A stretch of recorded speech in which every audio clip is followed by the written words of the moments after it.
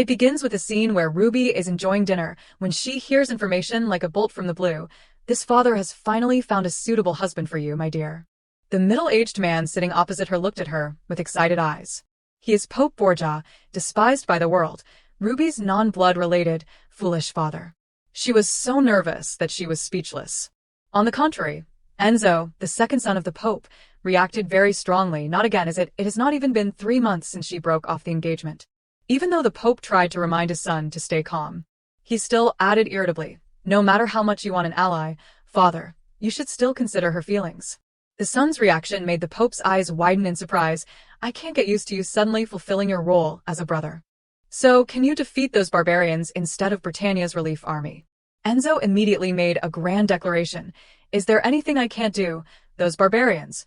All they need is this best knight of the south. The Pope, unable to be patient any longer, sternly replied, stop talking nonsense. Contrary to their tense reactions, Ruby had already accepted this matter in her heart. Whatever will be, will be. She cheerfully interrupted the argument. So, what kind of person is he, father? The Pope immediately replied to his child with a proud attitude. He is a famous figure in Britannia.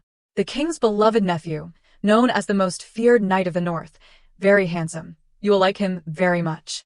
Enzo, upon hearing this information, protested even more vehemently. What? No way, father. How dirty is that guy's reputation? Ruby could not have dreamed of the truth that later, that handsome knight would wipe out her father's entire family. Seeing her lost in thought, she heard a gentle call from behind. Ruby. Her heart began to beat faster as she felt the familiar breath. Why do I get goosebumps like this? I know it even without looking. The man who had just acted intimately with Ruby was Cesare, the Pope's eldest son. While Enzo was sighing in frustration, the Pope and his wife looked at her with anticipation. Ruby tried to clench her hands to regain her composure, and then replied with a smile, Thank you, father. I am very happy to be able to help you like this. Her answer made her parents burst into happiness. Even Cesare showed support for his sister's decision, with a loving kiss on her forehead. Our Ruby is so good. Unaware that in her mind, she was also secretly planning, okay, first I have to kiss him to my heart's content, and then think about a strategy for the future. In the massacre caused by the best knight of the north. Does that include me? Thanks to a plane crash in the sky, that boring life ended, and I found peace. But why did I suddenly become a young lady in a long-running novel? If you already have a boring life, and a life situation exactly like the character in the book you read before you die, how terrible would that be? After returning to her room, Ruby started vomiting uncontrollably. She pondered and felt a little sorry for herself. Since I have started a new life and become a character in the book, could not I at least have a decent family? Ruby was used to vomiting without anyone knowing, just like being lonely. One similarity between her previous life and this life is anorexia. Before becoming Rebecca de Borgia, before her death, she was born in South Korea, but was adopted by an upper-class family in Spain. Often considered a charity child adopted into a wealthy family, Ruby was able to attend a prestigious public school, ballet school, tennis club. She lived a life filled with charity galas and horse racing. One day, when she saw the mocking actions and words directed at her, Ruby at that time did not know what that meant. She laughed along with the other children. That day, she could not even imagine that she was imitating those children. As time went on, Ruby was able to endure being bullied to some extent. The members of the family who adopted Ruby were only good to her in front of each other. Both of her adoptive parents had their own lovers. Her older brother had a promiscuous personal life and used drugs. There was only one sister who occasionally treated her well in the family, but she said goodbye to the world at the age of 21. Even the eldest son, whom Ruby considered the greatest, was a monster like her father, playing the role of a perfect daughter. Always bright, intelligent, and obedient had become a very natural habit for Ruby, because making mistakes meant paying the price, but it was the same here. At the age of 16, the fantasy novel she once read on some novel website called Wine and the Holy Grail, Rebecca de Borgia, she became the villain in that novel. The general content is in the era where the power of the rotten priests and the Pope could pierce the sky.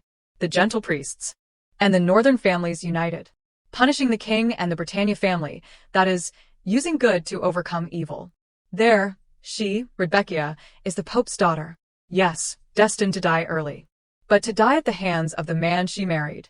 Rebecca, who had gone through many marriages as a political pawn, is the character who will marry after 4 broken engagements with Isaac van Omerda of the Britannia Kingdom. Appointed as an official knight at age 15. At 17, in a battle with monsters, he became the youngest champion. Later, as a holy knight, the male lead became more dignified and made the hearts of many young women in the north flutter. He annoyed Ruby's father by constantly insisting on asceticism and preventing all future marriages. The only 2 girls who could be close to him were his younger sister and his childhood friend, Freya. As Ruby thought, he became like that after the death of his biological mother. The young duke and the princess fell in love. But Duchess Omerda ended her own life. Speaking of that day, it seems to have had a great impact on the 2 siblings. In a worldview where the souls of suicides are cursed by the gods and wander everywhere, it is a taboo subject because the Duchess, who was originally a princess, committed suicide. Anyway, how could an arrogant man who dared to stick his tongue out at the king agree to marry Rebecca? It is also because if Isaac refused, his sister would have to marry Enzo. Rather than letting his sister marry a scoundrel, he agreed to this marriage. Currently, the Holy See cannot deal with the barbarians invading the border because all forces are within the interior. The price of receiving support from the excellent knights held by Britannia is this marriage. Why did he destroy his father-in-law's family? It was because Rebecca poisoned his sister. Thinking about this, Ruby felt worried again. He must be very angry with his treacherous wife, even though it was Cesari's doing. Rumors of Rebecca being a promiscuous villain, a spy for the Pope, spread everywhere. Her personality is also not simple.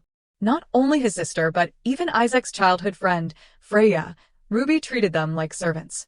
But it has been 3 years since she entered the novel. She understood why Rebecca de Borgia's personality was so ruined. The Duchess of Romagna, loved by her family. The Angel of Sistina. It was all just a staged act. Ruby's previous life was the same. So, being cared for like Ruby. At the same time, Cesare suddenly appeared in front of her door. Upon seeing her brother, she was startled, making him feel a little confused, startled. Then Cesare began to express his concern. You did not seem to be feeling well earlier. I was worried, so I came. Although Ruby pretended to be very happy on the outside. You are so worried about me. Inwardly she felt contempt, pretending to be a caring brother again. Disgusting.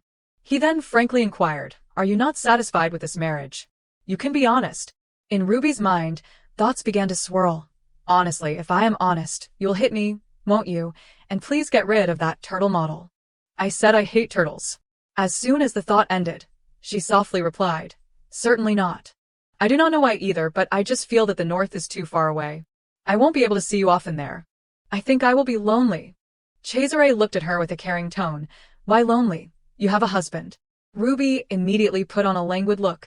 What does that have to do with anything? I want to live with you forever. He stepped closer to her, stroking her head comfortingly. My honor. That the most beautiful woman in Romagna only wants me. The intimate feeling between the 2 siblings made Ruby feel scared. Her hands had acted violently, since who knows when. The protective barrier around Ruby collapsed. In an instant, it made her feel goosebumps. Despite such affection for Ruby, Cesare exploited and hurt her without hesitation. At 16, just as Ruby was getting used to this place, the marriage proposal from the Duke of the Rembrandt Kingdom arrived. According to the original story, he was one of the characters involved in the destruction of Ruby's family after his engagement was broken off, and he suffered public humiliation. Because she loved her new family, who treated her so well. She refused that marriage to prevent the family's downfall. At that moment, before the Pope's cold demeanor, Ruby felt a chill. This place is no different. And that night, Cesare beat her until she begged for mercy. It happened so many times that she finally realized her situation. The truth is, Rebecca is not his biological daughter. Because the woman who died right after giving birth to her, named Carmen, was already pregnant before meeting the Pope. Because it was so similar to Ruby's previous life, she immediately grasped this way of living like acting. Even so, is not it too much for blood to mix with tears? Then she tried to feign regret with teary eyes. Cesare continued the sibling affection charade. I also feel terribly heartbroken to send you away. Then Ruby deliberately mentioned, I heard there are many devils there. Making him try to comfort her. The excellent knights will give their lives to protect you, so what is there to worry about? I will visit you as often as possible. It is not that bad. Think of it as a half-year trip to an interesting place. Just endure it for half a year. He won't touch you anyway, so do not worry. In her mind, Ruby kept asking herself, "Are you sure? That is what I am worried about."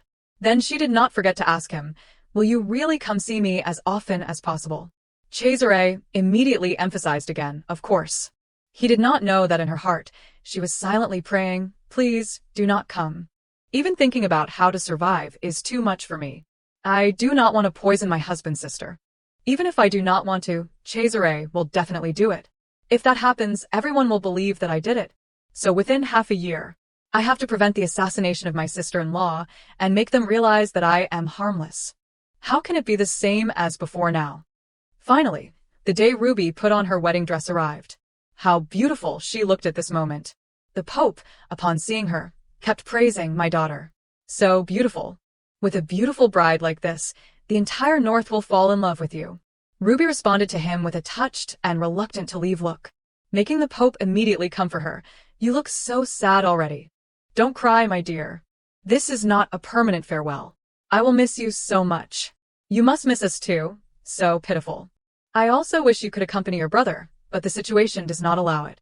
He had no idea that Ruby was thinking, "So you do not know how lucky I feel. Even if it were not like this, rumors about me and Cesare have spread everywhere. Don't those northerners look at us siblings with apprehension? Do they really not know, or are they pretending not to know?" As soon as Enzo appeared, he continued to grumble, "Heartbroken. Only I am heartbroken. Why is everyone so indifferent?" Ruby approached him and called out, "Brother Enzo." She even actively opened her arms to him and rushed into Enzo's embrace very naturally. Inwardly, she thought, this arrogant guy is a troublemaker who can pierce the sky and is very impulsive, but at least Enzo is not the one who hurts me. Yet you are the normal one. Ruby did not hesitate to express her affection for her fake brother. "I will miss you so much." Upon hearing these words, he sulked, "I won't miss you, you idiot, you big idiot." Cesare, seeing this, shook his head in exasperation. "Easy, Enzo. You will suffocate her." Then he approached her and gently called out, "Ruby." She also responded coquettishly, "Brother. You must come see me, okay?" Cesare confidently replied, "Of course, definitely." A strong and humorous survival instinct. How funny. Ruby suddenly had such a thought. She wanted to die so much that she finally realized death. Even though being trapped in her second life is no different from her previous one. How funny it is that she strives to live. Under the bright sunlight, the northern knights were resting together under the shade of a tree. Ivan, panting, kept exclaiming, "You guys look like you are about to die." Isaac talked for a bit, but he only responded with a cold look and unfriendly words, "Don't want to," making his teammates look extremely irritated. What is wrong? Why not?" Isaac then frankly replied, "Because looking at your face, I know Ellen is going to ask for something again." His teammate retorted irritably, "You know that, and you are still like this. Why am I always the one who has to deal with the trouble whenever you are like this?" Isaac quickly changed the subject. "Is it my fault that my sister considers you weak? Someone who does not even understand their own situation?" Ivan, despite his annoyance, tried to remind himself, "Endure, endure." Then he immediately lowered his voice. "While you are like this, your bride has arrived. Although she said she did not need you to pick her up. But you should come back soon, at least have a meal together. Look at your pathetic appearance." Isaac gave a faint smile. There seemed to be quite a few people welcoming her instead, right? Even though Ivan tried to persuade him. Anyway, as the holy knight protecting the north, Isaac still replied irritably, "Stop babbling," making him unable to bear it any longer and shout, "Yes, I am curious, so I went." "So what?" "I am curious about what the famous Pope's daughter looks like in person." "Is that a crime? If you are so annoyed, why do not you go and welcome her yourself? Who are you to judge me because of his crazy personality?" Another knight standing between their argument, shook my head in exasperation. "Here we go again. Two peas in a pod." After a period of Cold War, Ivan took the initiative to back down. "Sorry, I was being harsh again." Not asking anymore, Isaac simply replied, "Ask what?" Then he heard Ivan rambling, "So, does she look like her portrait? What is her personality? Like, things like that. Aren't you curious?" Contrary to his expectations, Isaac only showed indifference, not at all, making Ivan disappointed once again and turn away. "Well, she is your wife, so it is better for you to judge yourself. And you should also prepare to fulfill your husbandly duties soon, because I absolutely can't stand seeing that guy's appearance. What is his name again?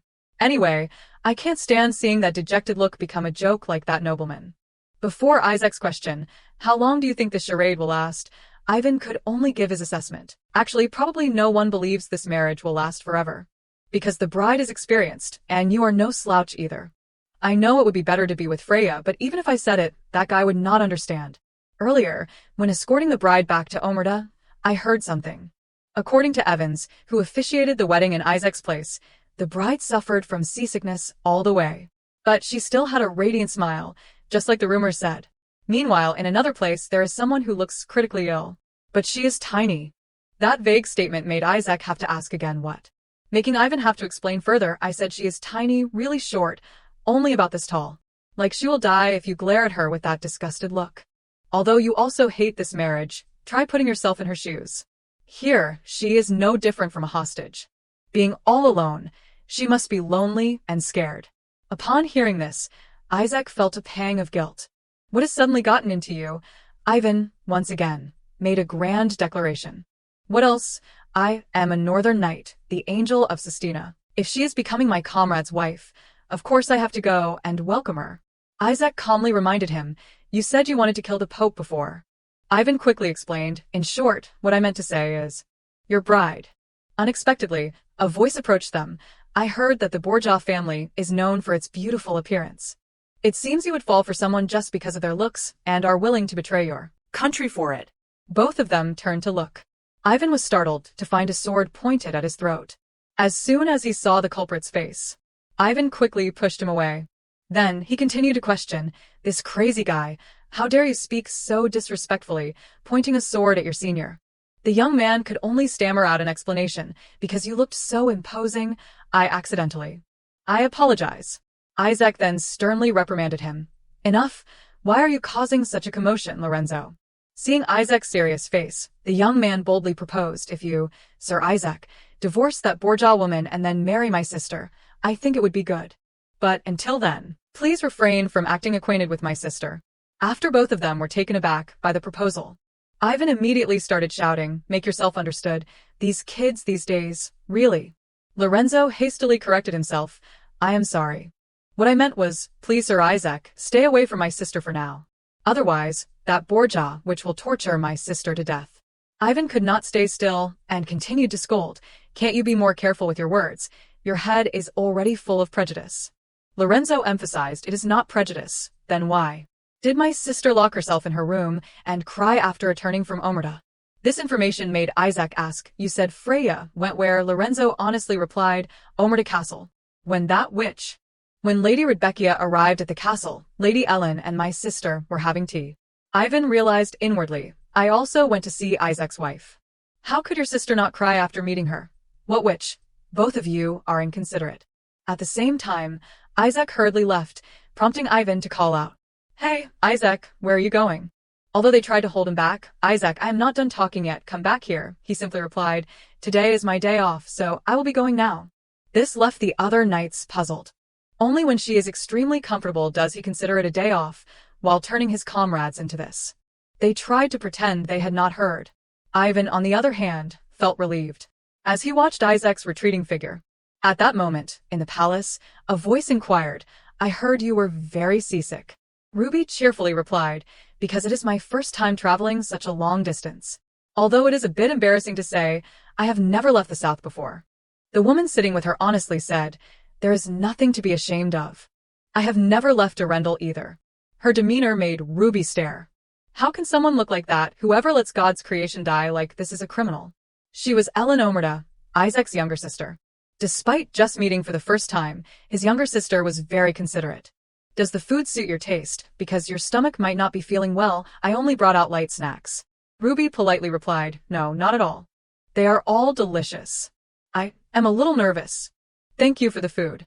Although inwardly she was not feeling very benevolent, light snacks or heavy meals, it is all the same. Ellen then explained, whenever summer comes, spider monsters appear. My brother might be late coming back. Please understand.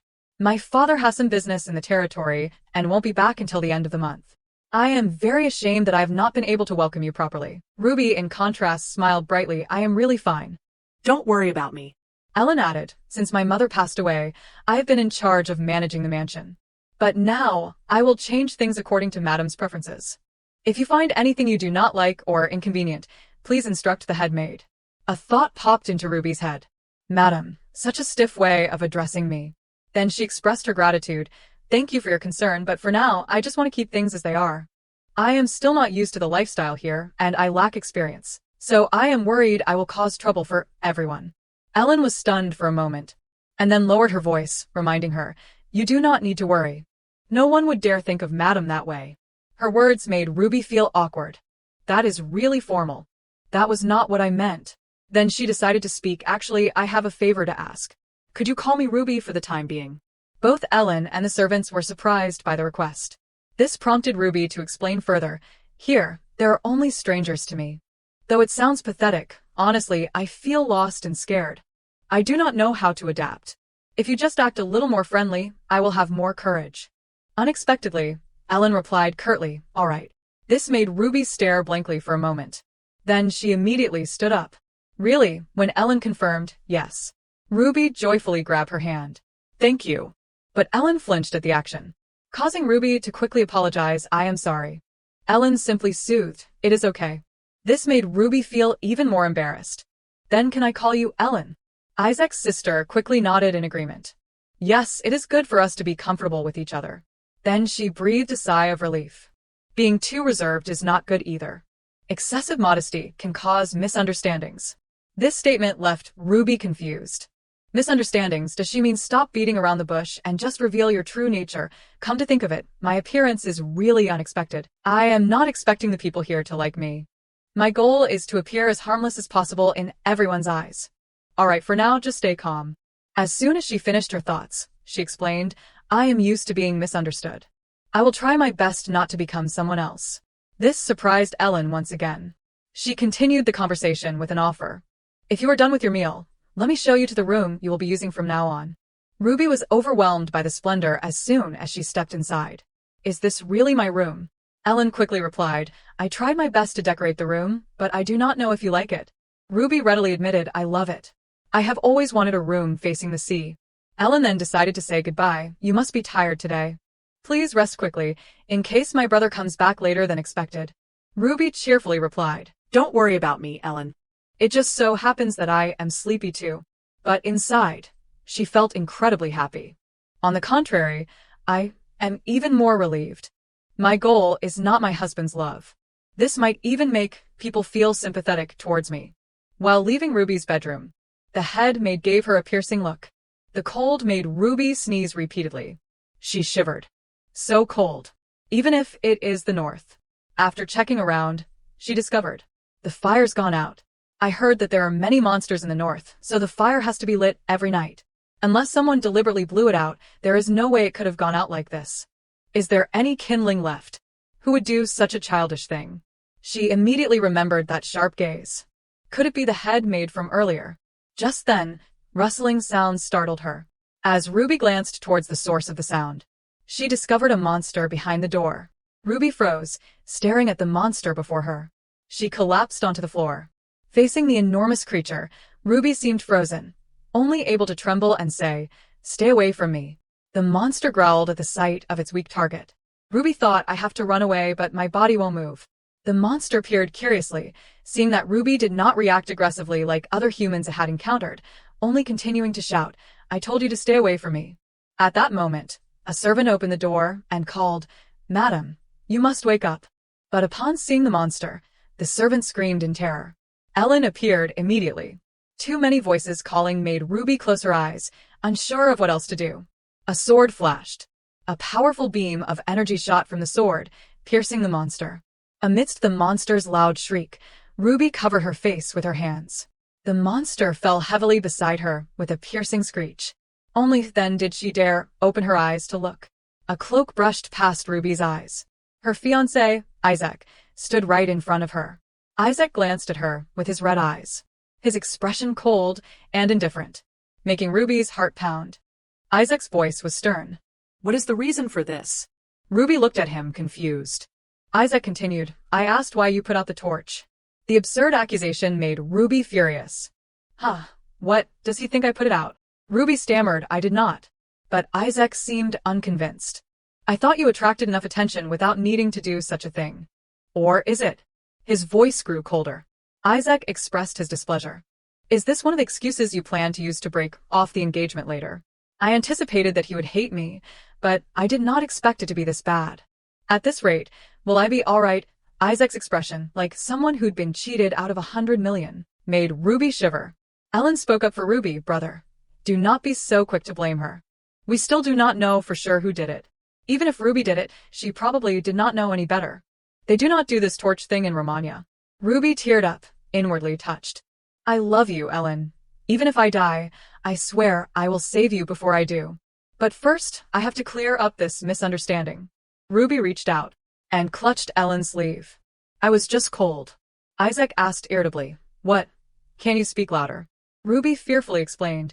I said I woke up a while ago, and the fire was already out. Isaac scoffed sarcastically. So you are implying that someone else did this? Who, my sister or me? His tone was so harsh that even Ellen had to intervene. Brother, stop it. Ruby weakly grabbed Ellen's sleeve. I am sorry, I did not mean it that way. Under the gazes of the Isaac siblings, Ruby softly apologized. I think I might have put it out when I first fell asleep, because I felt hot. I am sorry for causing such a commotion. I was being thoughtless. Ruby sniffled and hid behind Ellen. I won't do it again. Because she was crying so much, Ellen sympathetically comforted her. Isaac sighed, unable to press the matter further. I have something to ask you. Ruby glanced at him with tear-filled eyes. Yes. Isaac wanted to speak, but could not find the words. Finally, he gave up and turned away. Forget it. It is nothing. With that, he strode away. Ruby was curious. What was that? What did he want to ask me? If he is going to say something, he should just spit it out. A few hours later, at dawn, birds chirped outside the window. Ruby and Ellen were having breakfast, but Ruby was incredibly listless. She sighed inwardly, feeling exhausted. I can't swallow. Whatever I eat will just come back up. Because of what happened earlier, I feel nauseous and uncomfortable. Ruby cried inwardly. Please, someone tell me it was all a dream. While Ruby struggled with breakfast, Ellen ate as if nothing had happened. After a while, Ellen glanced at Ruby. She initiated a conversation, something like that won't happen again. Ruby was startled.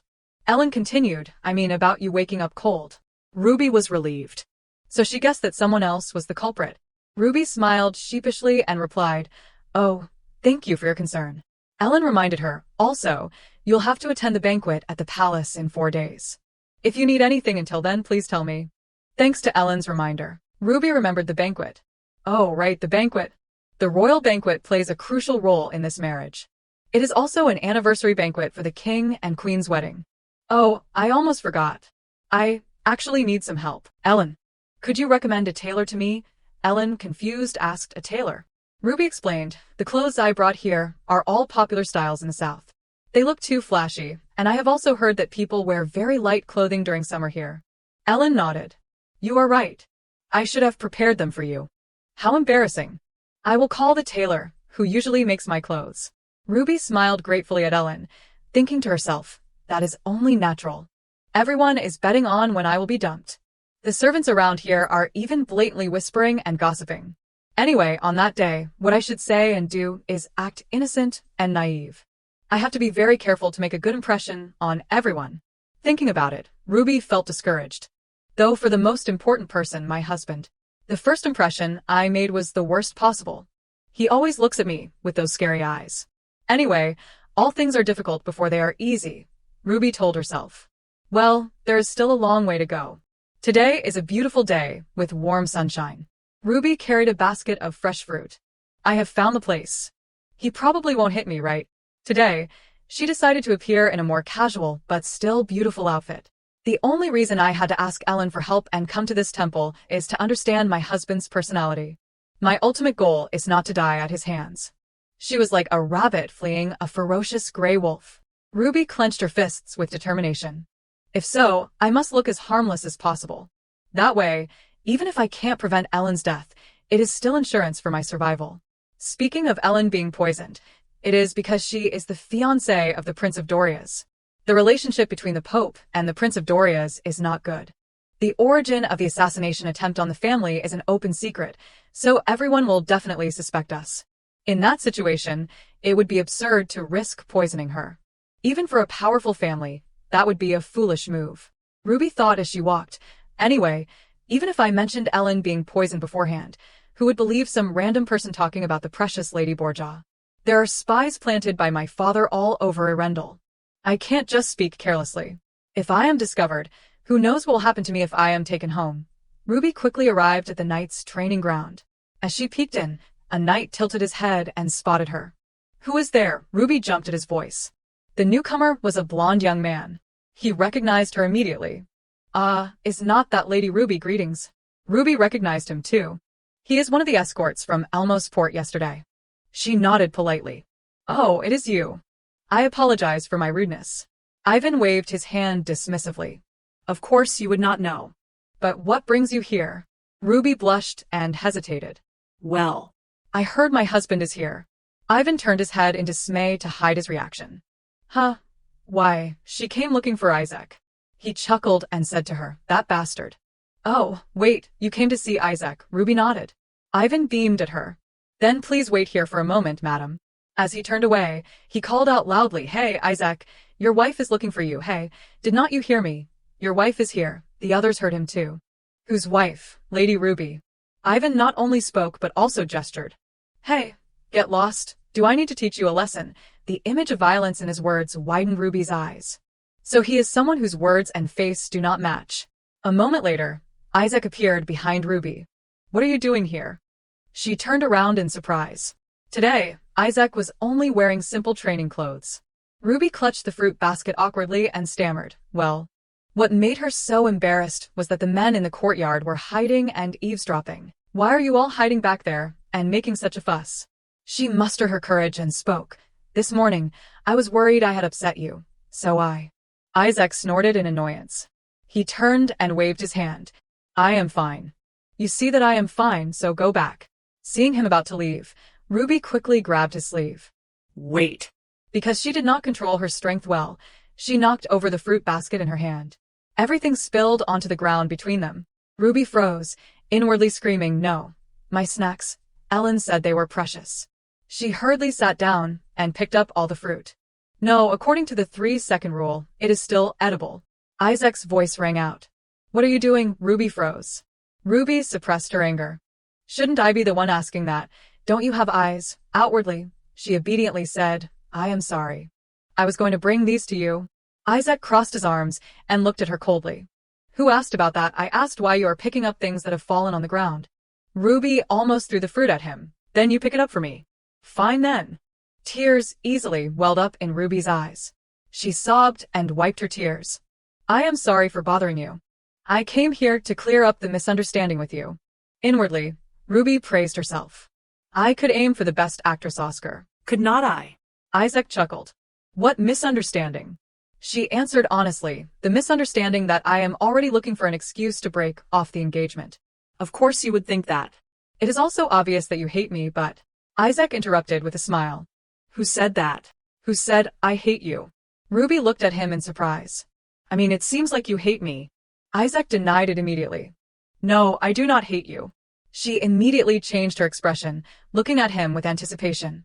Really, Ruby thought her crying had backfired, so she decided to change her strategy. Ruby's eyes sparkled with joy. Really? In her eyes, there was only the glittering image of Isaac. This time, Isaac did not answer. The air grew thick with tension. Ruby worried inwardly. Did I overdo it with the tears? Isaac rubbed his head in frustration. Damn it, what am I doing? Seeing his expression, Ruby cheered inwardly. So that is how it is. But on the surface, she still feigned sadness and apologized to him. I was determined to risk it all, and to get this reaction is such a relief. Unexpectedly, Isaac sat down and helped her pick up the fruit. He then handed them to her. I do not need this. Don't do such pointless things again. Ruby stared at him. But Isaac continued to express his opinion. I will say this beforehand so you do not misunderstand. Even if this charade ends today, I do not care. But I can't stand watching someone act so foolishly. So stop trying to play games with me. Did you write me a letter telling me to come home quickly? After saying that, he immediately turned around and left. Ruby wondered, so my husband did not even notice this pitiful act. What is going on? It seems he is not the type to give in when someone cries. But I think I just saw a loophole. Whether we are arguing or he is playing mind games with me, he still sees me as a child. If it is obvious and trivial, then he probably won't feel any suspicion. If so, Ruby took all her courage and stood up abruptly, but I do not want it to be like that. Isaac stopped. Because Ruby thought she had to make a critical hit. She confessed loudly, I have fallen in love with you. Ruby's confession, I have fallen in love with you, echoed through the hallway. The siblings hiding behind and eavesdropping were all stunned. Ruby praised herself inwardly. My acting skills are truly commendable. Isaac slowly turned around. His eyes now held a murderous glint. What? Ruby stammered, desperately replying, I know you often hear this confession, and I know there is no way you would like me. She silently cursed the devil in front of her. Please relax your eyes a bit. But you were the first person to save me from danger, like yesterday. I do not expect anything, so can't you let me help you? Even with just small things, you said you did not hate me. Ruby gave herself a thumbs up. That is right. I am a fangirl. Well, more like an anti-fan. But if he sees me as an obvious and trivial existence, I still see hope. The siblings in the training ground applauded and whistled. So brave. Ruby took a deep breath and then stealthily opened her eyes to peek. But Isaac had already reached the door. When did he get all the way over there? He is 180 meters away from me. Ruby refused to be defeated and shouted, I definitely won't bother you. I am serious. The witnesses to the confession cheered. So jealous. In response, the male lead slammed the door in Ruby's face. That cold-hearted man again. Still, I should end it with this today. I will let him off the hook. A few days later, Ruby's hair was gently styled by a maid. Madam, it is done. With her makeup and hair done, Ruby became surprisingly beautiful and radiant. Finally, the day has come. I have not seen Isaac's face since that day. Ellen said the nights were very busy with preparations for this and that, and for summer. Thinking about it, Ruby sighed sadly. A moment later, she went downstairs. Ellen had also changed into a dazzling evening gown. She exuded a unique style. Ruby, you are all ready for the banquet, right? Ruby was dazzled by her beauty. I can't believe a goddess like this almost married that idiot Enzo. Even if the sky split in two, that should not be possible. But she called me by my nickname as promised. Ruby nodded and looked at the person next to Ellen. Right. Who is this next to you? Ellen introduced her. Say hello. This is a longtime friend of our family. Freya Van Furiana.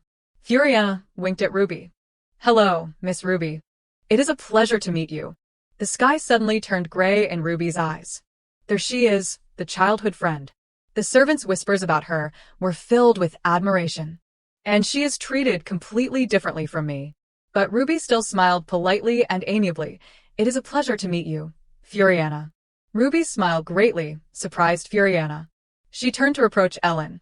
You did not tell me she was so adorable. Ellen immediately denied it.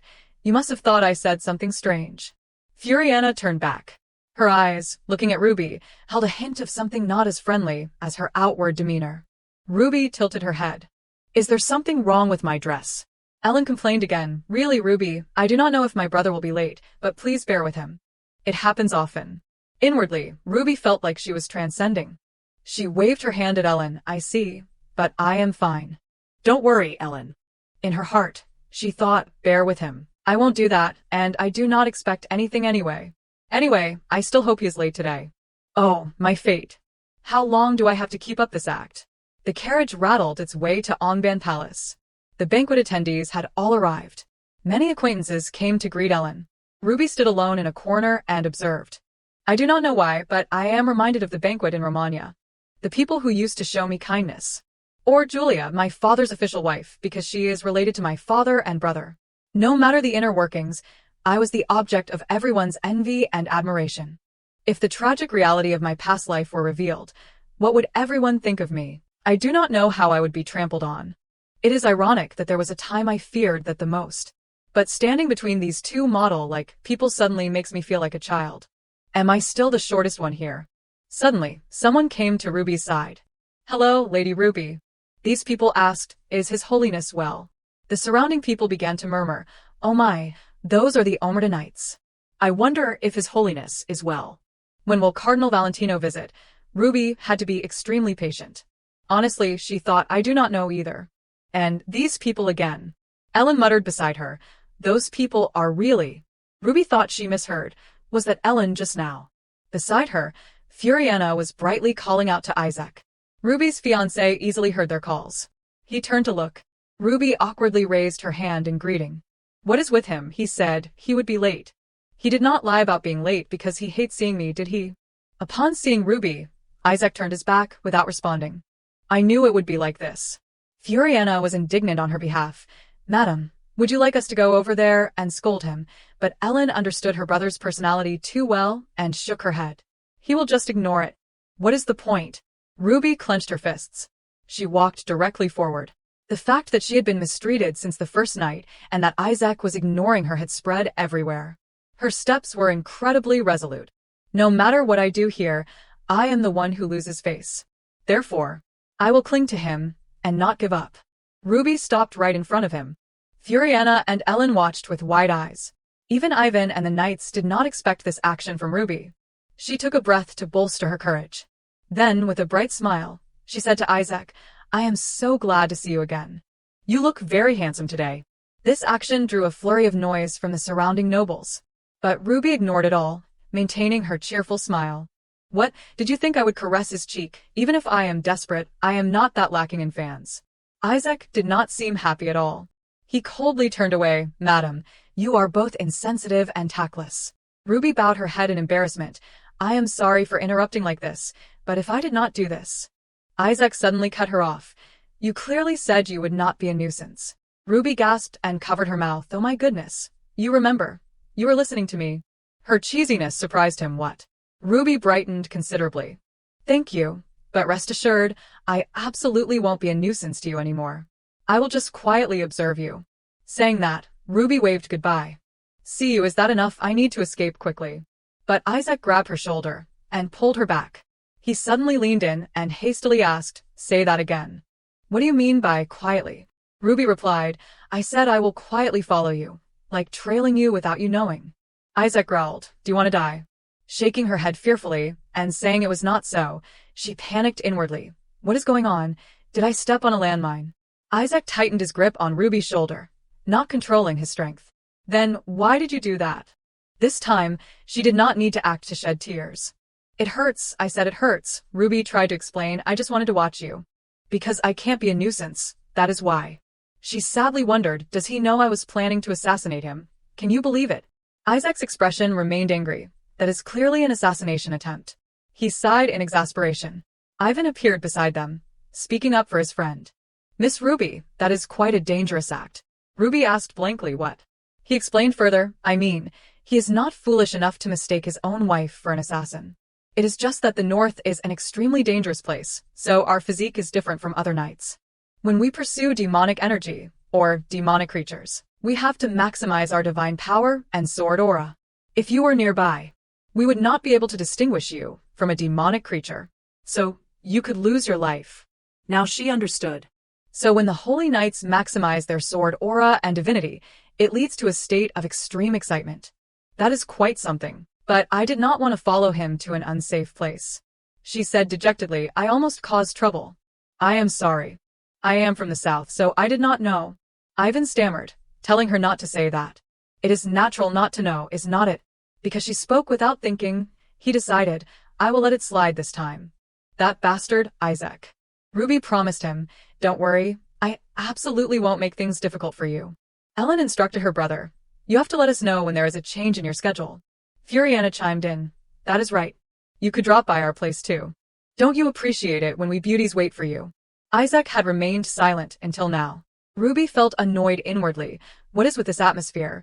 You stingy man, stop it. However, his reaction this time was interesting. I thought he would just scoff and leave like last time. Isaac had just opened his mouth to say the word you, when a servant interrupted to announce the arrival of His Majesty the King. Trumpet sounds filled the hall. The Emperor slowly entered the banquet hall with his consort. Ruby set the matter aside and turned to greet them. The Emperor approached Ruby first. Miss Ruby. She politely curtsied to greet him. The Emperor expressed his gratitude. Thank you for coming all this way. Ruby humbly replied, I should be the one thanking your majesty. The Emperor smiled with satisfaction. Then he laughed heartily and spoke to Isaac. This brat rarely attends my banquets. Indeed, he is more well-behaved after getting married. Isn't that right, Sir Isaac? Isaac fearlessly retorted, doesn't the apple fall far from the tree? The Emperor's face immediately fell. You just had to say it out loud, did not you? He retorted immediately. Whose fault is it for harboring secrets? Just accept your fate. But he did not forget to glare at Ruby, who was standing beside him meddling. Then, he coldly turned his back to her. Ruby shrugged, there he goes again. His grumpy personality really suits Cesare. The young ladies around them began to giggle and whisper amongst themselves. This was exactly what Ruby wanted. Yes, mock me all you want. I am the fool who smirks even when abandoned by her husband. The Emperor angrily pointed at Isaac. If he were not Isis's son, he would be dead for sure. The consort chuckled and soothed him. Calm down, your majesty. You will frighten the lady. Just then, Ruby noticed a little girl fidgeting behind the consort. An adorable child blinked at her. The consort also noticed and pushed the little girl forward. Princess, staring like that is rude. You must greet her properly. The little girl brightly and obediently said to her, Welcome to Ongben Palace, Miss Ruby. This is Princess Arian. Ruby immediately smiled kindly at the child. Thank you, Princess Arian. Her heart melted at the cuteness. So adorable. Such a rare, healing feeling in this world. After greeting her, the little girl shyly hid behind her mother. Seeing her directly, she understood. I know why the princess's presence felt incomplete in the original story. She is too timid. The consort was originally a slave from the east, but King Phenol deeply loved both the consort and the princess. However, he could not give his child, who bore the distinct characteristics of heretics, the same status as other princesses. Moreover, Arian had Isaac as her cousin. Therefore, within the nobility, Arian would forever be an outsider. Whether in this world or the other, it was not that she empathized with others. But she could not help but see that fear. A while later, everyone sat down at the banquet table. Only Furiana arrived late.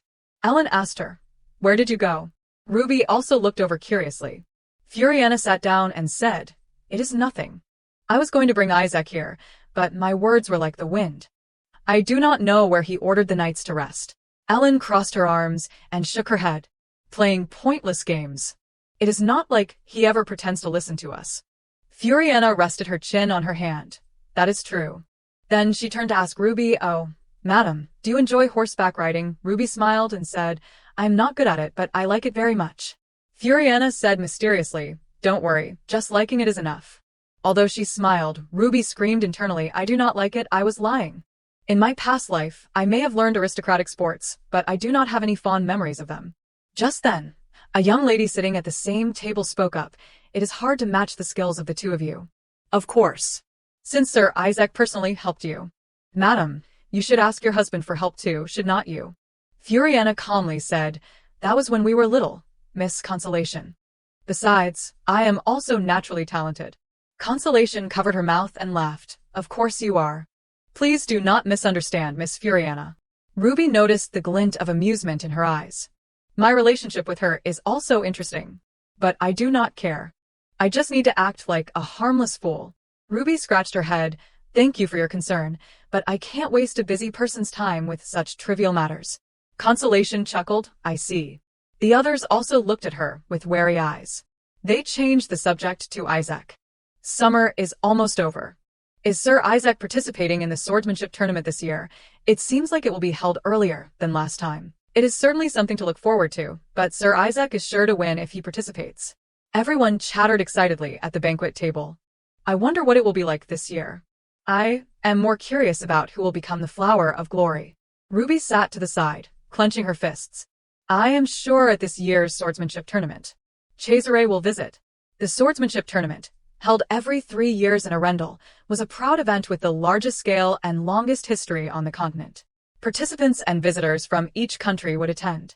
A deadly battle with demonic creatures trained to be ferocious.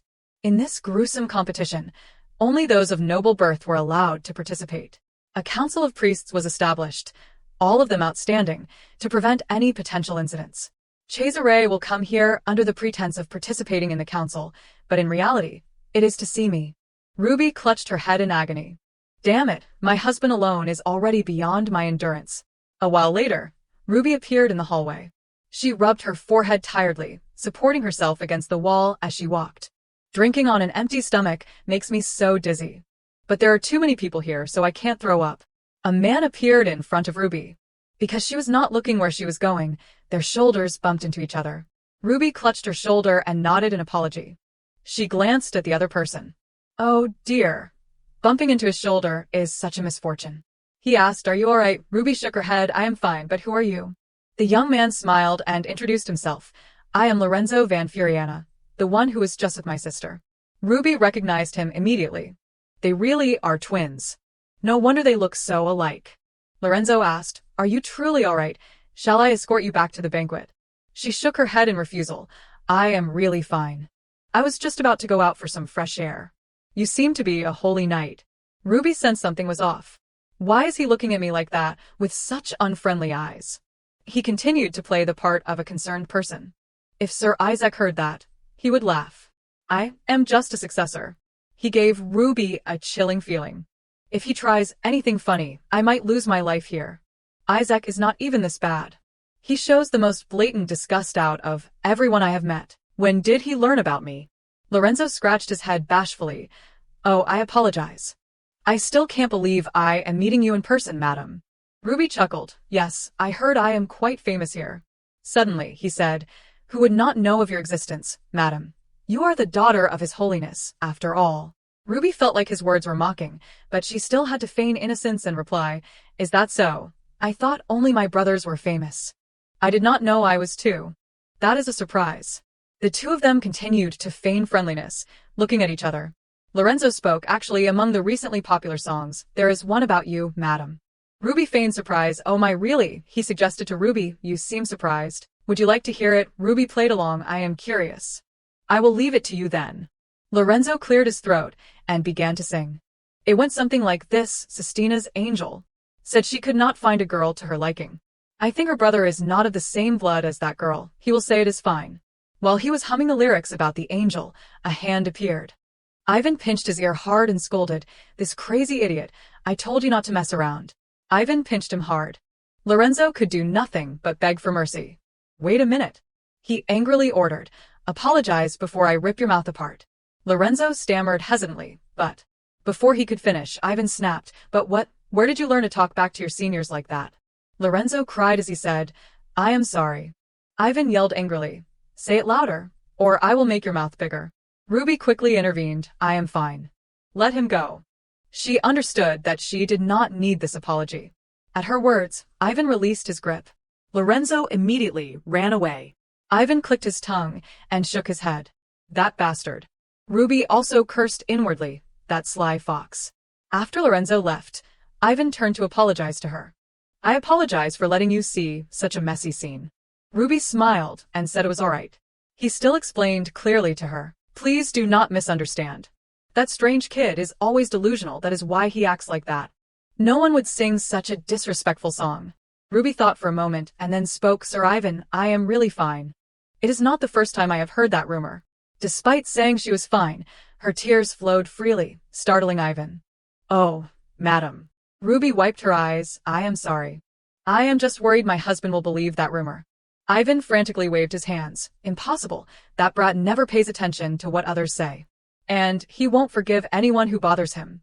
That is why I was a bit surprised just now. I did not mean to imply that you were being a nuisance, madam. Hearing him say that, Ruby stopped crying. Really, so Sir Isaac does not hate me? Ivan immediately affirmed, Absolutely not. Who is that brat to hate you, madam? He is just a little bewildered, because it is his first time. Ruby asked Ivan expectantly, So I can freely like him too? Ivan immediately supported her. Madam, go for it. Of course, it is his incomparable honor that you do so. After saying that, Ivan suddenly came to his senses. He hesitantly asked her, So, shall I escort you back to the banquet? But Ruby declined. It is okay. I was planning to go out for some fresh air. Ivan did not try to persuade her further. I understand. If that brat shows up again, you must tell me. Ruby smiled and replied, Thank you, Sir Ivan. She wondered, could it be that he is worried about me? It is good that he is still alive. Then Ivan and Ruby bid each other farewell and parted ways. Ivan's words were not very convincing. If what he said about Isaac is true, then I still have a little hope. Ruby told herself, at this rate, I might have a chance to win. Ruby walked slowly, deep in thought. Still, what was Furiana's brother delusional about? He could not be that hostile just because of rumors about her. Could it be related to Freya? Ruby reached the flower garden and suddenly saw Princess Arian rustling behind a statue. She leaned over and called the princess's name. Arian, startled, turned to look at her and said in a trembling voice, "Please do not tell my mother." Seeing that, Ruby guessed she must have sneaked out. A mischievous little girl. She smiled and asked, "I won't tell." "What are you doing?" Arian looked at her fearfully, not daring to answer. Arian looked at her with suspicion. Ruby forced a smile, thinking, the princess is so cautious. She slowly approached the girl, thinking, yes, I will go another way so as not to disturb the princess. Arian hesitated for a moment and then said, "You should not be there alone." Ruby asked in surprise. Arian replied, "I heard that two people have to be together for love to come true." Ruby stood frozen, thinking, here. Her face was helpless as she imagined, there is a pond like this in the palace. They are such romantics. No wonder the king. Ruby wondered, love will come true. Arian replied, the nanny said there is a god who makes love come true living under the lake. Ruby shyly thought, believing in that fairy tale, how adorable. She bent down and asked, "Is that a bouquet?" Arian nodded gently. The princess thought for a moment and then said, "Beautiful." Ruby smiled and asked for whom. Arian saw Ruby's hair sparkling. The princess's eyes lit up and she said, "If you let me touch your hair, I will give it to madam." Ruby held her hair and smiled, thinking, she must think my hair is like a toy. That is how it is at this age. She pointed her hair towards the girl and said, "Touch it all you want." Arian replied awkwardly, "Not now, later." Ruby replied, "Yes, any time." Suddenly, Isaac appeared from behind, calling Ruby's name, making her jump. Isaac's handsome face slowly appeared under the dim moonlight. Ruby froze in fear, thinking, why does he always appear behind me? But then, Arian's hand suddenly grabbed her dress. Ruby glanced down and saw the princess hiding behind her, trembling with fear. She wondered. Isaac walked towards her and said, "His Majesty is looking for you. I told you not to walk alone." Arian shoved the flowers into her hand. Then, the princess quickly ran past Isaac, causing Ruby to call out to her in panic. Isaac glanced over and said, "Neither of you listens." Ruby looked at him annoyed, thinking, you are one to talk. She suddenly remembered something and asked, "Were you looking for the princess?" Isaac walked forward and said, "No way. I was looking for you." Those words left her speechless in surprise. From surprise, she turned to fear, thinking, what? Me? When you were the one who left first. Her voice trembled as she spoke. Why? Ruby saw Isaac approaching faster and faster. She thought fearfully, wait, please do not come any closer. Are you going to interrogate me, because you could not find me? She closed her eyes tightly, thinking, all right, I will just save him later. Suddenly, Isaac asked, "What are you doing?" She froze. Isaac tilted his head, guessing, the Romania's princess must be beaten a lot. Seeing that, Ruby could only smile helplessly. She looked up at him fearfully, thinking, no, anyone would be scared if you approached them that menacingly. Isaac said, "You said you wanted to watch me quietly." Ruby replied, "I just wanted to see you."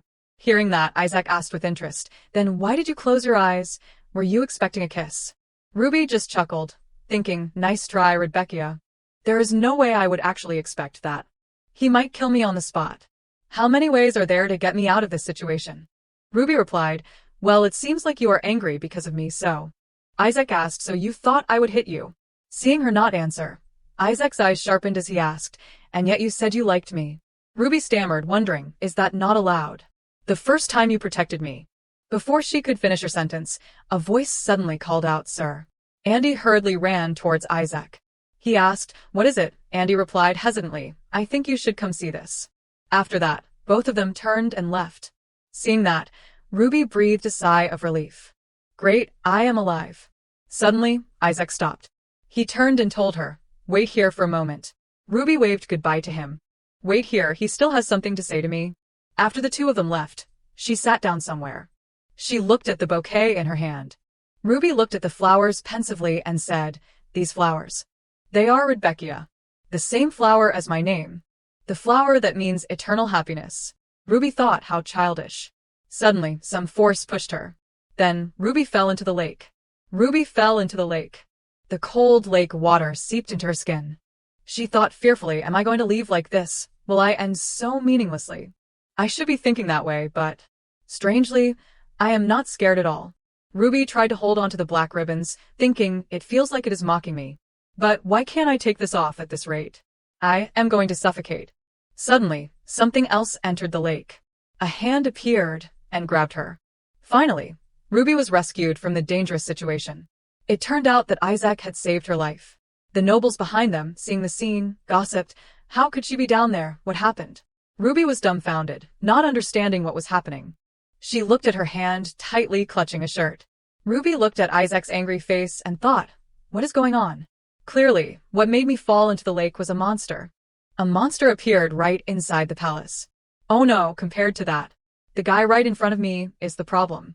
It is just like the last incident. He is going to think I did it on purpose, I bet. Her voice trembled as she said, scared. She quickly hugged him tightly and shouted, I was so scared. You saved me again. As expected, it is only you. Ruby opened her eyes slightly and thought, do you know I was the victim this time too? Seeing Isaac not saying anything, she sobbed softly. Immediately afterwards, she cried loudly like a child, making him sigh helplessly. Early the next morning, a servant knocked on the door and announced, Madam, are you awake? Ruby replied, come in. The servant brought in food and said, I have brought breakfast. She stepped down gently and said, you did not have to bring it up. I am feeling a little unwell. The servant replied, is that so? Ruby rubbed her eyes and asked, where's Elnia? The servant turned and replied, she went out early this morning. Then I will excuse myself. Seeing their indifferent attitude, she thought to herself dejectedly, everyone is so heartless. That cold attitude. Ruby entered the bathroom and gently placed her feet in the water. After soaking in the bathtub, she sighed contentedly, so warm. Ruby sank dejectedly into the water, thinking about yesterday's events.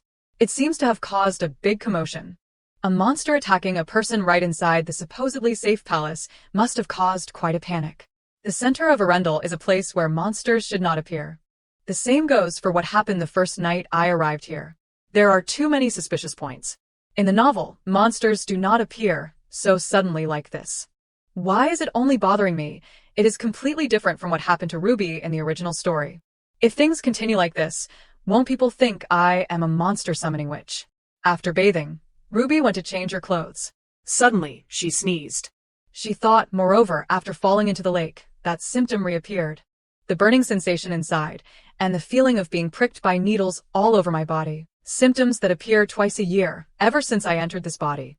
The first time I said my body felt unwell, they called a doctor, but the doctor said, Miss does not have a fever, and there is nothing unusual. The Pope worriedly replied, how can that be? She is in so much pain. The doctor said helplessly, I also do not know what the problem is. I sincerely apologize, Your Holiness. Ruby thought the other doctors said the same thing. The Pope came over and looked at her.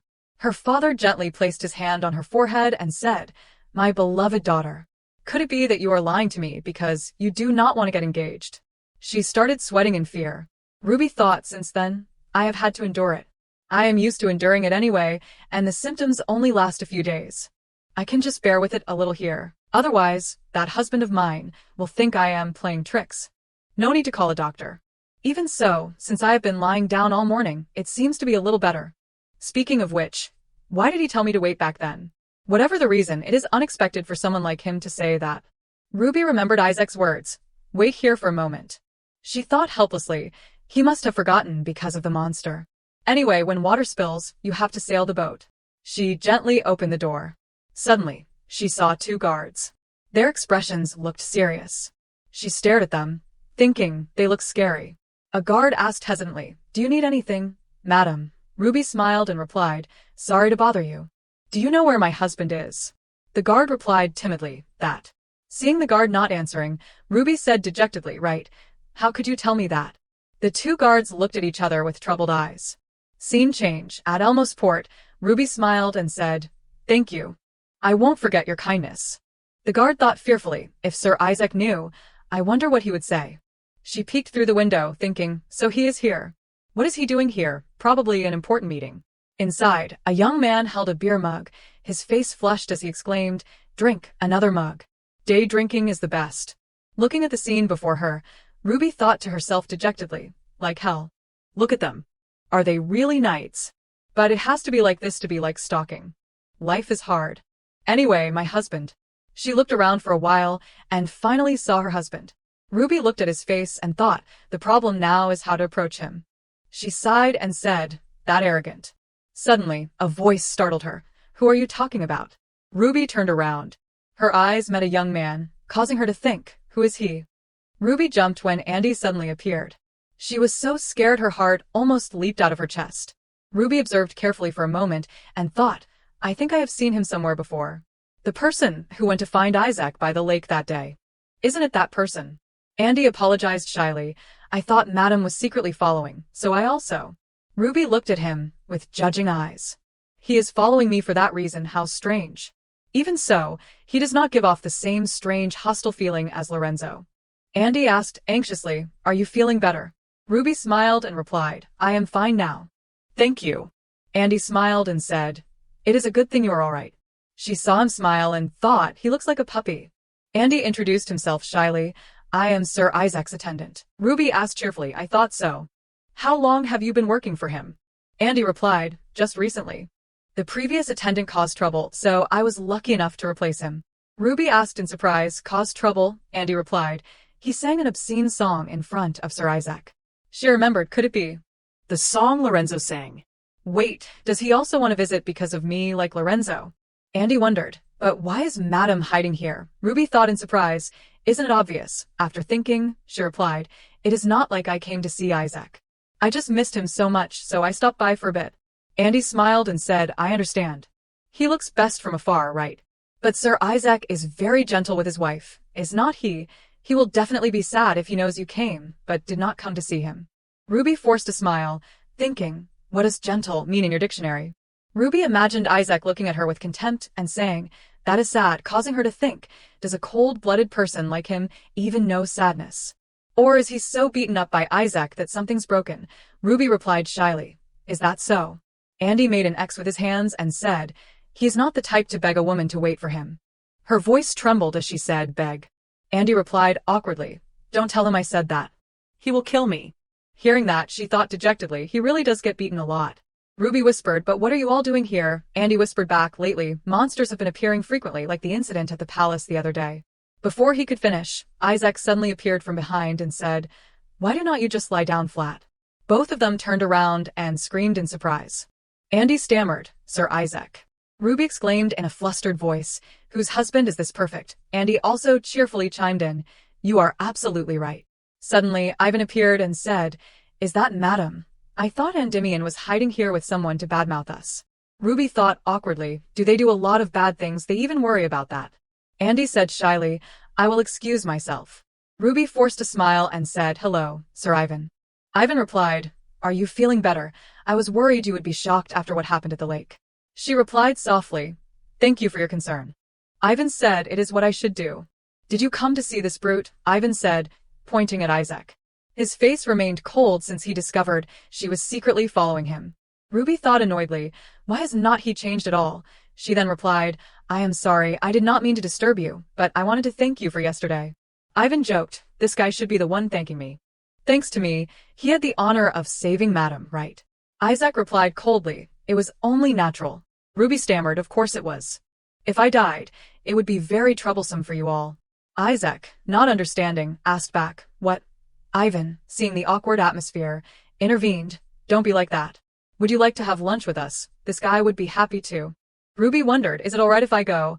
I am afraid I will interrupt your conversation. Ivan replied cheerfully, not at all. What interruption? Madam can do as she pleases. Ivan called her name anxiously. Blood was flowing from her nose, but she did not seem to notice and asked, what? Drops of blood dripped onto the ground. She fearfully raised her hand to look and thought, a nosebleed. Even if I am not feeling well, I have never had a nosebleed before. Ivan called out worriedly, Madam, are you all right? Ruby quickly replied, I am fine. She thought, having a nosebleed in front of Isaac is so unsightly. How embarrassing. Because she was bleeding so much, her body swayed, and she fell backward. Isaac quickly caught her. Ruby looked up fearfully at him calling her name. Isaac asked worriedly, why is your body so hot? Ruby thought, I am hot, that can't be. Even the doctor did not know, so how can you? She quickly stood up, wiping the blood as she said, I am sorry. I did not mean for you to see this. Isaac asked, who did you come here with? Ruby replied, alone, of course. He continued, "You came out alone in this condition." Ivan handed her a handkerchief and said, "Madam, when is the doctor arriving? Here's a handkerchief." Ruby smiled and replied, "Actually, I did not tell anyone. It is not to the point where I need to call a doctor. I am sorry for worrying you. I am just a little dizzy." Isaac replied worriedly, "What are you talking about? Your body is burning up." Ivan scolded angrily, "Since when did your family become full of useless people? How can no one know she is this sick?" Ruby pondered, "Well, that is true. Even a renowned doctor could not see my symptoms. I thought it was just a side effect of living in someone else's body. But Isaac just said my body was as hot as boiling water and even personally wiped my nosebleed. It is both embarrassing and amazing. But I am so dizzy." Right after that, a loud thud was heard, followed by shouts, "Madam." Isaac held her up and shouted, "Come to your senses." Ivan yelled, "Madam." Ruby thought, now, I really... Her eyes were blurry, seeing only the two men in front of her trying to wake her up. She thought she had reached her limit. In Ruby's subconscious, she seemed to hear something and pondered, who is wailing like that? Is it Elnia or some other maid? Why is she crying? Suddenly, Ruby woke up. She sat up, thinking, how long have I been asleep? When Ruby woke up, the crying still echoed in her ears. She thought, someone has been crying continuously since a while ago. Is it really Elnia? Something's wrong. Ruby opened the door to her room and saw the doctor talking to Isaac. Anyway, for the time being, madam. Both of them turned to look at her, making her think to herself in embarrassment. Were they startled? Who would have expected someone standing right in front of the door? That person is a doctor, so it makes sense for Isaac to be like that, but why is that other gentleman glaring at me? The doctor asked, "Madam, are you all right?" Ruby replied, "Yes, but someone keeps crying." Isaac asked in confusion, "What do you mean?" Ruby explained, "I keep hearing crying. I was worried it was Elnia, so I came out here." The two men stared at each other. Isaac turned to her and replied, "There is no one crying." Ruby thought fearfully, "No way, it was clearly just a moment ago." "Why did it stop right now?" she stammered. "I am not lying. It was clearly just now." The doctor said, "She has never lied to you." Ruby thought in surprise, "Oh, he trusts me that easily." Isaac turned to the doctor and said, "Sergey, you may leave now." Sergey bowed and replied, "Then I will return tomorrow for a checkup." She said, "Please be careful." Isaac stealthily glanced at her, wiping the sweat from her forehead. Immediately afterward, he lifted her up. Ruby was startled and did not understand what was happening. She thought in confusion, why did he do that all of a sudden? Does he think I am a package? Wait, I have to react shyly here, right? After thinking, she said bashfully, "You are just like a prince on a white horse." Isaac was speechless for a moment, then said, "It seems you still have a high fever." Ruby asked, "But I had a nosebleed just now, right?" Isaac thought for a moment and replied, "Not just now, but 3 days ago." Hearing that, she thought in surprise, 3 days have already passed. Ruby stammered, "I am sorry for bothering you. Even so, please do not hate me. I thought it was Elnia crying." Isaac replied, "Elnia was not crying." Ruby said excitedly, "That is right. She is different from me. Even so, I still have something I am good at." Isaac asked curiously, "What is it?" He avoided continuing, walking away. Ruby smiled brightly, thinking, it is acting. Isaac glanced at her. He suddenly said, "You mean?" She asked in confusion, "Huh?" Isaac walked away, annoyed, and said nothing. "I will tell you later." Ruby sat up, frustrated, cursing him in her mind. He has been acting cold toward me since last time. Immediately afterward, the door slammed shut, making her feel helpless. Suddenly, a loud noise startled her. What was that? It turned out to be Isaac, banging his head against the wall. He sighed silently, as if he wanted to say something. Ruby thought to herself, I was sick for 2 more days after that day. It was just a normal fever, not some annual event. I was examined by that doctor named Sergey. Sergey instructed her, "Madam, you are very ill. You must not skip meals, but you must eat and drink properly. Otherwise, you will collapse again. You absolutely must eat." Ruby thought, scolding me like that. Anyway, the result I have to bear is a combination of the annual event and the fever. Maybe it is, because I fell into the lake before. So, the fact that I suddenly had a nosebleed, or that Isaac felt my temperature, can all be explained. But why am I so restless, moreover? I am locked in my room, so I can't refuse to eat. It is really hard work for me. To make matters worse, because Elnia comes every hour I eat, I can't run away or secretly vomit the food. Now that the fever has subsided, Why are they overprotecting me like this? Ellen said. Everyone was very panicked when they heard that Ruby had collapsed. Ruby forced a smile and replied, I am sorry for making Elnia worry. I did not expect to act so foolishly. Ellen replied, No, it was my carelessness.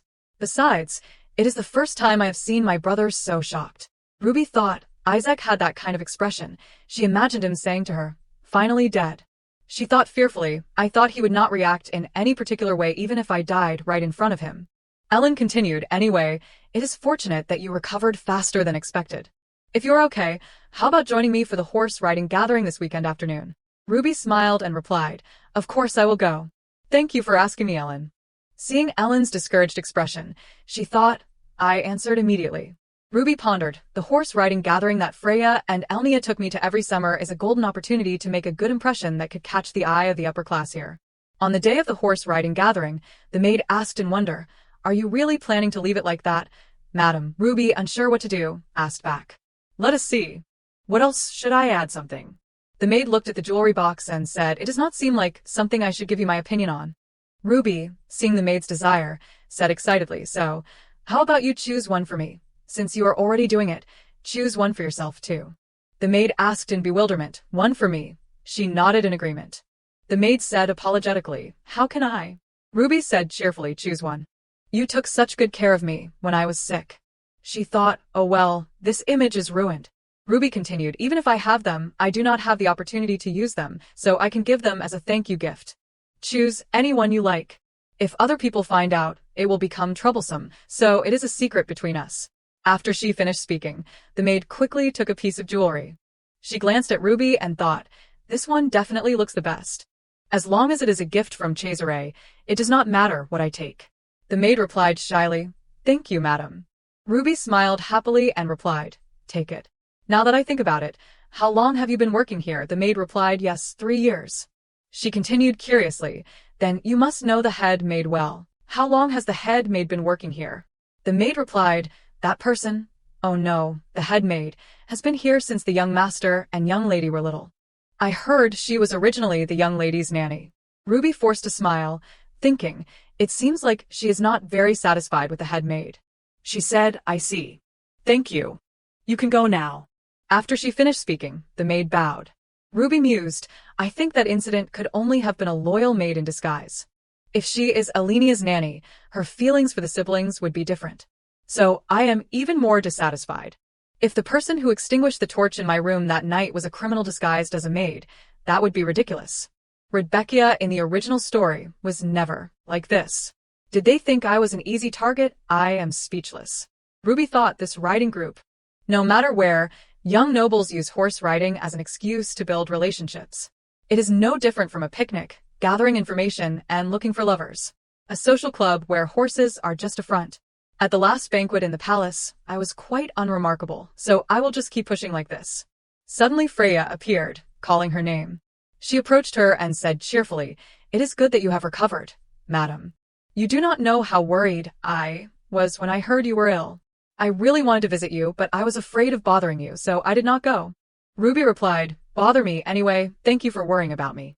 Freya said happily, It is good that you have recovered, is not it, Madeline? Ruby looked at the scene before her and thought, So even a horse can have eyes like a rain-soaked puppy. As expected, the main character's childhood friend has to be special. The others are only thinking about stealing Freya's position from me. Ruby did not know that Ellen was silently watching her. Ellen gently placed her hand on Ruby's shoulder and said, They are all trained horses, so you can choose whichever one you like. Except for the ones on the right. Ruby glanced over and replied, So it is those ones. Ellen replied, Because those are my brother's personal horses. Ruby said in a daze, I see. Freya asked worriedly, But would not it be too much for Madam to ride the others? She is just recovered. Ellen said, Madam won't be riding for long, so it should not be a problem. But if possible, let me choose the most obedient one. Cedric. As soon as she finished speaking, the servant appeared. Ruby glanced at the horses and thought to herself, The most obedient horse. Which one is it? Even the horses are discriminating against me. I hate you guys too.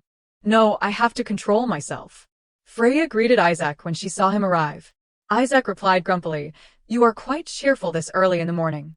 What are you doing? Freya replied, Your beloved wife intends to. Spend time with us today. If you are lonely, you can join us too.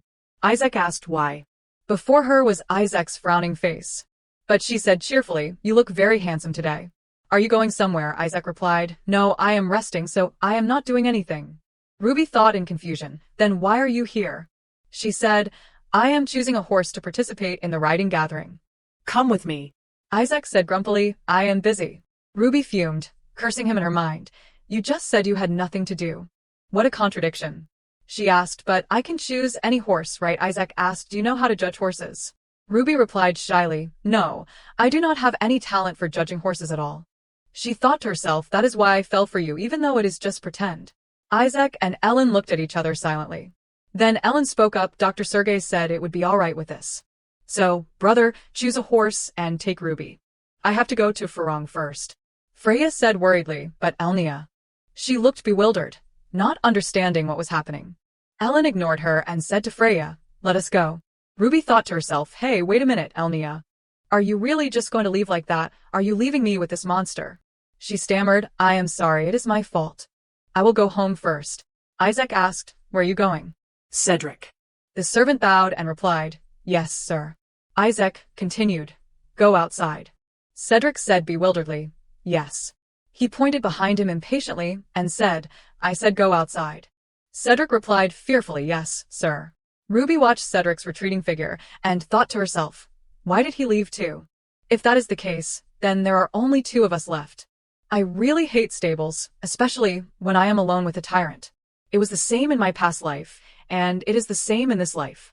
Ruby remembered Cesare saying, "Do you know what you did wrong?" She thought, because I had to go through the same terrible things. I can't get caught up in the hurt and ruin everything, so I have to endure it. Suddenly, Isaac called her name. Her expression was strange. Cesari's voice rang out. "I told you not to frown." Isaac walked past her and said, "Forget it. First, come here." The voice continued, "Come here, you ignorant girl." Isaac continued, "Try climbing up once." Cesari's voice echoed in her head, "Come here quickly." He continued, "Because you are an idiot, that is the only way to deal with you." Cesare continued, "For a fool like you, who does not know gratitude or duty, there is only one way to punish you." Ruby fearfully tried to reassure herself, "It will be okay. Because I said I like Isaac, I can endure it." I was beaten a lot during that time. Isaac, unaware of what was happening, calmly said, "It looks like the most stubborn one, but surprisingly." Before he could finish, Ruby suddenly collapsed to the ground. Isaac asked, "What are you doing?" Ruby replied fearfully, "I am sorry. I deserve to die. It is all my fault. I was not grateful and understanding." Isaac frowned in confusion. Ruby continued to mutter, "I really can't be saved." Isaac said, "You." Silence filled the stable. Isaac looked in astonishment at Ruby trembling before him. He guessed that Ruby had been frequently whipped while in Romania. Ruby realized she had misspoken and was terrified. Isaac gripped the whip tightly in his hand. He decisively threw it far away. Isaac asked angrily, "Why did you bring that here?" Ruby stammered, "Because there is only one. If you tell me where the others are, I will bring them next time." Isaac grew even angrier. "Bring the others and tell me what to do with it." Ruby was so scared that she was sweating bullets, apologizing profusely out of instinct.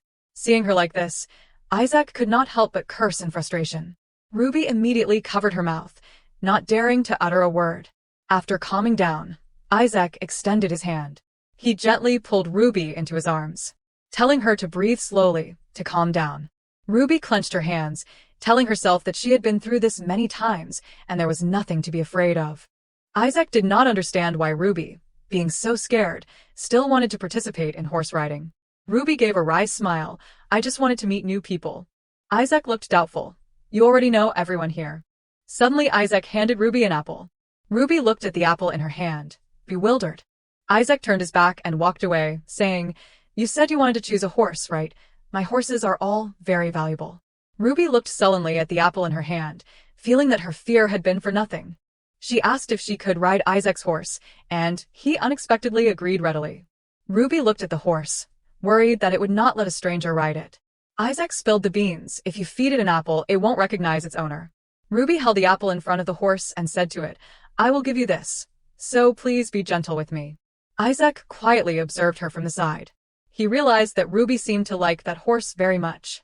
Ruby explained that it was because it looked very handsome. Isaac turned and called Cedric back. Cedric hurried over when he heard his name. Isaac said calmly, "I will go with you." Ruby could not hide her joy and asked, "Is that okay? Will you really take me?" Isaac replied indifferently, "I am resting, so I have nothing to do. It is fine to go for a bit." Ruby remembered that Isaac said he was busy earlier. Isaac made a bold statement that was busy in my mind. Ruby was astonished. She did not expect this kind of person to exist. After that, the scene was of the two of them riding on horseback, one in front and one behind. Ruby thought to herself, "Isn't this a big step forward? At first, he hated even making eye contact with me." She told herself that she had to keep working hard so that Isaac would not lose interest in her. Everyone around them, seeing the scene, gathered and started gossiping. Their faces were filled with horror, as if they had seen something terrible. They even asked each other if they were hallucinating. Someone was so shocked that they spat out the wine they had just drunk, unable to believe their eyes. Ruby did not need to turn around to feel the violent energy from the person behind her. Even Ellen and Freya could not hide their astonishment. Ellen was the first to speak. "What is going on, brother?" Isaac slowly approached. "I have a responsibility to correct what you have done." Ellen was slightly annoyed. "Don't tell me you came back, because it is my fault." Isaac corrected her words. "I did not come here because of your fault." Ellen gave Isaac a burning glare without hesitation. "Then what do you want me to do?" A moment later she turned around and asked Isaac why he was not acting consistently. Isaac asked back, "Then what would you do?" Ellen immediately retorted, "Don't joke around. At least I know how to say, thank you. I am different from father." Isaac was not to be outdone, "Right, I know. You are the only one in our family with a conscience." Ruby, seeing the tense situation, was also anxious. She felt like she was the source of the conflict. Freya could not just sit and watch them like this any longer. Before the situation got worse, she stood up and stopped both of them. Freya tried to persuade Isaac, "Is this something to argue about? Stop it. We came here to have fun." Ruby did not know how to get off the horse, so she could only sit still. Seeing that everyone seemed to have forgotten about her, she could only cry inwardly. Fortunately, Isaac noticed her at this moment. He did not say anything, just reached out and took Ruby's hand, gently helping her down from the horse. Just like that, Ruby was once again embraced by Isaac. Ruby took this opportunity to speak up for reconciliation. "Stop arguing." Isaac looked at her silently, without speaking. Ruby immediately acted coquettishly. "Don't be angry because of me. This handsome face will be ruined." Freya stood by, observing all of their actions. Her expression suddenly became unreadable. Isaac was silent for a moment. Finally, he sighed and replied, "I am not angry." Isaac even deliberately asked Ellen if she was angry with him, as if to prove that they were at peace. Even so, Ruby still had to thank Isaac. She looked at him affectionately and said, "I will definitely not forget today, and I will even write it in my diary. Is that okay?" Isaac just said to do as she pleased. Ruby tried to give a bright smile in response, inwardly complaining that acting like this was tiring her to death. After everything was settled, everyone called Ruby to the banquet table, looking at the golden turtle proudly raising its head. Ruby's face fell, her hand trembling as she dared not touch the handle. She did not understand why it had to be a turtle figurine. After a mental struggle, Ruby managed to hold the teacup. Ellen, thinking she was still bothered by what had just happened, explained that it was always like that between them. Freya was worried that leaving Isaac alone like this would not be good. Ellen replied indifferently, "He will know how to behave himself." Ruby looked at Isaac's back, lost in thought. At the banquet table, someone suddenly asked Ruby, "Is Madam's health all right?" It was Miss Consolation who spoke. She deliberately brought up the incident of Ruby falling at the Elmos port. As she spoke, she sneered, "I heard Madam even had a nosebleed." Hearing this, Ruby realized that she wanted to embarrass her in front of everyone. Even though she knew her true intentions, Ruby still played dumb and said, "I sincerely thank you for worrying about me, miss." Consolation still would not let it go. "Ever since last time, I have not seen Madam eat anything. Is Madam on a diet, or does the food here not suit Madam's taste?" Ruby chuckled, thinking about how this woman had only met her twice.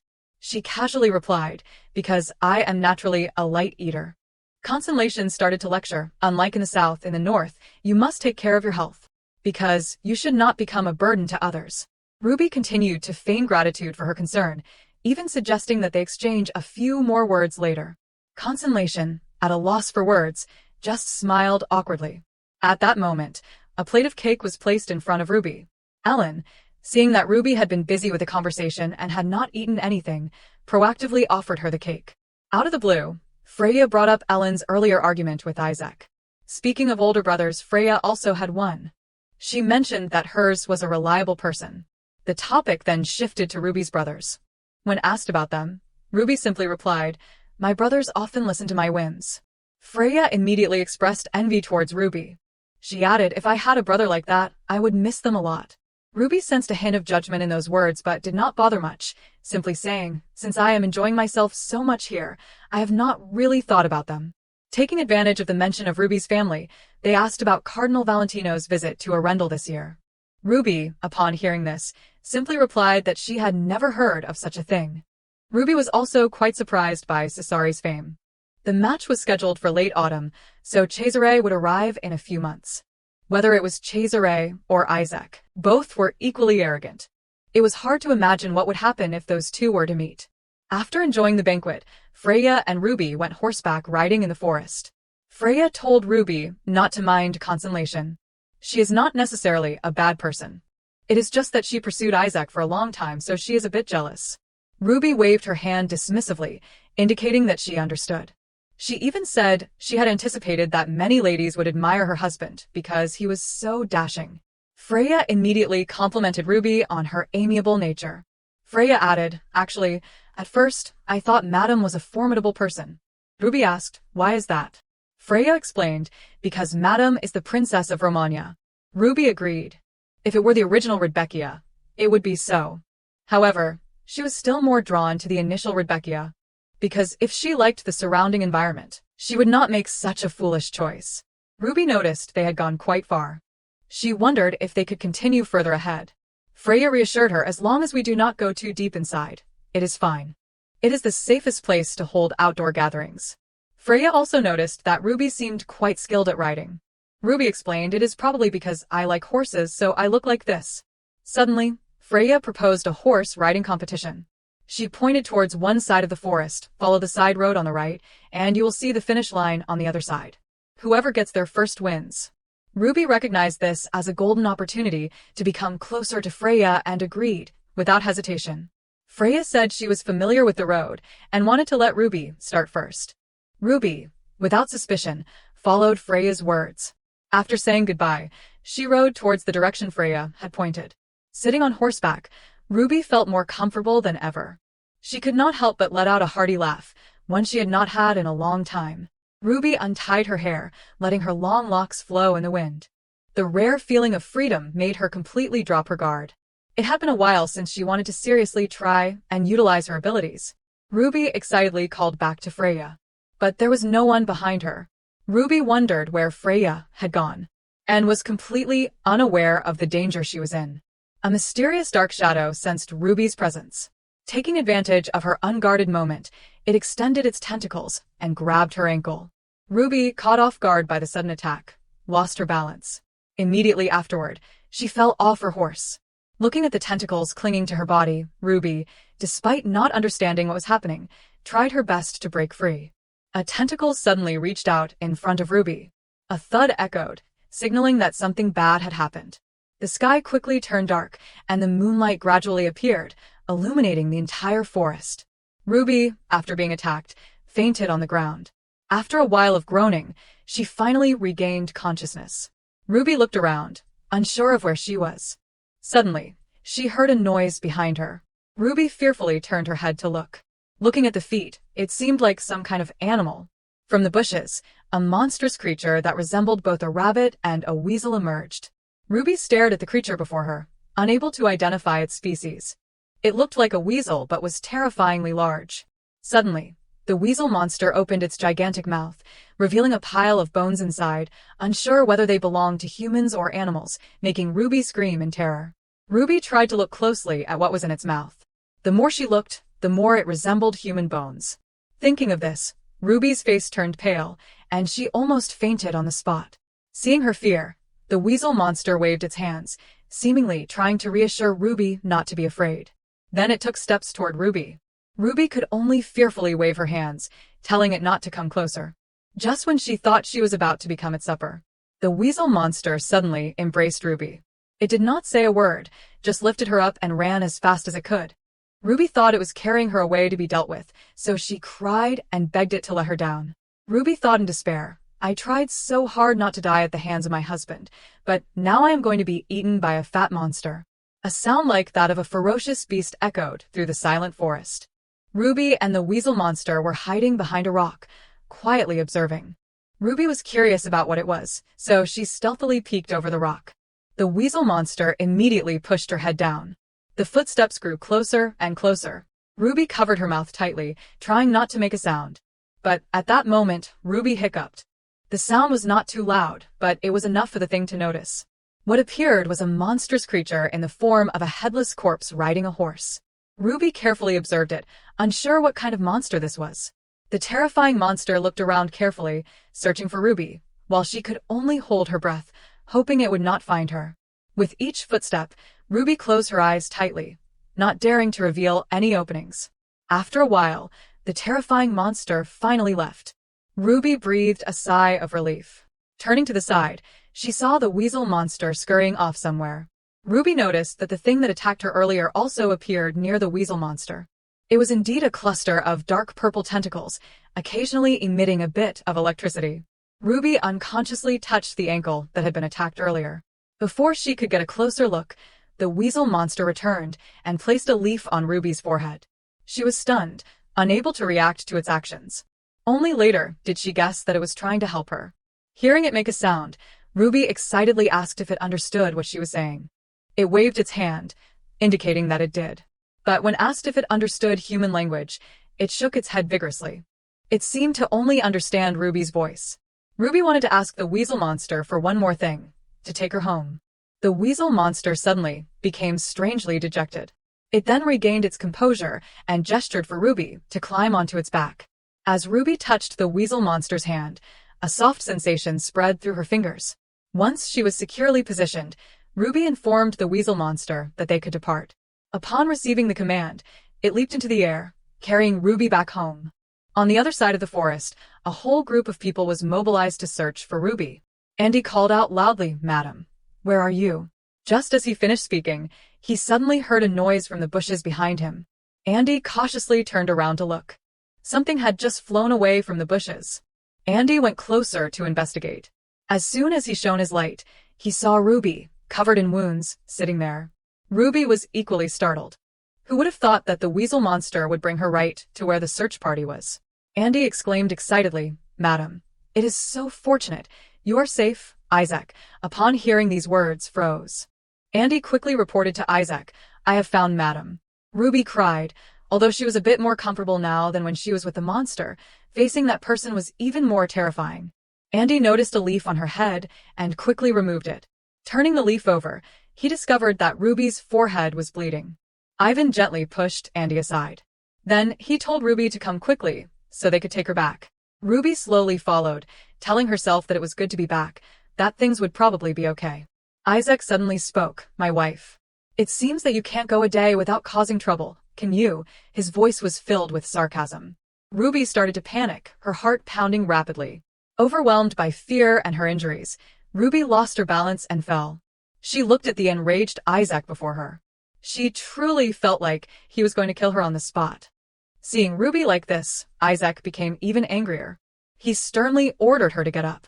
Andy, wanting to speak up for Ruby, was cut short. "Didn't I say not to attract my attention like this?" Ruby knew she had upset Isaac again. She obediently lowered her head and apologized. Ruby tried to hold back her tears, but what else could she do? Isaac frowned. He really did not want to see Ruby like this at all. In front of everyone, Isaac lifted Ruby into his arms. He said seriously, "We need to treat her wounds first." Then he ordered all his subordinates to withdraw from the forest. Andy and Ivan breathed a sigh of relief, thinking that Isaac would vent his anger on Ruby. They headed straight towards the castle. On the way, the atmosphere was exceptionally quiet, with only the sound of horses' hooves. Isaac let Ruby lean against him and adjusted his pace to the slowest possible speed, so as not to aggravate her wounds. Ruby secretly observed Isaac's reaction. He did not show any emotion, so Ruby could not guess what he was thinking. Ruby slowly closed her eyes, only feeling the warmth of his embrace. Back at the castle, Ruby, after having her wounds bandaged, was asleep on the bed. After getting enough sleep, she slowly opened her eyes. The first thing she saw was Isaac by her bedside, observing her. The first thing Ruby did was apologize for falling asleep. Isaac did not beat around the bush. He told her to explain everything. Ruby did not quite understand but recounted everything truthfully. That Freya had suggested the horse riding competition first. Then she had set off first along the path Freya had indicated, and suddenly something had reached out from the bushes and grabbed her ankle. Finally, she had wanted to escape from there, but because her head had been hit, she had not been thinking clearly. Ruby also wondered whether she should mention encountering the Popo monster. Isaac silently looked at Ruby. Then he revealed a shocking truth. Freya had said that she had led Ruby into the forest at Ruby's request and that she had tried to stop her, knowing it was dangerous. Ruby was stunned. That was not how things had happened at all. Isaac asked, "So, is Freya lying?" A series of questions flooded Ruby's mind. Why would Freya lie? Was she afraid of taking responsibility? Or did she want to kill her? Everything had been fine just moments before. Why had it suddenly turned into this? Finally, Isaac made a decision. Go back. Go back to Romania. I will take you back, no matter what. Ruby's eyes widened.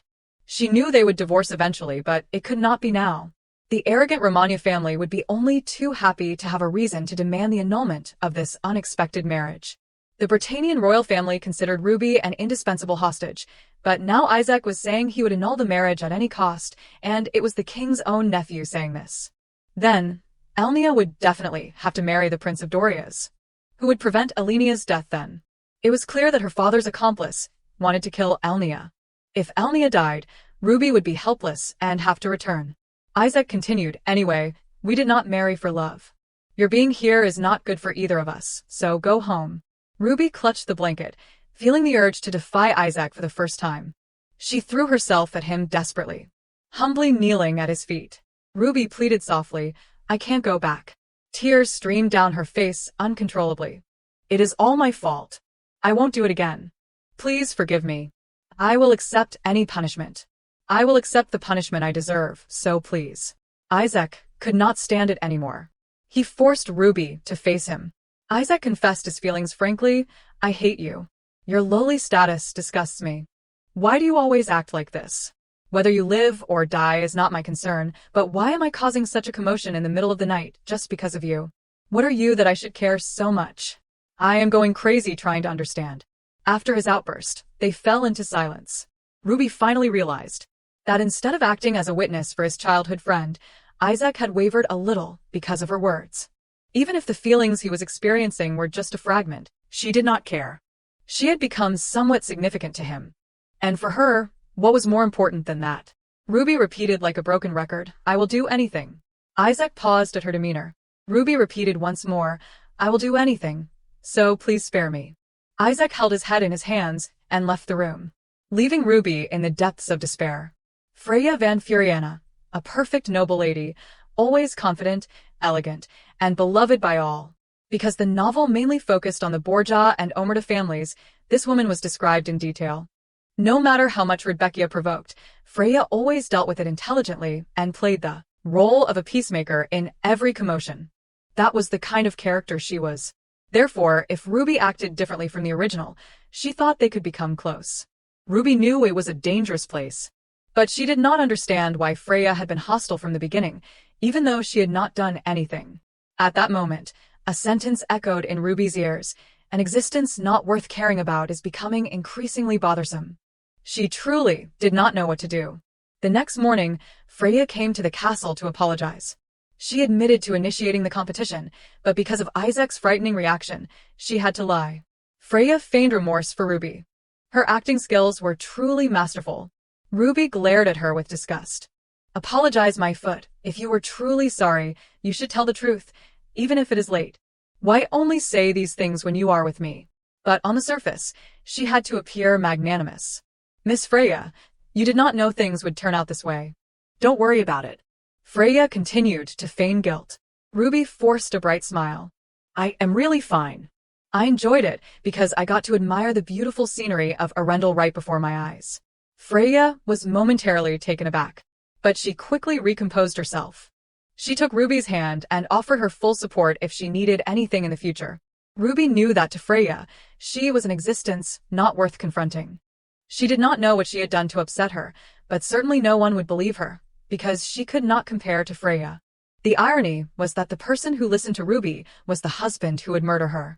Ellen came to inform Ruby about the intention to hold a birthday party for her brother. Ellen added, "Just proceed with what I asked you to do." Ruby scratched her head in embarrassment, feeling that what she said was not wrong. With the current situation, she was probably already on the blacklist, and going out there now would only make people hate her more.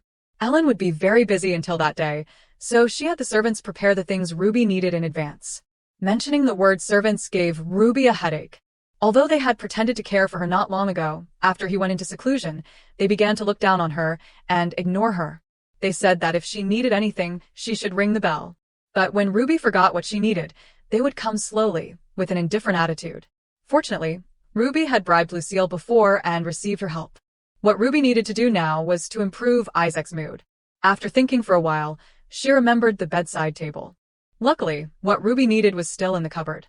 She took out the needle and thread set, intending to embroider something for Isaac for his birthday. She did not know when a maid had appeared in the room, asking if Ruby also knew how to sew. Ruby did not even remember calling her. Ruby smiled and said, "I am just imitating someone else's embroidery." She even deliberately said that she did not know what to embroider. The maid immediately suggested that Ruby embroider a willow tree pattern. She said that when Isaac was young, he often climbed the willow tree to play, and now it is gone, so he misses it very much. Ruby forced a bright smile to thank her for the information. After the maid left, Ruby smiled faintly. She did not know the specific reason for Duchess Omerta's tragic end, but there was one scene she remembered very clearly: Duchess Omerta hanging herself from a willow tree and dying. Want me to embroider a willow tree? No way. Ruby was also certain that the maid was the one who had extinguished the torch in her room. On Isaac's birthday, Ruby finally finished embroidering a sunflower picture to give him. She also took out a pen and paper, intending to write a letter to Isaac. But before she could put pen to paper, a sharp pain in her stomach suddenly came, signaling the arrival of her period. Ruby complained silently. Why today of all days? She tried to reach for the bell at the head of the bed to call for help. Ruby used the last of her strength to ring the bell. Unfortunately, the person who came was the same wicked maid from yesterday. She saw that Ruby had her period and offered to bring her pain medication. She also announced, according to the young master, Madame is only allowed to stay in her room today. This meant that Ruby did not need to attend the ceremony, or in other words, was not allowed to attend. The maid added, "Anyway, your health is not very good, so it is actually better for you. If you want to send a message, I will deliver it for you." A moment later, a maid brought medicine to Ruby. "Madam, I have brought your pain medication." Although she did not like it, Ruby still reluctantly took the medicine. "Lucille, call Ellen for me, please." But she received a disappointing reply from Lucille. "Miss has gone out. She will come when the party takes place."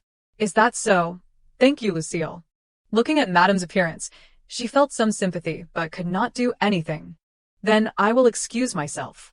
Alone in her room, Ruby thought about what Marta had said and worried incessantly. What should I do?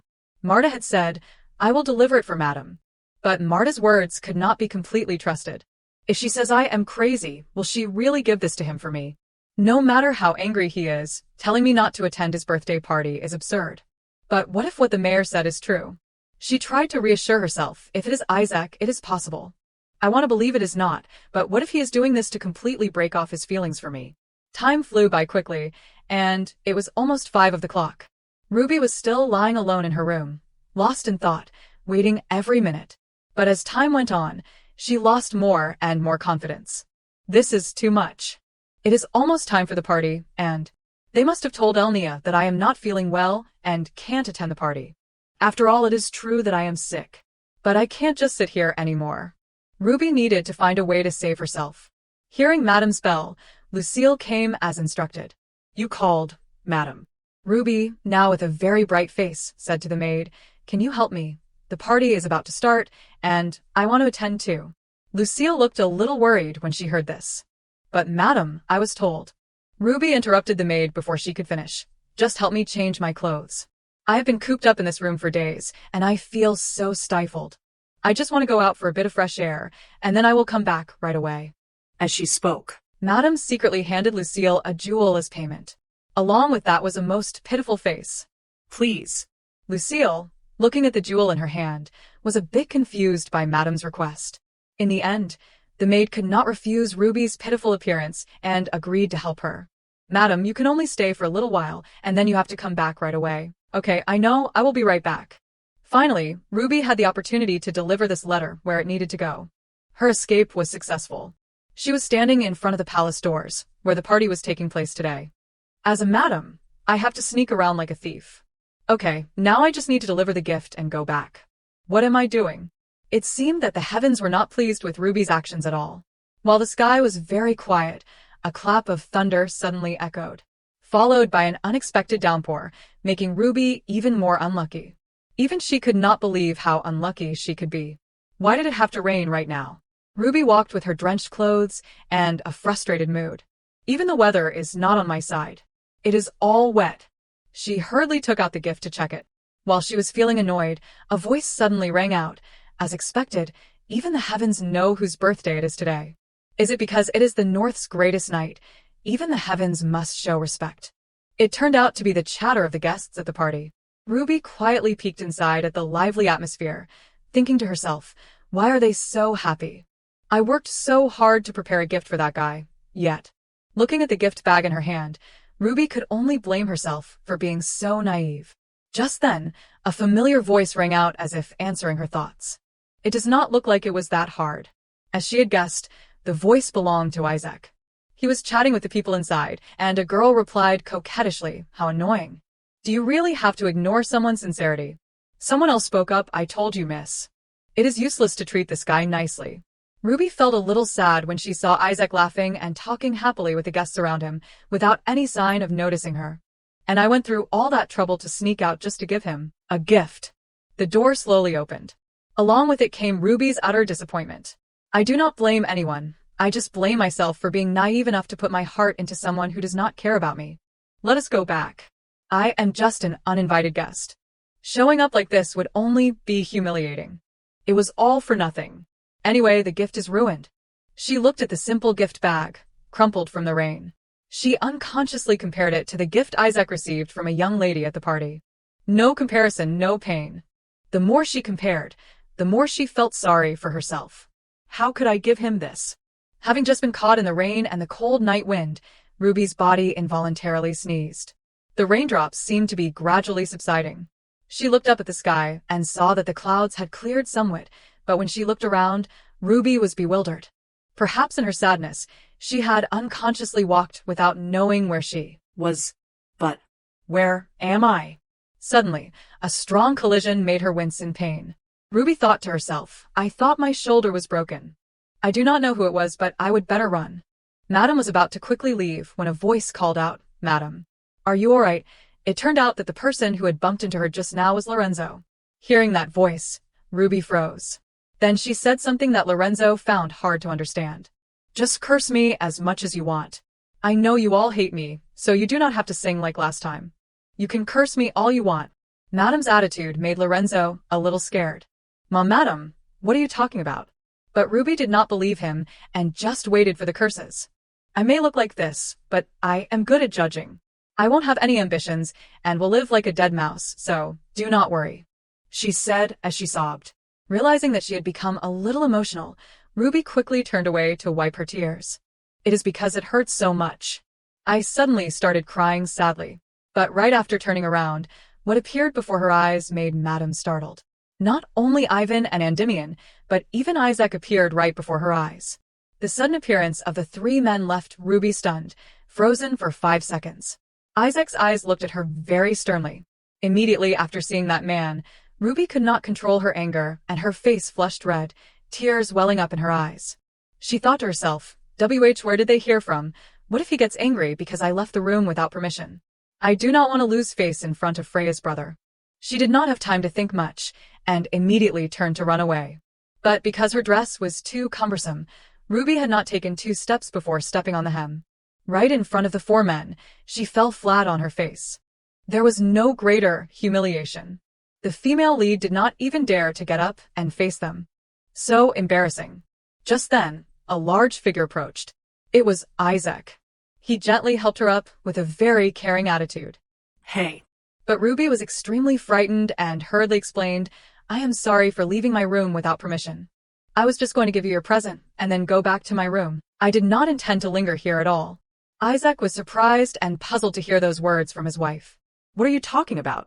Ruby replied tremblingly, I know you told me that I did not need to attend the party, but I still wanted to give you a gift.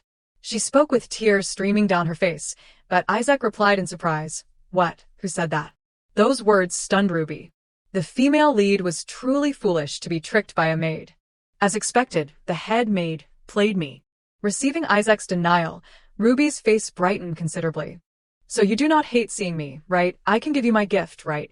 Her heart was filled with joy. Thank goodness, at least. But just as she was about to take out the gift, Isaac grabbed her hand tightly.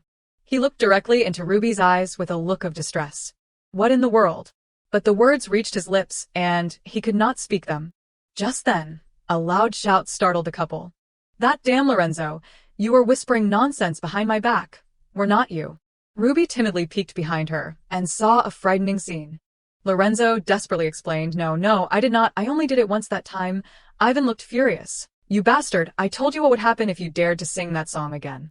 Ruby, hearing this from afar, secretly smiled to herself.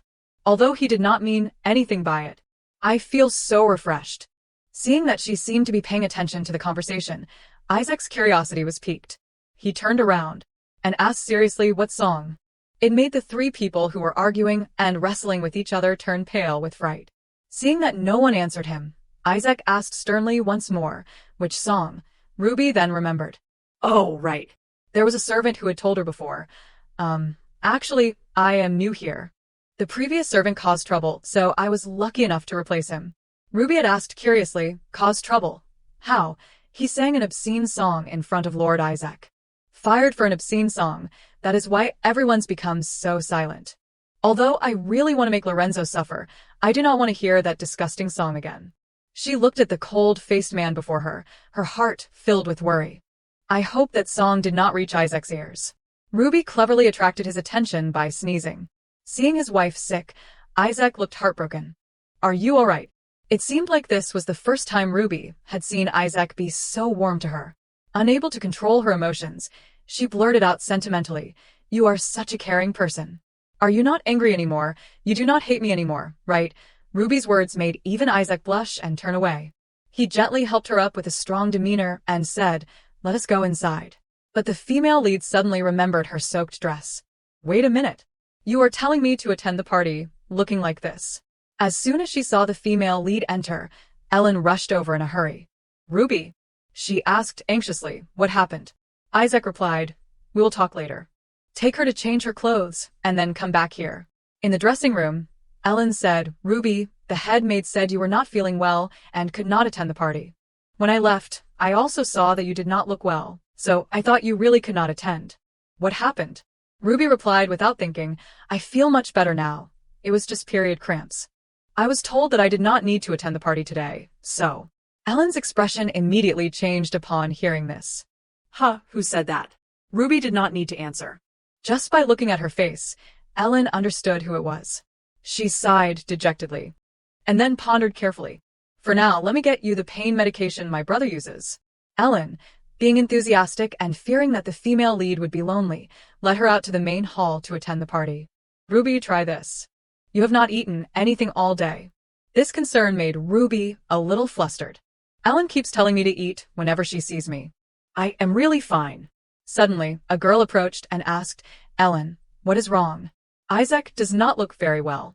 Ellen hurriedly went to check on the situation. I do not know either. Let me go see. You stay here with Ruby. Ruby blushed.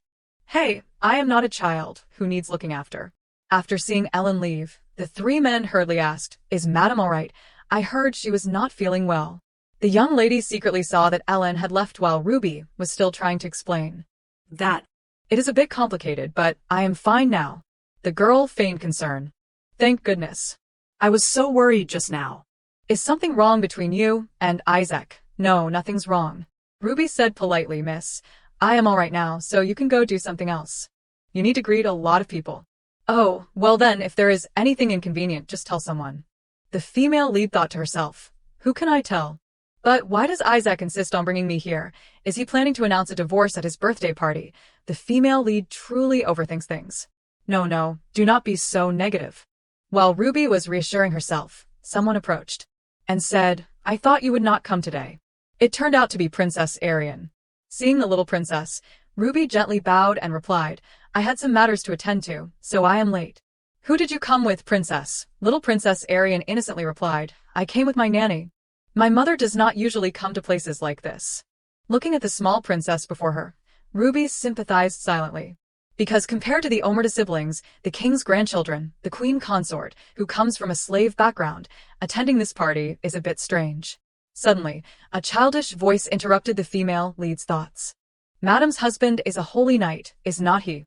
My brother is a holy knight too. Ruby turned to see that it was another young noble lady. Madam politely greeted her. Oh, it is a pleasure to meet you, miss. Do you know my brother? The little miss replied proudly, probably because my brother is quite famous. Ruby could only chuckle. Looking at her personality and appearance, I do not need to ask to know who it is. Her face is attractive, but her personality is rotten. The little miss continued to boast about her brother's achievements. And also, Madam's husband used to carry me on his neck before. The female lead was a little surprised. Really, Isaac did that, but it turned out that although it was because my brother deliberately put me there. Just thinking about that scene, Ruby could already imagine how adorable it must have been. I can imagine Isaac's expression at that time. The two little girls turned to talk to each other. I heard it is true that the princess first touched Madam's hair. It is, but we can't now. Leah asked curiously. Why? Princess Arian whispered, because everyone is watching Leah. But children are always curious, especially someone as proud as Leah. But I want to touch it now. Seeing this, so that the two children would not argue, Ruby kindly said, you can touch it now. It does not matter if other people are looking. Leah was overjoyed to receive permission from Madam, and Arian was also delighted to be able to touch the female lead's hair. As the two children were laughing and playing happily with Madam, did I braid it nicely? I am quite good at it. You are both very good at it. Suddenly, someone approached. It was Isaac. He came up and asked coldly, what are you doing there? The three turned to see the male lead and froze in place. Ruby stammered, where have you been? Isaac sighed and replied, no, I am the host of this party. She could only laugh wryly, thinking to herself, is he bragging about being the main character? Just then, Lee's brother also arrived. As expected, Madam is playing with her. The female lead wondered, as expected, what do you mean? The young man playfully scolded his little sister, Leah, have you greeted Madam properly? Leah replied mischievously, yeah, and I cursed you a little bit too. The female lead laughed and explained, the princess and the young lady were just playing with me. Suddenly, a hand appeared before Ruby's eyes. Is he being more generous to me because it is his birthday, or is he just moody? Although she could not understand Isaac, Ruby unconsciously extended her hand. Isaac easily helped her up. Although his expression remained unchanged, his actions were very warm. This made Ruby unable to contain her emotions and blurt out, could you do that again? And of course she knew what her next line would be. I am sorry, I won't bother you anymore. But she noticed that Isaac's eyes kept staring at her, making her a little worried. Wait a minute, why is he staring at me like that? Could it be because of this? Ruby then remembered that she had not given her gift yet. Oh, right, I have a gift for you. As she spoke, she fumbled to retrieve the gift bag from earlier. Seeing Isaac's gaze fixed on the gift, she thought, as expected, this is what he wants, is not it? This snobbish man. But Ruby still handed it to Isaac with sincerity. It got a little wet in the rain earlier, so it is not very pretty. But this is a gift I diligently stayed up all night to make. I hope you like it. Happy birthday. I am so glad you were born. Ruby's eyes were filled with affection as she spoke, along with unspoken pride. From afar, the atmosphere seemed full of affection and ambiguity. But the female lead's actual state was not good. Hurry up and take it. My hand is getting tired. Finally, Isaac accepted the gift. Looking at the gift in his hand, he asked, what is this? Ruby hurriedly explained, it is a letter. No, it is a self-criticism containing my sincerity. She thought if I say it is a letter, he will probably throw it away immediately. Isaac, unsure of what emotions he was feeling, gripped the gift tightly. And then, still with his usual cold and indifferent demeanor, he replied, it is just full of nonsense. But Ruby had also noticed the same expression as before. Why did he have that expression? She asked with disappointment, don't you like it? But the male lead's answer made Ruby happy again. No, I like it. The weather at the castle was getting colder. The wind outside continued to howl, causing someone with poor cold tolerance like Ruby to shiver even while sitting indoors. This is the northern weather. It is probably hard to see the sun until summer comes. And the character, whose existence I had completely forgotten about for the past while has returned. That person is Duke Omerta. He came to see Ruby and Ellen early in the morning. Please forgive me for the late greeting. Ruby responded politely. It is okay. I wanted to greet you when you felt more comfortable. The more she looked at Ruby, the more disappointed she felt that her husband did not resemble the Duke at all, except for the eyes. There is no resemblance. He must have inherited his appearance from the Duchess. Duke Omerta said sternly, my son is a fool, so I am worried that he won't treat you well. But contrary to the Duke's worries, the female lead replied cheerfully, he is very kind to me, which surprised the Duke. That brat. Meanwhile, Ellen, sitting next to her, was in a bad mood. You missed his birthday.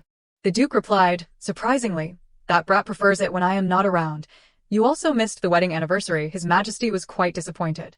But those things did not make the Duke feel guilty. Honestly, it is not like it is just a day or two. He suddenly changed the subject to Ruby. By the way, Madam, have you visited the temple? That question made the female lead freeze for 5 seconds.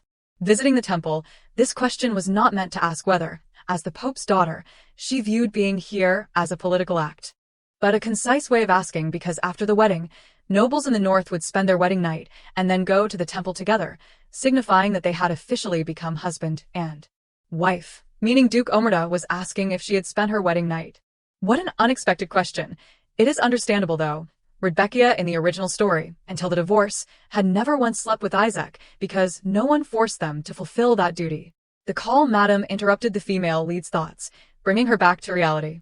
Looking at Ruby's attitude, Duke Omerta had already guessed something.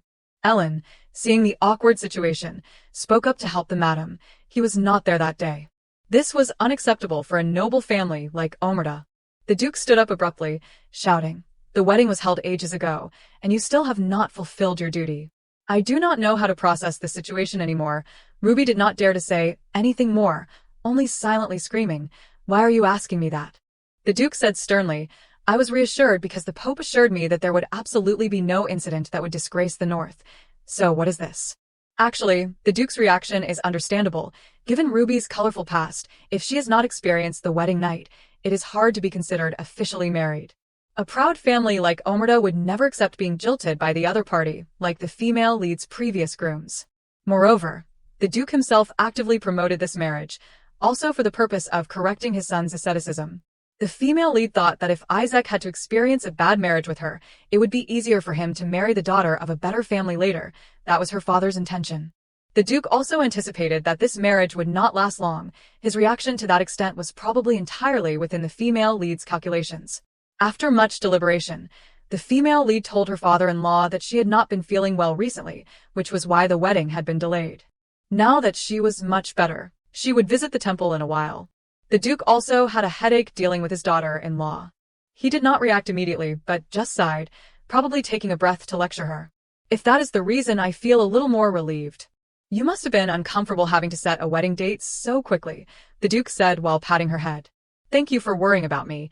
So he is only gentle when he is like his father. It is good that we understand each other. Ruby outwardly appeared happy and fully accepting of the marriage. But in reality, she had her own plans for a long time. Because if they went through the wedding night and became a real couple, the marriage would be considered difficult to annul. Before, the possibility of annulment was due to not having experienced the wedding night, but divorce was another matter. It was all because of that strange law. In Romania, ruled by the Pope, divorce was strictly forbidden, no matter who it was. This was similar in countries with the same faith, so after the wedding night, if Romania wanted to take her away, they would have to hand over a lot of things. That is probably what the Duke was aiming for. In the story, after announcing the divorce, she poisoned Elnia and then returned to Romania, so if the divorce procedure was more complicated, the assassination time would be pushed back. Isaac would probably leave her here, because it was troublesome.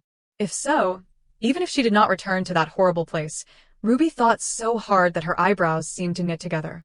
The female lead hesitated for a moment and then began to nod. Good. Perfect. Moreover, I have my father-in-law's direct support. The only problem is how to consummate the marriage with that taciturn husband. While still thinking, suddenly someone called Ruby Madam. It turned out to be Endymio. He called and waved to get Ruby's attention. You came at the right time. Seeing Andy call her, Ruby immediately ran out to the hallway to talk to him directly, asking what was the matter. Actually, it was not anything serious. Andy was just happy to see the female lead. It seems he is just free, so. He continued to ask if the female lead was there to see Isaac. Ruby did not hesitate to admit it. She gave the fruit basket in her hand to Andy and asked him to ask if the grumpy husband wanted to eat some fruit. Endymion was rubbing his head, thanking her for the fruit basket, but actually he was thanking her because he was also hungry. He probably planned to devour everything the female lead brought for her beloved husband. While they were chatting animatedly, suddenly Mr. Gaylor appeared right behind Knight Endymion. He calmly asked fruit, startling everyone. Ruby was so scared that her limbs went weak, her teeth chattering, but she still politely offered the basket of apples. Of course, with such a fierce appearance. But it was a stuffed tiger, a kindergarten tiger. He did not say anything but grab an apple, then quickly turned around and left, munching on it as he went. After a while, Andy turned and explained that he was his brother. He really looked like a reliable older brother. After that, the two continued to chat as if nothing had happened. By the way, madam, Isaac is sword fighting. They were standing somewhere that, with a glance down, they could see Isaac below. From the most handsome angle, and sweat dripping down. Truly, the male lead's aura. Isaac swung his sword, and the other knights flew backward. While concentrating on training, Isaac suddenly had to stop because he heard the cheers of the two people on the balcony. Ruby and Andy quickly became Isaac's fans, cheering and waving. So cool, truly my superior. But in return, they only received a loving gaze, but with dozens of knives about to be thrown at them. At that moment, Ruby began to stammer, "KN Knight, the best knight in the north is different. Right, that is it. I still feel like he is no different from a monster. Don't the two of you look pathetic now? If these two do not meet, it is fine, but when they do, all sorts of things happen." As soon as Gaylor left, Ivan came and ambushed Endymion. He came out of nowhere and hit Andy hard on the head. While we train hard and sweat, you are lazily standing around like this. Kids these days, oh, madam is here. You are early today. The expression on his face when talking to Andy and when turning to Ruby was truly worlds apart, turning faster than a pancake. Seeing Andy being beaten to the point of losing his IQ, the female lead quickly spoke up for him. "Oh, Knight, Andy was chatting with me to keep me from being lonely." Before she could finish, Ivan interrupted Ruby. "Madam, this guy is not a knight, just a mere attendant." As he spoke, he gestured to Andy. Little Andy, unable to resist, could only admit what Ivan said. Yes, you can call me Andy too." Standing in the hallway like this made it easy to be interrupted. From the courtyard below, someone shouted, "Andy, are you seducing the madam?" It turned out to be the grumpy husband. He said that while walking up the stairs and deliberately stomped his feet to make a sound. Reaching Ruby, he wiped his sweat seductively and all. Seeing that, Ruby started her old tricks again, looking at him with sparkling eyes. You were super cool just now. I think I have fallen for you again." These cheesy lines really make people speechless. As soon as Isaac arrived, Ivan quickly dragged the light bulb Andy away. "You come here." It is unclear why Ivan always dragged Andy around to bully him like that. Am I interrupting your training?" Straightforward Isaac actually admitted it immediately like that. How interesting. It is really hard to understand couples in love. Isaac did not say anything more but silently took an apple from Ruby's basket. But grumpy, before he said he did not need it, but now he is eating the food the female lead brought. However, what Ruby cared about was not necessarily the fact that he ate what she brought. Her eyes accidentally landed on him and refused to move away. Suddenly, Ruby noticed the beads of sweat on Isaac's neck. Then she stealthily reached out to his neck. Isaac reflexively turned to Ruby. "What are you doing?" Ruby had already withdrawn her hand and explained that she just wanted to wipe the sweat off his neck. But he still glared at Ruby and said it was dirty. What was dirty? She did not know. "But I washed my hands when I arrived," the female lead explained awkwardly. "No, not your hands," he mumbled and cursed. It was unclear why he suddenly became so annoyed, truly confusing. There was still something strange between these two. Although the atmosphere had become gentler after the birthday party, it was still not as close as before. Anyway, it was a lot of progress, was not it? "By the way, your father is back." Isaac was such a straightforward man. She had said that, but he did not react at all, just said "oh" without any sincerity. That made Ruby the awkward one in the story. She continued, "But he is a little angry." Isaac threw the apple away and replied, "That old man is always like that." Ruby just looked at the apple and overthought. That is scary, I almost became that apple. Then how can I bring up that matter, seeing the female lead looking suspicious? Isaac continued. Your expression has been strange for a while now. Me, is there anyone else here besides you? Hit in the heart, Ruby resorted to her old tricks, making cute, adorable expressions in front of her beloved husband. But that guy still did not find them cute at all, and even dared to look at the female lead with a look of disapproval. He turned away and said bluntly, I really want to open your skull.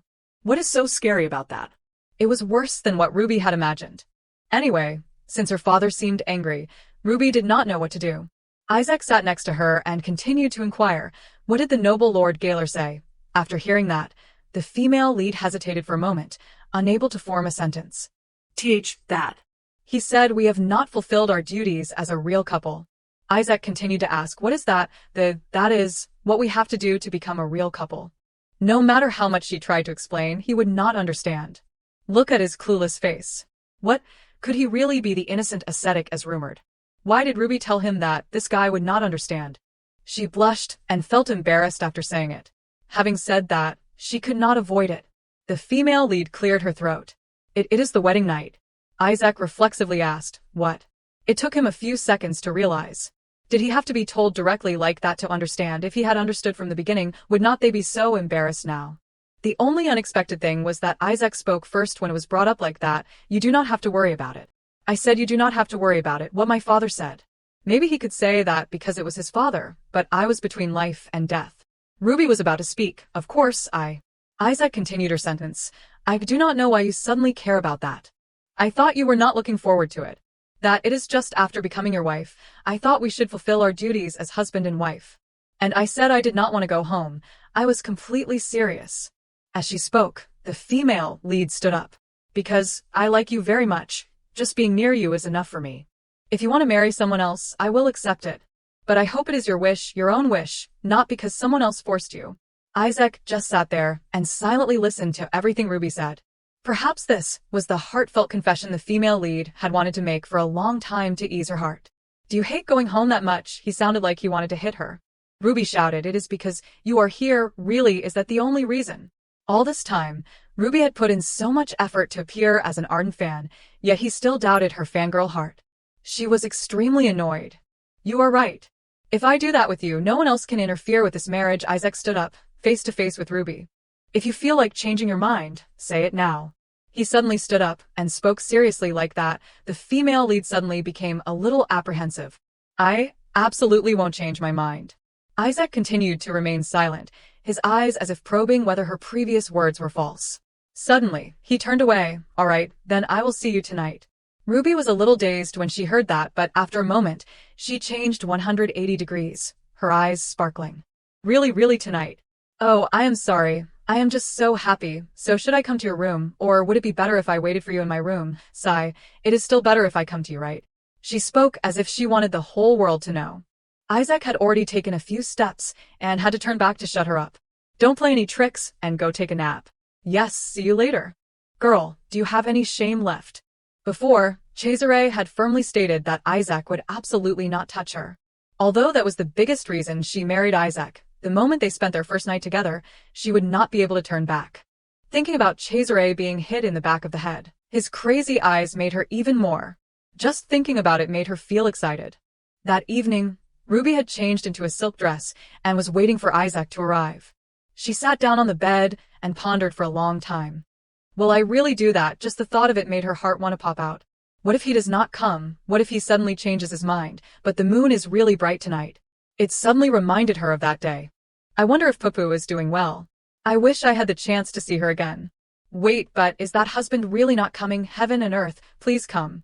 Ruby kept muttering to herself like that. Please let tonight go my way. Please make my cold-hearted husband less indifferent to me. Please, God, guide him to open his heart and trust me more, whether it is pity or momentary affection. While she was busy praying, from the east to the west, suddenly the living Buddha Isaac appeared, and even heard her silly prayers. Can you stop those nagging words? Can you go to sleep? Oh my, he had just finished showering and was wearing that sexy bathrobe, making Ruby drool. The female lead looked at Isaac, completely mesmerized. Although I am not very knowledgeable about this, I am sure that is not the expression of a wife looking forward to her husband. How could she not be infatuated? Actually, she was waiting for the next part. B. Because I could not believe my eyes. You really came. It is like a dream. I will ask you one last time. After doing this, there is no turning back. Do you really not mind? His question was truly serious, making Ruby pause, not daring to answer hastily. No matter what you say or do, you are the main character in this world, and I am just a supporting character trying my best to stay alive. Ruby smiled brightly. I am happy just to be with you. Isaac was silent, focusing on observing Ruby's expression. Then what had to happen happened. He started to pull the string of his bathrobe, and threw the safety rope on the floor. The smitten Ruby's face was already flushed, not daring to blink. Of course, if you do not play, you do not understand. Looking at this strong body, who would not be mesmerized? Seeing him approach her, the female lead's expression became even more interesting. Now, she probably could not control her limbs anymore. Seeing Ruby move back, Isaac teased, scared now that you have seen it. No, that is not it. You are trembling like that, and you say it is not, as if I am about to eat you alive. Oh my God, what else is this if not eating alive? No, that is not it. It is just because I am so nervous. Isaac skillfully slipped his hand around Ruby's waist, his other hand gently pulling off her dress strap. Then, he pulled her dress down. Was he really an innocent ascetic? Why was he so skilled? The one who had been so bold in the afternoon to tell the whole world was now trembling, her heart pounding like it was about to jump out. Oh my God, save me. What is happening in front of me?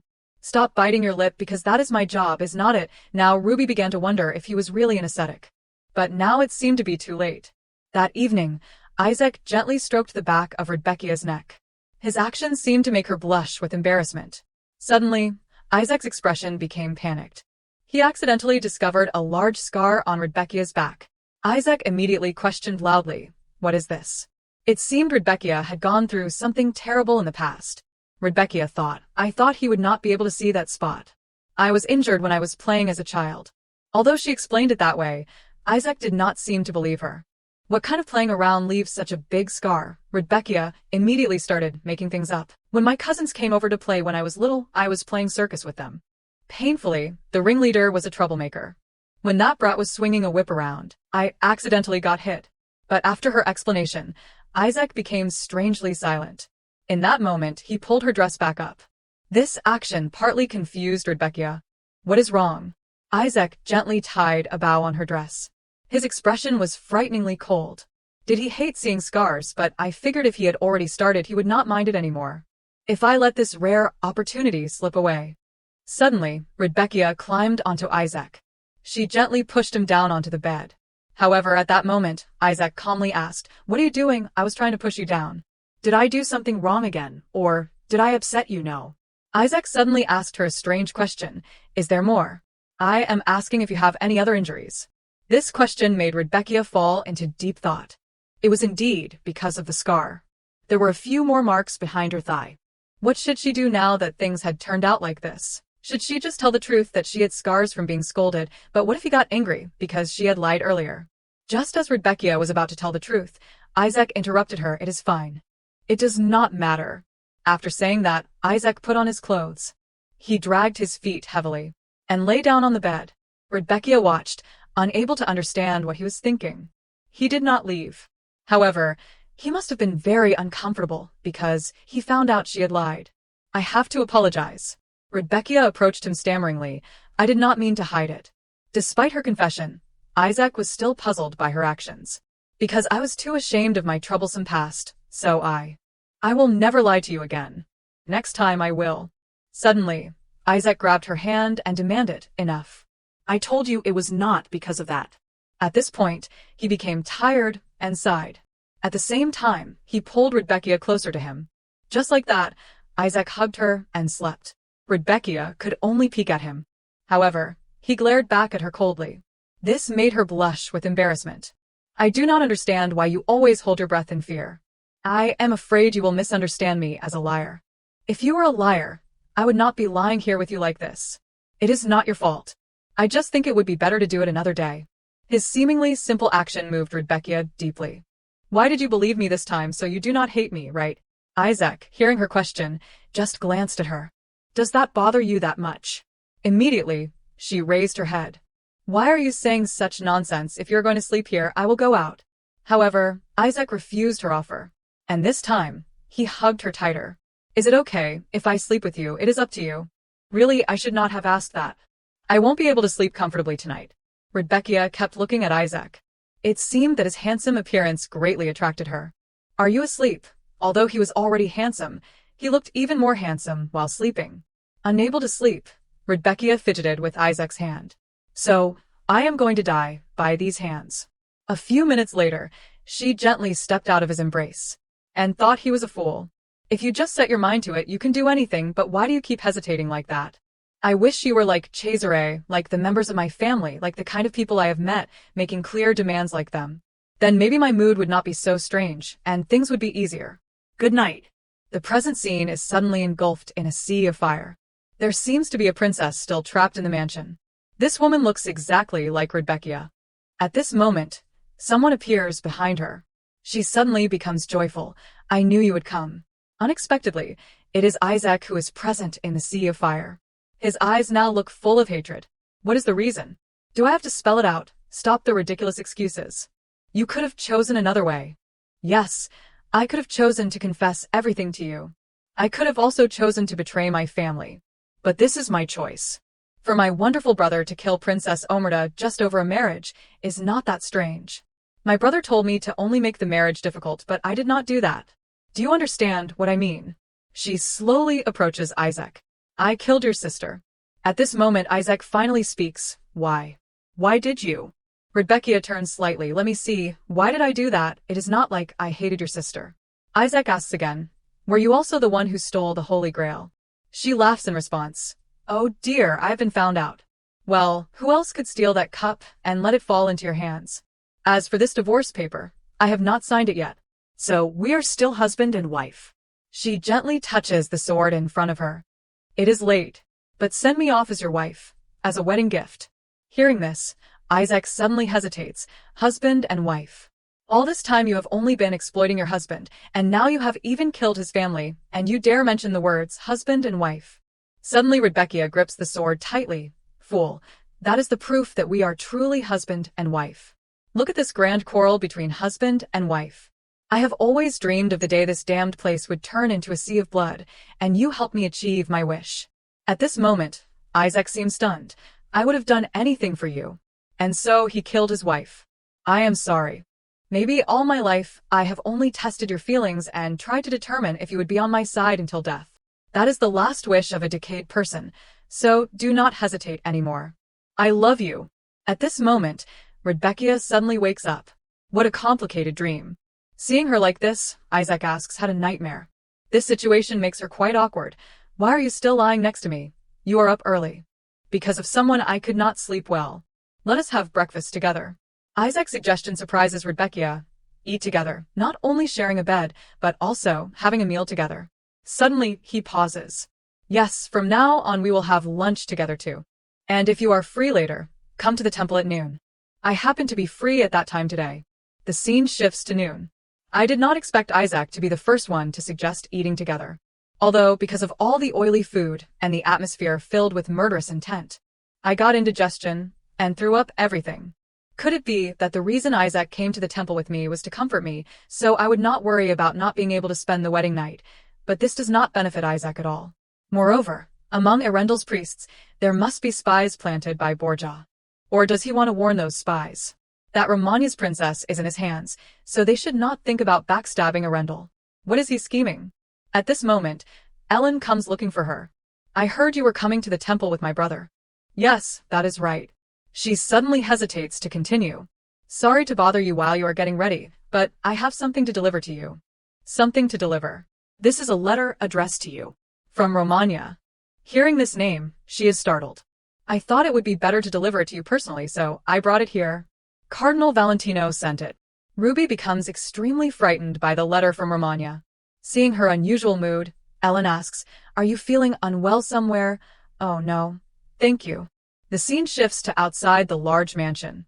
It seems you have been in contact with Princess Arian lately. How about we visit the kingdom in a few days? The queen would be very happy. Would that be all right? It is up to Ruby.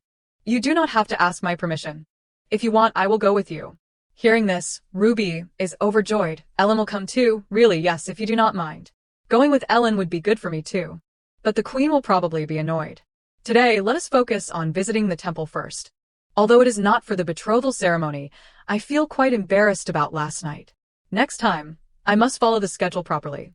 Although the priests in Arendelle are more devout than in Romania, they are more like inquisitors than dispensers of love and forgiveness. And Isaac's Longinus sacred knights are those tasked with protecting the temple, and at the same time, they're a special force that obeys the king's secret orders.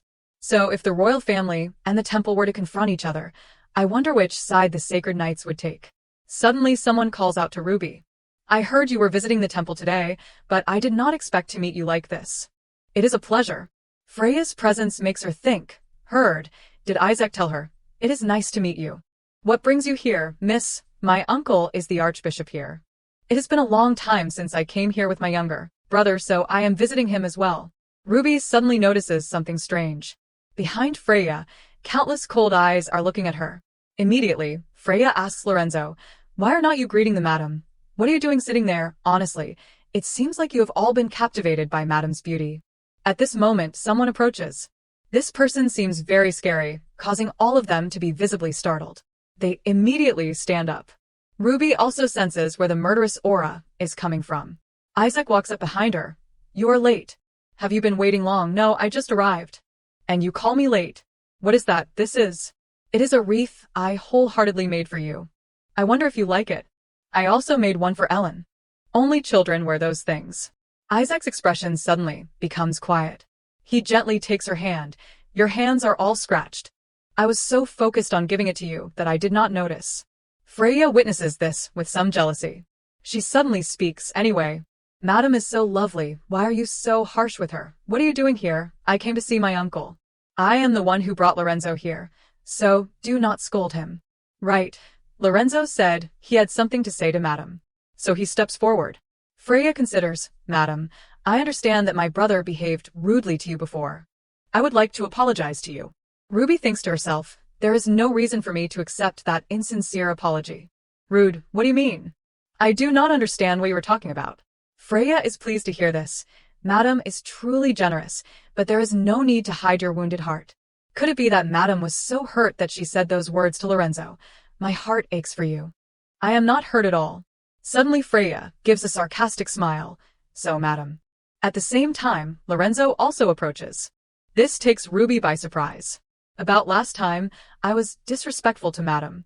Suddenly Isaac, stunned, steps in front of him and glares at Lorenzo. This action immediately frightens him. Ruby speaks up. "I am fine, so you do not have to worry about it." However, Isaac turns to ask, "Are you really okay?" "Of course." "Strange, I do not have a fever, but why am I breaking out in a cold sweat?" Maybe she caught a chill in the garden. Anyway, she seems quite frail. Suddenly, Isaac reaches out. "Did I get married? Or did I sign up for childcare?" And lifts Ruby up.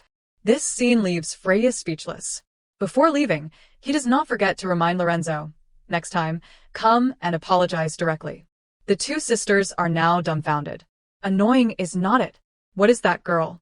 That everyone protects her. At this point, Ruby gently advises Isaac, "I am heavy, you can put me down now." Put you down so you can bleed again and faint. Why bring up that embarrassing incident? This lying position is a bit uncomfortable. So Ruby has to cling to Isaac. "Why are you so startled? You have seen me naked before. By the way, should we speed things up a bit? You know, being held like this makes my heart flutter. Anyway, Isaac suddenly interrupts, "About Lorenzo's rude behavior towards you." "Why bring that up suddenly? I do not remember clearly." "I heard he sang a song teasing your curly hair." "Is that true?" "It seems he made it sound like that." However, I do not want Isaac to know about that vulgar song because I want to be seen as someone who sows discord. Ruby lies. "Yes, I think so." He says he does not remember clearly, but he answers quickly. I have to change the subject quickly. "By the way, you said this morning that, from now on, we will have lunch together." "Are you serious?" "Yeah, do not you like it?" She thinks to herself, "I do not like it. I do not want to be tortured in a new way. I am still tense, so I will feel nauseous." Suddenly, she kisses Isaac on the cheek. Why would she do that? At this moment, two people are stopped by someone. This person makes Ruby tremble with fear. This person is the Pope's daughter in name. I did that in front of so many people, and in a solemn temple. Why did you come here, Isaac? Please come in, Miss Rebecca. I have been looking forward to your visit to the temple, madam. She is finally gently put down by Isaac. Cardinal Valentino has asked us to take good care of his sister. Hearing this, Isaac's mood instantly changes. He glances at Ruby. This temple has long been recognized by His Holiness the Pope for its sanctity. Please consider this place your home, madam, and feel free to visit anytime. Actually, I was quite worried because the two of you have not fulfilled your vows yet, but seeing you like this today, I was worried for nothing. Isaac suddenly says, as you know, I am not someone bound by old customs. Hearing you say that makes me even more reassured. However, since Madam is the daughter of the Pope, even if it is troublesome, it is best to follow them, is not it? To prevent any further misunderstandings. Isaac dismisses it as a joke and puts his arm around Ruby, an action that worries her. It is just that my wife has not been feeling well lately, so she has been limiting her outings. We will visit again soon to resolve that matter. The Pope's daughter has no choice but to obey. What is with this atmosphere? At this moment, Ruby glances at the people behind her. The others do not seem to like Isaac very much. Even though the sacred knight is the protector of the temple, he is the king's nephew. Is it because Isaac prioritizes the Britannian kingdom, and it seems like that archbishop appeared briefly in the novel? Suddenly, she turns and says, Miss Rebecca, during your stay here, I believe there won't be any obstacles to your religious activities. As it happens, the upcoming Feast of Street Agnes, the temple will hold a charity event. Could you spare some time to participate? Isaac suggests, can we both participate as husband and wife? Of course, it would be great if you could participate as well. As expected of a newlywed couple, you do not want to be apart even for a moment, do you? Anyway, it seems the scale of this event will have to be expanded. And so the Feast of Street Agnes takes place. Ivan is overjoyed to see Ruby arrive. Madam, you have arrived. It is a pleasure to see you, Ivan. It is enough that Madam came. Why did that brat tag along? I heard that. Seeing this, Ruby guesses. I did not expect so many people to surround Isaac. And so the plan failed from the start. Only the two of us came quietly. I tried to convince them that I have nothing to do with the temple. But, seeing her mood, Isaac asks softly, what is wrong? I was just thinking that the atmosphere here is too lively. I did not expect so many people to participate. It seems everyone is very devout. They are just here to see if they can swindle anything from the temple. And Endymion suddenly appears. That is not true. Don't you know how devout I am? Isaac frowns and questions him. I do not remember giving you leave. Why does this guy keep butting in? Sir Isaac, are you thirsty? Let me get you a drink. No need. However, Ruby wants to. I am thirsty too. Let me go with him. Why would you do that? You are not my attendant. But I am interested in that stone statue, so I want to take a closer look. I will be right back. Isaac suddenly notices something strange. He stops her and adjusts her dress. Not properly dressed at all. Did you stick something to your shoes and then walk? Did I walk around with that dirt stuck to my shoes? How embarrassing. Because I am naturally careless. Good thing you know that. I will be going then. Don't run and fall. Yes, I will walk gracefully and elegantly. With that, Isaac is reassured. Seeing this, Ruby turns back and asks, what is wrong? Nothing. Isaac's actions make her think. He bent down and removed the thing stuck to my shoe himself. What is his intention? When they arrive at the drink station, both are surprised. It looks like pomegranate juice. It looks exactly like a nosebleed. Like me. You can laugh. Actually, sometimes I feel sympathy for that stone statue. If you are a trainee sacred knight of Arundel, everyone experiences it once, showing off by standing still until your nose bleeds. What? Just standing still? When the body reaches a certain state, it happens. However, there are those who consider it proof that they have become stronger and behave rudely to celebrate, so they get punched again and bleed again. A true sacred knight should not be complacent. Isaac's name itself is complacent. So, what is with the bragging? That state refers to the training process, right? Yes. During the process where the two required conditions of a sacred knight are appropriate physical strength and swordsmanship fused with the divine. Suddenly, a familiar figure approaches. It is no other than the Archbishop. Thank you for attending this charity event. Would you care to stroll with me for a bit? Meanwhile, Isaac had gone somewhere. Ruby bid farewell to Endymion. He suddenly started trembling. I had intended to keep my distance from the temple as much as possible, but maintaining a proper relationship while observing does not seem so bad. Perhaps I could find clues related to Cesari's informant. Just then, the Archbishop spoke. Actually, I was hoping Madam would visit the temple soon after arriving in Arundel. About that, I understand Madam has not been feeling well. Madam's health has not been good, and she has had to endure one ordeal after another. Madam does not deserve to be treated so indifferently here. Although Sir Isaac is a talent I value greatly, I am sometimes at a loss when he gets angry. Ruby immediately denied. I have never been treated indifferently. Both my husband and everyone else treat me very well. She suspected he was probing her. As expected of Sestina's angel. Madam is truly humble and has an unmatched generous heart. You overpraise me. Seeing the two of you develop such a special bond truly makes me happy. But if something happens that becomes unbearable for Madam, please feel free to come here anytime. Because Arendel's Grand Temple will not betray the Pope's grace. Thank you for your kindness. It is only natural. People in the north are rather cold. Even the devotees are not very welcoming. Have you only lived in the north? In my youth during a pilgrimage, I stayed in Romagna. At that time, I was indebted to the Francesco monastery.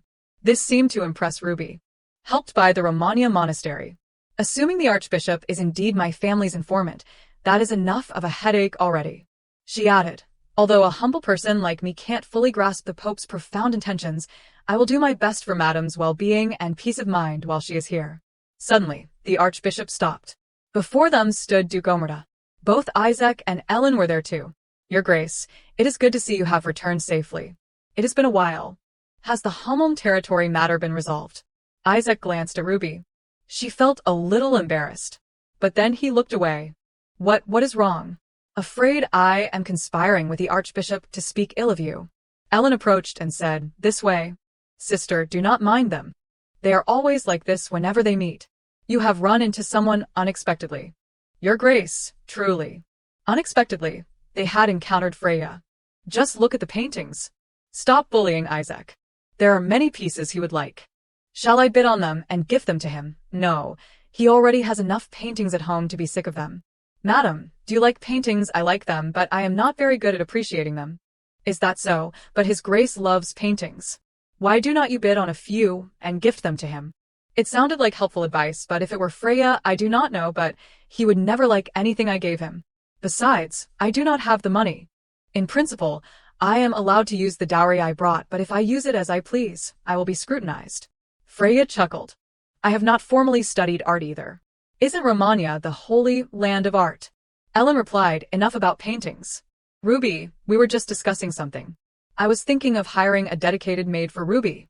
Our household staff mainly consists of people who have been with the family for a long time, so to make Ruby more comfortable, I plan to hire someone with no ties to the family. Ruby was taken aback. Hire a new, dedicated maid for me, and a completely new face. Ellen corrected, actually my brother was the first to mention it, but I thought it was a good idea too. Marchioness Piriana knows quite a few trustworthy people, so I asked Freya to choose someone. Being a newcomer means not only fewer preconceived notions about you, but also makes it easier for them to side with you. Freya spoke up. For now, I will have them send letters of recommendation, and I will personally review and decide. Ruby was slightly apprehensive about Freya's involvement. How old should a mature person be? What do you think? Madam, no. Let us find someone a bit younger. But Ellen, Madam might have a different opinion. This remark startled Ruby. It seemed like she was trying to provoke her. Suddenly, Freya reacted strangely. She vomited a large amount of blood. Ruby was shocked by this. The soup bowl fell to the ground. She collapsed to the ground. Ellen was terrified. Ruby started to reassure her, Miss, you must stay calm. But the blood continued to pour from Freya's mouth, causing Ruby to panic. As Ruby was about to call for help, a hand gripped her shoulder. Omerta held Ruby's hand. His eyes were filled with terror, as if saying stay away. Ruby's heart felt like it was about to leap out of her chest. The hand she was about to extend froze at his words, get away. Omerta seemed to be doing something. Ruby felt a sense of unease. Her heart beat even faster. Ellen watched silently. Ruby sat down on the grass. She was trembling with fear. Her clothes were stained with blood. She recalled her childhood when she tried to wake the deceased. Those memories flooded back. Someone's hands touched her, making Ruby jump and scream. Was this your doing? Lorenzo asked angrily. Knew it, you two-faced witch. Ruby could not think straight. Seeing the situation, Ivan called out, Lady Rebecca.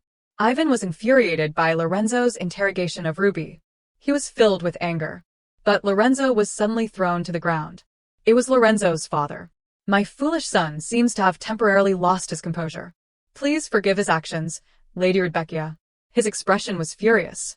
Everyone, take refuge in the temple immediately. It is dangerous here. Something is about to happen. Exhausted, Ruby's breathing became labored. Seeing this, Ivan called out. He went to check on Ruby. Tears began to stream down Ruby's face. Please pardon my rudeness. With that, Ivan lifted Ruby up. Immediately seal off Section B and evacuate everyone. I repeat, seal off Section B and lead everyone to safety. Ruby huddled fearfully behind Ivan. A giant monster was appearing. How did these brats get into the temple? This has never happened before. This happening during the festival. And the closed door was reopened after half a day. Fortunately, Freya survived, but it was said that any later, and it would have been life-threatening, meaning the truth behind the accidental poisoning, the nature of the toxin Miss Furiana ingested, would remain unknown. Duke Omerta inquired, do you have any guesses? Only a fool would not understand the Duke's implication. It seems they were targeting Lady Furiana from the beginning, Your Grace. Both Ellen and I drank the wine, but we were fine. I have been informed it was not poison, but Magog solution. Not poison, but Magog stone solution. Magog stone is a combination of magic stone and spirit stone, used as bait to summon monsters. Magog stone has special properties, requiring incredibly complex procedures for use. It is one of the holy relics. Therefore, it can only be created with the Holy See's permission. The Archbishop said all the Magog stones kept by the temple are still in place, not a single one missing. You understand what I mean, do not you? This made Ruby startle. Duke Omerta observed Ruby's expression. So everyone is now concluding that I am behind this. The Borgia family's penchant for assassination is a well-known secret, as is my family's notoriety. Furthermore, Erendel's archbishop is Freya's uncle, so it is not surprising that I am suspected. But deep down, Ruby felt saddened. Duke Omerta stated, I won't tolerate my daughter-in-law being framed as the true culprit in this incident. Because Madam is also a member of the Omerta family. I do not believe you are capable of such a thing. I just mean if you know anything, tell me. I do not know what to say anymore. This was difficult for Ruby.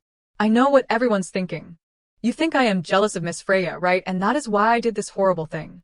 Duke Omerta was taken aback. Who would dare say such nonsense? Stop crying first. I did not mean it that way. He took out a handkerchief and offered it to her. Even if he denied it, the fact remained that everyone who witnessed the incident suspected her. They would assume that, as the Pope's daughter, she could obtain Magog stone anywhere, or that she bribed and manipulated someone. I spoke carelessly. Forgive my rudeness. Given the situation, I grasped at straws. I reiterate, harming my daughter-in-law is an insult to Omerta. Ruby was deeply touched. So stop crying, Duke Omerta said. Perhaps no one thinks like I do.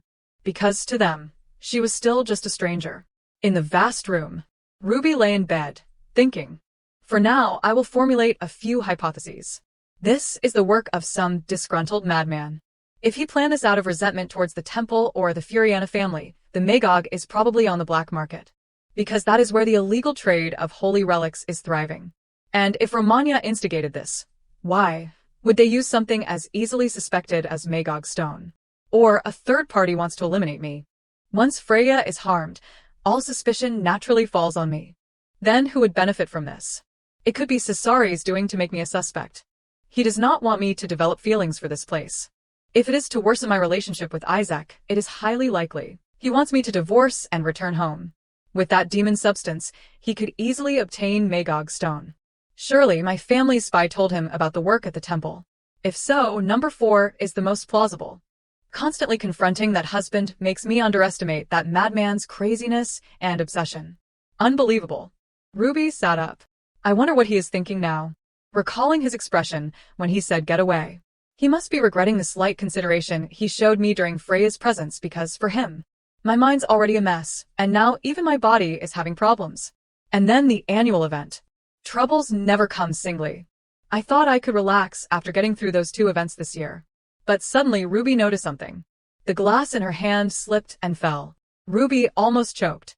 She seemed to have seen something strange. Something my drink. Ruby's hands trembled. Who did this? Why me? Do they want me to feel the pain Freya experienced? Freya's so lucky. This hurts so much. Ruby seemed to hear a voice and looked up. She sensed a presence behind her. Ruby abruptly turned around and discovered it was none other than Ellen. She cornered Ruby against the wall. Ellen grabbed Ruby's collar. Why did you do this? From the moment I first saw your hands, I was suspicious. Why did you do it? Ellen gripped Ruby's hands. Did you do this for attention? Or was it because the food disgusted you so much? If you wanted to die that badly, why not do it quietly? Why resort to this? Because this is the only thing I can control. Ellen was taken aback. Tears welled up in Ruby's eyes. Ellen felt a pang of guilt. She stepped back. What have I done? Ellen's lips pressed together tightly. I am sorry. Ellen turned away and walked out, leaving Ruby standing there, dumbfounded. Ruby sat quietly on the bed. The wound appeared from her habitual vomiting. It would not be noticeable without close inspection, but she noticed it. Had she experienced something similar before? Maybe it was not Ellen. Then did this remind her of someone? Dawn was breaking. Ruby sat in silence. Ellen did the same. They sat opposite each other at the dining table. What should I do in this awkward atmosphere? Ruby wondered. This is bad. I need to leave this place quickly. I have to go now. Ellen simply replied, yes. Before Ruby left, there was a call. The temple would like you to visit. Please go then. The Archbishop invited me. It must be related to Freya's poisoning. Ruby smiled faintly. I will go. Thank you, Ellen. Ruby left the dining room. Ellen's expression was grim. The sound of a horse-drawn carriage rattled down the road. If Cesare is really behind this, then it is highly likely the Archbishop is the spy. But if that is the case, he is helping to harm his own beloved niece. I will know as soon as I see him. It was just a short while ago that I came here with Isaac, but it feels like it has been so long. Ruby pondered absent-mindedly. He is probably at the training grounds. I have not even seen his shadow since that day. If he suspects me that much, he should just say it to my face. I will just take a tiny peek at him, and then leave. Suddenly, she noticed someone in the distance. They had not seen her, had they? Isn't your sister better now? If Endymion is here, then Isaac must be too. I told myself I would just look, so how could I possibly see him? Then why are not you obediently standing guard by your sister's side instead of coming here while you are still suspended? If your sister were vomiting blood and about to die, could you sit still? Who knows, I might not even have a sister. And even if I did have a sister, I would not act like that with someone unrelated. Are those words directed at me? Unrelated, he asked. That is right. If your father had not stopped me back then, you could forget about ever becoming a knight, remember? Do you think I am as cowardly as you? What is so great about the Pope's daughter? Even that old Pope is nothing. Tell them to try and come in here. What can those rotten pigs do? That is the first time I have seen someone dare to blaspheme the Pope in front of the cathedral. Stop your delusions and focus on your training. Don't forget that she is the wife of the Omerta heir. Don't get on my bad side. Even if she pretends, she is still just a Borgia trash. She is a freeloader acting like she is some kind of lady. The other man became angry. Did I say something wrong? Next time I see her, I will rip that shameless mask off her face. Ruby had been listening to the whole conversation. She felt incredibly surprised. Heavy footsteps descended the stairs. Ruby was leaving, but for some reason she stopped. What should I do? I am so tired. I do not want to do anything. Someone might see my eyes. Or should I just sit here for a while? Ruby's expression looked truly exhausted. And then what? Where should I go? Is there anywhere waiting for me? It hurts, both physically and mentally. Ruby recalled Isaac's image. Why were you kind to me back then? Why did you hesitate? Why did you listen to me? Why did you defend me? Why did you make me have false hopes that maybe you were different from the others I have met? Ruby heard a noise. Could this sound be? It turned out to be a lovely animal. It ran towards Ruby. Popo, this place is near the cathedral. It is dangerous for you to be here. Could you be looking for me? Ruby suddenly felt deeply moved. But I am so tired right now. Anyway, I am so glad to see you. Popo reached out its paws towards her. Then it carried Ruby on its back. Wait, Popo, are you going to take me somewhere? Popo looked around. All right. Everyone will be happier if I disappear anyway. Ruby closed her eyes while lying on Popo's back. Let us go, Popo. Evening at the Grand Cathedral. Ivan spoke, my friend. Just look at that grim, murderous face of yours. Now you understand our suffering having to look at that face every day. If you have any conscience, go get some sleep. Isaac brushed Ivan's hand away. People are worried about you, and you're still getting mad. I never asked you to worry about me. You have not slept in 4 days. If that is not asking for people to worry, then what is? Has it been that long? Isaac had lost track of time. If you keep this up and faint and kick the bucket, I won't care. Do you think putting on this act will make the missing person suddenly reappear? This is the guard's business. It has nothing to do with us. Princess Ellen's description of the culprit has been spread everywhere. What if she has been murdered? Hearing that, Ivan asked what? I know you are angry about what happened to Freya, not anyone else. Before he could finish, Isaac replied no. Then, what is the reason for this rampage? Isaac, I am really glad you came to me. I have no choice but to remain silent.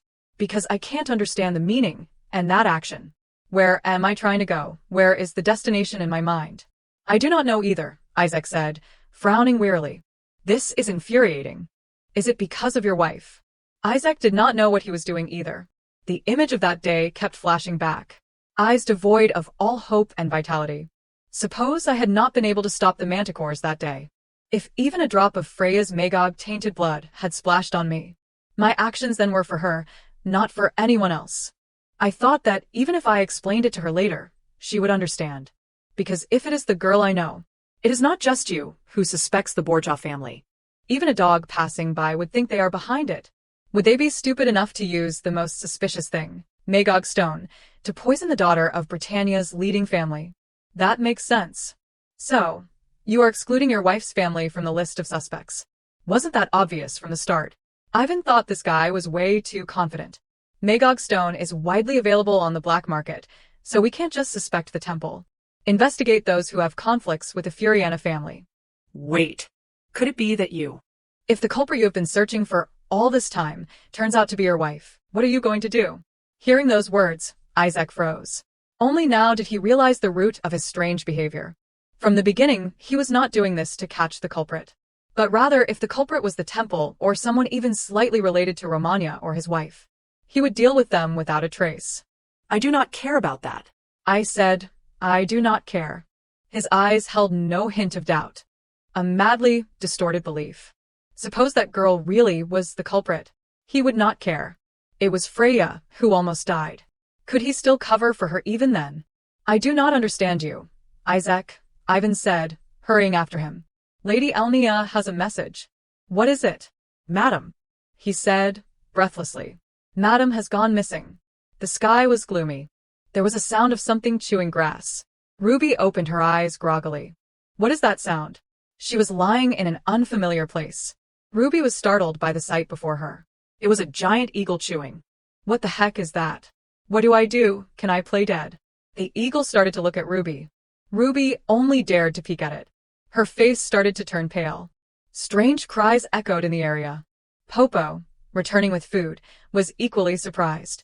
Seeing this, Ruby asked for help. But then she saw them talking to each other. Ruby was terrified. Are you two friends? Both of them turned to look at Ruby. A pile of food was placed in front of her. You want me to eat this? Ruby had not yet recovered.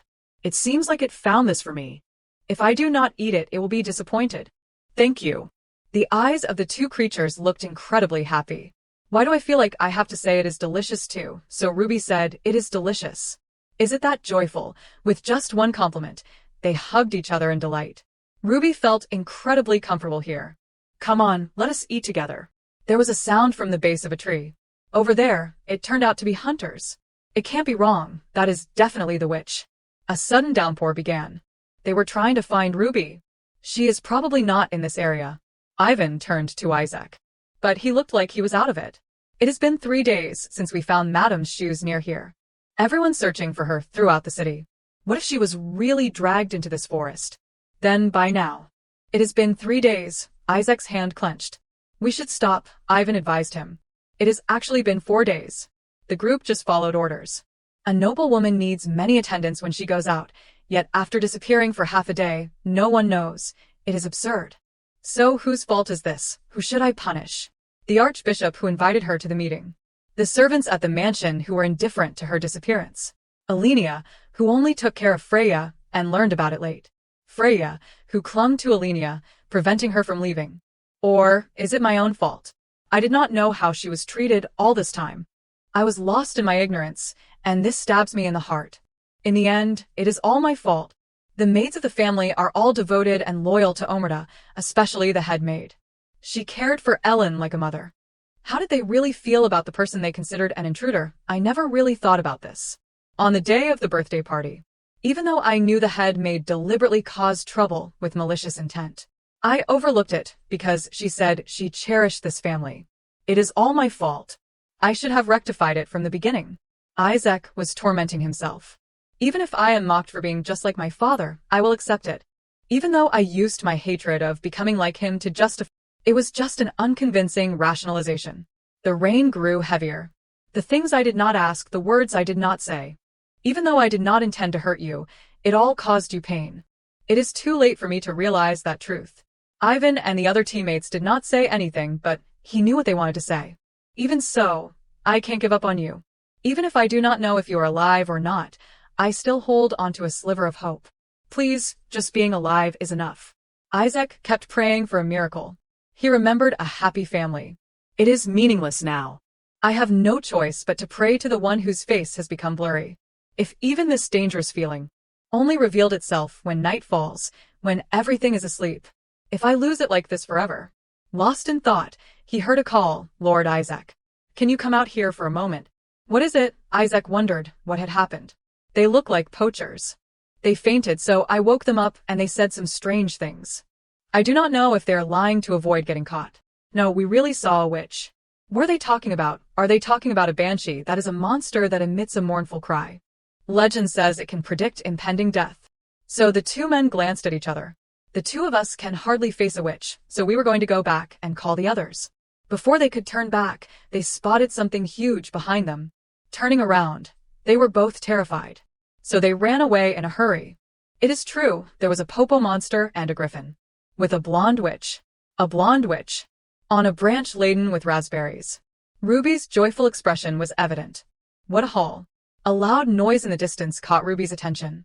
She noticed some strange animal figures behind the bushes over there. Two adorable creatures were hiding behind the bushes, but they kept peeking out to stare intently at Ruby. "Pa-pa-pa," they cried out in excitement and hopped towards where Ruby was standing. She gently crouched down and asked, "Are you guys Popo's friends?" Ruby's expression became more and more excited. She even offered them the berries she had just picked. Ruby gently took out a few berries and held them out, asking, "Hi there, do you want some?" They were equally delighted, grinning and reaching out to accept Ruby's offering. Pa. Finally, they skipped away happily, leaving Ruby behind, giggling and waving goodbye. I am not afraid of anything after being here so long, Ruby thought to herself. So cute. Popo and the griffin were always by her side. The two creatures just lingered around. The griffin always made Popo furiously angry. And sometimes other monsters come to me too, Ruby glanced back and saw. They look at me with such curiosity, like they are here for a visit. I do not know if the Rebecca family has always had this ability, or if it appeared after I came here. But one thing's for sure, these monsters are all very friendly towards me, Ruby pondered. The sky gradually darkened, and dark clouds gathered. Ruby observed a bit more, and decided to call the two creatures back. "Hey guys, let us go back to the cave. It looks like it is going to rain." Griffin and Popo, of course, nodded in agreement, quickly obeying the command. Suddenly, Ruby became pensive. She sat down on the ground, her eyes glazed over. I wonder what Isaac is doing. Ruby could not believe he would not come all the way here just because she was missing. He is probably just pretending to look because of the diplomatic relationship. But then another thought occurred to her. Or maybe he does not know I am missing yet. Ruby finally regained her composure, brushing off her clothes. What am I expecting from him? Ruby's face flushed even redder. Puh, right behind her, perked up its ears, listening in. Pa. It called out clearly twice and placed a paw on Ruby's shoulder, startling her and leaving her unsure of what to do. Unexpectedly, Ruby's cheeks were squished and pulled by Popo into strange shapes. Ruby was puzzled as Popo pinched them up and down. What are you doing? Pa. Its expression, in Ruby's eyes, became dark and sinister looking, and it bared its fangs, grinning. Ruby asked in surprise, "You want me to smile?" Like this, Ruby imitated, baring her teeth and asking. Popo diligently instructed her and finally, pleased, smiled along. Popo. Ruby seemed to forget her worries, grinning widely. Ruby stopped laughing, lost in thought about something no one knew. Should I just live here with you guys? Ruby said, then burst out laughing. No one's going to welcome me back anyway. Popo enthusiastically raised a hand in agreement. Popo, a warm-hearted creature, moved towards Ruby. Then, it hugged her tightly within its massive body, gently comforting her. So warm, Ruby murmured, feeling consoled. She clung tightly and leaned into Popo's embrace, whispering, "Thank you." The heartwarming scene did not last long. Raindrops began to fall from the sky, and Ruby yelled in panic, "Ah, it is so cold." She frowned and pushed Popo away. It also noticed the increasing rainfall. As the rain intensified, Ruby became more frantic, calling to Griffin and Popo, "Let us go. We have to get back before it gets any heavier." The noble lady's clothes were now covered in mud, and her usually elegant shoes were gone. Now, Ruby walked barefoot on the grassy path, thinking to herself that she would once considered running away. Impossible. Even if I left home with a lot of valuables, I would definitely become a target. The more Ruby thought about it, the more frightened she became. Then, she remembered a secluded place, like a monastery, the only place she could hide and conceal her identity. But Cesare will find me right away. The thought terrified Ruby. Of course, I can't be sure this place is completely safe, because I can't guarantee that all monsters will be friendly towards me. Despite this, Ruby began to consider her future. She outlined a plan that seemed reasonable for now. If I hide well with Popo and Griffin, this place is not so bad. Suddenly, her foot missed a step, and there was nothing beneath it. Ruby screamed. Griffin and Popo turned around simultaneously, their eyes filled with fear. Ruby fell into a deep hole. She cried out in pain. "It hurts." "Where is this?" She regained her composure, sat up, and looked around frantically. The voices of Popo and Griffin echoed faintly in her ears. They both fell into the hole one after the other, landing face down. Popo got up the fastest and ran towards Ruby, crying out worriedly. Popo, Ruby, also trying to get up, replied, Yeah, I am okay." Then, Ruby looked around with them and remarked, "This seems to be a cave. It is so dark I can't see anything." Even with her eyes wide open, she could not see a thing. Huh. Suddenly, strange lights emanated from within the cave. Ruby frowned in confusion. Behind her, Popo and Griffin were rummaging through a pile of jewels beneath their feet. They joyfully tossed them into the air. Ruby frowned and asked, "What are you guys doing?" Ruby felt a sharp pain in her foot and touched it. Beneath her hand, something sparkled. Her face flushed. She picked up a stone, examined it, and exclaimed, "Oh my God, is this a ruby?" Seeing Popo and Griffin playing around, Ruby was speechless, stammering to herself, "So, does that mean this whole pile?" Ruby became excited, shouting with them, "Is this the legendary fortune?" Even Popo and Griffin rolled around in the pile of rubies with joy. Ruby, equally enthusiastic, yelled, "This is insane, seriously." She stared at the pile of ruby gems, her eyes sparkling like stars. "If all of this is real, won't I become the richest person in the world?" Ruby noticed a huge gem protruding from behind. She slowly walked towards it, frowning, wondering, "Is this also a gem?" Ruby gently touched the large stone she thought was a gem, but it trembled before her hand grazed it. Oh, she noticed the slight movement and quickly withdrew her hand. Just now, it clearly. The cave began to shake, and all three of them panicked, their mouths agape. Ruby looked up, fear in her heart. What is happening? Fragments of earth began to fall from the ceiling of the cave. Oh. Ruby finally realized the imminent danger. A giant dragon appeared, roaring with its wide open mouth and sharp fangs. The rain poured down even harder as the knights continued into the forest. Finally, one of them, clearly confused, spoke up, "Sir, do you really believe what that thief said?" Andy, the aide, asked softly. "The blonde witch. They said the witch is in the restricted area." Isaac's expression was cold and unresponsive. Ivan spoke up in support. "All right, Isaac, let us just assume what they said is true, but the possibility that it is your wife is very..." Isaac glared at the men behind him, scorning them. "We will go and confirm, won't we? If you are all tired, just go back." Ivan felt like grabbing Isaac by the collar and giving him a piece of his mind. His hand clenched, but the knight beside him tried to calm him down. The blue-haired man also could not understand Isaac's intentions. "But why did you only bring us this far into the forest? Wouldn't it be easier to search with more people?" Isaac replied coldly, "Because I do not trust the others." He only dared to ask those closest to him for help in finding his wife. Andy, from behind, widened his eyes in astonishment. Ivan and the blue-haired man, however, were creeped out by those words coming from Isaac. Is he a monster? It seems like lack of sleep has driven him mad. I know I am crazy. Isaac tightened his grip on his sword. His gaze dropped, a sense of dread rising within him. Because if she is really in the restricted area, there is no reason why she would still be alive. Isaac thought back on everything that had happened, the frequent appearances of monsters, unprecedented in the past. Since Ruby's arrival, she had always been at the center of these incidents, right up to the words Sergei had spoken. Madam's core temperature is much higher than a normal person's. Dr. Sergei had examined Ruby the day she had the nosebleed. Then, small, nagging suspicions piled up, continuously bringing him strange convictions. Hey, Isaac, Ivan's voice cut through the pouring rain. Stop for a bit. Ivan approached Isaac with concern. I have a bad feeling about this. Rom's cave is nearby, is not it? The blue-haired knight behind him snapped irritably. Ivan, stop it. Ivan ignored the warning and continued his speculation. If your wife really did enter here, then who knows what might have. The ground suddenly shook violently, and Isaac froze. A terrifying roar echoed through the downpour. The four close knights quickly huddled together, fearfully glancing around. This sound. Could it be? A woman's scream pierced the rain, making Isaac freeze even more. He was very familiar with that voice.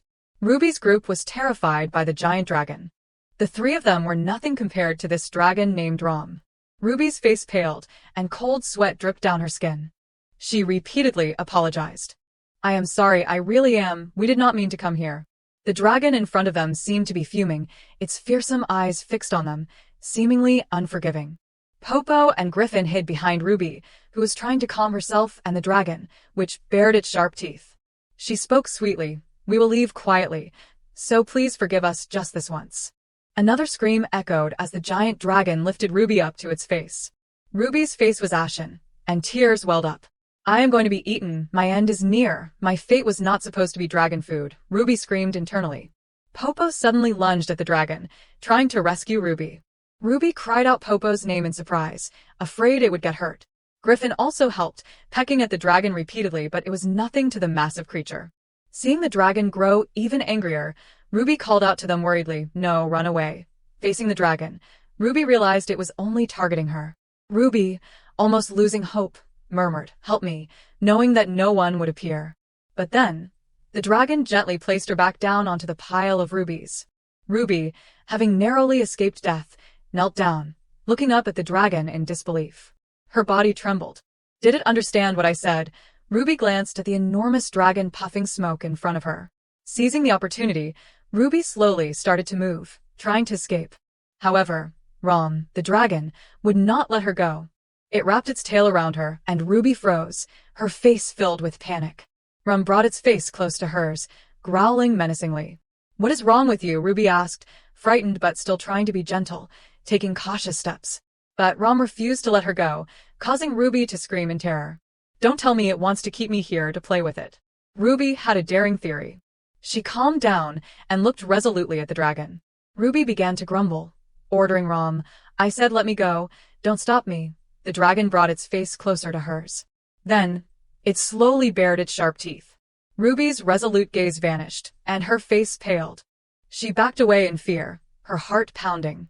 The dragon started spitting out more rubies onto the ground, creating a loud noise. The pile of sparkling rubies beneath Ruby's feet grew even larger. Ruby froze. Having backed away, she was now a considerable distance from the dragon. What do you mean? Ruby could not understand the dragon's intentions and was about to step forward to ask when Popo grabbed her clothes from behind. The dragon immediately sensed something amiss and lunged forward, baring its teeth. Ruby was startled. Above her, Griffin was holding Popo's ears, and Popo was clinging to her clothes, pulling both of them up towards the cave entrance. Ruby cried out in panic, Wah! What are you guys doing? The dragon also charged forward, determined not to let her go. Ruby looked up at the cave entrance in the distance and yelled to Griffin, We have to get out of the cave entrance quickly. Griffin immediately roared in acknowledgement. All three of them escaped just as the dragon reached the mouth of the cave. The dragon's sharp claws missed Ruby. The dragon expressed its frustration at seeing Ruby floating further and further away in the sky. Hearing the enraged roar, Ruby habitually glanced back. Finally, the three of them escaped, landing on the ground, panting. A gloomy atmosphere settled over them. Ruby sighed. What kind of dragon was that? Popo and Griffin, also exhausted, leaned against each other. Unable to bear the cold, Ruby exclaimed, "It is so cold." She looked up, and a blanket of white snow began to fall. Ruby gasped, "Oh, it is snowing." Before her, sparkling snowflakes were gently falling. "It is the first snow," she murmured. "How long has it been since I have seen snow?" She held out her hand to catch the snowflakes, her heart filled with joy. Ruby continued to look up, delighted. Her soul felt cleansed. A joyful expression flitted across her face. "You." A voice startled Ruby. Could it be? She clutched her chest, her heart pounding. No way. No way. Finally, Ruby turned around in astonishment, looking in the direction of the voice. Behind her was Isaac, the person she had been longing for, actually standing before her. How? Isaac could not believe his eyes. He had hoped she was alive, but now, Ruby was standing before him unharmed. "How did you get here?" Ruby clasped her hands together, tears welling up. Isaac's eyes widened. Two fearsome-looking monsters were rushing towards them from behind. Unafraid, Isaac reached for the sword he always carried. He swiftly drew his sword, a flash of electricity arcing across it. "Get away from those creatures," Isaac shouted to Ruby. "Don't come any closer." Isaac was taken aback by her words. He froze for a moment. "Please," Ruby pleaded, her heart aching. "Just leave me alone." Covered in mud, Ruby tearfully begged Isaac to spare her. Isaac gritted his teeth, remaining silent but feeling a surge of discomfort within him. Isaac started to approach her. But Ruby backed away, her expression full of disgust. "I told you to go away." Isaac's eyes narrowed. It was the first time he had seen her treat him this way. Isaac slowly reached out to grab Ruby. But she darted away, out of his sight, leaving him stunned and bewildered. "I want to disappear like this forever," Ruby thought miserably. "My soul can't escape this horrible life. Even in this world where I can't distinguish between reality and illusion, I am still suffering." The fake expressions of the people here had shattered Ruby's hopes for the present. She blamed herself for being foolish enough to expect a real family in this place. She was disgusted by this place, and did not want to go back. She hated the thought of it. "Please, just leave me alone." Ruby's bare foot stumbled on a rock. She fell face first into the snow, crying out in pain. Ruby lay sprawled on the cold snow, but it was not just her body that hurt. Her soul, her spirit, also ached intensely. Ruby clenched her fists, trying to appear strong. Finally, she could not hold back the tears any longer. Amidst the thick snow, Ruby lay there, sobbing. "I do not want to live in this place anymore." A loud noise erupted behind Ruby. She stopped crying abruptly, fear gripping her. Ruby's eyes widened in shock as she sat up. Directly in front of her was a giant monster. Rom, the dragon, had caught up to her and was growling menacingly. But this time, Ruby did not run. She closed her eyes, accepting her fate. "This," she murmured, "is better than." Ruby seemed resigned. She would rather accept this fate than return. Remembering Ruby's tearful face and the words of hatred she had spoken, Isaac felt a strange emotion stir within him. It was the first time he had witnessed her like this. Even though every time we met, she would tell me lies. But when she saw me, she always smiled brightly. Isaac was still blaming himself. If I had asked her sooner, could things have changed? What happened in Ruby's past? What did she have to endure? That, even now, she can't find peace for even a moment. Why did she desperately want to stay by my side, even though she was afraid of me? A growl suddenly reached Isaac's ears. The other knights had finally caught up. "What is going on?" Ivan called out to Isaac, snapping him out of his thoughts. "I heard a noise coming from this direction." "Look, up there," the dragon was carrying Ruby back to its cave. The knights were astonished. "Wait a minute.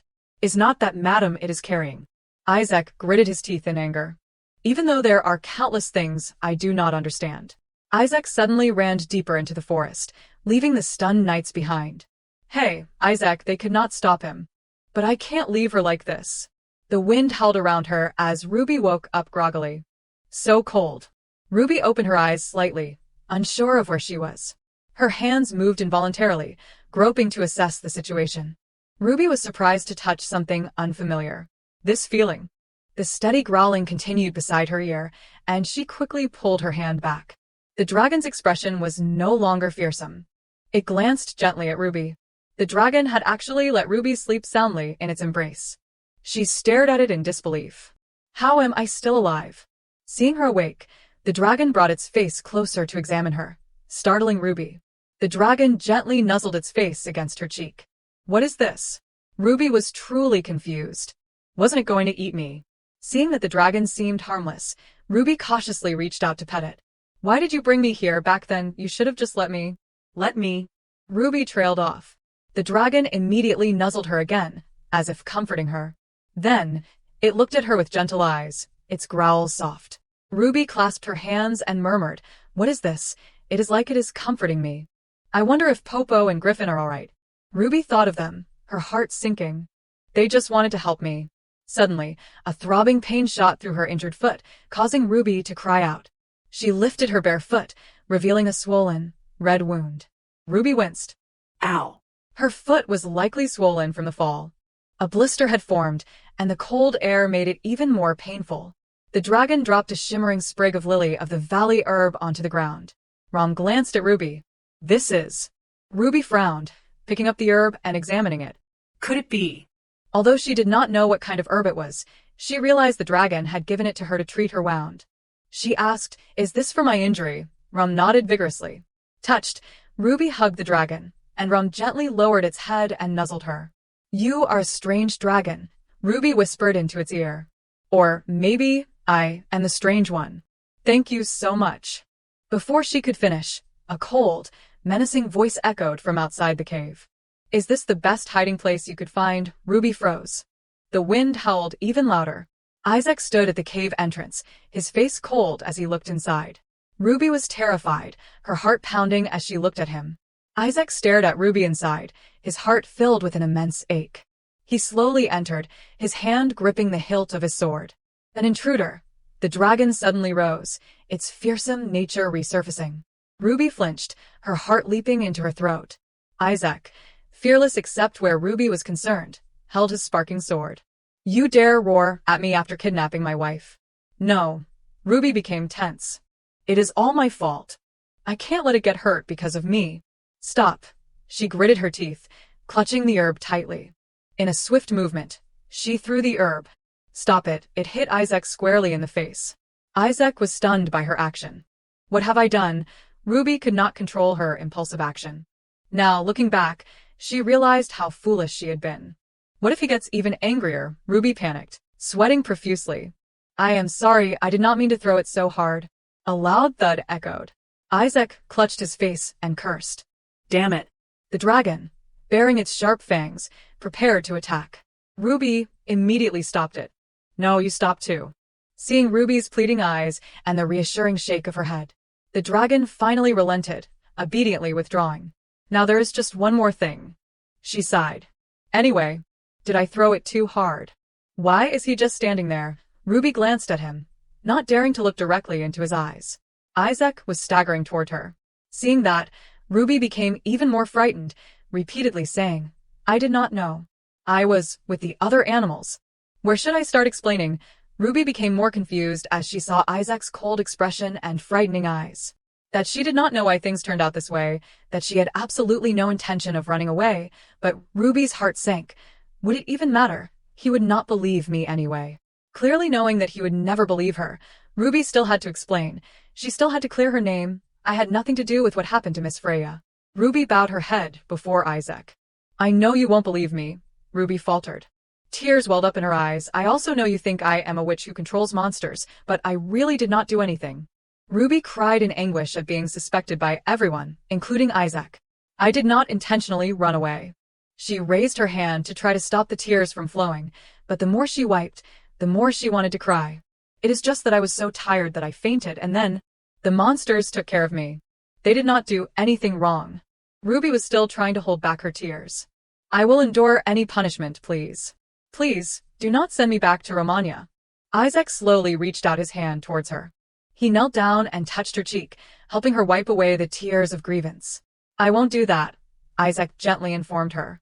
Therefore, his eyes softened. Don't cry anymore. Ruby stared at him, stunned. He even pulled out her shoes from his pocket. Isaac slowly put the shoes on Ruby's feet and made a vow. I promise you, I won't let anyone call you a witch. Suddenly, he froze for a moment. Ruby's swollen, red feet appeared before his eyes. I am sorry. The frightening Isaac in her eyes was apologizing. I am sorry, Isaac slowly repeated. What are you talking about? You said I was troublesome. Ruby could not understand Isaac's intentions anymore. That you were very annoyed with me, and also hated me. You are the one who wanted me to disappear more than anyone. Didn't you believe that Freya was hurt because of me? Isaac looked at her and then glanced away, saying nothing more. Ruby looked up, startled by his unusual behavior. He was holding out his hand, and kneeling on one knee, he softly said to Ruby, "Let us go back." Ruby was stunned, just staring at Isaac. She could not believe that he had looked for her and asked her to come back with him. The dragon beside them let out a few growls. Ruby looked back to see. She observed the dragon for a long time. Ruby had made her own choice. Under his hand, waiting for her answer. Ruby agreed to return. She took his hand. Waiting for this moment, the snow fell heavier outside. Inside the cave, Isaac hugged Ruby tightly, surprising her. He comforted her. Everything's all right now. He held her tighter, his fingers gently brushing through her hair. It is okay. At this moment, Ruby really could not hold back the pain welling up in her heart, tears streaming down her face. Isaac also felt heartache. Inside, she was crying miserably. The emotions she could not hide suddenly burst out. The awkward but warm hands made her heart flutter. Everything calmed down with my closed eyes. In her drowsiness, she thought, Ruby, whose familiar hand is this, whose voice worries about me every time I am sick? The image of her sister appeared before her. Why are you kneeling down? What if you get sick here? Seeing the person in front of her stunned her for a moment. She immediately grabbed her sister's hand. But the image of her sister gradually faded away. The hand also slowly disappeared. I really do not know what to do anymore. If only I could talk to her, even just once, anyone. If I could find someone here to talk to, would things be different? What should I do to be happy? A while later, in the large room, Ruby dimly opened her eyes, looking at her palms. Her cheeks suddenly flushed slightly, remembering the scene of him holding her tightly. At that moment, she felt like she was embracing the whole world. He really did not send me back. Then, even if I continue to stay here. While she was thinking, someone called her name. Ruby, are you all right? Hearing that, she slowly sat up. The atmosphere between the two was suddenly awkward and indescribable. Then the other girl spoke first. I am sorry. The word surprised Ruby a little. I did not mean to push you like that day. Ruby awkwardly replied like a robot, I am fine. It is over, do not worry about it. The other person's eyes glanced at the expression on her face. Then she said, as expected, you did not ask anything. Actually, my mother also had that mark on her hand. Since the last year before she passed away. She gradually became weak. Ruby comforted the girl, but her hands were fidgeting anxiously. My mother had a very serious mental illness, and she was obsessed with even skin injuries. Remembering the past, when she was still a child, at night when she entered her mother's room, she saw her mother prostrate on the ground. She turned to look at her with drool at the corners of her mouth and eyes. Suddenly, her head was grabbed by her mother. Tell me, Ellen, you also think this mother is very bad, right? Each word made the little girl tremble with fear. No. Liar, I taught you wrong, Ellen, my dear child. Why did I become such a bad mother? Remember, Ellen, you must not tell anyone what you just saw. Otherwise, I will kill myself in front of everyone. Back in the present, Ellen pursed her lips bitterly. Only I and a few servants knew about my mother's illness. Ruby thought to herself, it reminds me of my sister. She was the only one who treated me well in my past life, and she took the same steps as the deceased concubine. Seeing her like that, I also became like that. Ellen, please do not tell my husband about this. Ellen replied, I understand, but Ruby, do you have a sister? Hearing this question, her face was full of confusion. It is nothing, I was just rambling. But because the frost dragon has awakened, the holy knights are extremely busy. Of course, everyone anticipated this situation. So you do not need to be too scared, but for the time being, you still should not go out alone. Ruby wondered, I am the one who woke up that frost dragon. Did not Isaac say anything to her? Ellen said, Ruby fainted in the frost forest. Some people in the defense team found Ruby, then Isaac and the others went there to look for you, and they are discussing the reward. Sitting next to Ellen, she still could not grasp everything. What is going on? What is she talking about? The man said, An act of kindness does not suit you. Someone like you must have put aside the interests between the two countries and immediately put the girl on the Rogmana boat. Is something bothering you? He thought with vacant eyes. Are those words from the mouth of the person who arranged this marriage? But he could not refute it because, in the end, he could not figure out the reason why his heart was so troubled. He put his glass down on the table and said, I heard you turn the capital upside down for 4 days straight. He replied, She is the Pope's daughter. She is also my wife. I acknowledge your efforts in recent days. However, if that feeling only stems from a sense of responsibility, then that is enough. Because if you let yourself be swayed by that stupid feeling, you will regret it later. At times like these, you look more like her than Ellen. The scene shifts to a tea table. It is fortunate that Madame is safe. The speaker was Behrens, the commander of the Longinus Holy Knights. He bowed his head. Thank you for your concern. But why do you look like a drowned rat, although you can't jump for joy because of that commotion? Isaac replied, I wonder if your wife has ever run away from home. A straightforward question that left Behrens dumbfounded. Run away from home? Well, she has been to her parents' house, but... So that is what you are worried about. What? Did your wife run away from home because she hated seeing your face? He replied, That is not it. It would be better if she said that. Behrens chuckled. I did not expect you to be able to reflect on yourself. It is thanks to your wife that I get to see this interesting side of you. He then fell silent for a moment, staring at him. Don't tell me, you look at your wife with that look too. As if hitting a nerve, he turned away and muttered, I do not know how to treat her. Suddenly, Behrens stood up. Of course, a fool like you would not know anything. Anyway, are not you two still in the honeymoon phase? There is only one right answer. That is, you must treat her well until her anger subsides. Like giving her gifts, you must attend aristocratic parties with her. And you must constantly show remorse. As for the rest, you know what to do. Recalling Behrens' words made him think a lot. While he was walking, someone called him from behind. You must have reported to the captain, right? The atmosphere became quiet and awkward. The blue-haired man shouted, Why is not anyone saying anything? If we are discovered having intercourse with the guards, then... Before he could finish his sentence, Isaac interrupted him, making everyone frown. So what else can you do? Go ahead and shout it out loud. Hearing such provocation made him furious. Are you threatening us just because of that Borgina woman? Do you think this is a joke? Even if you try to hide it like this, in the end, we will be the ones held responsible, do you understand? Ivan continued, That is right, he is right. Standing in the position of a coward like him, it is natural to be afraid.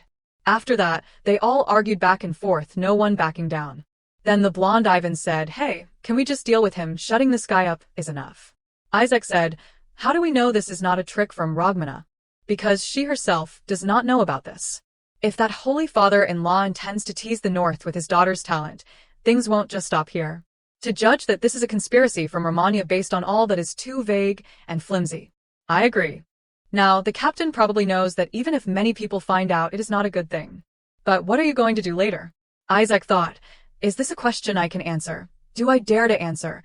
It is natural for children to resemble their parents, but I do not want to be like them in that even feelings can be blown away in a gentle breeze. Mother, that woman.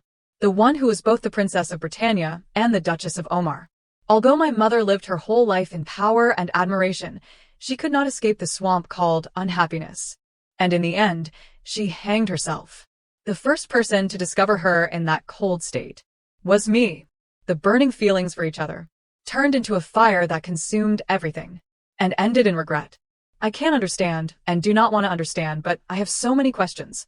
Even though she has become a ghost because I wanted to see her, I became a holy knight. The evidence of that stupidity grips me every day. Even if I meet her again, what can I do? The reason why I brush aside the talk of marriage every time is nothing else. Their blood also flows to me. The fear that I will take the same steps. So if I take her back to Romania, I can go back to my old life. But why did I deceive everyone and even threaten my other teammates? Why can't I let her go? The moment Ruby cried out, I do not know anymore, I am with the monsters. The man said, If you let yourself be swept away by that nonsense feeling, you will regret it later.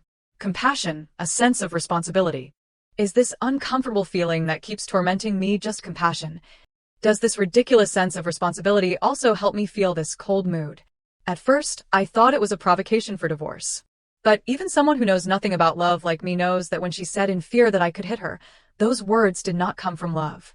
Why was she so scared? What was she expecting? The answer I could not find myself. What should I do to answer those questions? Who pushed her to that point? Who could do that to the Pope's precious daughter? How could Cardinal Valentino leave those who want to destroy his sister like that? I had to suppress the suspicion that he was afraid of being harmed if he touched them, because sometimes burying it would help ease the pain. Since my mother's passing, it seems like everything has been like that. At that time, Isaac violently attacked the servants. It is clearly a trick you all played together. Wouldn't it be unfair to kill just you? The other servants, hearing this, knelt down in fear and begged, "Pray for my wife to wake up safely. Because if anything bad happens to her, I will destroy all of you." After the warning, he gently walked to his wife's room. It is so frustrating. If only you were a little selfish. Sitting next to his wife, he was silent, then reached out and gently stroked her hair. Or just an ordinary person. Then you would not have to endure this pain. The scene changes to the solemn cathedral. A messenger raven flew in and landed on Cesari's shoulder. The letter contained a lot of writing. He read it and pondered for a moment. He said, "Is it Ruby? It seems you were very worried." The hooded figure glanced over. "I heard the search lasted for 4 days. Although I do not know what you are worried about, has not she returned home safely? You can bear a little of that is for sure, but the reason you are wavering like this is because you are uncomfortable with the scene exceeding your expectations, right?" Ceres replied, "Come on, a comedy must have such interesting scenes." And indeed, who would have guessed that such a well-behaved girl could cause such a big commotion? It must be quite novel for you, and also for that wooden brother-in-law of yours. Hearing the words brother-in-law did not make Ceres feel happy inside. To me, it is just a title used and discarded like a piece of scrap paper, nothing more, nothing less. But this time it is different. The father, who once defied strong opposition from all around to send Ruby away, and the Northern Holy Knight decided to carry out this marriage in place of his sister. It is annoying that he dared to marry Ruby on his own. But I also predict that even if that abstinent fellow sees my Ruby, he will be perfectly suited for this long-running comedy. But why is my mood so dark like this? That disgusting hand took Ruby's hand and turned away with her. I want to chop that bastard's hand off. Even though I want to immediately fulfill my duty as an older brother. But right now, it is a bit difficult. The mysterious person looked at him in surprise. But then he changed his attitude in a cunning, mystical way. "So, can I do as I please?" Ceres replied, "Have you ever not been like that? Don't miss anything, even the smallest details," he said, turning away with cold eyes. "Until I personally go there." Back in Ruby's room, although the fever had subsided, "Madam, you should not overexert yourself. If you want to recover quickly, you need to get enough sleep.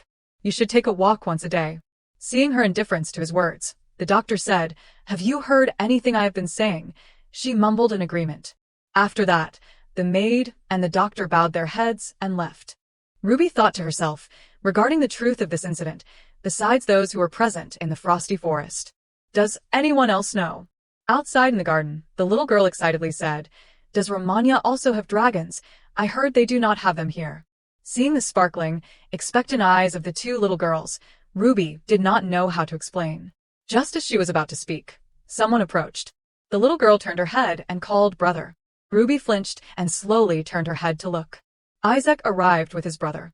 His face was still as handsome as ever. Ruby froze, thinking, it has been so long since that day. I have not seen him in ages. I was just about to get back into character, but my mouth is too stiff to speak. Ivan bowed and said with a smile, "Greetings, Princess Arian." "Greetings, madam." "It is a great relief that you have recovered." Ruby replied with a forced smile, "It is a pleasure to meet you. I apologize for worrying you before." She thought, "I thought you would hate me after that day." She tried to stand up but accidentally tripped over the table leg. Taken by surprise, her body fell forward uncontrollably. Fortunately, Isaac caught her. She landed gently against his chest. "Nice to see you, but what have I done?" Isaac said, "I think you should rest some more. Let me call Sergei." Ruby quickly declined, "I am so happy to see you, that is why. It is just, I am afraid you will never want to see me again, because everyone went through so much trouble because of me." Arian suddenly shouted, "Let us eat cake." Ivan quickly said, "You should be more polite outside." "Why are you acting like a tomboy?" the little girl replied, "But brother is also the one who curses all day long." Embarrassed by his sister's words, he whispered, "You really are. The Duchess is also here." Seeing the two of them so close made Ruby feel happy. Isaac, seeing this, also felt a strange feeling in his heart. Then he leaned closer to her. He whispered, "I am carefully protecting Ruby." His words made her blush a little. The two then gazed into each other's eyes, lost in the moment. On that freezing winter night, snow covered the sky. Isaac was carrying her in his arms, with the frost dragon watching over them. Step by step, it followed. Its eyes never left them. Ruby reached out, wanting to touch it, touching the dragon's chin as if to say goodbye. Suddenly, she felt something strange in her hand. She withdrew her hand. A sparkling red ruby lay in her palm. Back in the present, Ruby thought, so he was talking about the gem the frost dragon gave me. Blushing, she replied, "Thank you. In that case, I will give you that ruby." He just looked at her silently. The tea party continued. "Eat some more of this," Isaac said, offering her a pudding. His eyes were still cold, but his actions were much warmer than before. Ellen, seeing this, said, "This is soft, so it will be easier for you to eat." Her younger sister also gave her a plate of cake. Ruby felt awkward between the two of them, but both cakes were really delicious and suited her taste. "I am used to their inapproachable aura. I can't help it. It is just that it has been a while since I have tasted such delicious food." Ellen said, "Brother, did not His Majesty say anything about the frost dragon?" Isaac replied, "Not much. The temple is considering putting it up as a competition item." "Is that even possible?" Ivan, with sparkling eyes, said, "If it is a young individual, it is possible, Duchess. But the frost dragon is a rare species, so most opinions are to release it back into the wild first." Hearing that, Ruby thought, so that little dragon is still a child. They have been hunted down, so if there are any left, they have probably been abandoned. Ellen said, "That being said, the more active dragons are, the more other magical beasts will increase as well."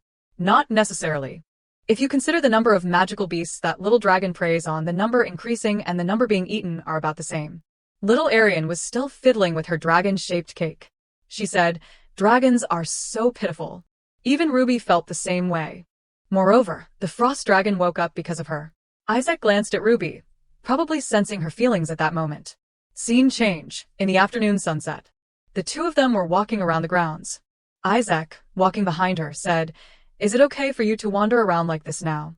She turned and replied, "Sergey told me to walk for more than 30 minutes every day. I have not walked at all just now." He suddenly stopped. "So that is it." She quickly tried to sneak away faster. "Why does he keep following me?" After a while, the atmosphere became more pleasant. Isaac intentionally walked faster to be beside her, and then secretly took Ruby's hand in his. "I am so glad you are okay." His words stunned her for a moment. "No, I can't have such wishful thinking. That only happened for a moment. I am sure if I make even a small mistake, I will be sent back immediately." Isaac suddenly said, "Let me ask you this. Those runaway friends of yours, was that the first time you met them in the frosty forest?" Hearing him ask made her freeze, her face filled with panic. "Your expression seems to say the answer is no." She replied, "I met Griffin for the first time in the frosty forest and Popori. It is a long story. I first met Popori at the previous riding competition." Then she spent some time recounting everything about the situation that day. After she finished speaking, Isaac just listened silently, without asking any questions. She wondered, "I wonder what has happened to Popo and Griffin now." He replied, "They were not captured but released immediately." Hearing that, she breathed a sigh of relief. "Besides that, was there anything else? Like, did you meet anyone near the temple?" Ruby's head was full of question marks. "What kind of trap is this? I saw those people at the temple and could not say anything." Then she quickly shook her head in denial. Isaac sighed and said, "Thinking about it now, it seems like you were not running away from home, but were kidnapped." Kidnapped me. He suddenly tightened his grip on her hand and lifted her up. "Also, did you meet anyone else in the frosty forest? Besides your runaway friends? I want to hear more about your story." Dusk had fallen. Isaac said to Ruby, "So, you only met the ice dragon and other beasts. Magical beasts are different from beasts, and those like monsters. Because monsters are extremely ferocious. The undead are similar too." She listened in surprise. Thinking back, the magical beasts she saw in the forest felt dangerous, different from Popo. On the contrary, the magical beasts that came to me were tame, all looking like animals. "What about the magical beast I saw on the first day when the fire went out?" she asked. He replied, "A specter. It is a type of undead but quite stupid, so it is not dangerous." "The Pezaboth you saw in the lake is the same."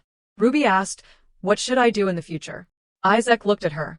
This is the first time I have encountered a case like yours, but for now, I have decided to keep this a secret. So you should be careful when interacting with magical beasts. Because, to be honest, with your runaway friends, we do not know what the other magical beasts want from you, or if they have the same goal. She stared at him in surprise, her face full of astonishment. Seeing this, he asked, "What is wrong?" Ruby quickly said, "Nothing," thinking to herself that he was kinder than she thought. "I thought Isaac would think I was a witch, or that this was something my family made up, or that I am a soul from another world, so I am afraid of this ability." Suddenly he asked, "Do you want me to inform your family?" She was startled, speechless. Then she decided to say no. Isaac agreed, and then hugged her. "So for now, this will be our secret." Ruby asked, "What about your comrades?" He replied, "They are very tight-lipped. You do not have to worry." She blushed. "What is this? I do not need to worry." He added, "But Ivan and Endymion said some rather strange things." She immediately asked, "What is it?" Isaac said, "Did Lorenzo?" Back to that day, Lorenzo said, "Last time, Isaac interrupted, "Lorenzo." He flinched and looked up. Then he averted his gaze from Isaac and turned away. That evening, "Hey, Isaac." Ivan said to him, "Actually, there is something I wanted to tell you."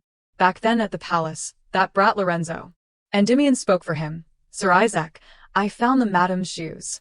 Ivan asked him, "Hey, Andy. Did someone beat you up recently? You do not usually get into fights." He sighed, "No, it is because that crazy Lorenzo said the madam is." "Never mind, it is nothing." Isaac hugged Ruby tightly. Back in the present, she asked him about it. She smiled at him. Isaac was silent for a long time. Finally deciding not to say anything, they both stood up. Then Isaac said instead, "There is something I need to tell you just in case. You do not need to worry about Freya's affairs because it is a national issue from the start, so you do not have to worry." Ruby was taken aback. She wondered, how can he be so sure? Why does he keep reassuring me? It is like he is completely on my side. Then they walked together. Elsewhere, a loud bang echoed. Isaac looked angry. "Lorenzo, what the hell did you do to cause such chaos and disruption in my life? That arrogant attitude you have shown in front of my wife all this time. Did you think I did not know?" Lorenzo was speechless. That. Another resounding sound echoed. Isaac angrily squeezed his face. "Fine, tell me directly, with that ragged mouth of yours." He squeezed even harder. Tears welled up in Lorenzo's eyes. Lorenzo frantically denied, I do not know what I did." Isaac suddenly let go. He gasped for breath. Unexpectedly, Isaac punched him hard in the face. He fell to the ground. Isaac said, "Listen carefully. If you dare go near my wife again, I will kill you." At the gate, the servants bustled about, carrying things out. Ruby stared blankly. What are all these things? Omerta frowned. That brat is doing something he has never done before. It seems my days are numbered. Seeing both Ellen and Omerta looking at her, Ruby felt uneasy. Why are they both staring at me? I do not know anything about this. I never told him to do it. Back in the forest, the two were still walking. She complimented, "This garden is wonderful." Isaac asked her, "Do you like places with lots of trees like this?" Indeed. It has a very characteristic strong, sturdy feel, quite different from the south. Hearing this, he asked again, "What are the gardens in the south like?" Ruby began to describe. First, there are more flowers than trees, with bird cages and fountains, and some places even have small waterfalls. They raise many beautiful and rare birds. Isaac grimaced as he listened. Honestly, it is no different from an amusement park. She laughed. Even so, it is a very suitable setting for a stroll. Of course, the garden here is also wonderful, like a forest. Isaac immediately replied, "It is a forest. What else like this? It is a forest." Ruby was speechless, so she just hummed in agreement. Back to reality, the previous events were her recollections. Her only crime was answering him. Ellen said this place used to be very desolate. A change like this is not bad. Omerta hesitated slightly. That is true. But it is only temporary. Ellen seemed a little annoyed. She declared, even if father does not like it, this is not something he can just stop. He won't listen to me. He asked himself the question, and pondered it alone. He imagined Isaac's gloomy face reproaching him. Clearly, I told you not to say anything to her. Faced with this expression, he could only remain silent. Omerta sighed. He will definitely go berserk and widen his eyes. Ruby overheard, and thought to herself, that is right. From father's perspective, the one who has to restrain Romania, this change is a bit awkward. If it is awkward, do not rush the wedding night anymore, even though we definitely have to go through that night. Omerta noticed her. I heard you are much better now. Ruby immediately changed to a cheerful attitude. Yes, thanks to everyone's concern. He said, now we just need to solve the important matter. Ellen sighed as she listened. Ruby could only smile, but inside she was crumbling. He repeated, it is good to get it over with quickly. Only then can I rest assured. Ruby paused. For a moment, she felt a little touched.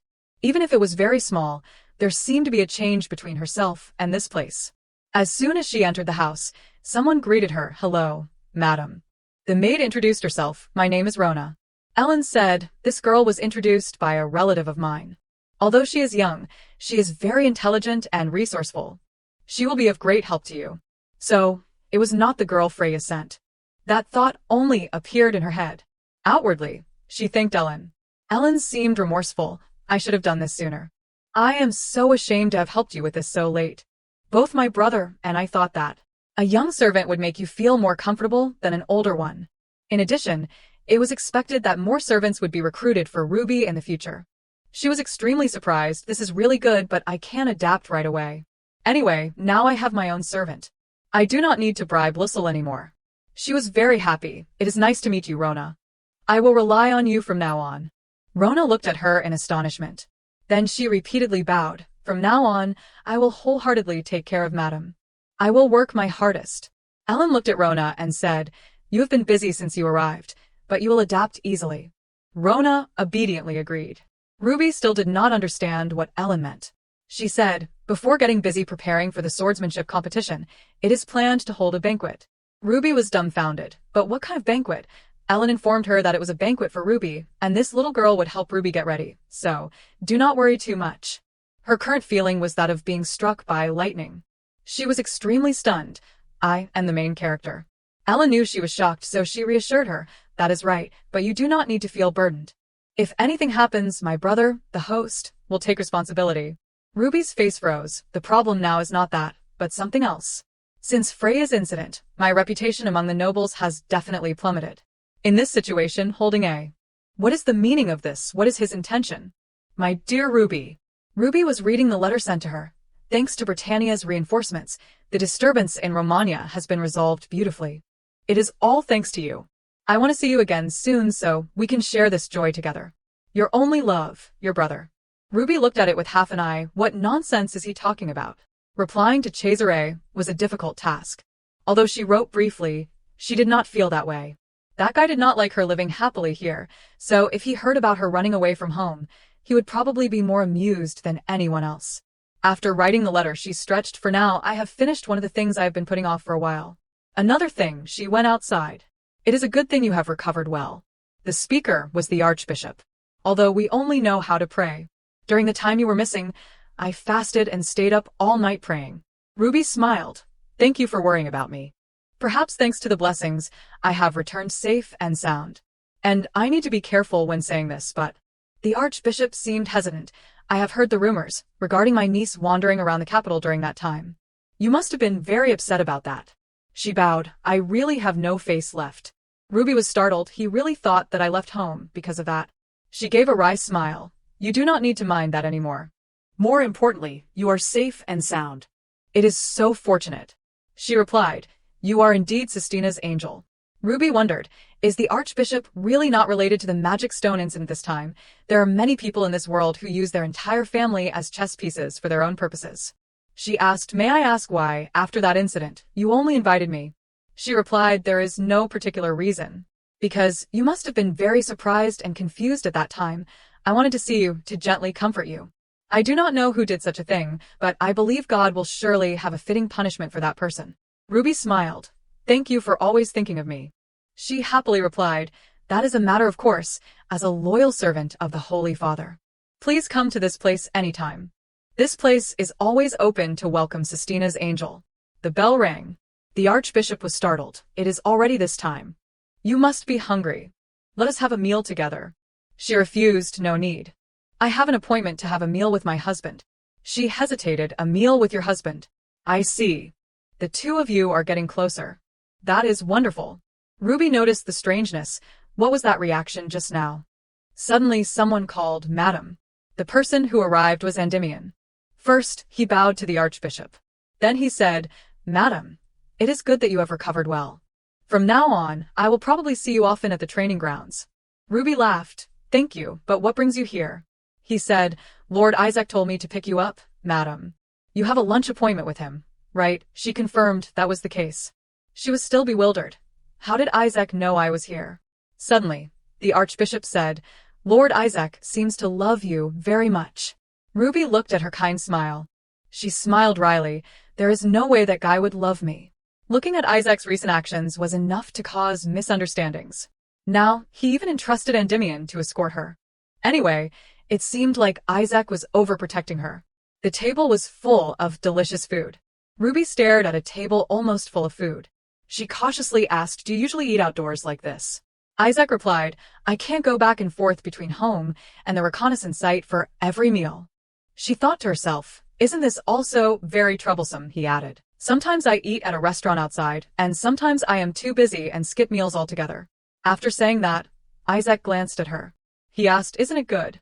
Ruby hurriedly explained, "That is not it." He thought that the archbishop had given her something delicious. She was helpless. What does he think of me? Does he think I will devour anything someone gives me? Suddenly, he stuck his fork into a piece of sausage. "Eat a lot. If you want to endure the cold of the north, you have to eat well."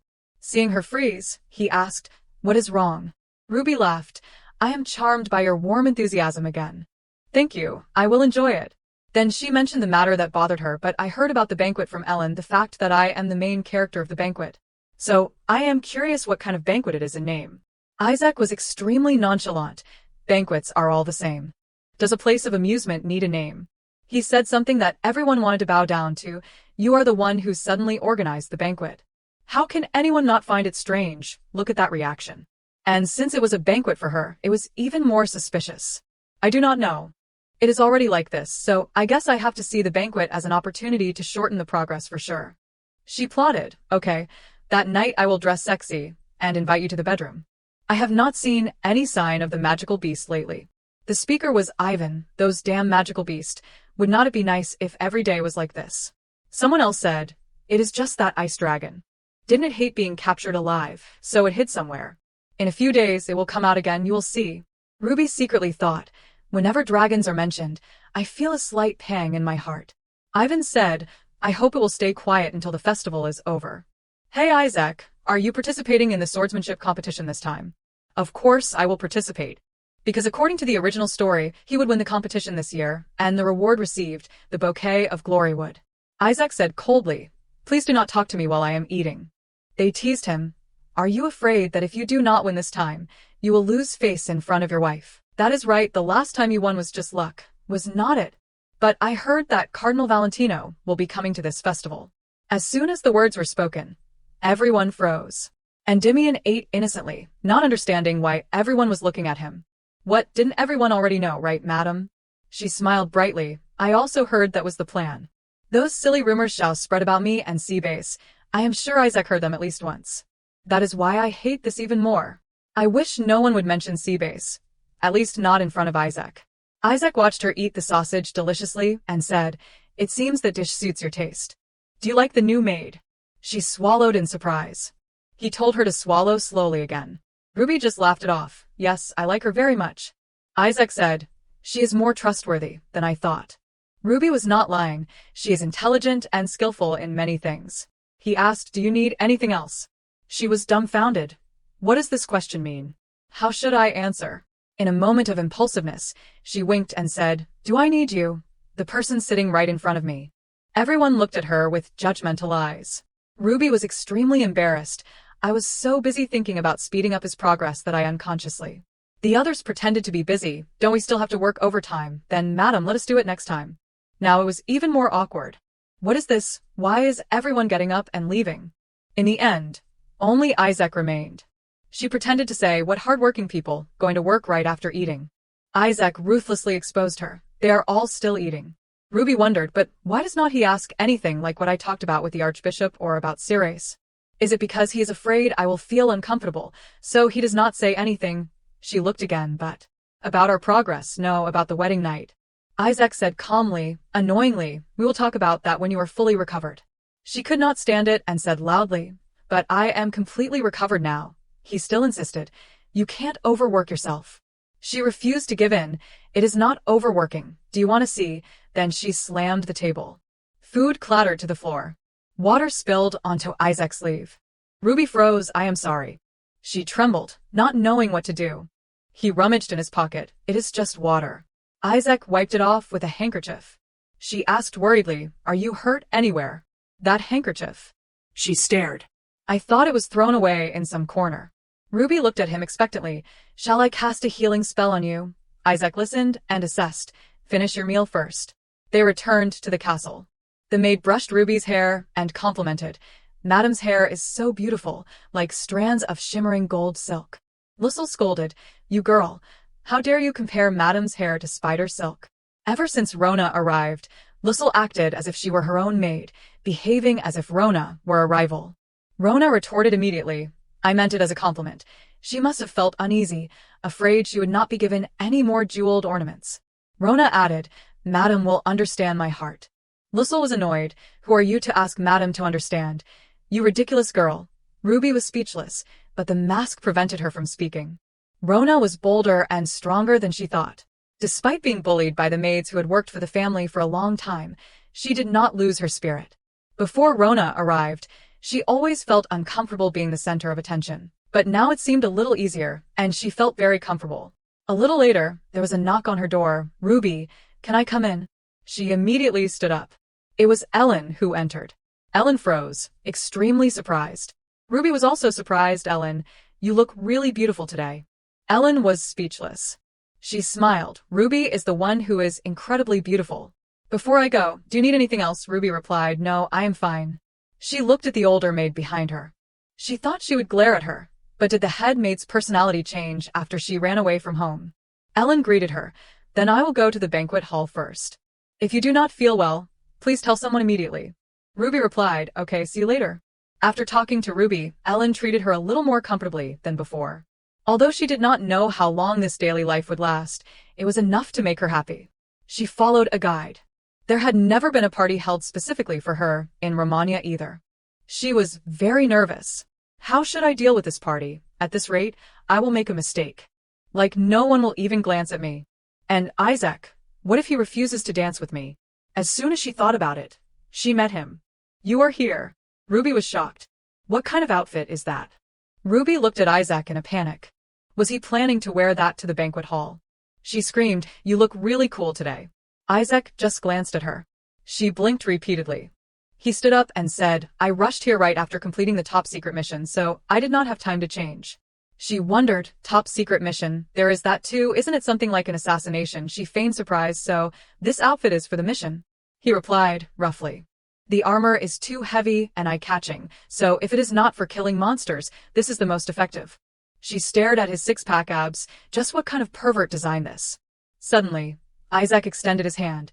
"I can't let you go alone forever. I apologize for wearing this." Ruby was extremely surprised. So, he did not change his clothes and came here immediately because he was worried about her going alone. She could not help but keep looking. Then she exclaimed, "This style is fresh and cool too. Shall we go?" They went together to the castle. She slowly stepped inside. Isaac walked beside her, holding her hand. People started talking. "Is it that outfit? My brother also wore it once, but why does it feel so different?" His comrades were also surprised. "What the hell is wrong with him? I am so jealous of the physique that can pull off that outfit." Ruby observed everyone and thought, "I was worried because the outfit was too revealing, but it seems that when they knew he came after completing the mission, everyone had nothing more to say." "I heard this party is specifically for Madame, right? While Miss Freya is nearly dying, how can they still hold a party?" There were still some whispers about Ruby somewhere. It seems they did not pay attention to her that day. Ruby was bored. "I can hear the gossip about me very clearly, though." Ellen looked at Isaac and commented, "Truly goosebump-inducing, brother."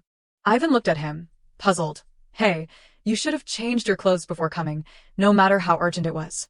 Ruby was surprised to see them holding hands, Ivan and Ellen. Ivan complimented her. "Madam, you look really beautiful today." Ruby smiled knowingly, as if she had discovered something. "Thank you. Sir Ivan looks cool too." Suddenly someone walked over. "Is everyone here?" "Long time no see, madam." It was Freya. Ruby quickly asked, "Miss, are you all right? I was so worried about you. She heard she had recovered, but she still looked weak. Freya forced a smile. I am fine. It is fortunate that both Madam and I are safe. Ruby looked around, but where's Lorenzo? Just then, someone came to greet them. Greetings, young master. Isaac replied, long time no see, Madam Furiana. She smiled.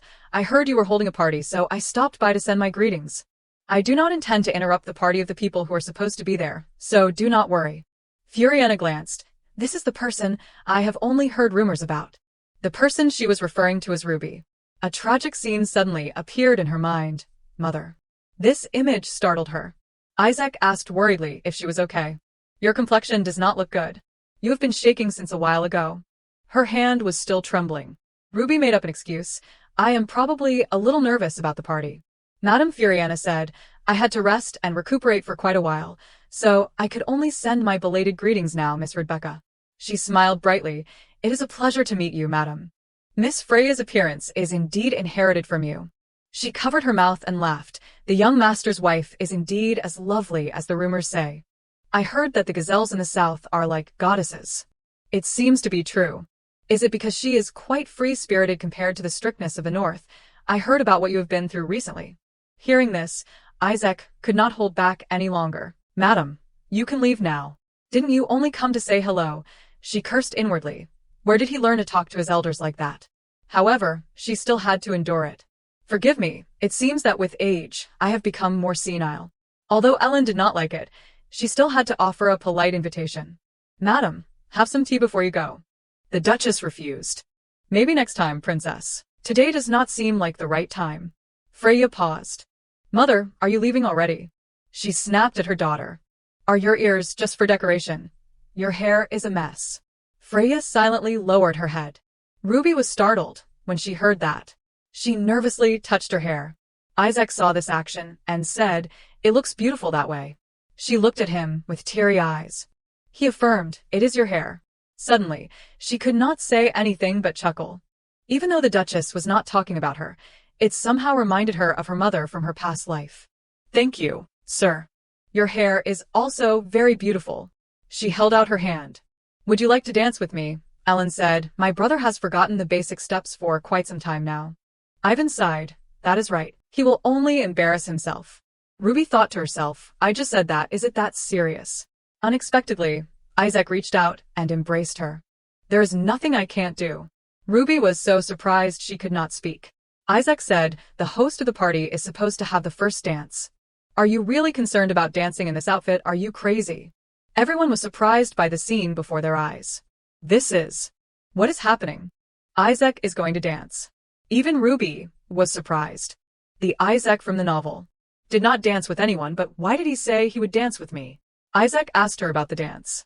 It is popular in Romania. It has its own unique style, right? Ruby hesitated slightly when she heard that. It does have its own style, but Isaac did not care what it was like. Then let us just dance like that. I will do as you wish. Ruby's cheeks suddenly flushed. Her current emotions were indescribable. The melodious sounds of the piano and the harp filled the air. Amidst those melodies, Isaac and Ruby completed their dance. What caught Ruby's eye at the moment was Isaac's six-pack abs. Although I intended to seduce him. But why is this situation?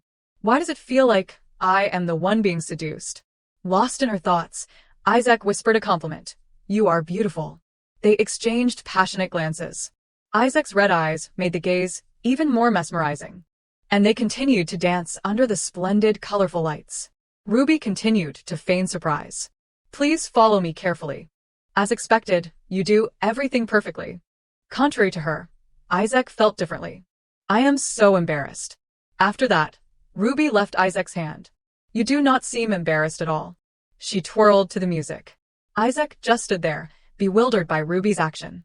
Ruby's legs moved very smoothly.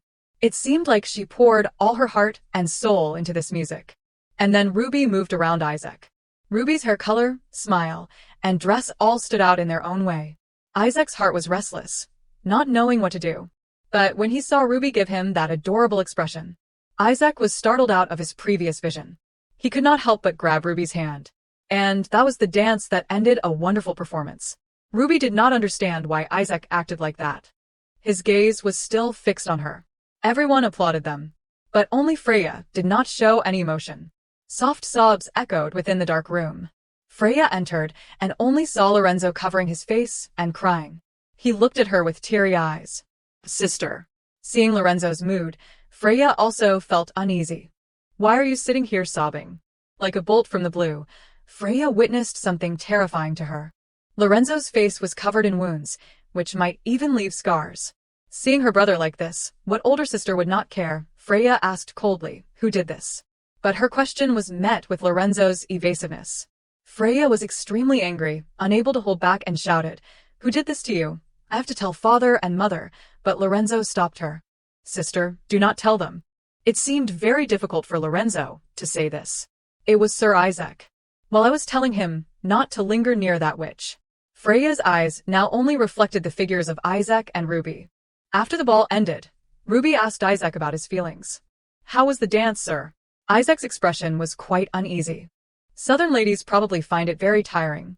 Ruby asked further, you must be thirsty, right? Would you like something to drink? Hearing that, Endymion quickly ran over. Drinks are already prepared. I knew you would be thirsty, so I prepared them in advance. Speaking of which, your dance was truly wonderful. Who would have thought that I would witness you dancing with my own eyes, my lord? Despite Isaac telling Endymion to be quiet, he continued, but it is the first time I have seen a dance that gave me goosebumps all over my body.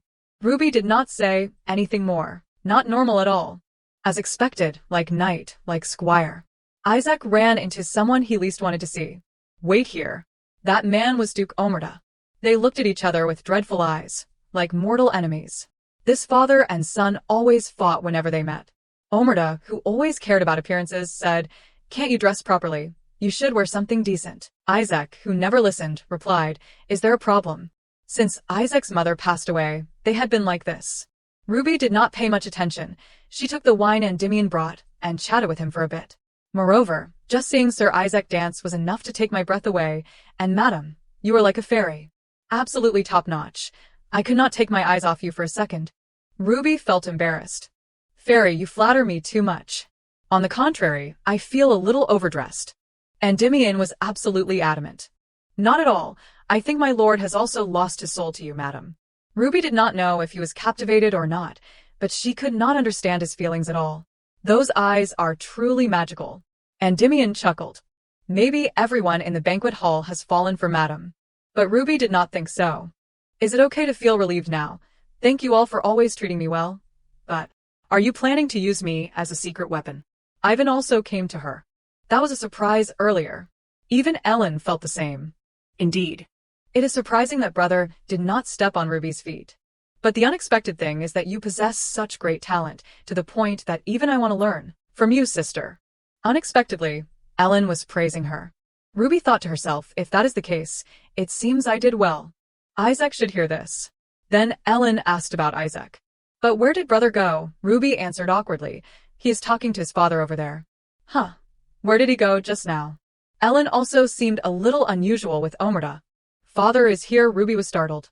Yes, he was clearly there just now. Ellen just sighed. I see. It is a good thing they moved somewhere else. It seems like brother has something to worry about. Ruby did not understand what he was worried about. What happened? Father's expression was not very good either. Ellen said it is not a big deal. It seems that after seeing him dance with Ruby, father thought he was about to die, that is all. Ruby guessed, could it be that it is not because father does not like this party, because such a grand banquet was held just for me? Could it be that father thought I whispered and begged Isaac or something? Could I be wrong in thinking they have changed a little? Freya's voice also chimed in. It is so hot. Everyone is so lively. Ruby did not understand why the blue-haired man kept looking at her with sharp eyes. Then he bowed without saying anything more. He was also present in the forest that day. Then he turned to the side. Ivan, let's talk for a bit. While the two were asking about Isaac, Ruby left. His gaze is so scary, I have to go to Ellen's side. Even Freya was curious. Come to think of it, I have not seen the Duke. Are they at it again with Ellen's brother? Those two really can't stop. But whatever. It has been a while since I saw Endymion after that incident. Endymion scratched his head and looked away. Yeah. All right, if you will excuse me. Freya also felt embarrassed for him. He still seems shy. There is no need to be so shy. Ivan chuckled. Please understand him, miss. He is not very outgoing, that is why. Freya added, but I feel like after arguing with my brother his personality got even worse. Ruby still did not know anything. Arguing, and Endymion argued with someone. What happened? Ivan explained to her. It seems Madame does not know about that. Not long ago, Lorenzo and Endymion got into a fight in front of the temple. Ruby immediately thought, could it be that day? Ivan shook his head in frustration. Even if I ask them why they fought, they keep their mouths shut and do not say a word. Honestly, these kids. Suddenly, Freya grabbed Ruby's hand. Madam, let us stop listening to those boring stories, come play with us. Ellen continued, speaking casually is the right thing to do. You should take this opportunity to build close relationships, Ruby. Brother also hoped for that. That is why he organized this banquet. Freya excitedly pulled Ruby along. Come on, let us go. But no one knew that someone was still watching, especially paying attention to Rebecca de Borja alone. Other young ladies also liked Ruby's dance. Madam, please teach me too. Are my steps like this okay? Ruby enthusiastically instructed. That is right. First extend your leg, then like this. Everyone admired Ruby. So elegant. As expected, the southern aristocracy is different, even in their dances. I plan to visit Romagna this winter. If it were not for Madame, I would not know anything. Ruby chuckled. You do not have to worry so much. After the commotion of running away from home, she had been very stressed. Fortunately, the atmosphere now was different from what she had worried about. Then they also gossiped about Isaac. This is really... Who would have thought he would dance? It was so surprising. That is why they say men change after they get married. That depends on the person. Look at my husband. Ruby was speechless. I am not much different either. But since earlier. Why is Endymion following me so closely? Does he think I can't see him? The young ladies were like people in the clouds. Actually, when the two of you stepped out earlier, my heart was pounding. Madame is so adorable, and Sir Isaac looks incredibly sexy. Ruby just kept smiling. Even though you are dressed scantily, you all still like it. Should I join in as an ardent fan? Another young lady asked. Madame must have been very moved, right? Now Ruby was also getting carried away. Of course. But one young lady liked to make sarcastic remarks. I wonder if it is because Madame loves her husband so much. Or is there another reason? I can't think of any reason for the recent commotion, can you, Madame? Ruby's smile became even brighter than before. Here we go again. They must fan the flames like this to be satisfied. At that time, I really did act without thinking things through. The young lady added, it seems like Romagna has a very free and comfortable atmosphere, right? She just shook her head. It is not like that. On the contrary, it is stricter in Romagna. If my brother came here, he would be very angry. Everyone in my family must be very worried about me. Because things did not go your way, you are frustrated, right? So, do not touch me anymore. Even if you deliberately provoke those with a positive mindset whose heads are full of flowers, in the end, only you will be harmed, won't you? No matter what people around me say, I will maintain this concept. Now that I am suspected of poisoning Freya, I have to be even more steadfast. The others were not so malicious. Anyway, it is fortunate that Madame has returned safely. That is right. Madame's husband wandered around looking for his wife for days and nights. The entire kingdom wished for Madame's safe return. Ruby smiled it off. Thank you, everyone. However, Ellen had been paying attention to Ruby since earlier. She patted Ruby's head without saying anything. And Ruby suddenly looked over, surprising Ellen. Oh, I am sorry. Next, the focus shifted to Freya. But Miss Furiana, is it okay to be outside for so long? Freya said, of course it is okay. I can even dance some more. The young lady exclaimed, that is great. How could Omerta's banquet be complete without you, miss? Who would do such a terrible thing? I hope they catch the culprit soon. At this moment, Freya put down her wine glass. We should stop talking about that here. Then she looked at Ruby. What is wrong? Why are you staring at me with that look? As expected of Freya, she still suspects me of being the real culprit. Even so, I can't blame the victim, Freya. And those who had just spoken apologized profusely. Yes, we should not talk about such dark things. I was being thoughtless. Slipping into the gaps between her complex thoughts, Ruby recalled the things she had tried to forget. That day, Freya rode her horse and ran away. Was she really that busy at the time? Based on recent experiences, perhaps it was because I had accumulated too much fear of being harmed. So now I can't trust anyone. Compared to being foolishly stabbed in the back, I would rather hide my inner feelings. This is the best choice for my survival. Everyone, excuse me, I need to use the restroom for a moment. This time, it is not to throw up. Ruby wiped her hands as she thought. If something similar to the horse racing tournament happens again, the Isaac brothers will be completely fed up with me. Moreover, Isaac already knows about my relationship with the magical beasts. Could it be that no matter how much I am suspected, he will understand? Suddenly, I feel anxious. Is the emotion Isaac feels when he sees me pity, compassion, or simply interest? Or is it something else? I am not sure. But at least he went through the trouble of looking for me, and he did not kill my magical beast friends. I feel that he cares for me a lot. If that is the case, then I must build up our relationship first and think about the rest later. See you later tonight, Isaac. I have to make it so he can't cancel the engagement. While she was still at ease, whispers arose from the other side. As expected, escorting her at the official banquet, even dancing with her, anyone can see that she is showing off. Could it be that Romania also pressured them? Their precious daughter ran away from home. They must have been furious. Not knowing the terrain of Elendil and running away from home. How stupid can she be? Really stupid. She truly is a great misfortune for this place.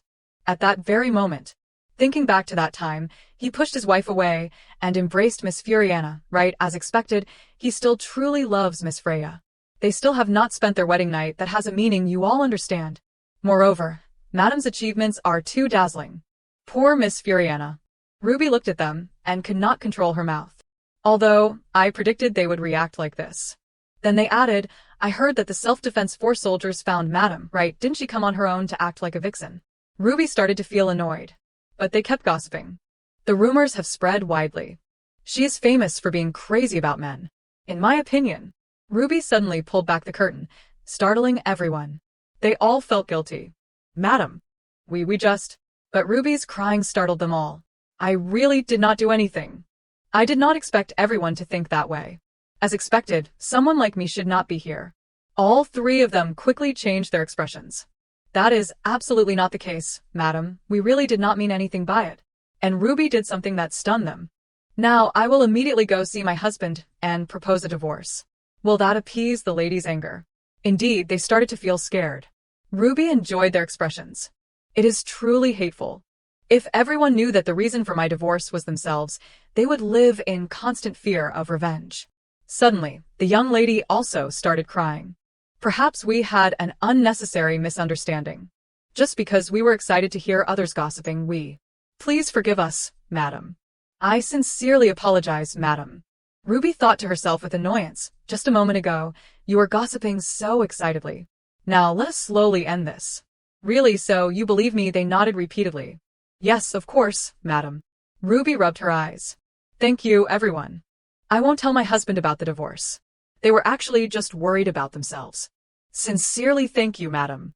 In the eyes of others, this was a harmonious and friendly episode, but Ruby was truly envious of those who lived such carefree lives, because they would never know the feeling of anxiety as if every moment was spent walking on thin ice.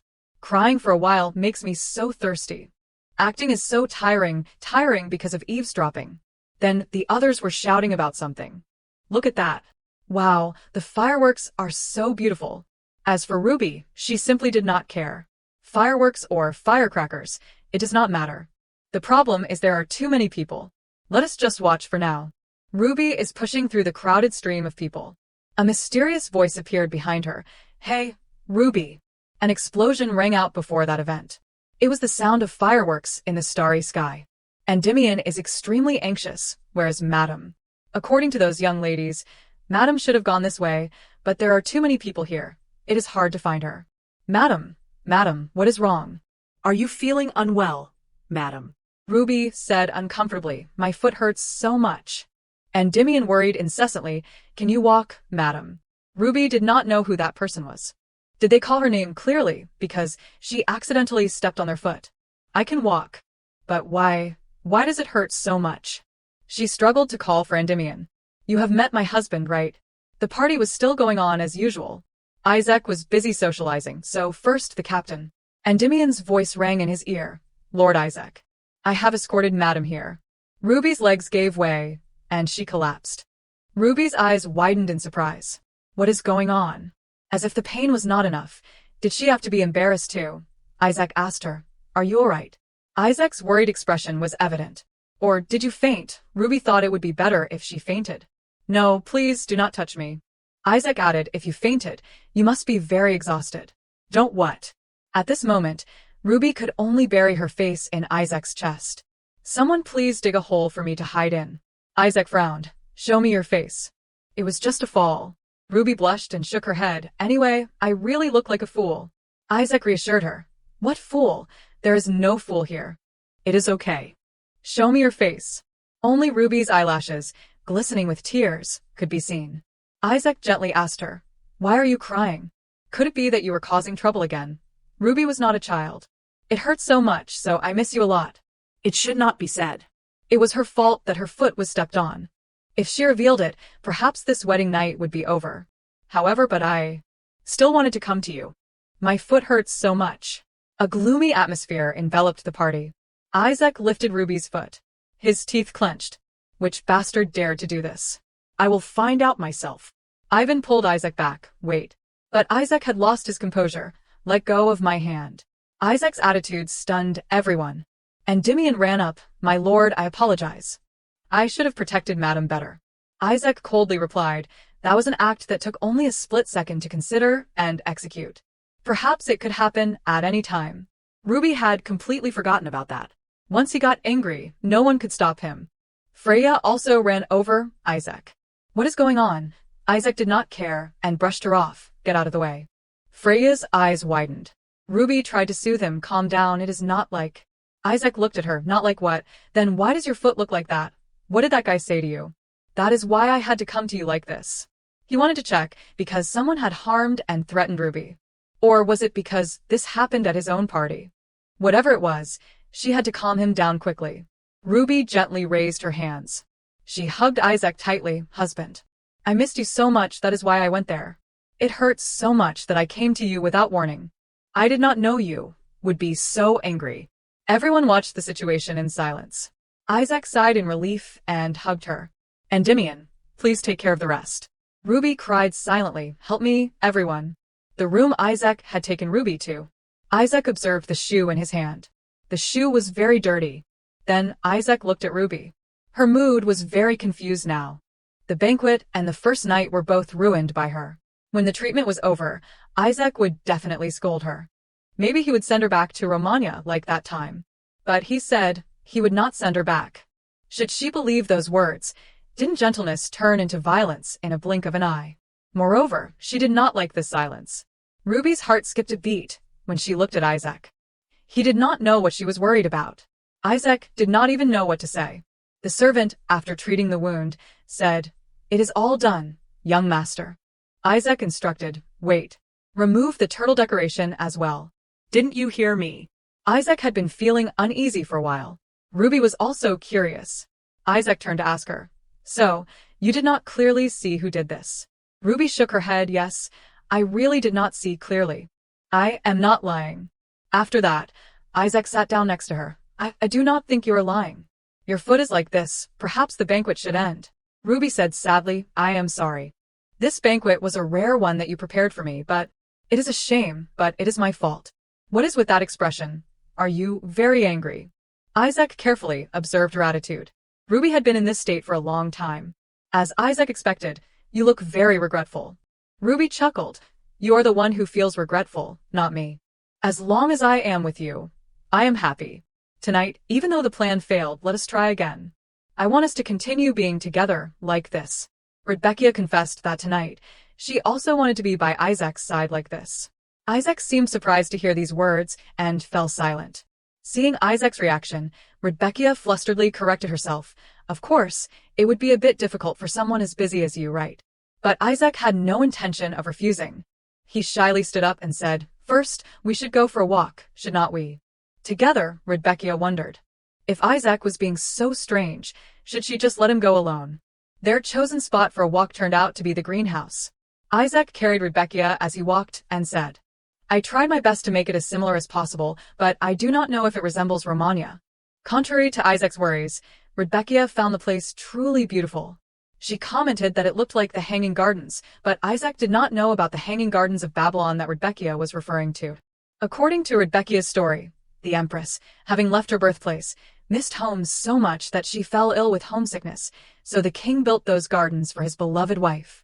Rebecca explained that she had read about it in a novel before.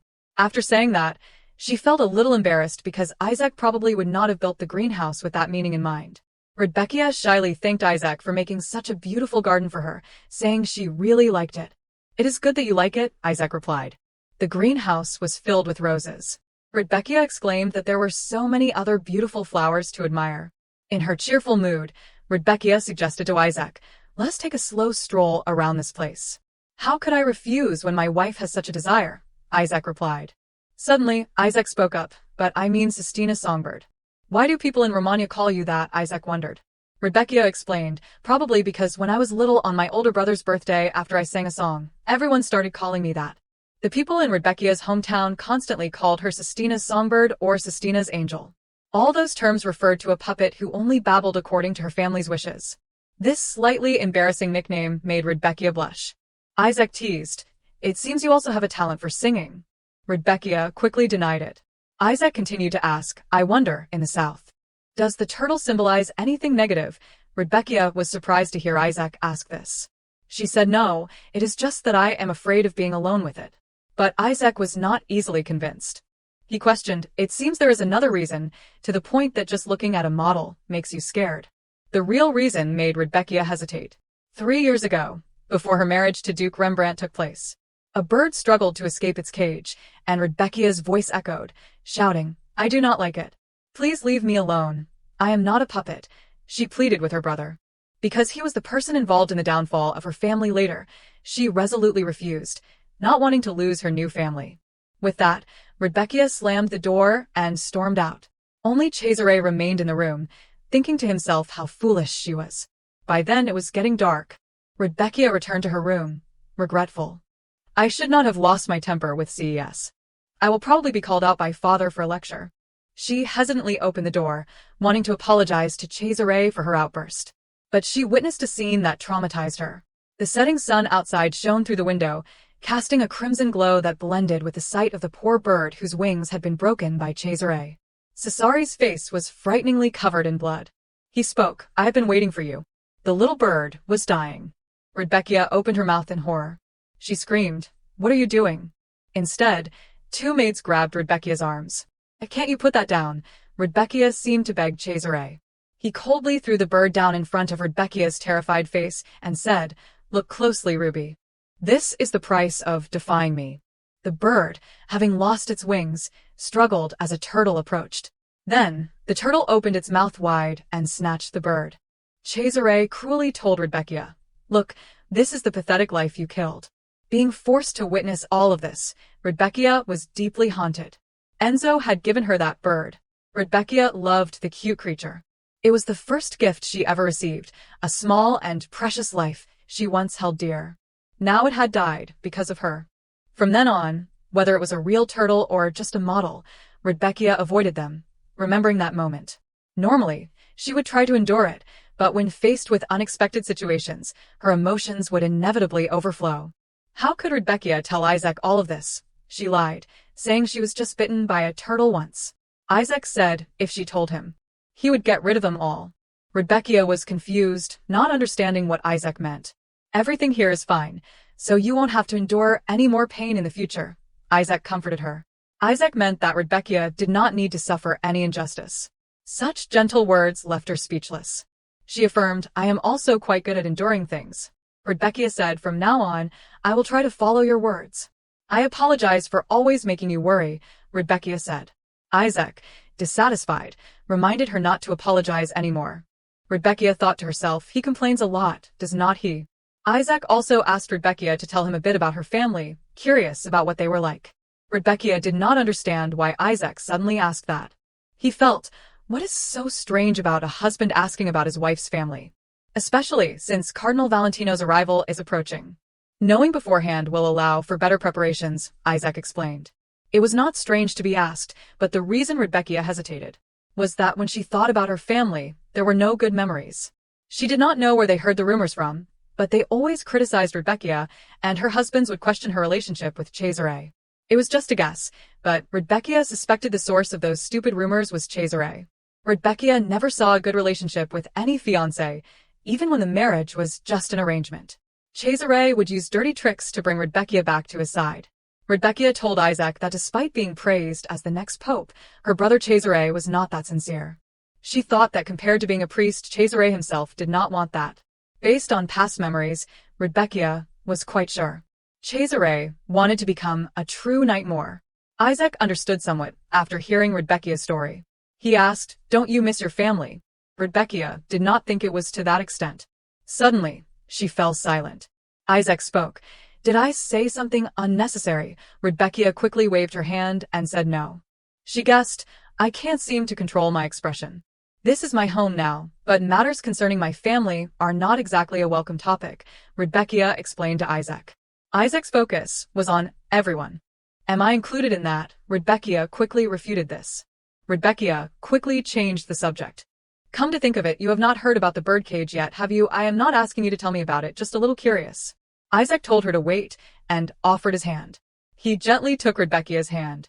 She suddenly widened her eyes in surprise. "They say bracelets bring good luck."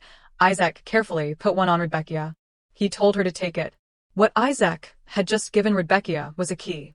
Isaac revealed that it was the key to the jewel vault, startling Rebecca.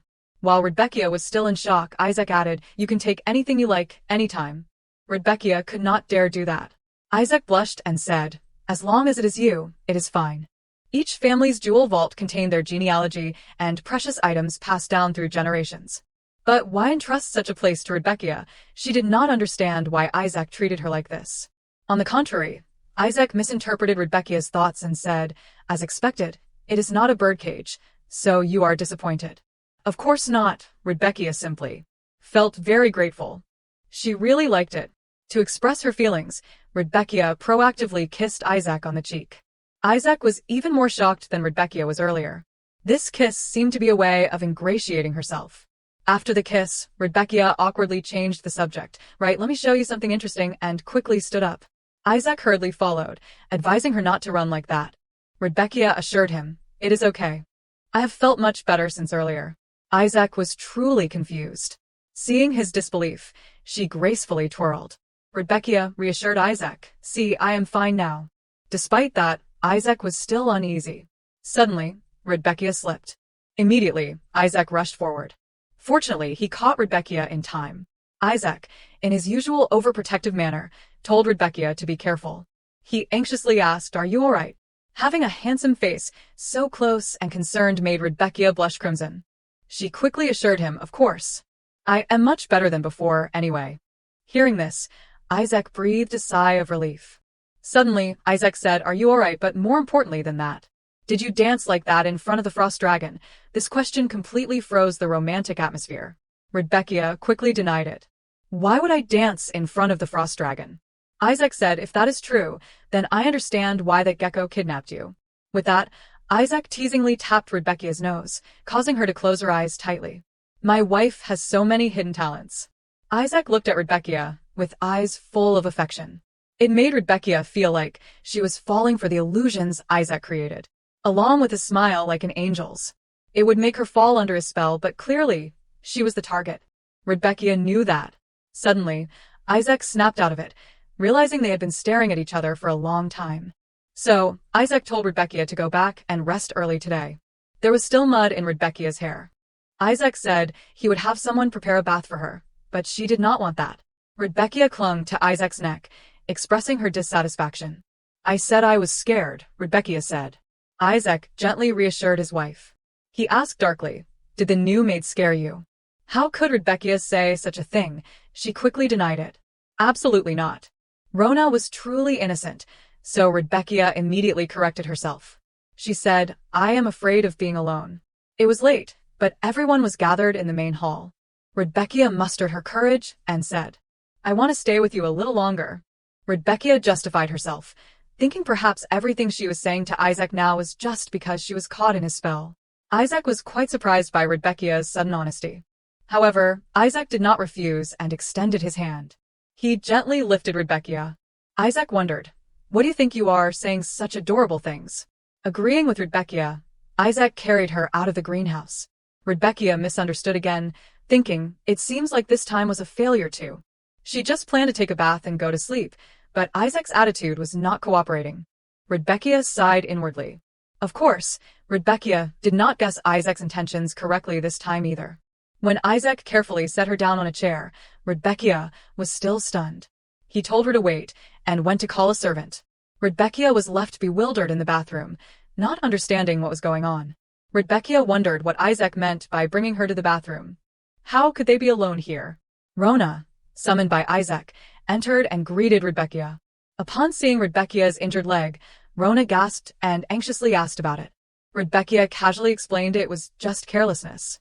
Since the master had instructed her, Rona did not pry further and quickly helped Rebecca change her clothes.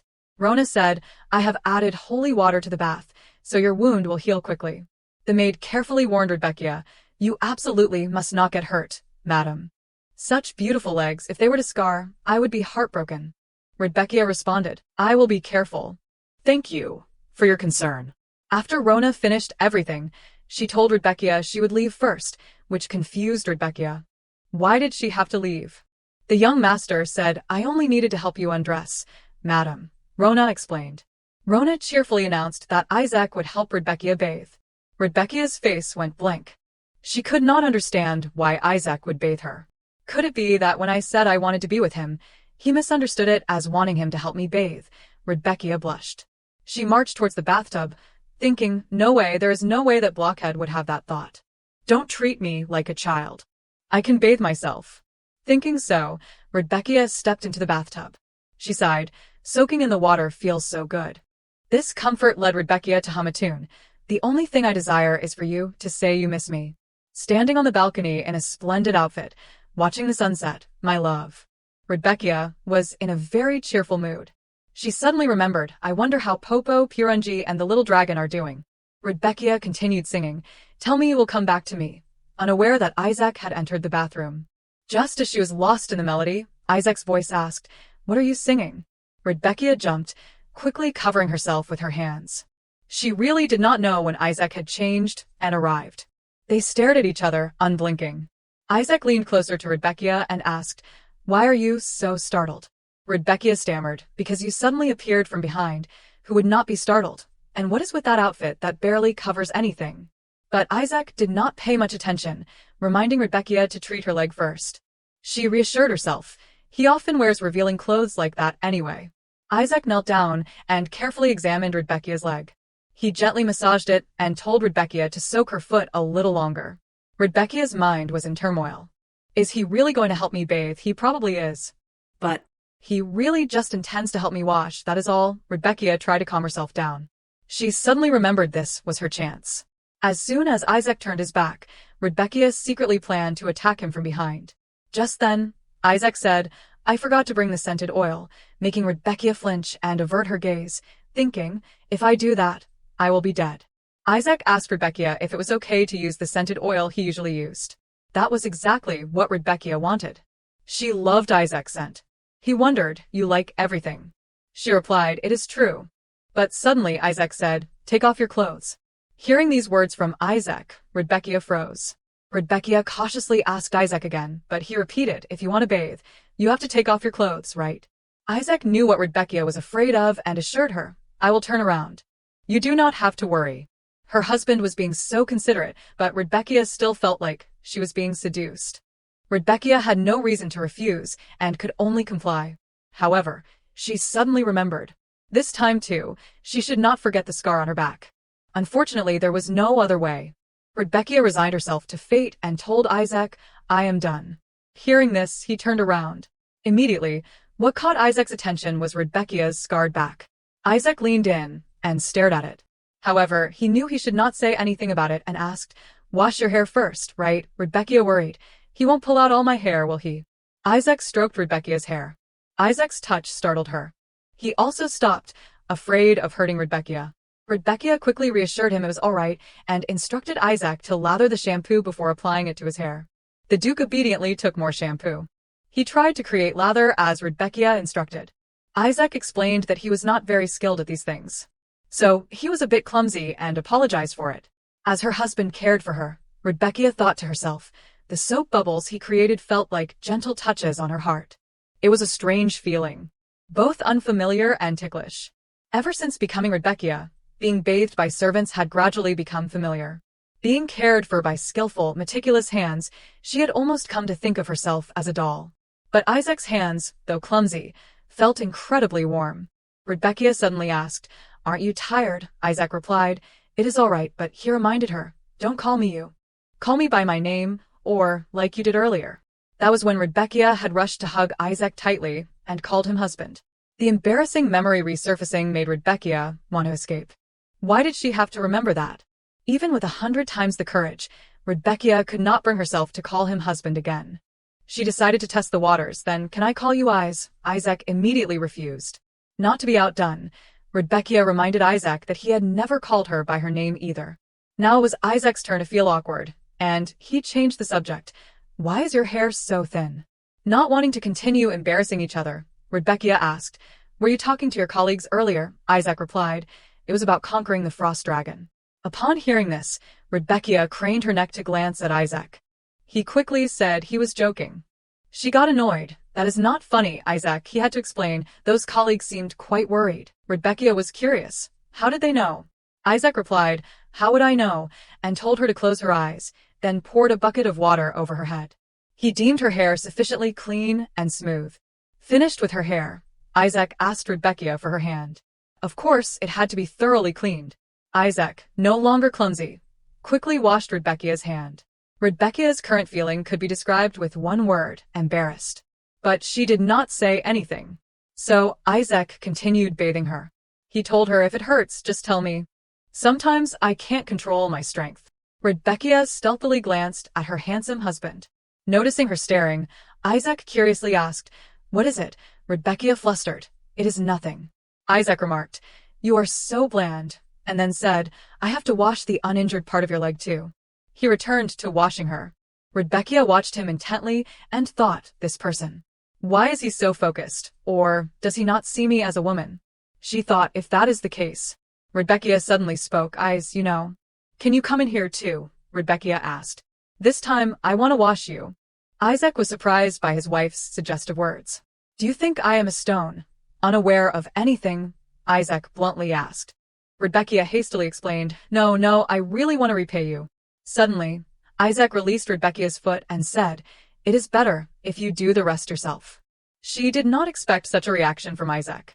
At this moment, Rebecca knew she could not let Isaac leave. Unaware that she was naked, Rebecca hurriedly grabbed Isaac's arm and shouted, "Wait." Isaac's face turned as red as a tomato. "What are you doing?" he asked. Rebecca clung to him, acting coquettishly, "Don't go. I really just want to be with you." Isaac stammered, assuring her he would not leave, but told her to let go of his arm. She knew he was lying. If she let go, he would run. But Rebecca, not paying attention to the slippery bath floor, stumbled. She lost her balance and, unfortunately, fell into the bathtub. Water splashed everywhere, and things went rolling. Rebecca groaned slightly in pain. Notably, in an attempt to catch her, Isaac also fell into the tub. Now Rebecca was on top of him. She thought, "I am doomed." Worried that Isaac was hurt, she anxiously asked, "Are you all right?" With his beloved wife completely naked on top of him, Isaac, looking at Rebecca like that, could not possibly be all right. He shyly turned his face away, gritting his teeth and muttering. Immediately after, Isaac lifted Rebecca up and gently carried her out of the bathtub. Rebecca did not understand why she was suddenly being carried like this. Before she could process it, Isaac placed her on the rug. Then, telling her to wait a moment, he left. Blaming herself, Rebecca burst into tears. She felt so useless. Why did she have to pull such a stupid stunt? Fear made her tremble. Even a little pain could be disastrous. Then, Isaac's voice rang out, telling her to turn around. A towel gently draped over Rebecca. Isaac approached and gently dried her hair.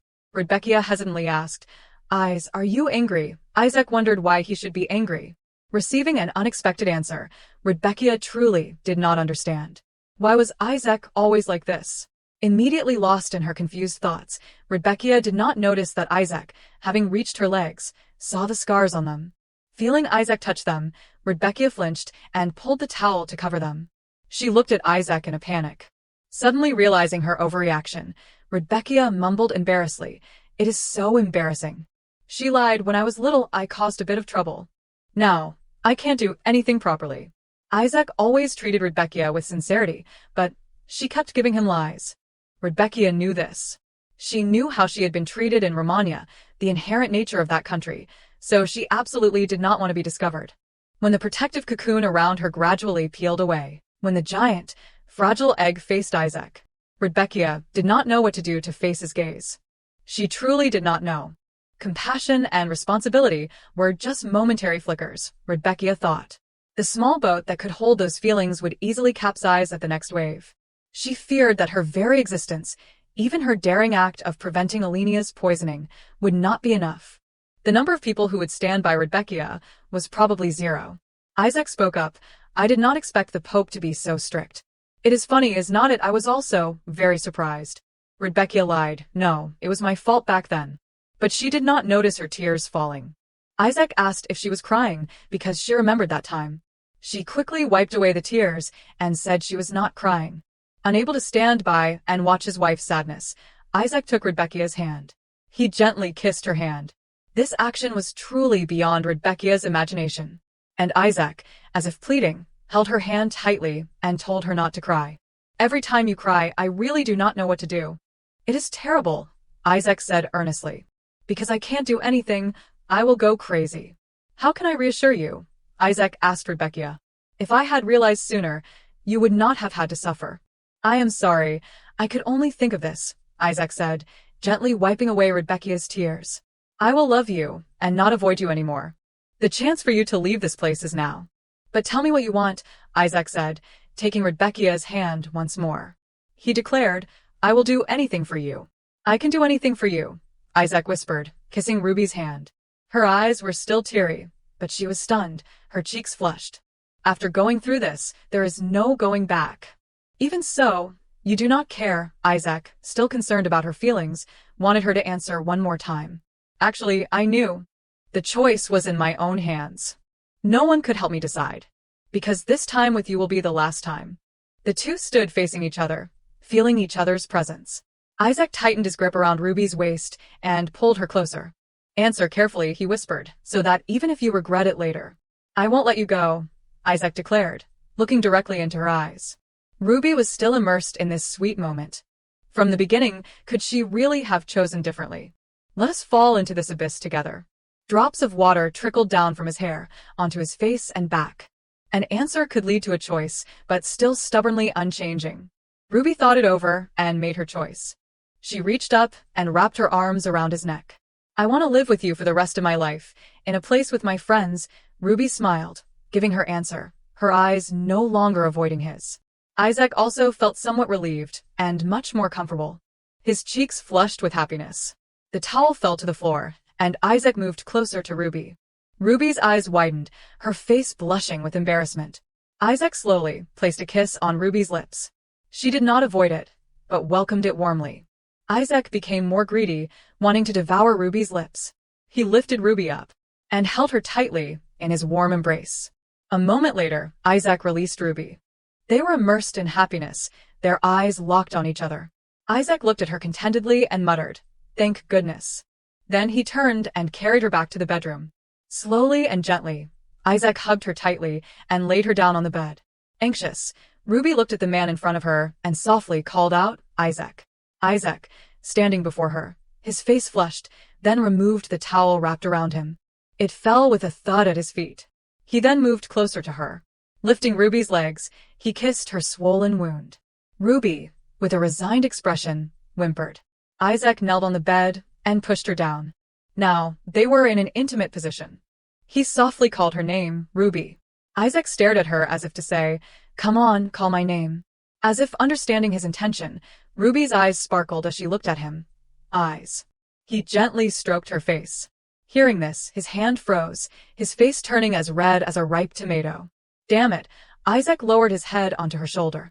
He moved closer, whispering, "If you keep looking at me like that." Ruby, still not understanding, maintained her innocent expression and sparkling eyes, asking, "Like what?" Unable to contain himself, Isaac lowered his eyes. He gently placed a kiss on her forehead. then trailed it down the bridge of her nose, nibbling lightly on the tip. Finally, he reached the lips he had been longing for. Ruby shyly responded to his kiss. She flinched, letting out a few uncomfortable sounds. Ruby's face flushed crimson, her hands tightening around his neck as she whispered in his ear, "Itchy, so itchy." Ruby's eyes widened as she screamed. Isaac, startled, quickly checked on her. "Does it hurt?" She replied tearfully, "Just a little scared." Isaac comforted her in his arms. "It is okay, Ruby. I am as clumsy as you are." Not at all. The next moment, she really wanted to protest against what he had just said. Eyes. In the room warmed by the fire. "It feels strange." Ruby grimaced, feeling like she could not take it anymore. Seeing her in pain, Isaac hugged her tightly, his heart aching. "Me too, Ruby." Ruby opened her eyes and glanced at him. She was stunned for a moment. Those turbulent eyes held such tender affection. Who is the one really caught in the trap? Ruby tightened her grip around his neck.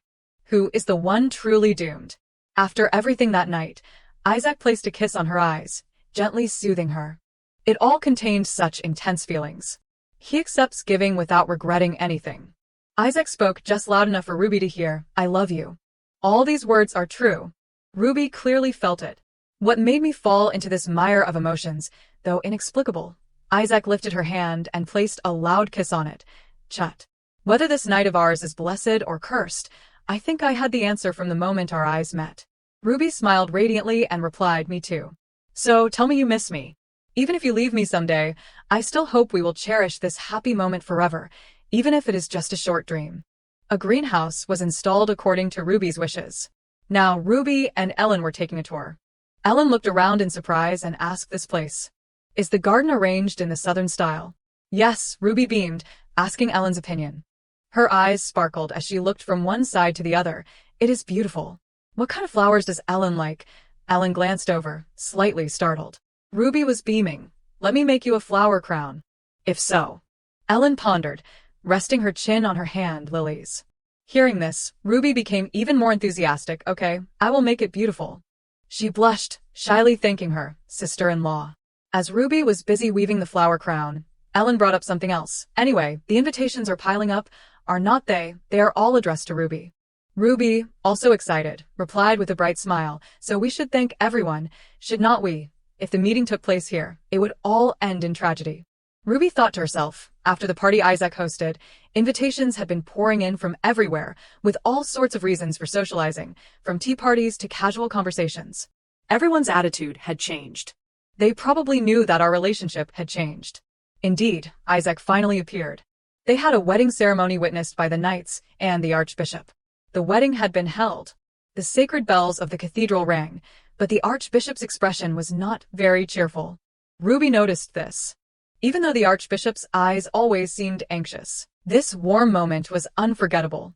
Lost in happy memories, Ruby remembered Isaac telling her not to mind. After all, there was no need to return to Romania anymore. She was clearly happy and content, focusing on picking lilies. Ellen also offered to help. Ruby probably knows, so she does not have to reply to every single letter. Ellen, sitting across from her, frowned and shook her head in exasperation. Just thinking about attending all those social gatherings is tiring. Ruby's body needs rest too, so just take it slow with those meetings. There is no need to rush taking over the mansion. Hearing this, Ruby's eyes widened, and she looked directly at Ellen. Ruby bit her lip. "If I suddenly become the head of the mansion, won't everyone be uncomfortable?" Ellen's expression suddenly turned icy, her anger mirroring Isaac's past behavior. Who would dare to be uncomfortable with the mistress of this mansion? Ruby flinched. "I was just worried, so I said that. If there are such people, they will be expelled from this mansion immediately," Ellen reassured her. Ruby fiddled with the flower crown in her hands, silently thanking Ellen from the bottom of her heart. "Thank you for those words. But if the maids do that, it will be different. If it were the beginning, her gaze towards me would be gentle." Ruby remembered the head nanny of the mansion. "But if I start participating in managing the mansion, she will definitely show hostility." "Thank you, Ellen." Ruby's hands were still fiddling with the flower crown. "But since this is my first time managing the mansion, will it shock everyone?" Ellen calmly replied, "Don't worry, I will help you step by step." She paused for a few seconds, and then said, "As you know, from when I was little until now, the one who had accompanied her since she was a child was the head nanny of this mansion." Thinking back, Ellen's eyes lowered. A few years before my mother passed away, the head maid was the one who took care of everything in the mansion. Ruby returned to her seat and asked, "Do you mean your mother was similar to me?" Ellen nodded slightly, her eyes becoming pained. Their eating habits and the scars on their hands were very similar. That day, my mother suddenly became agitated, obsessed with her appearance, and tried to live extravagantly. One day, she let go of everything and just stayed in her room, crying constantly. Ruby glanced at Ellen. Even though she did not express her emotions outwardly, Ruby knew that if she fell into despair, depression, and disorder, it would exhaust those around her, including herself. The Duchess seemed to have a lot in common with her past life's older sister. After thinking for a while, Ruby asked, "Do you know why your mother was like that?" But Ellen did not seem to know the reason. "No, I am not sure either. All I know is that after my mother passed away, the relationship between my father and brother was not the same anymore," Ellen confided. "When I was little, I witnessed my parents arguing several times. As a child, I did not know why they fought so fiercely. And after that, my brother became a holy knight. At that time, I wished my mother could become a devil, even if it was just to see her one more time. That was my naive childhood thought. Even though they can't recognize each other, they must miss their mother very much." After finishing her story, Ellen quickly reminded Ruby, "This is just between us. Okay. Just the two of us." Ruby was overjoyed inside and nodded repeatedly. "Of course, don't worry." "Madam, there are guests here to see you." An attendant arrived, breaking the cheerful atmosphere. "Who is here to see me?" Ruby felt apprehensive. Ellen stood up and frowned, asking Andy, "Who is it?" Andy scratched his head and announced, "It is some people from Longinus, Your Highness." Ruby frowned, even more puzzled. "Why are those people looking for me?" "Suspicious." Seeing her expression, Ellen asked with concern, "Is something wrong?" Andy also shook his head. "About that, I also." A jolt went through her. Ruby frowned, startled. "Could it be related to my secret?" Ruby decided to excuse herself. "I will go ahead. See you later." "Of course." Ellen was not at ease. "Are you sure you are okay going alone? Why do not we go together?" But Ruby quickly refused. "No need. Ellen has an appointment too. They are all Isa's colleagues, it will be fine." Ellen became even more concerned. "Then just invite them over here." "It is a pleasure, madam." All three walked towards the greenhouse garden.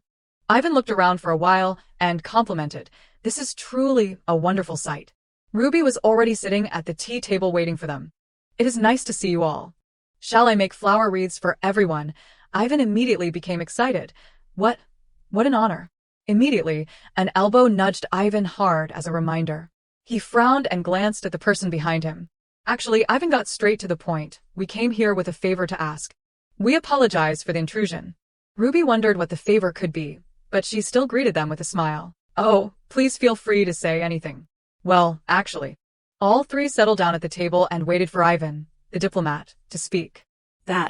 Actually. Ivan hesitated, making the other two irritated and causing Ruby's glue gun to freeze. "At this rate, the sun will set." The blue-haired knight angrily slammed the table. Ivan retorted, "You idiot. Why are you being so loud in front of Madam? You are making everyone uncomfortable." "Enough, let me speak." Ruby sat next to him, her glue gun frozen stiff. He cleared his throat to regain his composure. "Madam, do you know about the frost wolves?" Ruby thought for a moment, then rested her chin on her hand. "I only know about them through illustrations." "I see. In that case, we will be blunt." Ruby looked up, startled. "Can you talk to these wolves?"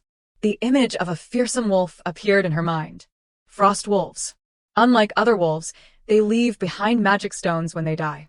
After leaving the magic stones, their bodies become no different from ordinary wolves. They are one of the rarest magical beasts.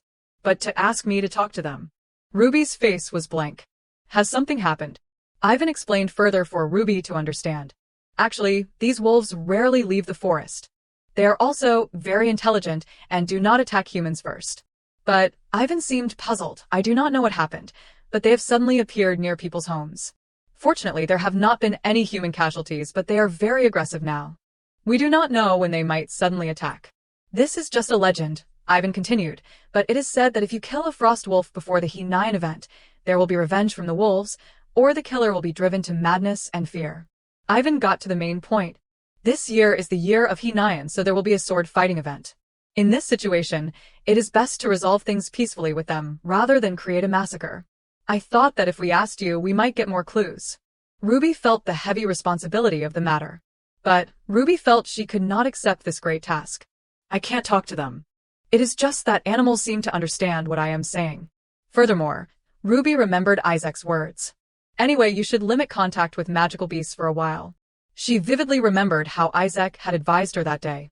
What exactly do they want from you? I can't even grasp it. Ruby smiled wryly. I am not sure I can understand what the wolves are saying either. Ivan replied with an embarrassed laugh. We are also considering that. But Ivan still had faith in Ruby. Madam's abilities are very special, so I thought you might be able to talk to these frost wolves. Ruby then asked about Isaac. Oh, is my husband coming too? Ivan scratched his head, unsure how to answer. About that. The blue-haired knight casually replied, no, he is not. If that Isaac knew we were coming to Madam for just this, he would eliminate us. Hearing this, Ruby felt a chill down her spine. Ivan shouted, Hey, you idiot, what are you saying? Ruby shrugged. What, I am not wrong. He placed the teacup down on the table with a clink. If you do not want to, feel free to refuse. Actually, we did not expect too much. He stared intently at Ruby. If you say you do not want to, what can we do? Ruby looked up at the blue-haired man, her thoughts unclear in her eyes. Ivan quickly turned and slapped him across the face, then coughed and apologized to Ruby. This useless fellow. Madam, I apologize on his behalf, and we also. Ivan had not finished his sentence when Ruby interrupted. I will do it. What? Ivan and Camus stared at each other in surprise. I will try, Ruby said with a glimmer of hope. In her mind, she apologized profusely to Isaac. Whatever their reason, Ruby smiled with satisfaction. They are still keeping secrets from me. She became even more determined. Just consider it doing something good. Besides, if I can help them, it will also help me gain their favor. She remembered the image of the arrogant blue-haired man from earlier. I really want to sew that mouth shut. It is infuriating. Also, if information about magical beasts spreads, won't it be easier to meet more friends? Ivan interrupted Ruby's thoughts. Here, have some chocolate. Ivan pushed a bag full of candy towards her. Ruby immediately froze. Do you think I am a child? Inside the forest, thick snow covered everything, making it even more gloomy. Ruby wore a thick cloak and looked outside. Ivan walked beside her, pointing forward respectfully. Madam, it is that way. I do not know when they will jump out, so I have blocked this path. Ruby could clearly hear the terrifying growls of wolves. Ruby looked and felt a little panicked, but she still suggested to Ivan, I will go a little closer. The three of them dismounted and slowly walked forward step by step. The wind howled past as they protected Ruby as much as possible. A magical beast stepped out directly. It growled menacingly. Ivan cautiously held his sword towards it. The fierce wolf glared at the four of them, its sharp teeth bared as if it wanted to devour them alive. The leader is directly confronting us. Madam, stay close behind me, Ivan turned and instructed, but Ruby felt it unnecessary. It is all right. Let me go alone for now. Madam. But she still slowly approached the frost wolf. Seeing her approach, the frost wolf remained fearsome but hesitated, its growls softening. She took off her hood and smiled, saying her first words, hello. The wolf's eyes suddenly became teary. She sat down in front of it, and it also lowered its guard and knelt down. Ruby looked the wolf over and thought, it is less wary now, but it seems like it wants to tell me something. I can sense the deep sadness and resentment within it. Madam, now's the time. The blue-haired man started to move forward, but Ruby quickly stopped him. Wait a minute. Then, she grabbed the blue-haired man's cloak and shouted, here. There is a leg. She pointed towards the wolf. The three looked on in bewilderment.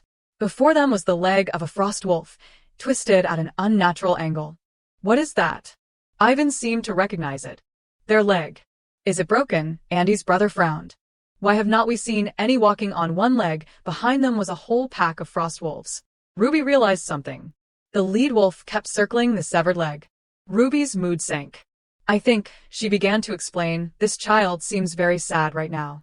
It is hard to understand exactly how this child feels. Ruby looked sad as well. It is grieving because it can't find the owner of this leg. Ruby thought, sensing the creature's sorrow. The blue-haired man asked in confusion, you mean they are looking for the owner of this leg? Ruby stood up and nodded. It seems to be nearby. We should find the owner of this leg first. But he worried if the owner of this leg is dead, they will be enraged and attack, right? He bent down to observe carefully. Then he commented, looking at this severed leg, it seems like someone intentionally cut it off. If so, it is definitely the work of poachers. Ivan drew his sword. Arrest everyone around here. Ivan was furious. Those who poach like this. Andy's brother was also fired up. A sudden downpour began. They took shelter in a nearby shed. Ivan and Gaylor searched the surrounding area to catch the culprits. Ivan glanced back and ordered Camus, "Protect Madam." Ruby leaned against her hand and looked outside. She was still thinking about the frost wolf. Will that child be all right? What if the owner of that leg is dead? It is cold. Please take this blanket, madam. Ruby looked up, startled. Oh, thank you. Suddenly, her eyes widened in alarm. Why is he here? Andy stood before her, smiling. Why is Endymion here? Camus also panicked. Why are you here? Behind him was Isaac, radiating fury. Bam! A powerful blow rang out. Camus lay sprawled on the ground. Ruby gaped in shock. Isaac was in a fit of rage. You bastard! Camus got up, wincing in pain, only to be grabbed by Isaac. Seeing the fist coming towards him, Camus panicked. Hey, wait, listen to what I have to say. Isaac, Ruby stepped forward and shouted, stopping him. I will explain, so please calm down. Isaac finally regained his composure. His eyes were still frightening as he turned to stare at her. Ruby was terrified. So scary. You have calmed down now, have not you? Isaac threw Camus aside and walked towards her. 1 step, 2 steps, then 3.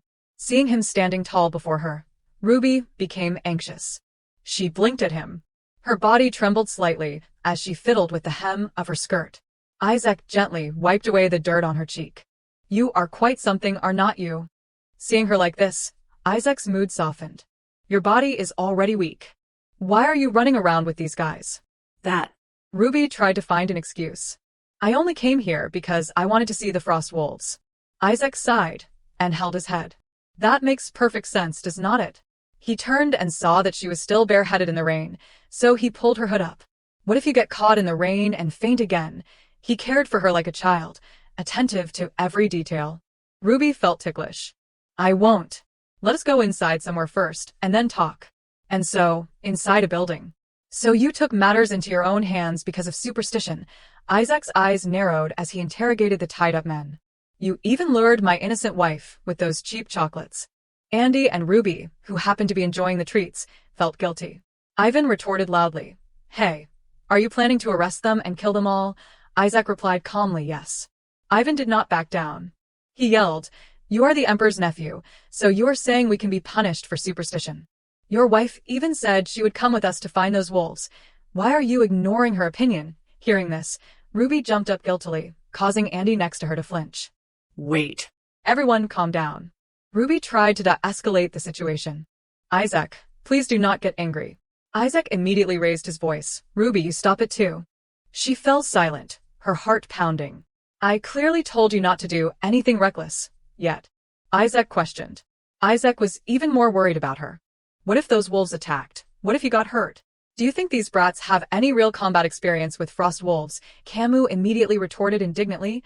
You bastard. How dare you underestimate us? Isaac frowned at him. Shut up. I remember what you said, but... Ruby tightened her grip on her skirt. I am sorry for causing you trouble until now. Isaac was taken aback. What? Isaac was about to get angry again.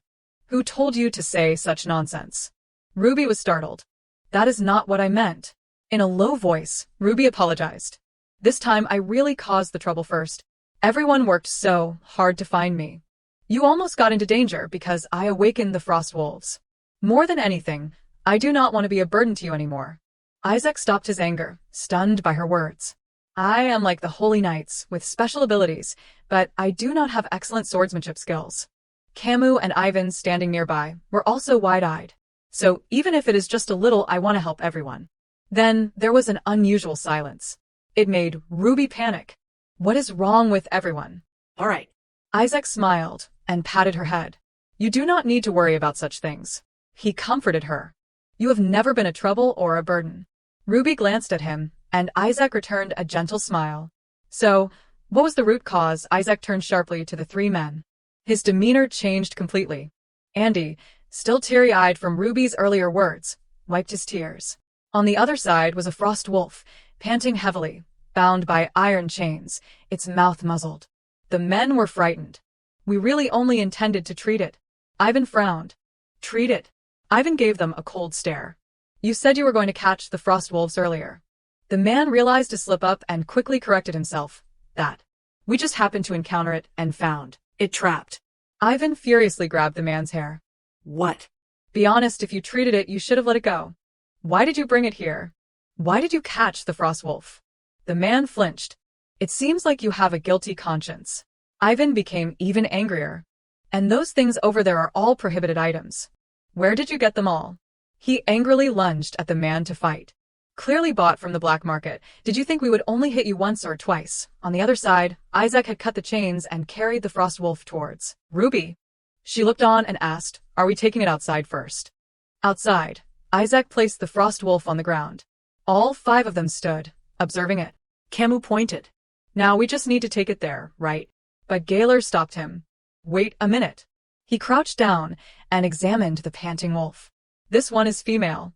Moreover, its size is different from the usual ones. Isaac offered his thoughts. It must be an manhwa couple, the leading pair. At that moment, Ivan burst out of the door, exhausted. Anyway, we have to put those guys in jail. He stepped outside to see the 5 of them standing there dumbfounded. He frowned and asked a clueless question. Why are you all so dazed? Is it too heavy to carry? Andy told Ivan, the thing is, this wolf seems to be the Wolf King. How did we mistakenly catch the Wolf King? What? Ivan was equally stunned. So it is an manhwa. Damn it. In the distance, a pack of wolves was approaching them. Everything's messed up. If we take it in this condition, will they let us retreat safely? At that moment, the Wolf King writhed in pain, its breathing becoming more labored. Ruby looked up. Can we bandage it like that? Isaac reassured her. Don't worry. It is not an ordinary wolf, it is the Wolf King. Just a little something, and it will recover quickly. Ruby was still unsure. But what is frost mushroom? The thing you threw on my face last time. Ruby was startled. Andy came to her rescue. It is one of the important ingredients in the medicine to heal wounds, madam. Ruby stammered an explanation. At that time, I was just trying to stop Isaac.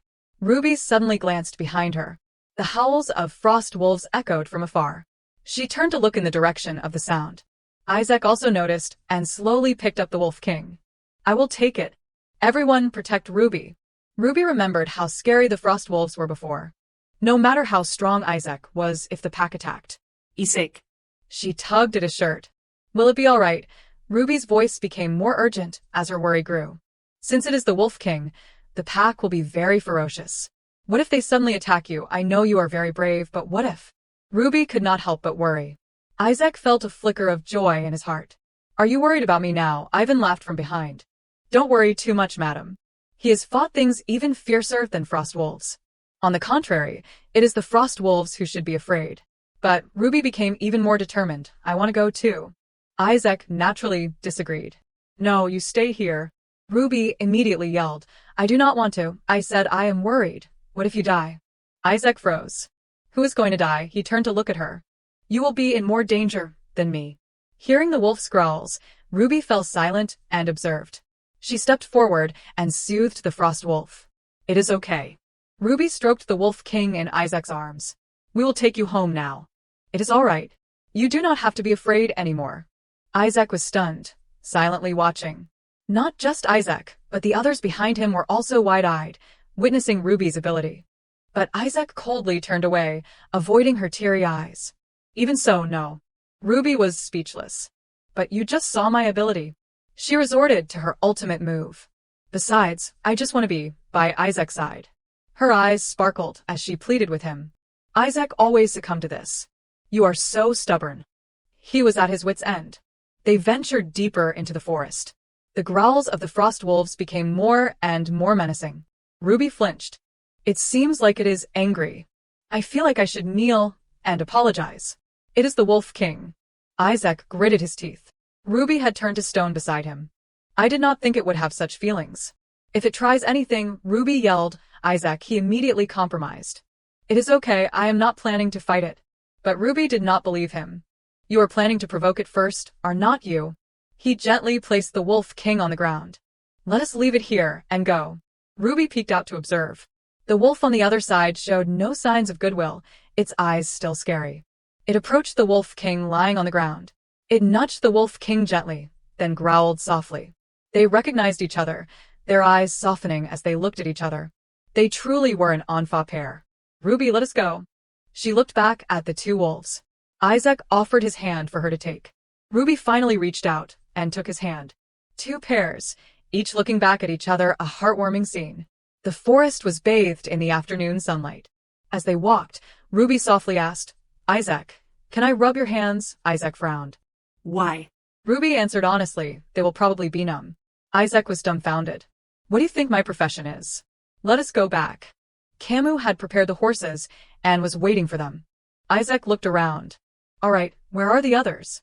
Camus replied, they have already taken the thieves who were caught first. Isaac was even more puzzled. Then why are not you going with them? I have to go now too. Before leaving, he turned to face Ruby. Madam, Ruby looked up in surprise. What is it? Madam, if you had not accompanied us, today's matter might not have been resolved so smoothly. We received a lot of help from you. Thank you. Camus bowed to Ruby in gratitude. I will see you next time, madam. Ruby beamed, slightly startled. Yes, see you next time. She clenched her hands, smiling brightly, her face flushed. You seem happy, Isaac remarked. It is just because I was able to help a little. If it were not for you, everything would have been a nightmare by now. Those wolves would be on the verge of frenzy. Well then, Ruby smiled under the afternoon sun. I will help everyone again next time. Isaac did not object, looking at her with overflowing happiness. A moment later, he casually asked her, next time, what next time? Ruby froze. What do you mean another next time? Of course. Because there might be something else you need to help with. But Isaac quickly realized his slip-up. Because you want to see your little friends, that is why you said that, right? Ruby felt a pang of guilt. That is not it. He grasped her hand tightly. Whatever the reason, I do not want you to leave my side. You like chocolate so much that you'll do anything anyone tells you. Huh? Ruby said awkwardly, looking for an excuse. I told you I came here just in case you were here. You're always thinking about me. Isaac paused. He stroked her face. Is that so? Isaac smiled and pinched her cheek.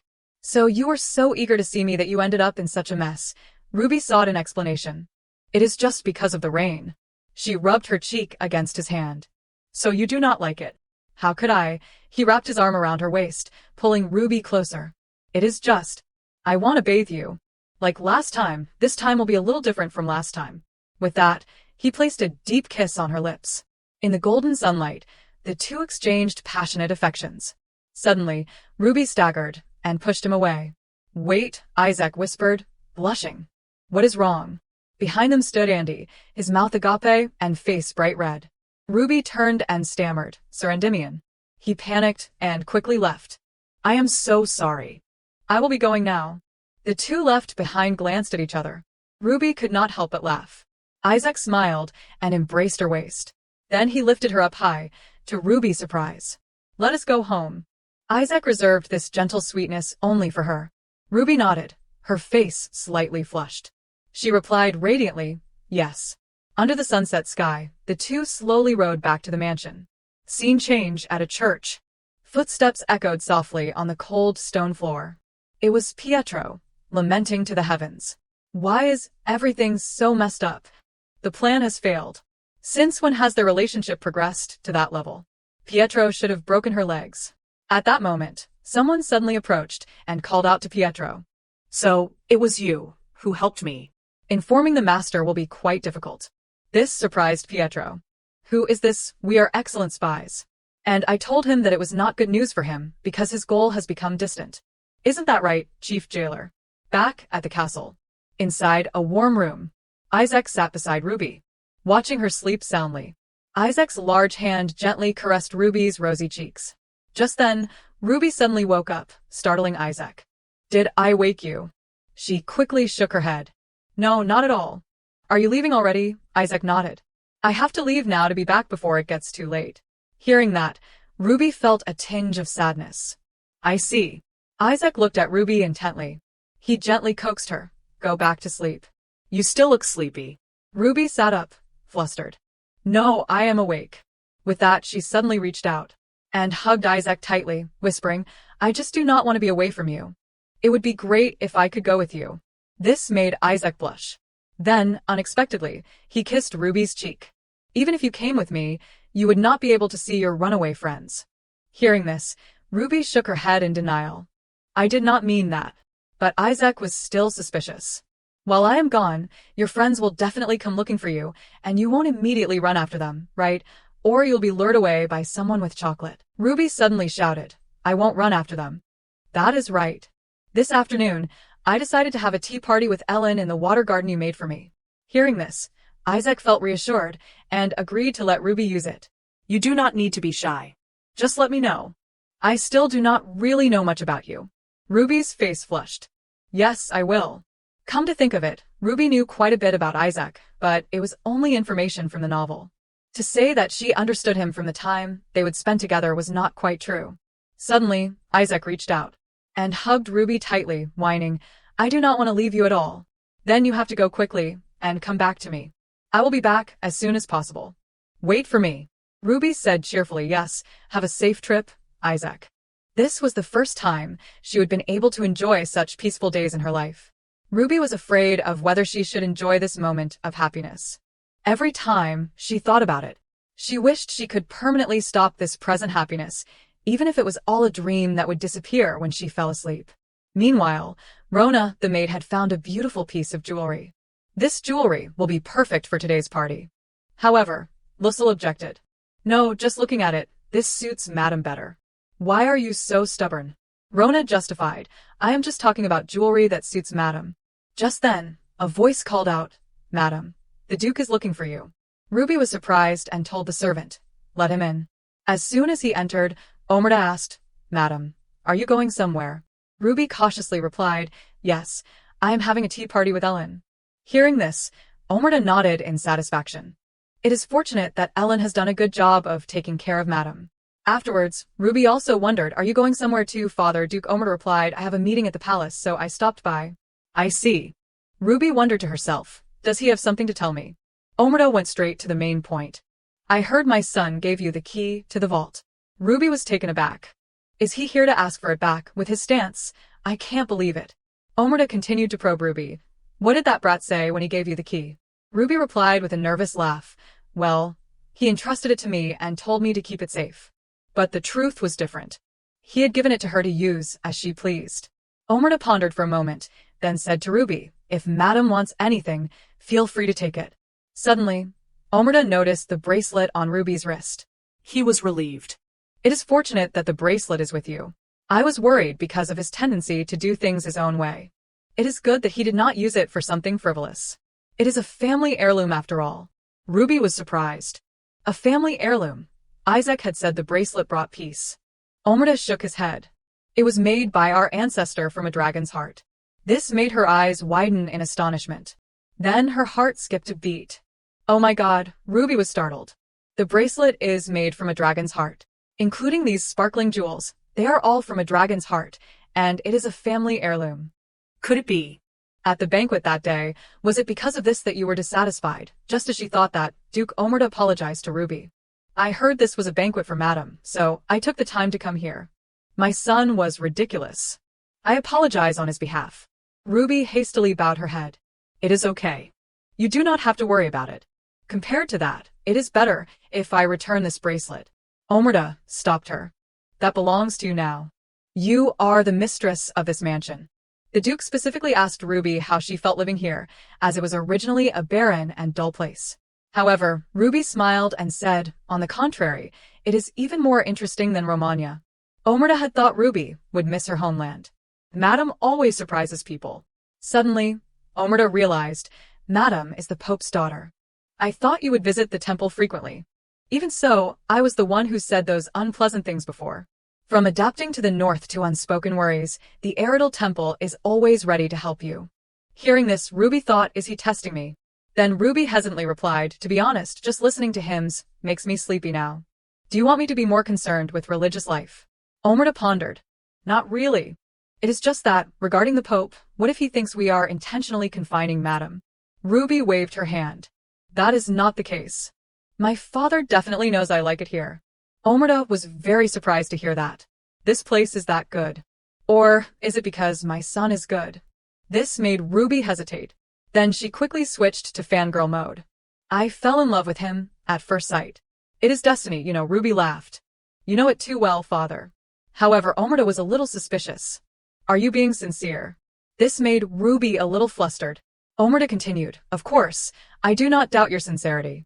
But your answer is very similar to someone else's, so I still can't erase my doubts. Anyway, I was just asking. Feeling a tremor, Ruby firmly replied, I am being sincere. So, Omerta let go of his suspicion. He sighed. The older I get, the more I have to think about. Just pretend I did not say anything.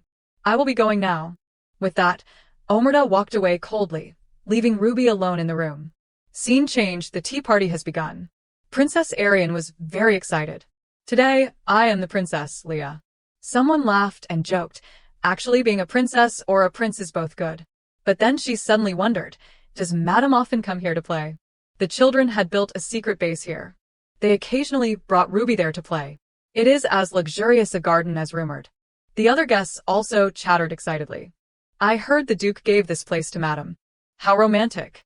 Ruby could not help but feel embarrassed. Does it look like I am bragging too much? But Ellen also told her to be proud. Is it too much? Alright, a little pride, so what, it is perfect for a little princess role. Ellen also teased Ruby, just looking at it makes me envious. I can understand.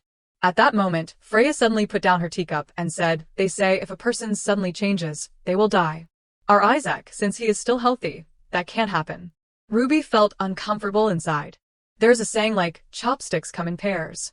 Where there is Ellen, there is Freya. The nausea had subsided lately, but Ruby still felt an aversion to food. Ellen prepared too many desserts, did not she? Even more surprising was that Ivan arrived. Good afternoon, ladies. Have you been having a good time? Oh my, Sir Ivan, please join us. Would you like to have some tea with us? Little Princess Leah excitedly asked, brother, what are you doing here? Ivan teased Leah, have you been bothering people here lately? I am not here to pick you up. Hello, princess. Leah sulked a little. What? No, that is not it. I have decided to play with the princess. You go home first.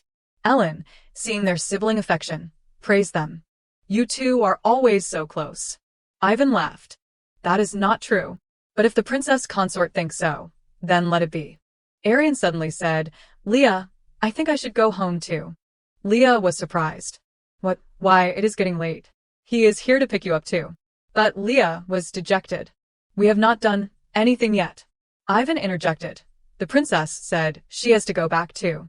You should go home too, little sister. Arian quickly said goodbye to Madame Ruby. At this moment, Ellen suddenly stood up and told Ruby to stay seated. I will take the princess there. In an instant, the other guests also followed Ivan, leaving Ruby alone at the tea table. Honestly, Sir Ivan is very popular. Suddenly, Ruby remembered. When the children came back, it seems like they dropped something. Finally, Ruby found it.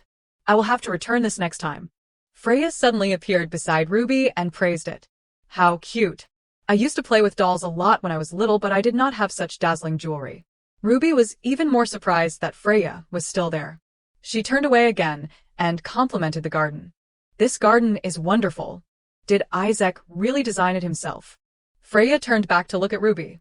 Then she said, so, madam, you must be very satisfied with this place. Like I said, I am asking if you are satisfied now. That is a difficult question. Madam, are you happy now? Ruby was stunned by her question. Why are you suddenly asking this, miss? A fear arose in Ruby's heart. What is she going to say now? Freya sneered. I am just asking because I see that Madam is very loved by Isaac. In my experience, people like Madam, as long as their safety is guaranteed, are sure to be satisfied with their lives. Madam is no exception. Ruby became even more bewildered. What are you trying to say? Freya seemed to be calculating something. Even if you leave this place and marry someone else, if you are lucky, would not it be the same as now? Ruby laughed awkwardly. Miss, you are being a bit too careful with your words. I won't leave Isaac. Freya was taken aback. She sneered mockingly. Then she continued, Madam, do you really not understand? Or are you pretending not to understand? At this point, Ruby could not understand what was happening. She gently told Freya, could you get straight to the point, so I can understand instead of beating around the bush like this? Hearing this, Freya spoke seriously. Madam, Isaac is His Majesty's beloved nephew, inheriting the noble blood of the Britannian royal family. Compared to a princess with mixed blood from a heretical cult, you understand what I mean? This implied that Isaac was very likely to be the successor, the future ruler of the empire. I have spoken this much, so you must understand, right? Anyway, if Isaac becomes the next successor, the future prosperity of the North will also depend in part on his partner. Will they be willing to let a heretic interfere in their country, or be grateful to someone they do not even want to look at? Freya's point was, what do those holy sons from the rotten south know about this land? Just with Madame's intervention, those strange beasts reappear. Do you think this place is just a playground? After finishing speaking, she glanced at Ruby smugly. Are my words that difficult to understand? I do not expect Madame to understand too much. Freya continued, I am just afraid that Madame, being so gentle, will be hurt and resentful of her fate later on. So, I just wanted to warn you in advance. First love is a very scary thing. Moreover, Madame is in love and can't control it. But you are just a pretty doll that can dance. A man like Isaac, if he meets Madame, and loses his mind just because of first love, it would be a real pity. This is just a brief encounter. However, even Ruby knew that. People are beings that can change at any time. Ruby had experienced it firsthand, so how could she not know that, but why should Freya care about it? At this moment, Ruby spoke up. Come to think of it, Miss seems to know a lot about my husband. Hearing this, Freya quickly asked, Does Madame find it unpleasant? Ruby burst out laughing in denial. There is no such thing. I just thought it was quite miraculous. Does Milady have some sort of resentment towards me? But Isaac has never mentioned Milady in front of me. Freya looked a little embarrassed. Then she burst into laughter. It must be because he is afraid Madame will see me as his mistress, so he cares for me in his own way. Madame, please do not misunderstand. I also do not care about such childish emotional games. Isaac is the same. Isaac and I have had a lot in common since we were young, one of which is our love for the North. Right now, as the spring breeze blows by for a moment. But Isaac would never give his heart to a fleeting breeze, would he? Eventually, he will realize who he should choose, for the glory of the North and those who are important. Hearing Freya's words, Ruby thought to herself. Her words are like, you can't be by Isaac's side. I am the one who deserves to be Isaac's empress, the one who will become emperor, not you. Isn't that what she means? Why does she have to beat around the bush like that, to hide her feelings, and at the same time, she tries to appear very authoritative? After that, Ruby approached and called Lady Freya. What you have been saying does not seem to make sense. Milady said that as long as I feel safe and comfortable, or that I still feel satisfied even when I am not by Isaac's side. But why should I be hurt by Isaac? Do you mean that I see you as his mistress? I wonder if Milady feels uneasy about missing Isaac for the rest of her life. After saying that, Ruby sneered. Seeing that, Freya clicked her tongue. Is Madame pretending to be innocently clueless about something? Actually, there is a reason for Madame to be so tense. Lately, Isaac has not been clinging to just you. Ellen already said it, so why does Madame keep pretending not to see? I was quite surprised. I hate stupid people with brains for show. Ellen is no less than me. By the way, I will let Madame know this too. Trusting someone too much will one day turn back into a knife before you know it. The coffee in Freya's hand suddenly poured down. Ruby was extremely bewildered. Freya had splashed water on herself, making Ruby extremely panicked. At that moment, Ivan returned to find Lee's hairpin. As they entered, they were astonished. When they saw Freya drenched, both Ellen and the other guests curiously asked Freya, What happened? Are you alright? Why are you like this? At this moment, Freya hesitated. I am fine, it is just. It seems Madame has misunderstood my meaning. Making everyone there stunned. Ellen could not help but wonder. What do you mean, Freya? Please explain this situation clearly, Ruby. Did the Duchess really do this to Milady? How could this be? Even Ruby did not expect things to turn out like this. The victim was Freya, and Ruby became a wicked woman who was jealous and harassed her husband's friend. Ellen tried to probe Ruby. With a pleading look, please answer me. But at this moment, Ruby just glanced dejectedly at Ellen, whose eyes were brimming with tears. Leah innocently said to Ivan, Did everyone fight because of my hairpin? Ivan shook his head and said, No, it is not. Then Ivan spoke up, Madame could not have done this without a reason. I hope you can tell me the reason. However, Ruby was in shock as all eyes were on her, as if she were the culprit. Ellen still could not believe it. Ruby, say something. Freya pretended to be heartbroken. It seems that Madame was very surprised. I do not want things to get any more chaotic. Just then, Ruby sobbed aloud. I did not do it. I did not do anything. Like everything that has happened so far, and this time too. The other guest exclaimed in panic, "No. Do you mean Lady Freya staged this? I can't believe it." Freya took the opportunity and started sobbing. "Madam was very angry because of my mistake. It is only natural that I receive this punishment." Ellen looked over and saw Freya trembling and became extremely worried. Then she helped Freya inside to change her clothes first. Ellen turned back and glanced at Ruby. "Let us end the party here today." This must have been what Freya wanted to tell Ruby. No matter how hard she tried with the people here, she would ultimately just be a stranger to them. Then they would turn their backs and abandon her. Ruby walked away absent-mindedly and pondered over everything. This time, will I be abandoned like this too? Ruby could not help but blame herself. It is time to get used to it. I am such a fool. At that moment, Rona noticed and called, "Madam." She eagerly asked, "Did you enjoy the tea party? Dinner has also been prepared." After saying that, Rona suddenly froze. She turned to worry about Madam Ruby. What is wrong? Although Ruby denied it, Rona still felt that something had happened. "You look so sad." At this time, Ruby felt extremely wronged.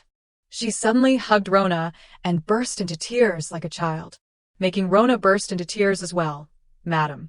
And the two of them hugged each other and sobbed.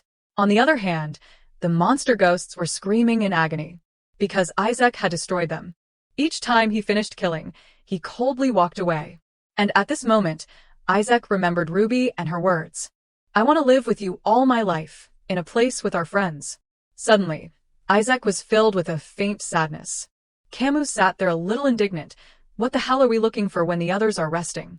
You are afraid our teammates will kill Madam's friends, so you are doing this, right? Even so, they are monsters living in nature, so they will know how to survive on their own. Since when did you become merciful to monsters like that?" Isaac immediately changed the subject. "You are so noisy. Just do as I say." Camus angrily shouted, "I am afraid you are overworking yourself, so I followed you here. Honestly, it is a good thing the ice dragon has disappeared. Otherwise, the whole kingdom would be in chaos trying to catch it alive. They would probably use the excuse of putting it in a sword-fighting event. There were days when they crawled out and attacked people's homes. It would be difficult to avoid subjugating them. Come to think of it, are you really going to participate in the sword fight?" Isaac was surprised. "Why, are you afraid I will win?" Camus immediately denied it, messing everything up just because you do not intend to kill the monsters. Then it is strange that you would participate in the match to eradicate them. "I am also worried about that, Isaac." Just then, Gaylor appeared. "What if the Duchess understands the language of the monsters, but you hurt the monsters? Will that be okay? And what if they see the Duchess? What if something unexpected happens?" Isaac answered without hesitation. "Then I will have to participate." What is the current relationship between Ruby and the monsters? It can't be that all monsters react to Ruby. Even so, Cardinal Valentino has come to preside, so Ruby cannot be removed from the stands. For that reason, Isaac began to swing his sword resolutely. "Before they start causing trouble, I will be the only one to kill them without pain." Camus suddenly asked, "What if you lose?" But Isaac affirmed, "I will win gloriously and bring honor to you. Don't I have a reason to do as I please?" That is all for today. At this time, both Gaylor and Camus felt very bored. Back in her room, a servant offered soup and said, "Please eat something, madam. I did not have dinner and just sat blankly in my room. Ellen brought food to my room, right? I just need to throw it up. Let us eat first. Perhaps because I have suffered so much, now I do not even think about resenting Freya. Here, I can't compare to Freya at all. No matter what I say, they all choose her. In the end, the main character is not me, but Freya. Perhaps Isaac is the same. Even though I know it better than anyone, my heart still aches. I should not have had the illusion that I could live in harmony with this place." After that, Ruby called, "Rona, Lissel. Both of you go rest. Today I want to be alone to reflect a bit." But they could not help but worry, "Madam. Then let us prepare a bath for you." Hearing this, Ruby suddenly became dejected, and said, "I will prepare it myself," making Rona and Lissel both bewildered and confused. But they had to obey Madam's words. "Yes, we understand." After that, Ruby went outside to get some fresh air. Her mind was still absent. Suddenly, Ruby felt uncomfortable. "It has been a long time since I have vomited, so it is burning inside. I have been holding back lately." Suddenly, Ruby spotted the river. "I also wanted to try boating with Ellen here. How will she look at me after this? Will she regret getting close to me? Ellen and Ivan too, we have become closer. I have grasped a precious existence so that I can live well. I thought so. I am so pathetic. What did I believe in the end? Did I expect too much? Remembering Freya's words, losing your mind just because of your first love. Ruby suddenly felt wronged. It was just a brief moment. I know that too. Sweet memories with Isaac, I know. Even so, if I try my best to reflect on myself, will they be lenient with me? Even if their feelings for me are gone. At that moment, the headmaid appeared. Madam, so you are here. Ruby glanced to see who was talking to her. She continued, I wonder if Madam has finished her meal. I came to confirm as per milady's orders. Ruby thought to herself, did they go through Rona and Rossel to check? The maid continued, and I will make clear everything that needs to be said regarding Madam's despicable actions. I have taken care of milady since she was a child, so the secrets she can't tell others, she confides in me. Milady had hoped that I would change my mind about Madam, as she said. From the beginning I knew. At this point Ruby thought it seems that Ellen has talked about my eating disorder. To Ellen, this head maid is an existence more important to rely on than her own mother. It seems like this person does not have bad intentions towards me either. If she does not tell Isaac, I do not care. But this head maid has a completely different thought from Ellen. It seems like she is gradually accepting me. You must have heard about milady's deceased mother, the head maid said. Our milady suffered greatly because of her. Even if she died and came back to life, she would not be able to understand. While talking, the head maid suddenly clenched her hand and said in a stern voice, I can't just stand by and watch milady go through the same suffering as back then. Hearing this, Ruby thought, until now, the closest servant to her, I think she truly feels sorry for her. How close do you have to be to Ellen to react like this? The head maid continued, Madam, not only do you have the strange habits of milady's mother, but you also cause her trouble in the same way. The masters of this castle, I still suspect whether it is because of a curse or not. So, until the day Madam leaves. Hearing this, Ruby stood up and asked, Leave where? Shouldn't Madam know that better than anyone? Madam should be the one to leave the castle at any time. However, Ruby affirmed, No, I won't leave this place even if I die. The head maid slowly approached with a smug look. As expected, first love is like a sweet dream. I understand that Madam is very emotional, but sooner or later, Madam will realize that every person in this world has a suitable place. That's so-called first love. Why do people keep doing as they please? Or do you feel anxious because you can't convince me? Isn't it ultimately your desire for me to quickly disappear from this place? I am just choosing this place to survive, by any means. What is wrong? Do you feel restless because you can't chew and swallow me? The head maid sneered again. I say this only for Madam's good. It is a pity. Meanwhile, Ruby's anger had reached its peak. Suddenly, Ruby swung her hand and slapped the head maid hard across the face. The blow was so strong that it sent her glasses flying to the ground. At this moment, Ruby's eyes were as sharp as a sword, ready to cut down any words that offended her. Ellen walked alone down the empty hallway. She was still preoccupied with some things she had experienced. Specifically, Ruby's sobs from earlier, when Ruby completely denied the accusations she had faced. Ellen just sighed and let it go. At the same time, someone's sturdy figure approached. What are you doing out here in this cold? It turned out to be Isaac. He came here just to ask about the tea party, but ultimately, he was aiming to find Ruby's whereabouts. Ellen did not want to answer this question. She avoided Isaac's gaze and did not respond. Why are you making such an expression? A few seconds later, Ellen spoke. Actually, earlier at the tea party, Freya and Ruby. The scene changed. A vivid sound echoed in the garden, causing Marta's glasses to fly straight into the grass. She held her swollen cheek in excruciating pain. What are you doing now? Ruby immediately retorted, What, didn't you want me to be like this? So, you are just pretending to be pitiful. You are finally showing your true colors, are not you? Marta replied. If Madam is that kind of person. Ruby interrupted, her voice both loud and threatening, then you should quickly go tell everyone. But even if you do, it won't change anything. There is one thing you should not forget. You are just a maid, and I am the daughter of the Pope. You should be grateful that your tongue has not been cut out yet.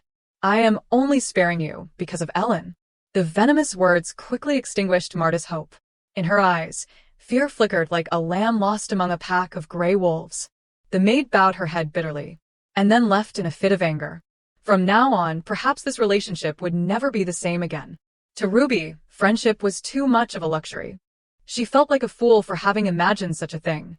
Isaac rushed to Ruby's room to find her. However, he was greeted only by the maids cleaning the room. According to them, Ruby had gone for a walk and was not there. Where did she go? In the greenhouse that the Duke built. Before she could finish her sentence, Isaac quickly left. That night, Isaac searched the entire palace, from the grounds to the flower garden. His figure looked pitifully as he looked around. Suddenly Isaac stopped. He looked towards the deserted hall. Where are you, Ruby? I thought I could finally reach you, but I overestimated myself. I am afraid you will leave without a word of goodbye. I was blinded by misunderstandings. I was afraid that I would do something wrong and make you leave. I am so scared. From behind, Isaac heard the sound of running water. It seemed to be coming from the artificial stream nearby, so Isaac quickly turned around. His eyes landed on the familiar hair of the girl he had once hurt. Isaac softly turned on his heel. He approached Ruby without a sound. His mood now seemed much lighter. Isaac leaned towards Ruby. What are you doing here? Upon seeing him, Ruby's heart felt like it was shattering. After composing herself, she calmly asked Isaac, when did you return? Are you playing hide and seek? Oh right, you found me, so where's my reward? Reward? What reward? I found you, did not I? Where's my reward? Isaac reached out to Ruby affectionately. She said that her reward was a kiss from her. Isaac just smiled with satisfaction.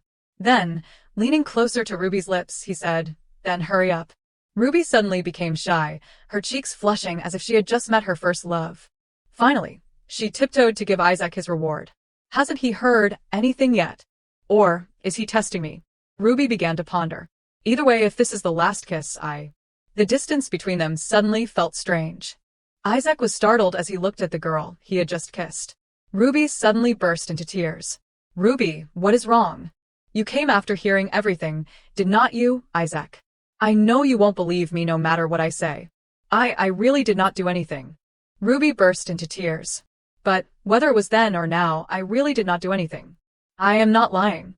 Isaac seemed bewildered. Ruby continued to explain, you must be very disappointed in me because of this. It is all my fault. It seemed as though he did not know what had happened. Isaac quickly said, no, Ruby. First, lift your head. Ruby, look at me. She continued to sob, I am sorry for being so greedy. Now Didn't you say you did not want to see yourself like this? Ruby froze. She could not believe what Isaac had just said and shook her head repeatedly. I always cause trouble everywhere. I am afraid you will send me back. What are you talking about? You said you hated it and found it annoying, so I tried to avoid doing things you did not like. It is all my fault. Isaac was very worried. He continuously comforted Ruby. No, that is not it. The me back then. I thought it was best to send you back to Romania. It was for your safety.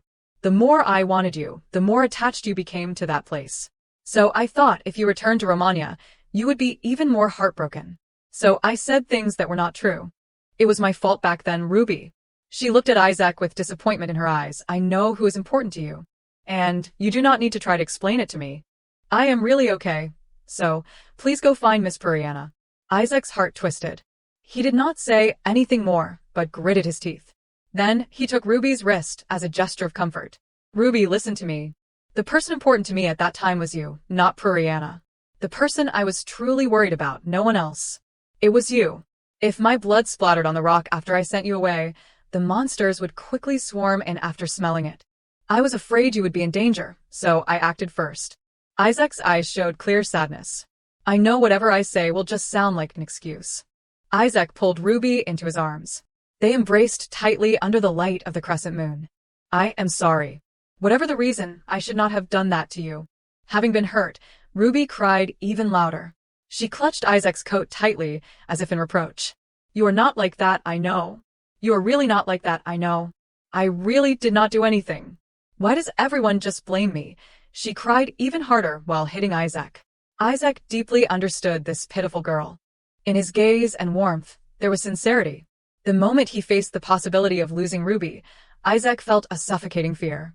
Isaac confessed, I am the one who made you greedy, the only existence in your heart.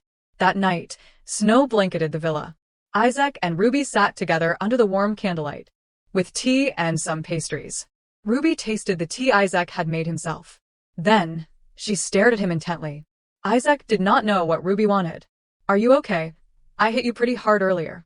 I think my actions were not right, he replied. Isaac noticed Ruby's delicate hands. While stroking them, he said, I am more worried that your hand is hurt. Then he gently kissed her hand. This warm gesture quickly surprised Ruby. She could hardly believe that this burly prince could have such tender moments. The situation was too awkward. She had to withdraw her hand with the excuse that there was something in Isaac's glass. It is just honeyed wine. Can you try it? Responding to Ruby's desire, Isaac pushed his glass towards her. But Ruby gulped it down in one go. Nausea immediately hit her, and Ruby tried to suppress it because of the strange scent. However, Isaac saw her actions and chuckled, finding it cute. You just need to pour a sufficient layer. Try it. Half believing, half doubting, Ruby took the new glass of wine and tried it. Sure enough, this flavor was completely different from Isaac's. If you like a certain type of wine, just tell Rattler. It is not that I can drink alcohol. I was just curious about what you were drinking. What did you do today? Let us see, just caught a few goblins. Nothing interesting. Ruby suddenly thought if a man like Isaac met the lady, it would just be his first love. He should not lose his mind over it. It is simply first love. Taking this opportunity, she would tell the lady. Trusting someone too much beyond a certain limit will become a double-edged sword before you know it. Seeing her silent for a while, Isaac spoke. Are you still curious about something? What? You have been staring at me this whole time. Ruby's hesitant and faltering look quickly caught Isaac's attention. His eyes darkened. Or, do you have something you want to tell me? Ruby fell silent, lost in her thoughts. If I tell him everything here, will he believe me? He does not believe Freya, but will he believe me? I am afraid of losing everything in this moment. I am afraid everything will go back to how it was before. After a long hesitation, Ruby pushed those thoughts aside and said that nothing was wrong. That is right. I heard people talking. Are you participating in the swordsmanship tournament this time? Why, you do not like it? No, that is not what I meant. Using his knowledge, Isaac told Ruby more about the tournament. The things that appear in the matches will be different from your friends, so you are even more worried. Ruby continued. Of course, I know you are the undefeated #1 swordsman. Isaac suddenly froze for a few seconds. Will that hurt you? What? It is nothing. He quickly changed the subject, as if there had been no separation. Putting down his glass, Isaac asked Ruby to try to restrain herself a bit during the upcoming match. Although witnessing the death of monsters would be difficult for her, Isaac admitted that he could not stop her from sitting in the stands. Isaac said that he could end the match as quickly as possible. Ruby became bewildered. Why is he saying these things? Aren't all monsters like my friends? I know that too, right? Isaac gently touched her hand, his voice full of affection. If I win this tournament again, if I crown you with the laurel wreath of victory, then no one will dare to mess with you anymore. Ruby was surprised. Is this the reason he is participating despite the danger? Just for me. Suddenly, I understand why he has been preventing me from interacting with monsters until now. When his comrades brought me to where the frost wolves were. Now I understand why he was so angry. Just now as well, if it was not a goblin but Papori. I am just afraid of getting hurt, but he is always worried about me. Ruby decided to tell Isaac about what happened today. Actually, I was with Miss Puriana. She told me about my identity, and then poured tea on herself. I hate myself for wanting to feel reassured by you again. And just now in the water garden, the head maid also said similar things to the young lady, so I slapped her because of that. I am sorry for making things bigger. Wait, Isaac interrupted Ruby. He looked like he had a headache. After a sigh, Isaac asked Ruby to tell him everything from beginning to end. About that, Ruby stammered. Maybe I was too arrogant with Miss Puriana, so she said I should not be overconfident, and then she poured tea on herself. Ruby, you're still talking too fast. You do not need to pay attention to other things, just focus on yourself. To me, you are the most important person. So tell me what happened to you today. Tell me slowly. Ruby fell into the deepest darkness of her life. More than anyone, she understood that even speaking the truth at this moment was difficult. She was afraid the other person would get angry upon hearing it because she had developed the habit of speaking quickly. Isaac, if I am truly the most important person to you, can you grant me one wish? There is no reason for me to refuse. Isaac chuckled softly. Then, Ruby spoke her true feelings, pleading with Isaac not to hate her, causing his expression to pale. Isaac's lips pressed tightly together, as if in disbelief. He held Ruby's hand tightly. What is your wish? Everyone keeps telling me that your feelings are just a fleeting moment, that sooner or later you'll get tired of me. Isaac replied, Puriana and the head maid Did they tell you that nonsense? That is absurd. How dare they say that? Isaac's voice changed. Is it because of that nonsense that you are asking me for such a wish? I do not want to think that way either, but I do not know much about you. They are people who have been by your side for a long time, and they keep saying those things, so I am starting to doubt your feelings for me. Certainly, her words carried the weight of her emotions. Isaac stood up, to Ruby's surprise. What do I have to do to make you feel certain? The next action was what truly shocked Ruby. Isaac knelt before her, his voice filled with conviction. If I give you everything I have, will you trust me then? Ruby could hardly believe her eyes.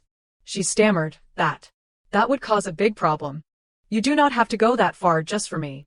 Isn't it natural to stand up for your wife's honor, but if this causes conflict and internal strife between the families? Isaac laughed. It will be fine. Those who dare to do anything that harms you do not need to live. I can do anything to make you feel at ease, even just a little. Ruby felt a lump in her throat. So, please tell me, what do I have to do to make you stop crying? Ruby was truly touched by this gesture. It is my problem. Thanks to you, I can indulge in a dreamlike happiness. I am so afraid that dream will shatter, because I am not. Because I look like this. I am sorry. The crimson sunset tinged with the autumn afternoon sun. Ruby had never even imagined it would shine on her. She had been abandoned by her own parents, a cursed soul unwelcome anywhere. Even so, the reason she had not died was probably because she lived in a world that constantly reminded her that she had no value in living. Yet Ruby always yearned to live to the fullest to prove her reason for existence. Her destiny, even if it was a thorny path that tore her feet and stained them with blood. But being with Isaac filled Ruby's empty heart with hope. Ruby kissed Isaac's hand. Thank you for trusting me, with such a sincere heart. Isaac wiped away the tears streaming down Ruby's cheeks. Of course, because I am always on your side. Ruby wondered, this man before me, what is he like about me? Is he looking at me so earnestly and tenderly? What if I do something wrong? Will you still be on my side then? Isaac abruptly stood up. Then, I do not mind becoming an accomplice. Husband and wife working together, right? Having received the desired answer, a smile bloomed on Ruby's lips. What if it becomes a bad habit of mine? You can be a little meaner too. Is it really okay if things go on like this? I do not know why you do not have any doubts about me, but now, at this very moment, I just want to focus on your gaze. I will blind myself with the sweet illusions you have for me. So make me believe that miracles can still happen in this world. Scene change, in a place where trees are withering under a blanket of white snow. Ellen, by the window, is deep in thought.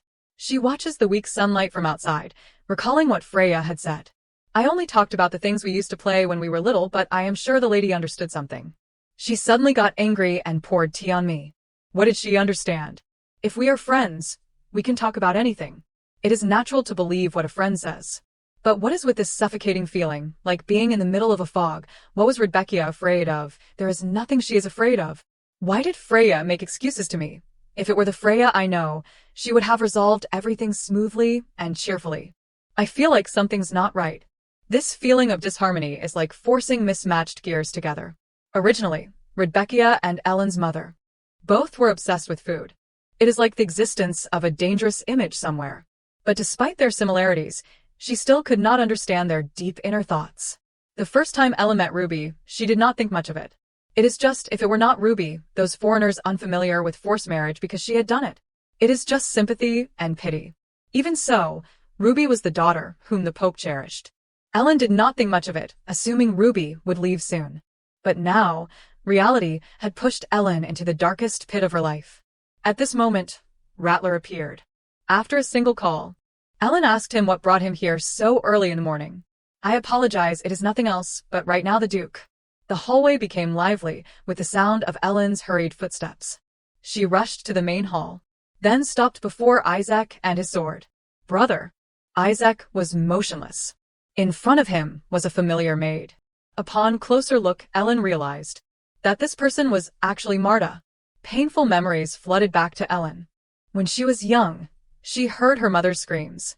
Marta had stopped her, fearing it would affect Ellen, claiming she should not have been born. This statement directly dealt a heavy blow to Ellen. Let go of me. Marta looked at Ellen as if telling her to leave immediately. I said, get out of the way. Madam, please calm down. You can't do this, let go. I said let go. The two continued to argue. Something unpleasant happened. She tripped over the rug until Ellen's mother lost her balance and fell backward. A scream echoed once more.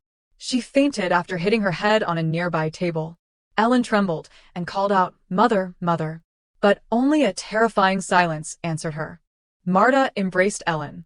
I thought Madam's illness had improved. I was wrong. Finally, she woke up, her vacant eyes fixed on her daughter Ellen. If Madam truly loves Miss, then I beg Madam not to see Miss again. She had become dazed. Because Marta had taken Ellen and run from the place, the desperate calls were now too late. Mother, I am sorry. I am sorry, Ellen. My daughter. The door slowly closed. After that, her cries could no longer be heard. Marta comforted Ellen as they walked. Don't worry, Miss. Madam is just a little hurt. Even if I die, I will definitely protect Miss. Since childhood, Ellen had endured her mother's illness. She had nowhere else to turn. The only person who had always been by her side was the head maid, Marta, but now she was kneeling before her like this once again. Marta's face was filled with fear.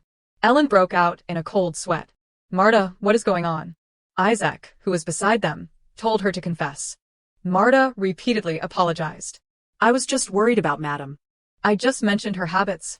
Because Madam is the Duchess of Omerta, because many people are watching, so it is necessary to limit bad habits. I only said that. But suddenly, Madam got angry. She slapped me. Ellen was as if petrified. A suffocating atmosphere filled the hall. Rebecca's strange actions were happening one after another. This did not seem to be a coincidence. If so, had she been hiding this personality until now? Isaac questioned, if what you say is true, does that mean Ruby lied? Telling the master to leave, talking about first love. Were not those statements from your own mouth? Ellen noticed Isaac's unusual demeanor. In her eyes, he was no different from a wild beast hunting its prey. Ellen turned to question Marta. Is that the truth? No, it is not. Please believe me, Miss.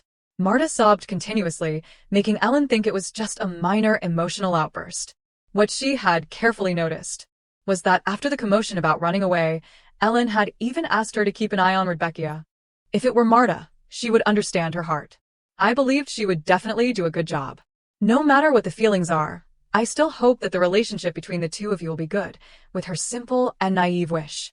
Her mother and Rebecca, Ellen only mentioned that they had something in common. Anyway, you have already admitted what you said, have not you? Isaac gripped his sword tightly. I have heard enough. At this moment, Rattler intervened. He brought along a middle-aged man and said that the man wanted to speak with Isaac. When Isaac gave his permission, the middle-aged man abruptly introduced himself. I am the new gardener.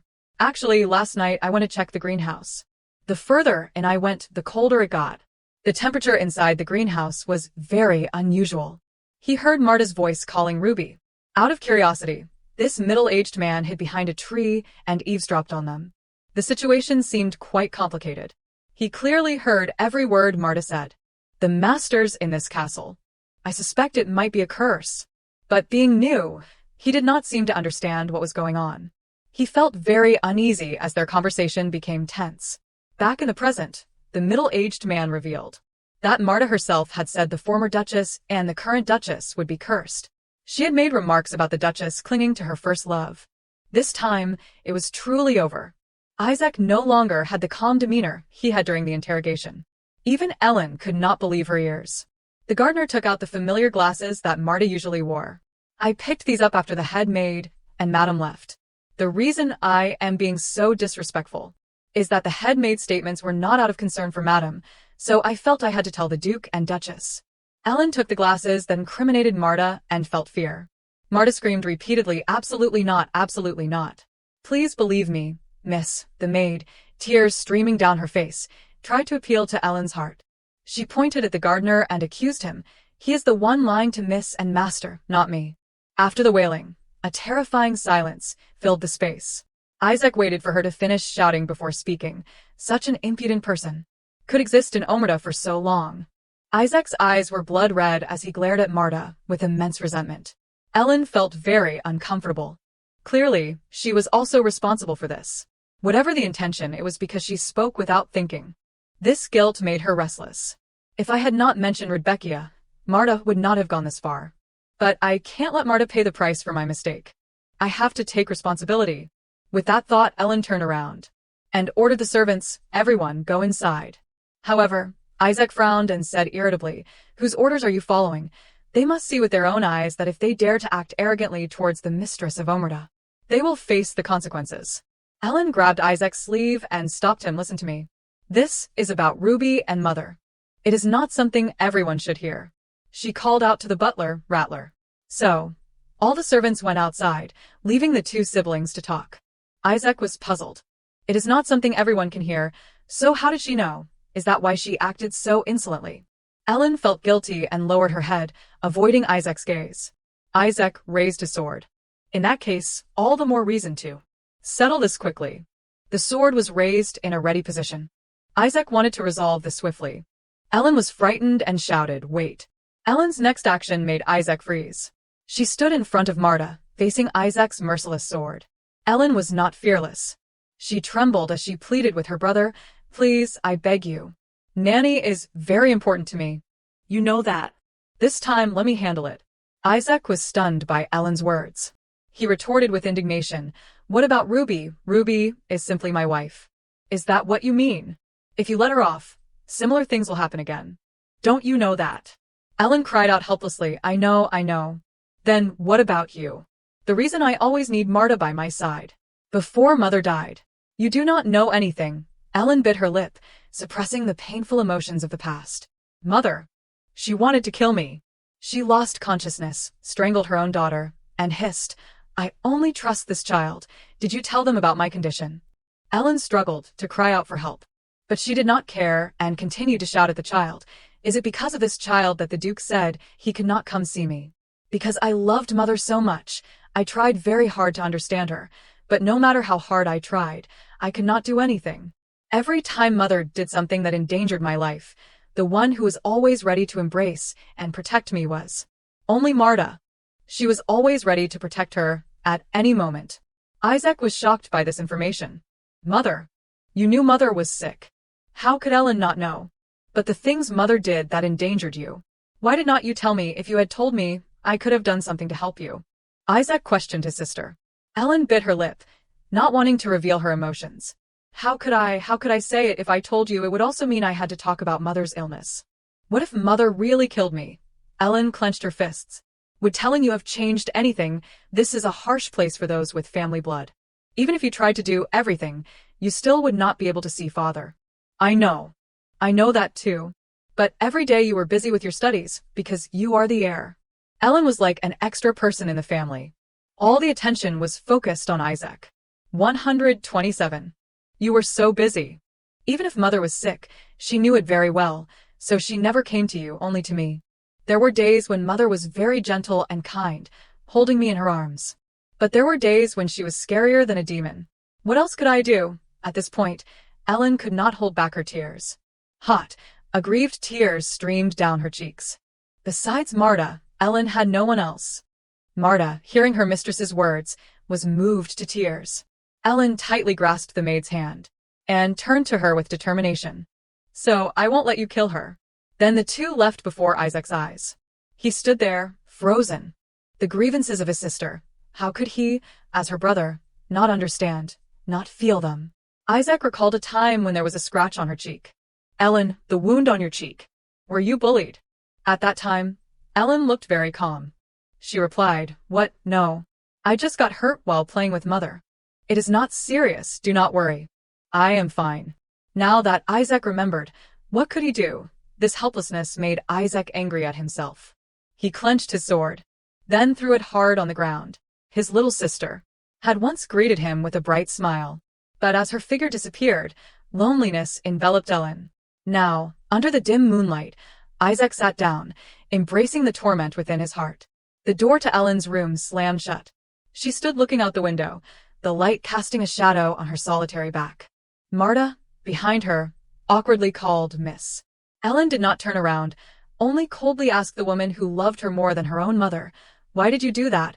Marta froze at the question. She wanted to explain something. Because I did not want Miss to get hurt. That answer sounded like mockery to Ellen. Is that for me? If you really cared about me, No, if you cared about both me and Ruby. Ellen clenched her fists and lowered her head. Suddenly, she yelled, "Don't talk about my deceased mother like that." "Why did you lie?" Ellen turned around, tears streaming down her proud face. The person she trusted most had done this. Marta could not say anything more. Seeing Ellen's tears, she seemed to wake up. Her knees hit the floor. Marta pleaded earnestly, "It is all my fault, miss. I was wrong." Ellen looked at the woman before her, tears falling uncontrollably. She pursed her lips, not allowing herself to be weak anymore. She coldly uttered 4 words, "Get out of here." Seeing Ellen open the closet, Marta panicked and begged, "No, no, miss. I will try not to bother, miss." Ellen threw Marta's suitcase in front of her and coldly replied, "There won't be a second time. No. You should never think about setting foot in this mansion again." Ellen's face was expressionless. Marta was utterly distraught, tears streaming down her face. Miss. Please do not treat me like this, miss. Please reconsider. Just give me one more chance, like back then. I will do anything for you. These words no longer held any weight for Ellen. She pushed the woman away and resolutely walked away. Marta was stunned by her mistress's firm attitude, but nothing changed. Marta called out "Miss" in despair. Ellen slammed the door shut. She just stood there, dazed. If it were you, you would have killed Marta in front of everyone. Marta was like a mother to her. She braided Ellen's hair, taught Marta many things. Marta had been the person Ellen trusted most in the world. But I do not want her to die. Ellen's tears flowed freely. Ellen still maintained a final respect for Marta. The betrayal from the person she trusted most shattered her heart. Marta sat in the room, carefully looking at a picture in her suitcase. So this is the best way for everyone. Ellen stood upstairs, silently watching Marta's every step. Outside, Isaac stood outside the door, then decided to open the door and go inside. The room was silent, only the sound of the door closing. Isaac looked at his sister for a moment, then walked towards the chair and slumped down. "I really can't believe that this happened to you." Ellen remained standing there, softly replying, "Because we were too young back then." Isaac suddenly felt worried and looked up at her. "Ellen, if you are feeling okay, tell me about what you and Mother went through." Ellen began to recount what she knew. Mother. She often vomited. Normally, Mother could not eat much. But suddenly one day she started eating excessively. I was worried, so I went to find her. That is when I discovered the image of Mother sitting there, vomiting everything she had eaten. She was eating and crying as if enduring something terrible. Mother dragged me inside roughly and threatened that if I told anyone about this, she would kill herself in front of everyone. Isaac was shocked and stunned by this. Unable to bear the shock, Isaac covered his face. After Mother died, Isaac wanted to say something, but Ellen stopped him. "Anyway, it is all over now. I do not need to be comforted for things that happened in the past. No matter what you say, it won't change anything." Isaac was dumbfounded. Now he did not know what to say or do anymore. Ellen continued, "But that does not mean I hate Mother. But now that I have grown up, when I think of Mother, I remember those tired, empty eyes." The more Isaac listened, the more he blamed himself. He slumped down in disappointment. Damn it. Did Father know about that? Ellen did not know either. At that time, she could not even see him once. After saying that, Ellen glanced at Isaac. No matter what the relationship between husband and wife is, if one side wants to hide it, the other side can't know. Like now. Isaac was surprised to hear that. What do you mean now? Ellen was referring to Rebecca. Just like Mother before, she does not eat properly. Isaac asked Ellen in confusion, "But it has gotten a lot better lately, right?" Ellen replied, "If I or you did not force and follow up closely, she probably would not eat anything at all." Isaac was still bewildered. Wasn't the reason Ruby did not eat simply because she was upset and had a stomachache? At first, that was true. But I noticed very small bite marks on Ruby's hands. Our mother also had similar marks. Those are the marks of someone who has a habit of throwing up what they have eaten. Isaac was horrified when he heard that. His face hardened. Ellen continued, "When I first saw Ruby's hands, I was also very curious." This shock was like a slap in Isaac's face. He buried his face in his hands, cursing under his breath. Damn it. No wonder she has not gained any weight. Ellen reminded her brother, "Don't show your emotions too clearly to Ruby. This is not a problem that can be easily solved. Besides, Ruby asked me to keep it a secret from you. Now I have told you everything." Isaac wondered, why did the head maid know about that? Ellen looked guilty, admitting it is my fault. Marta was the one who knew about Mother's situation. I was hoping she would care more about Ruby. That is why Marta knew about Ruby's illness. Isaac's face darkened when he heard that. Foolish trust. When Isaac was young, his father had not told him how seriously ill his mother was. Your mother is only slightly ill, but you are the heir of Omerta, so you can't be near her now. Wait until she recovers. Isis will recover from this. He is someone I deeply resent. If it were not for father, I could have seen Mother a little more. If I were lucky, I could have prevented Mother's death. So all of this, I used to think it was the fault of an insensitive father. I do not want to become like father. No, I do not want to live a life like his. That is why I refuse to discuss marriage. I would rather just get married then. It was just one step away. Just one single step, and she started to make my heart flutter, while still fearing that fate would follow in my father's footsteps. I liked her so much that even if my eyes were blurred, I would still like her. She is deeply engraved in my heart. I was humble and observed her, and I would get angry if anyone hurt her. When I looked into her clear eyes, I knew my wounds were healing. Where should I start touching? I do not even dare to ask how long this pain has been rooted. I am afraid that even that question will hurt her. To her, who has the same pain as my mother in all my images, I am so afraid of being like my father. Isaac slumped, covering his face in despair. The important thing is to find the source of the problem. But the problem with the people around me is not easy either. The people who hurt Ruby are all people I have known for a very long time. That evening, Isaac questioned Ruby. According to Freya, I heard you ran into the forest alone, even though she stopped you and said it was dangerous. Ruby looked at him in a panicked manner. What are you talking about? So according to what you say, Freya lied, right? Isaac did not trust his wife and believed an outsider. It is too late to realize now. I should not have said that to her. Why did you suddenly get beaten up? You do not usually fight. Ivan asked Camus, whose face was covered in wounds. He replied, no, it was that crazy Lorenzo. But when Isaac glared back, he did not dare say anything more. No, nothing. Andy Mayan, why did you fight with Lorenzo? If only I had realized before everything happened. At least she would be better now, right? The more I think about it, the more I can't forgive myself for the past few days. Ellen looked at her dejected brother, but did not know what else to say. Anyway, do not say anything to Ruby. If someone hurts her again, who knows what will happen? Isaac was in pain. If I just stay silent, do you think everything will be peaceful? Ellen was speechless when she heard that. Isaac continued, since you have already said it, I will ask you one question. At the tea party that day, what did Freya say?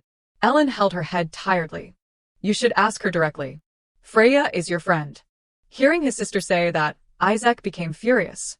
Friend, she is your friend, to be exact. Because you are her only friend, I treated her like a human being, who knew she could not even act like an animal. Ellen was surprised by his attitude. What? Isaac continued, I heard everything from Ruby. The one who spilled the tea on herself was Freya. Ellen was startled by this information. Ellen replied, I also felt something was wrong with Freya, but I could not completely trust Ruby's words. Don't be like that. If the three of you meet and talk properly. Isaac interrupted her, because she was so panicked, she deliberately has not woken up yet. Now you are suggesting that all three of you confront each other. Now even telling me everything is very difficult for Ruby. Are you telling her to confront the person who harmed her directly? It is all unnecessary. Tell Freya to take care of herself. I will go to the Marquis immediately and sweep everything clean. It is because of you and Ruby that I am holding back. Ellen was sweating bullets from fear. Please do not do anything extreme. Isaac ignored his sister. You should too. Ruby is my wife, and she is also your new family. Compared to the words of others, is not it natural to believe the words of your family? Ellen pursed her lips awkwardly. She nodded slightly. I understand. Isaac suppressed his emotions and said, just understand that for now. He clenched his fists, his anger building up. He was truly furious. His anger was directed at someone, but he did not know where to start. His mind was in turmoil, and he even felt disgusted. His mistake was not being able to distinguish between right and wrong. Not grasping the problem, but going around in circles. Suddenly, Isaac's expression changed, and he snapped out of it. Then he said to his sister, Ellen, I have something I want to ask you to do. Ellen was surprised. Ask me to help. Ellen hesitated in front of Rebecca's room. She recalled her brother's words. What kind of help? Isaac had instructed her, When the swordsmanship competition begins, the in-laws will visit Arundel, but I am participating in the competition, so I can't consider. So, I want you to keep an eye out for me. Ellen looked up. You mean keep an eye on Ruby? Isaac wanted her to pay attention to everyone who approached Ruby. Among them, especially Cardinal Valentino. Ellen was surprised to hear that. Why? But Isaac did not explain this question. I will explain later. As he was about to leave, Isaac added, and also, Ruby wants to apologize to you. She probably feels guilty about the wet nurse incident. It is clear that the head maid went too far. Ellen's face became serious when she heard that. I should probably apologize to her too. Isaac continued. Anyway, I need your help until the swordsmanship competition is over. And I am sorry. That apology made Ellen freeze completely. Ellen was a bit creeped out. Did you eat something wrong? Why are you apologizing to me? Isaac was not used to saying these words either, but he truly felt guilty. It is just that I feel guilty about many things that have happened. After saying that, he quickly walked out, leaving Ellen alone with those touching emotions. Standing in front of Rebecca's room, Ellen told herself she had to apologize. Because of me, Rebecca was affected. I am the one who should apologize to her. But I have hurt her so much during this time. I do not even have the courage to face her. Moreover, there is no guarantee about Freya. Perhaps, in a situation where I do not know for sure, but I am the only one denying it. Can I really do it? She was lost in thought when suddenly a servant approached and interrupted her train of thought.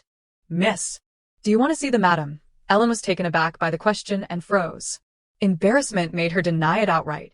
No, I was just passing by. After saying that, Ellen quickly left. The maid watched the young lady walk away, without understanding what was going on. Rona knocked on the door and introduced herself. Madam, it is Rona. Rona, Rebecca was sitting next to large gift boxes. She happily showed off her new hair ornament. How does it look? Rona became excited. Oh my God, I thought a fairy had descended. You are so lovely, Rebecca laughed heartily. Thank you. You received so many gifts, so romantic, Rona was extremely admiring. Rebecca laughed shyly, but was also very happy.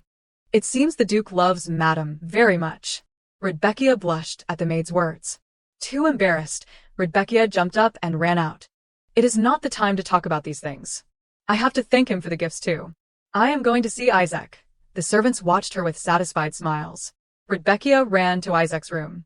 From outside, she could hear voices inside. The leader still hopes you won't participate. How can we ignore what happened in the dream? She peeked inside. There were 3 people, including Isaac, Ivan, and Camus. Isaac said, "Why are there so many superstitious believers in this country?"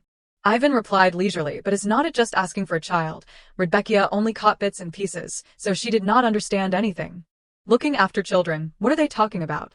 I will come back later. Isaac continued the discussion inside, then the other delegations, regarding those under 1 tax. Before he could finish, he saw his beloved wife at the door. Isaac called out loudly, "Ruby!" Everyone inside and outside was startled by the shout. Rebecca was embarrassed and quickly explained, "Sorry to bother everyone. I thought you were alone."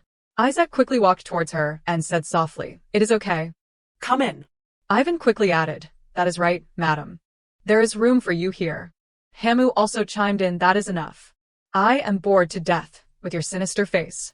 After saying that, Hamu was punched in the head by Isaac, causing a bump to form. Ivan started a conversation with Rebecca. "But the jewelry suits you very well, madam." She replied shyly with a smile. "Thank you, Sir Ivan." Looking at the scene, Rebecca thought, after the tea party, I did not think we could talk so intimately with Hawk. It is no different from usual. Isaac then said to his friends, "Get out of here, all of you." Ivan was dissatisfied when he heard that. "We came all the way here, and you are chasing us away," Hamu reminded him. "Know how to read the situation, Ivan." The 2 young men were dragged out by Isaac. Rebecca revealed a beautiful smile. Isaac noticed and asked, "Why are you so happy?" Rebecca answered honestly, "It is because of you. To be precise, it is because of the gifts you gave me." Rebecca was like a small puppy. Isaac affectionately patted his wife's head. "It is good that you like them." Rebecca was full of joy. "They are all so beautiful, so I really like them. I do not even know how to repay you." Isaac said gently, "Just wearing them is enough repayment." Rebecca became even happier. "Really, so, how does the jewelry look now? Does it suit me?" As she spoke, she brushed her hair aside, revealing her beautiful face. Isaac was captivated by her beauty. His face flushed, and he froze for a few seconds. He could not help but lean down and kiss his beloved wife on the cheek. Did that obese lizard catch you because you are too beautiful? Rebecca was confused when he mentioned the obese lizard. What are you talking about again? At this moment, she noticed the flag behind him. Remembering something, she asked him, "Come to think of it, are you going to the reception at Emlo's Harbor tomorrow? It is May J, so Isaac has to go, right?" He asked her, "Do you want to come along?" Rebecca immediately refused. "No, I do not mean that. Because it is known as a deep brotherly affection, he thought I would go." I did not expect Isaac to take charge of the reception. Could it be that he wants to show his sincerity to his wife's relatives? Is it to show his respect for me? Isaac saw that she was not saying anything, so he said, "We will meet at the tea party later. I will bring them safely, so you do not have to worry." Rebecca was a little touched. Isaac. She looked at him hesitantly, wanting to say something. "I will wait for you." Rebecca hugged her husband tightly. What was his expression like? "Actually, when I was being used by my family, but I put on a happy act." He continued, "It is so nice to be by my side. Even so, it is okay, because he always said he wanted to be by my side." The harbor was very crowded, people bustling about, noisy and lively. So, do not be swayed. While he is fighting at the martial arts hall, I have to play my own game. Cesare de Borgia has arrived. His eyes were cold and unfriendly. Cesare arrived at this moment. The Archbishop spoke cordially. "You have had a long journey, Your Eminence, Cardinal." The Archbishop and everyone bowed respectfully. Cesare approached the Archbishop. The Archbishop kissed the ring on Cesare's hand. The wind blew, and his face did not change its expression. The Archbishop spoke with great respect. "Thank you, Father, Son, and Holy Spirit." Suddenly, Cesare's face became sullen. From somewhere, the sound of a horse galloping approached. Clip-clop. The horse stopped when it reached the crowd. Isaac appeared majestically, dismounting his horse in a gallant manner. 1447. He approached Cesare and extended his hand, showing his intention to shake hands. Isaac spoke with a rather cold expression. "Welcome, Your Eminence." Cesare smiled slightly when he heard that. He shook Isaac's hand in return. "Thank you. Let the festival begin." At the festival, everyone was dressed elegantly and enjoying the party. Everyone was splendid, and the conversations were very noisy and lively. Rebecca was also present at the ball. Suddenly, a voice called out, "So you are here, madam." It turned out to be Andy. He approached her with 2 glasses of wine, looking flustered. Then he handed a glass to Ruby and said cheerfully, "You are thirsty, right? Madam, try it. It has an excellent spicy flavor." Rebecca smiled and replied, "Thank you, sir. I will enjoy it." The two chatted happily. Endymion complimented her, "But you look especially dazzling today, madam." Rebecca also replied cheerfully, "It seems you have gotten taller too." Being complimented, Endymion blushed and replied, "Probably, because I have been training diligently lately. Since I have been praised by madam, I have to work even harder." But in reality, the reason Endymion trained so diligently was that he could not protect madam last time. This time, Andy would definitely protect her. Rebecca remembered Andy's image when he was young. Although he was older, his face was still the same, so he was still cute. While they were laughing and having fun, someone suddenly called her name. "Lady Rebecca." Rebecca seemed to recognize the voice when she heard it. This voice. Could it be? It turned out to be Duke Vichelier Alfonso of the Rembrandt Kingdom, our female lead's third fiancé who broke off their engagement. The reason was impotence. Rebecca's face suddenly stiffened when she saw him, and her heart pounded. "I met this Duke here again." Before he could say anything, she quickly ran away. "You have mistaken me for someone else, Duke." Rebecca ran as fast as she could. Running into someone who had broken off their engagement with her, the feeling of meeting an ex-boyfriend was truly terrible. Moreover, the reason for breaking off the engagement with Duke Alfonso was impotence, one of the figures involved in the future downfall of her family. Of course, the rumor about impotence was spread by Cesare. Even so, because of her, he was mocked as impotent. He clearly still held a grudge. Rebecca closed her eyes tightly and ran. Who can understand this suffering? Rebecca held her head and cried loudly. "How can I avoid him in this party?" Suddenly, Leah appeared out of nowhere and excitedly called out to Rebecca, "Madam." Rebecca stopped when she saw the little girl. "Miss Epicy." Leah immediately complimented her. "Madam, Why are you so beautiful today? Rebecca replied politely, Thank you, miss. You are even more beautiful than me. Leah sighed and replied, No way. You are lying. Do you want to come with me to see Princess Arian? The princess also wants to meet you, madam. Rebecca turned her face and pondered, thinking, Well, then let me go to the restroom first. Before she could finish, Lee's expression surprised her. Leah suddenly put on a pitiful expression, her eyes welling up with tears. Do you hate me, madam? Why do you keep avoiding my gaze? Is it because of my stupid brother? Do you hate me because you hate my brother? Rebecca was startled when she heard that and quickly soothed her. That is not it. There is no reason for me to hate you or Sir Ivan. Rebecca guessed that because of the incident at the tea party, this kid thought she had a conflict with Ivan. Suddenly, Leah said then, Is the Marquis's young lady giving you a hard time again, madam? Lee's face was very serious. Then, the little girl continued, Miss Poriana keeps giving you a hard time, madam. While they were talking, Alfonso suddenly appeared from behind and called her name. This voice always gave Rebecca goosebumps. Chow Chow had caught up. She was finally caught. Rebecca turned around and put on a fake smile. Long time no see, Duke Alfonso. I really did not expect to see you here. Alfonso replied, So that means you are happy to see me? Ruby stammered, Yes, that is right. Rebecca asked him, Are you planning to participate in the competition too, Duke? Alfonso replied, No, my knight will participate in my stead. There are a lot of participants this time. Leah listened attentively and said smugly, TSK, Madam said she would play with me. Alfonso looked at Rebecca and smiled. He said, You are still the same as before, madam. Rebecca exclaimed, What? Alfonso continued, Didn't you avoid me back then? In the end, we did not have a chance to say our final goodbyes. Rebecca painfully made an excuse. I had something to do at that time. Alfonso cheerfully replied, Of course, I understand. You had unavoidable reasons, madam. Thinking back to that time, she could not even apologize as she wanted. But, Rebecca said shyly, Duke Alfonso, I am really sorry about what happened back then. Hearing that, he reassured her. It is all in the past. I am really okay. On the contrary, I have been enjoying those pranks lately. Rebecca's face was somewhat touched. Then she looked at him cautiously. He had the same warm demeanor as before, but soon he would be the one who would work to bring down her family. Seeing that she did not say anything, Alfonso said, Actually, I got engaged not long ago. She is a good person to me. Rebecca clapped her hands and congratulated him. That is wonderful. Congratulations. Alfonso smiled shyly and replied, Thank you, madam. It seems you have also met a good person. That is great. Actually, I have thought that from time to time. If I had a little more courage. Imagining what we would be like now, if I did. We were too young back then, so do not blame yourself, Duke. Rebecca comforted him. Alfonso replied, No, it was my carelessness for not being able to take responsibility for my promise. I am no different from a criminal. But, despite my humble ambition, I still want to see for myself if madam is living well.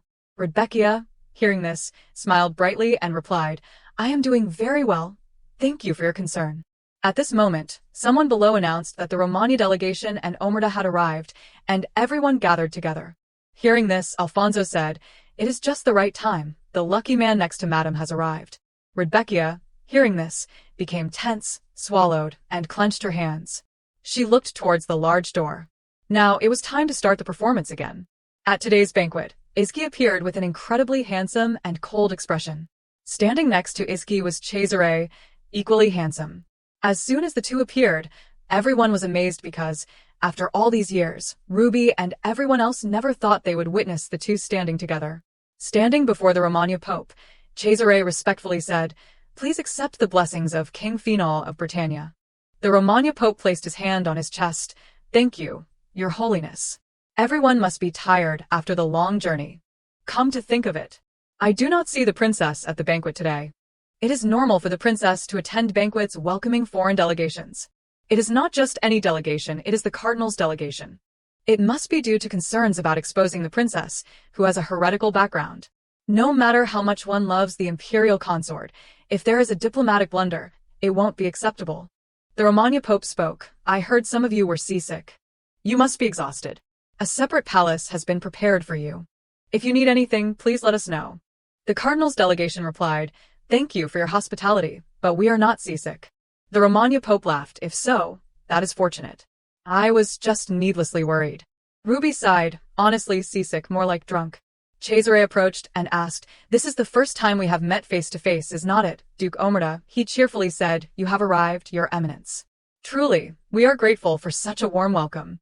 Cesare immediately replied, "It is nothing. It is an honor to meet you, Duke." Ruby frowned. That guy, he is trying to act polite. The Romagna Pope stood up. "We will talk in more detail later. Please enjoy the banquet." Everyone started to converse with each other. It became increasingly lively. Duke Alfonso walked by and politely greeted Ruby. "Madam, we meet again."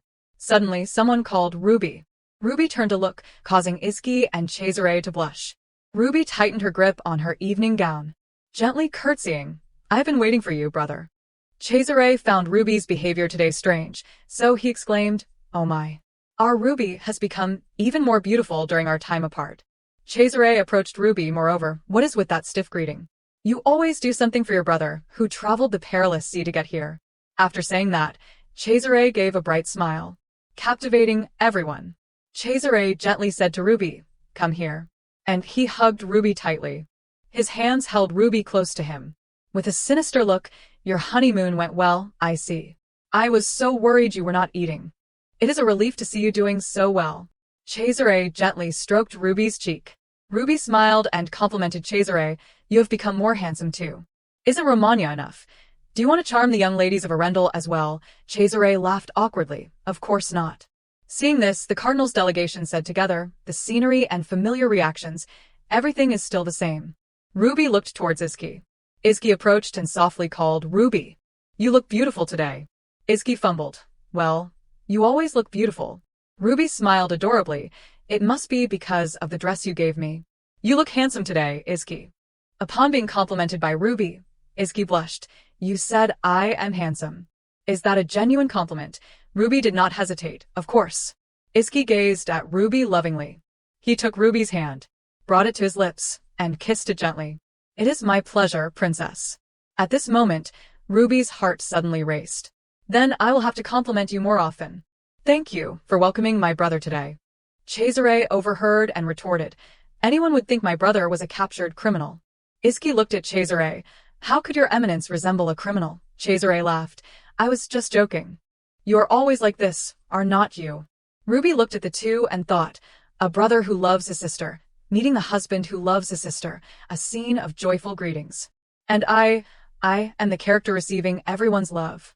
If someone who did not know looked at this, they would see a beautiful picture, but they would not know this is just a play. So, to complete this ridiculous play, I have to swallow the role I have been given. The Archbishop brought his niece to meet the Cardinal.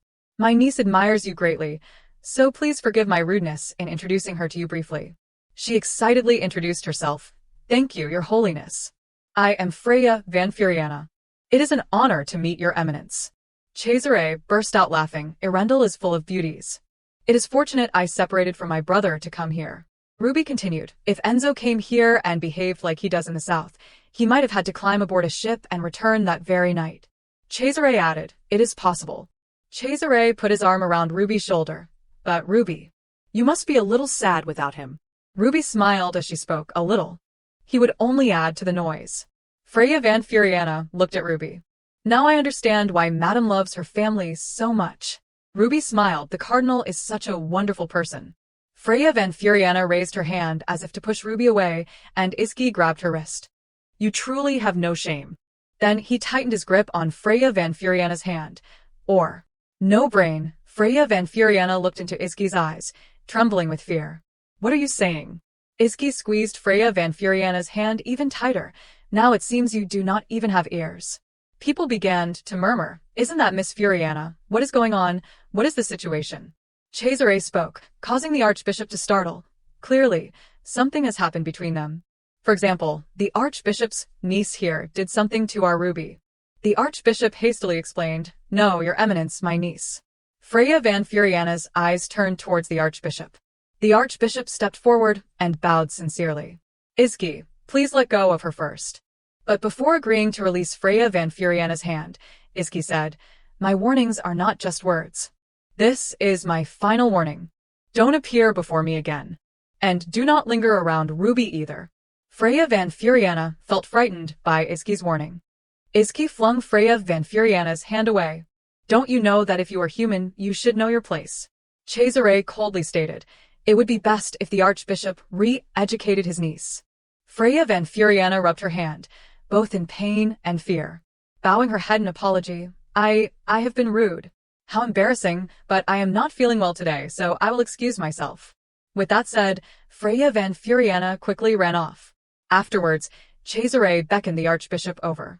The Archbishop was terrified. Your Eminence, I apologize, but I think there has been a misunderstanding. Cesare patted the Archbishop's shoulder. Since when did your way of handling things become so troublesome? I thought you were still useful. Or was I mistaken? The Archbishop's heart pounded, his face pale, not daring to look up at Cesare. His voice trembled. Your Eminence. Cesare interrupted. I still have to go and share my feelings with my family, so I would appreciate it if you would excuse yourself. Of course, you won't have another opportunity. Ruby looked at Cesare thoughtfully. In an instant, the situation was resolved. He pressured her to the point of suffocation. Furiana, who continuously provoked me, was also dealt with swiftly. I should feel relieved, but it reminds me of the tiring and helpless past. Suddenly, Ruby's stomach felt uncomfortable. Seeing that Ruby seemed unwell, Izzy rushed over and hugged her tightly. Are you all right? Why did your complexion suddenly worsen? Ruby smiled. It is just a slight stomach discomfort. Seeing Ruby happy, Cesare immediately said, Our Ruby is so lucky to have such a good husband. Right, Ruby? I was going to invite the Archbishop's niece to dance, but it is a shame she left. Cesare stepped forward and took Ruby's hand. So, Ruby, I wonder if you could be my dance partner. It has been a while since we siblings have reunited. I think my brother-in-law will concede to me today. Right, brother-in-law? Izzy gently placed his hand on Ruby. I am fine. Dance, and then come back. I will be here watching you dance. Ruby, reassured, turned to Cesare. Izzy stood wistfully, watching Ruby and Cesare. Ruby said shyly, but it has been so long since I last danced, so I might step on your feet. Cesare replied, How strange. Have you forgotten the first time you learned to dance? On my feet, Izzy thought. That is because it was not me. Cesare looked into Ruby's eyes. There is a surprisingly adorable side to you. Ruby's eyes widened, as she did not understand what Cesare meant. I am talking about your husband. He is eager to monopolize you. Ruby smiled. What are you talking about? Cesare stared at Ruby. The dress you are wearing is beautiful too. I thought he had no sense of fashion when it came to women's clothing. This is quite a refreshing image. Cesare moved closer to Ruby. Could this be called first love? Ruby turned away. I do not know what you are saying. In all of Romagna and Arundel, no one compares to my brother. I have been waiting for this day, and now you are just saying strange things. You must be a little sad. Father, how is he, and what about Enzo? Cesare replied. Father is busy playing with his new lover, so he does not care much. As for that brat Enzo, he advanced on Rimini but caused some trouble and got a good beating from father. Ruby continued. That sounds just like Enzo. Cesare smirked. That guy as the papal army's commander. Father, really? It is not amusing at all. I know you are more suited for that position than anyone, but it would be great if you did not go to such dangerous places. My Ruby is so sweet. Enzo is just Enzo. Cesare whispered into Ruby's ear.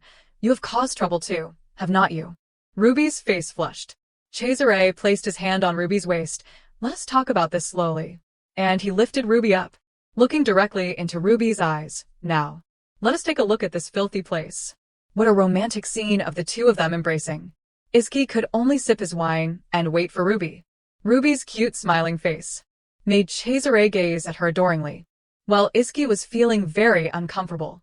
Suddenly, Ivan appeared out of nowhere and said to Izzy, compared to the bad rumors, he seems like a generous person. Izzy remained silent for a moment and replied, It seems so. Seeing Ivan acting strangely, Izzy asked, But what are you so excited about? Ivan replied, I mean about dancing with a beautiful woman.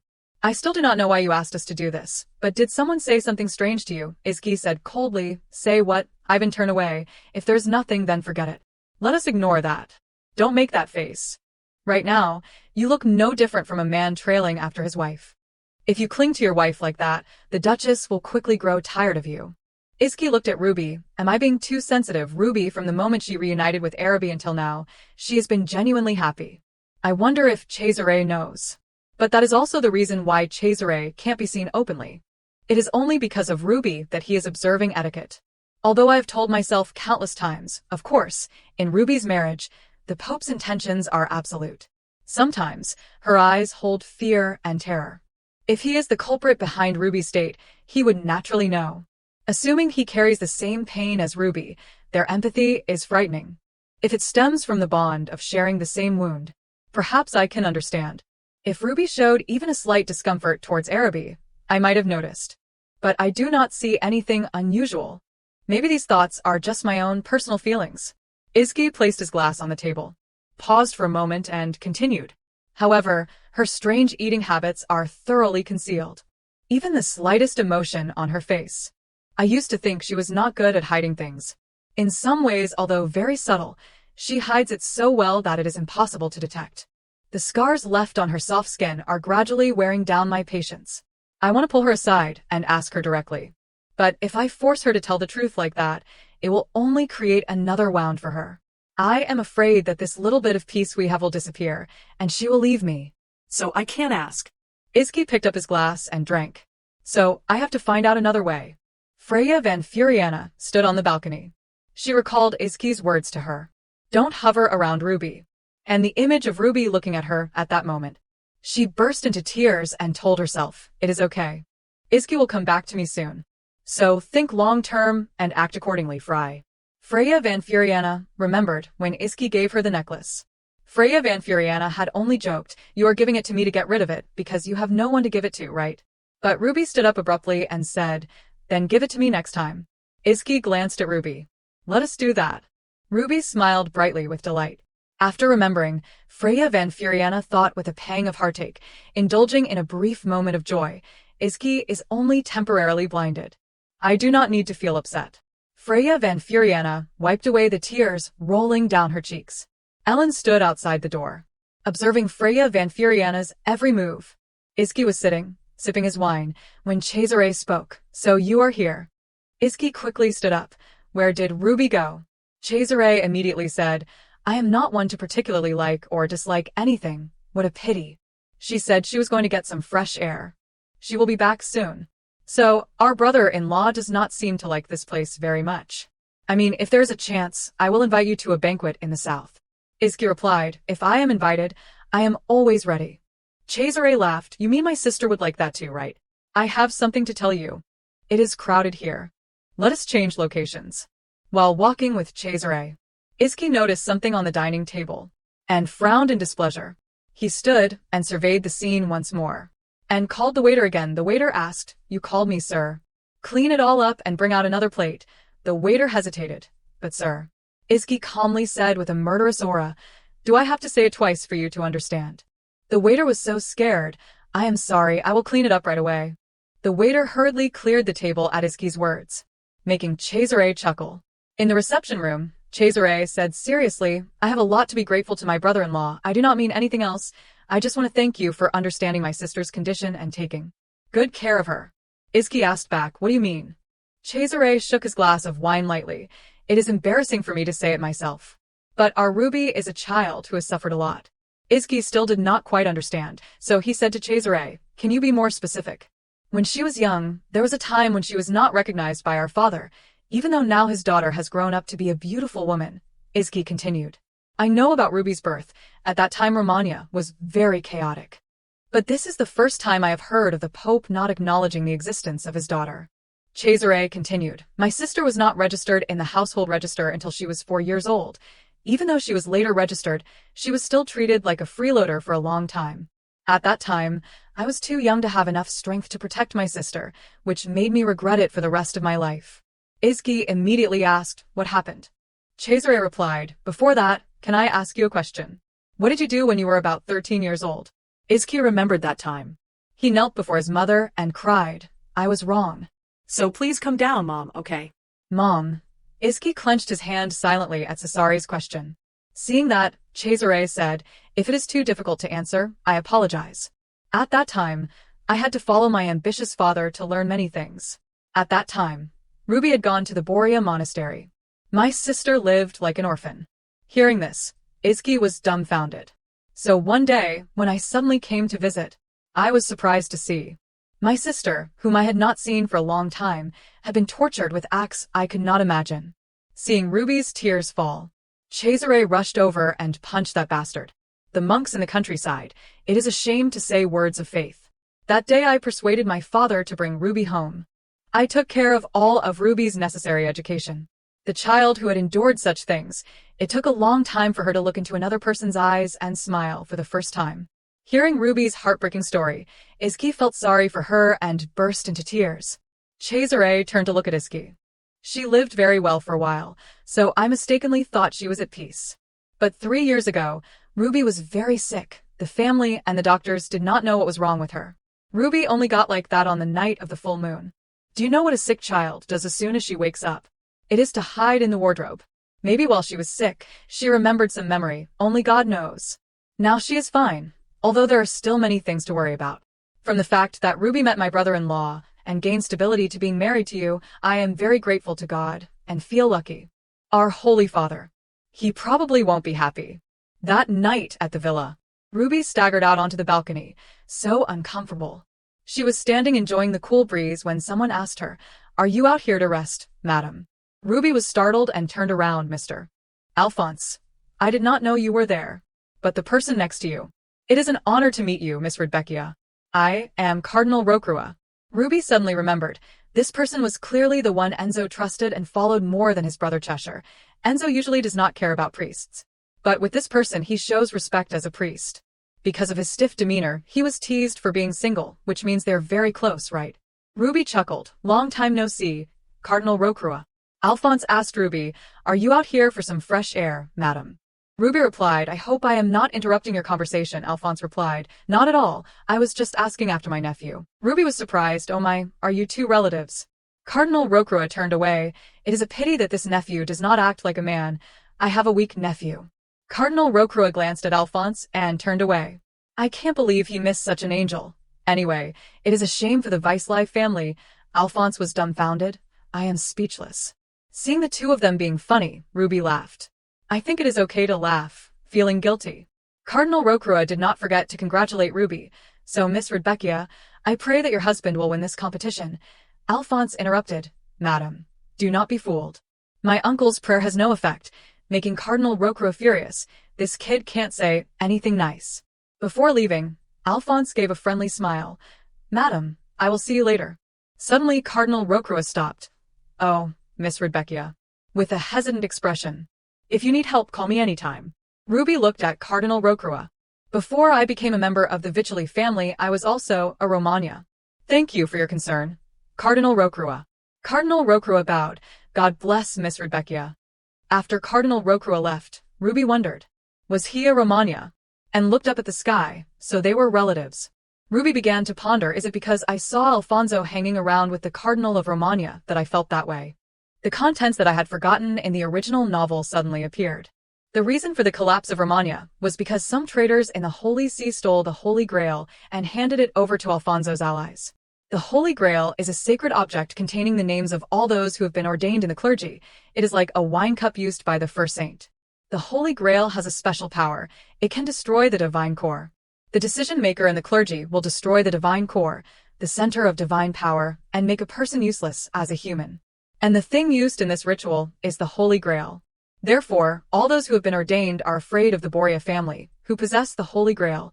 This quickly becomes the power of the Borgia family. Of course, since power is only power, so using the Holy Grail with the Pope's arbitrariness is impossible. But, however, the Borgia, who were robbed of God's power, quickly fell into a ridiculous state. Come to think of it, the Holy Grail can also make wishes come true. But that is all I have read. There is no record of wishes in theological books either, so it is simply a superstition.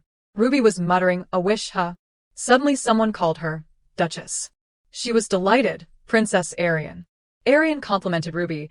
"Today you look like a fairy, madam." Ruby smiled. "Thank you, princess. You are also very beautiful. The crown suits you very well." Arian took it off. "Would you like to try it on, madam?" Ruby gently waved her hand. "Huh. It is the princess's. I can't just wear it." Arian immediately said, "But it seems that this crown suits you better than me, madam." The empress came up and said, "Princess, you should not make the duchess uncomfortable." Ruby heard a familiar voice, so she looked to see who it was. It turned out to be the empress. It has been a long time since I saw her since the last palace banquet. The princess has been talking about you non-stop. I really want to thank you. I am so embarrassed that I have only just met you. Ruby found it strange. It was not that the empress did not attend the banquet, but that she had watched everything from afar. Thank you for always playing with the princess. After meeting you, the princess always shows me a bright image. As a mother, I am very happy about that. Ruby looked at the empress and Arian. You two are cute and alike. It would be great if Arian could grow up in the love of her parents. Come to think of it, it seems that you have adapted to this place. Actually, I was going to send you an invitation several times, but I hesitated whether I should bother you. Ruby thought, considering the Empress's position in Britannia's aristocratic society, she did not need to think that way, and replied, "It is okay. If you invite me, I would be honored. As expected of you, madam." Before Ruby could finish, the Empress interrupted, "You are such a sentimental and lovely person." Suddenly, the door opened. "So you were talking to the Empress, Ruby?" Cesare walked in coldly. The Empress immediately said, "Long time no see, Cardinal Valentino." Cesare smiled. "Have you been well, Empress?" Princess Arian stepped back when she saw Cesare hiding behind the Empress. Seeing that, the Empress said, "It seems the princess is afraid of the wind. I will excuse myself." As she turned away, the Empress's eyes looked sinister. Cesare glanced to see if the Empress had gone far. Ruby sighed, "I was about to go inside. You could not wait a little while, so you went out looking for me." Cesare kissed Ruby's head. "The one who is impatient is your husband. When I said I would go find you, he reluctantly gave in. There is nothing to see here. I heard that the Moon Tower of Angan Palace is very famous, so I was looking forward to it. I did not expect it to be such a rustic clock tower." Ruby said to Cesare, "I thought you were enjoying yourself. You do not seem very happy." Cesare put his hand on Ruby's head, "Happy. I am very happy to see you. But this party is so boring, it would be better for you to go sightseeing in the city." Ruby laughed. "I have never visited Arundel either." Cesare found it strange, so he pressed, "Is the reason you are not interested in those things because of your husband?" Ruby smiled. "You are nagging a bit too much, but those are your words, so I can only listen." Cesare continued, "You still do not know your husband well, Ruby? If so, then go and talk to him directly. And you will let me know, right, what his reaction was like."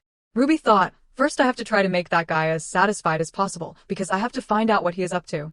Suddenly a crowd came over. "Lady Rebecca, so the Duchess is here." "Madam, talk to me for a bit." "No, talk to me first, madam." Ruby did not understand why everyone was crowding here. Could it be because I danced with Cesare earlier? Ruby was so scared she closed her eyes and refused. I am sorry, but I am a little busy right now." Just then Izzy appeared. "I have been looking for you, Ruby," and gently caressed Ruby's cheek. Ruby slowly opened her eyes. She was surprised that the person standing in front of her was Izzy. Ruby's eyes sparkled as she acted coquettishly with Isaac. "I could not stand being away from you for even a little while." Ruby could not help but throw herself into Isaac's arms. Isaac did not say anything, just gently stroked her head, then turned around and glared at the crowd with burning eyes. He asked where Ruby had been. Ruby replied that she had just gone out for some fresh air. When she asked Isaac in return, he replied that he had been running around looking for Ruby. After that, the two began to enjoy the party. Ruby slowly ate each dish on the plate. Isaac sat next to her and asked if the food was delicious.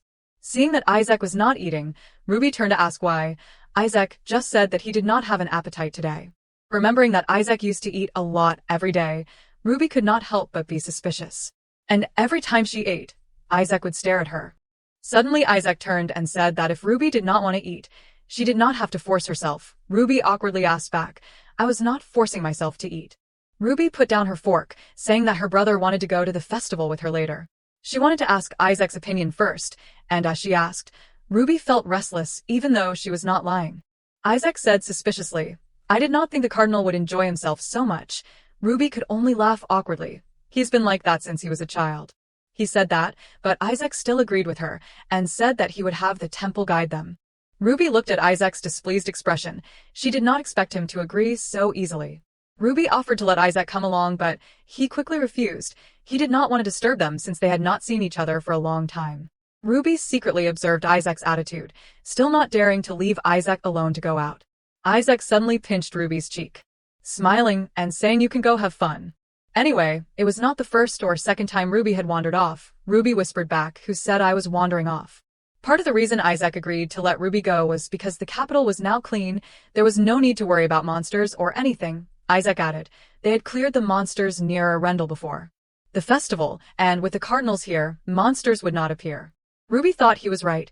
Ever since Cesare appeared, this shield had been set up. Isaac then also called for someone to prepare a carriage for Ruby. When they arrived, Ruby sat in the carriage waiting for Cesare to chat with Isaac. Cesare joked, sorry for stealing Ruby away, brother-in-law. He even said he would specifically pray for Isaac to make up for it. Isaac also replied, does it work? Cesare confidently said, of course. Ruby, seeing them so close, felt somewhat annoyed for some reason. Clearly Isaac had been deceived by Cesare's fake face before. Lost in thought, Isaac suddenly appeared outside the door. He saw that her complexion was not good and asked with concern, are you feeling unwell? Ruby shyly waved her hand. I am fine. Isaac gently stroked her face. Then have fun. Looking at Isaac like that, Ruby felt a kind of unpleasant feeling welling up inside her. Clearly from now on she was the one who had to endure it, but for some reason she felt like she was doing something bad. The carriage then started to roll, leaving Isaac silently watching for a long time. Sitting in the car, Ruby began to plan. First she had to focus on Cesare. Going out was just an excuse. After the Congress started, they would not have time anymore, so before that, she had to find a reason to confront him. Ruby needed to try her best to understand his intelligence network. Cesare suggested they stop by the temple first. Ruby was dumbfounded and did not understand why. Cesare explained that Ruby's clothes were too splendid. If she wanted to peacefully enjoy the scenery, she had to disguise herself. Ruby then understood. Her face flushed with embarrassment. Cesare did not say anything more, just smiled at her. Ruby changed into a monk's outfit and even deliberately wore a hat so no one would recognize her. There was someone waiting for them ahead. It seemed like that person was in charge of guiding them. No matter how Ruby looked at it, that person did not look like the usual Arendelle monks. She felt more like a spy planted by Cesare. Cesare suddenly took Ruby's hand and said meaningfully, not cute at all, I mean your husband. He leaned close to her, deliberately implying to Ruby that Isaac had sent someone to follow them. Ruby glanced around, but could not see any spies. She retorted, I do not see anything. Are you mistaken? Who would follow us? Before Ruby could finish, Cesare rudely interrupted. He asked coldly, have you forgotten already? Everyone but us is an enemy, Cesare said as he squeezed Ruby's hand. Ruby smiled reassuringly. How could I forget? It was just a little misunderstanding.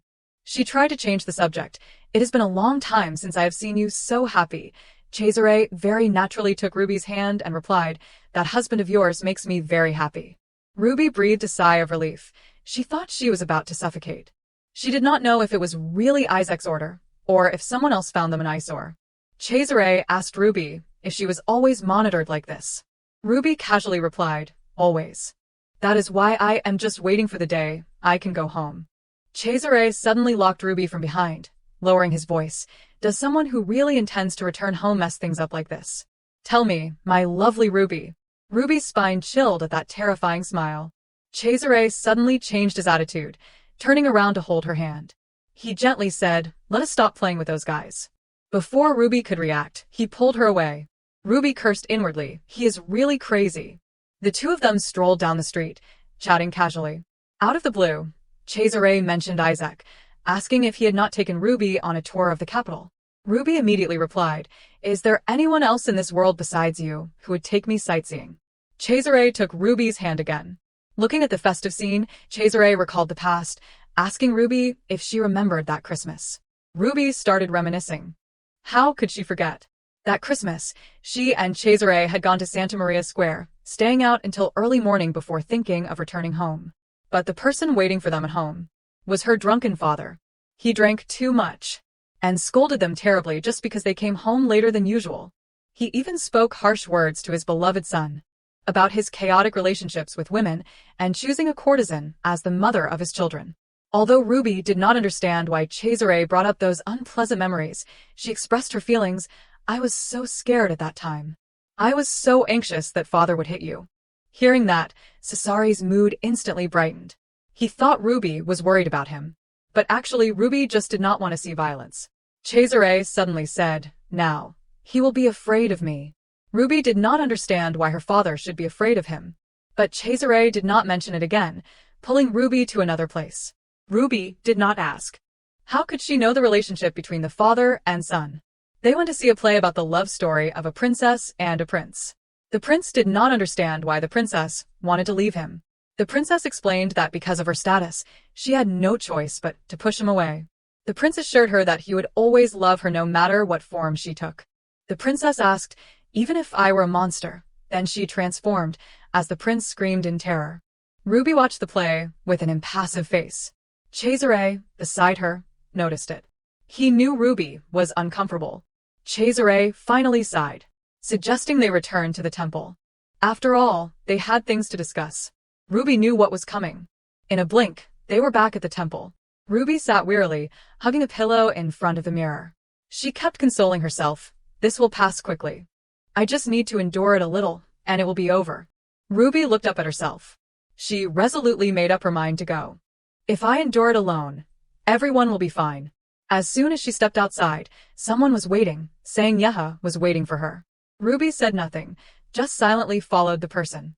She realized this person's accent was distinctly southern, like she had heard it somewhere before. Ruby guessed he was Cesari's aide, but also a spy from Romagna. At the first door, the mysterious person opened it, inviting Ruby inside. Ruby saw a staircase leading upwards. She took each step upwards. The closer she got, the more tense Ruby felt. She had a bad feeling about this trip. Suddenly, a bang echoed. Ruby recognized it as the sound of the temple door. Standing before the entrance, Ruby suddenly froze. The mysterious person prompted, "Aren't you going in?"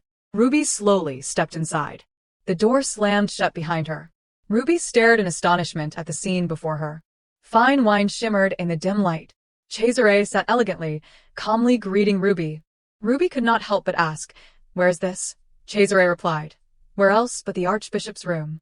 That old man was quite flustered when I said I would use it. Isn't that right, Pietro?" The mysterious person revealed himself, none other than Pietro. Ruby stared at Pietro. That deliberately hoarse voice. In an instant, Ruby recognized him. He was the one who broke her leg. Cesare sipped his wine and said to Pietro, "You have worked hard in this pigsty." Pietro immediately flattered him, "I have been eagerly waiting for Yeha. Do you know how much I have suffered from homesickness?" Ruby gritted her teeth. The reason Pietro stepped on her leg was to obstruct her wedding night. Did Cesare order him to do it? Cesare and Pietro continued chatting. "Do you want me to coax you?" Pietro laughed. "I would not refuse." Ruby did not expect to meet Cesari's aide. If it were the Cesare she knew, no matter what happened, there was no way to separate Pietro from him. Ruby also did not think Cesare would send an aide from the north just to monitor her. Cesare continued their conversation. "You do not refuse, no remorse." He looked coldly at Pietro. "You have not done anything right." Pietro smirked. "I will accept a separate punishment for that." Cesare suddenly asked Ruby, "What should I do with him? Tell me, Ruby." Ruby did not quite understand Cesari's meaning. He explained, "He is being scolded because of you." Ruby could not hide her surprise. "Have you been having him monitor me this whole time?" Cesare took it for granted. "My dear sister ran away from home. What brother would not be worried?" If what Cesare said was true, then the time Pietro came here was after Ruby's runaway incident. So he had been monitoring her since then. Thinking of this, Ruby clenched her hands. At times like these, she had to think carefully. If she made a scene, all her previous efforts would be in vain. Ruby started questioning, "Someone like me, who has never gone astray, how tired must I be to be driven to this point? Why are you doing this to me? I was accused of poisoning the Archbishop's granddaughter at the Magok Stone Temple. Everyone in the north sees me as a murderer." Ruby pointed at Pietro. "Until now, I thought you ordered him to do it." Then she started crying, blaming Cesare for not considering her feelings. And the Marquis's daughter too. What do we gain by eliminating her? Ruby suddenly stopped. Cesare turned to Pietro and asked, "Do you know anything?" Pietro honestly replied, "Not at all. I came here after hearing that she ran away from home, but I just heard about this too." Ruby's face darkened immediately. She remembered Freya's words, "If Isaac inherits the throne, the future of the North will change depending on his partner. Would she forever suffer from the interference of the corrupted believers? Were they so hurt that they could not look her in the eye?" Freya had said that she would become the queen of the North. She poured tea on herself, skillfully weaving truth and lies. If Cesare was not involved in the Magok Stone incident, then Ruby could conclude that it was Freya's own creation to drive her away and be with Isaac.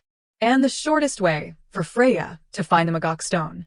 Pietro whispered to Cesare, "Spring. It seems the Archbishop has secretly eaten another bowl of rice behind our backs." Cesare thought for a moment and said, "Probably." He slowly walked towards Ruby. "I understand your suspicion, but even if you go beyond the limit, this is a bit too much. If we really wanted to assassinate her, would we choose the temple and the Magok stone? My poor sister, how scared were you that your judgment was so impaired?" Cesare paused for a moment and continued, "But that does not excuse your impulsive actions." Ruby explained, "I was not very clear-headed at the time, so I did not think carefully." Cesare gripped Ruby's shoulders and questioned, "When your husband embraced you, were you not clear-headed either?" He stared at Ruby as if he wanted to devour her alive. Ruby stammered, "I have always been reflecting on myself." Cesare would not let her go. "Judging by your husband's appearance today, it seems this is not a forced relationship, is it?" He almost ordered Ruby to tell the truth. The force in his hands terrified her.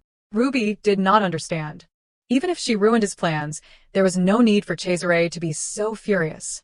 But her top priority was to not let Cesare know her true feelings. Ruby began to act. "My husband is completely different from anyone I have ever met. Although he is treating me kindly now, I was scared to death back then, that is why it was like that." Cesare asked, "What about searching as if he was catching a Rendell to find you?" Ruby lost her composure and replied, "Do you think you did that because you were worried about me?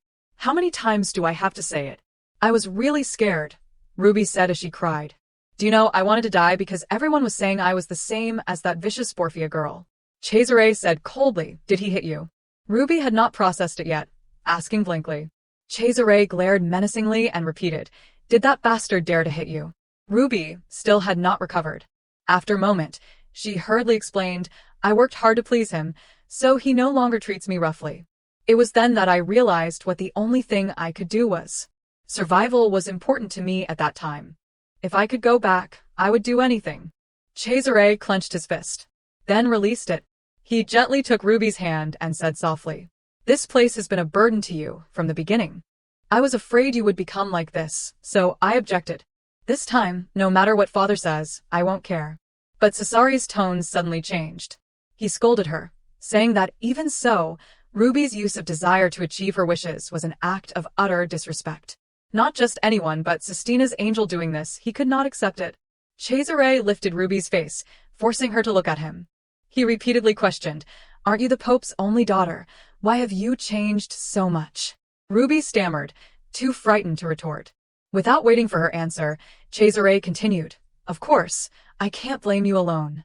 It seems this dirty and wicked cave has stained you into something useless. But why did you develop such bad habits in such a short time we have not seen each other?"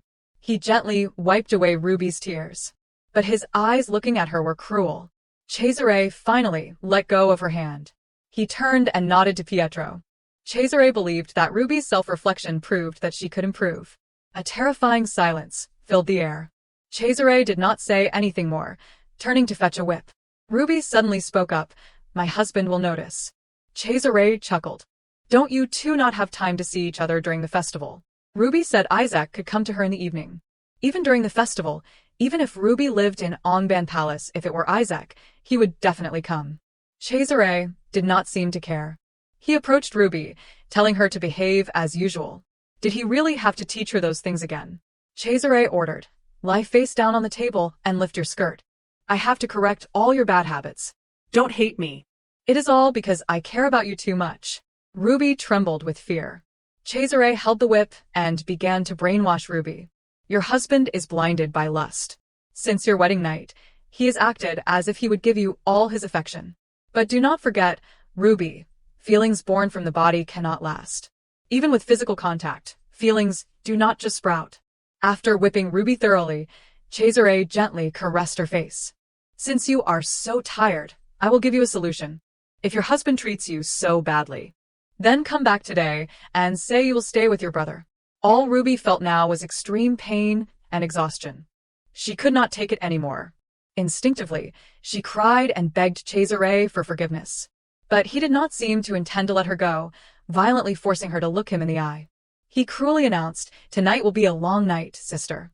Afterward, Only the sound of the whip repeatedly striking Ruby remained in the room. It snowed heavily that night. Isaac was sitting on the balcony when he heard his sister call. Ellen ran to Isaac, asking about Ruby's whereabouts. He replied, "She is watching the festival street with Cardinal Valentino." Ellen could not hide her surprise. She questioned why he had asked her to observe if he let them go so easily. Isaac explained, "I need to find out something." In return, he had sent Camus and Gaylor to the festival streets. Ellen really could not understand her brother. Clearly anxious enough to shake his legs, but still letting them go together. Ellen muttered, "A blizzard is coming, and I do not know when Ruby will be back." As soon as she finished speaking, the sound of a carriage came from below. Both of them ran to look. It was the carriage that had carried Ruby and Cesare earlier that day. Isaac did not dare delay, rushing down to greet Ruby. Cesare was helping Ruby out of the carriage. Seeing Isaac approach, he greeted him. Isaac said displeasedly, "You are lucky you arrived before the snow started falling." Cesare lied without blinking. Ruby fell while playing. "I was busy treating her, so we were late." Isaac worriedly asked if Ruby was hurt. Ruby smiled and replied that she only had minor scratches. Isaac whispered to her to be more careful. Ruby smiled as usual, explaining that she was too excited watching the festival. Isaac put his coat on her and reminded her to get treatment before going to bed. Ruby obediently listened. Although she used her hair to cover it, Isaac still noticed Ruby's red eyes. He kept asking about her, making Cesare standing beside them uncomfortable. He stepped forward and placed his hand on Ruby's shoulder. Using the excuse that Ruby was tired, he wanted to take her back, not forgetting to remind Isaac about his match tomorrow morning. Isaac looked at him coldly, expressing his intention to take Ruby no matter what. Cesare readily agreed. Before leaving, he told Isaac to take good care of Ruby. Then Isaac took Ruby back. In the carriage, Ruby did not talk to Isaac as usual, just silently looked at the scenery outside. Her face was expressionless, and that worried Isaac even more. He spoke first, "You look tired." Ruby gave a wry smile, "Because I used all my energy playing." Isaac suddenly stood up, then sat next to Ruby. Ruby did not understand what he meant. Isaac patted his thigh, telling Ruby she could lie down and rest for a while.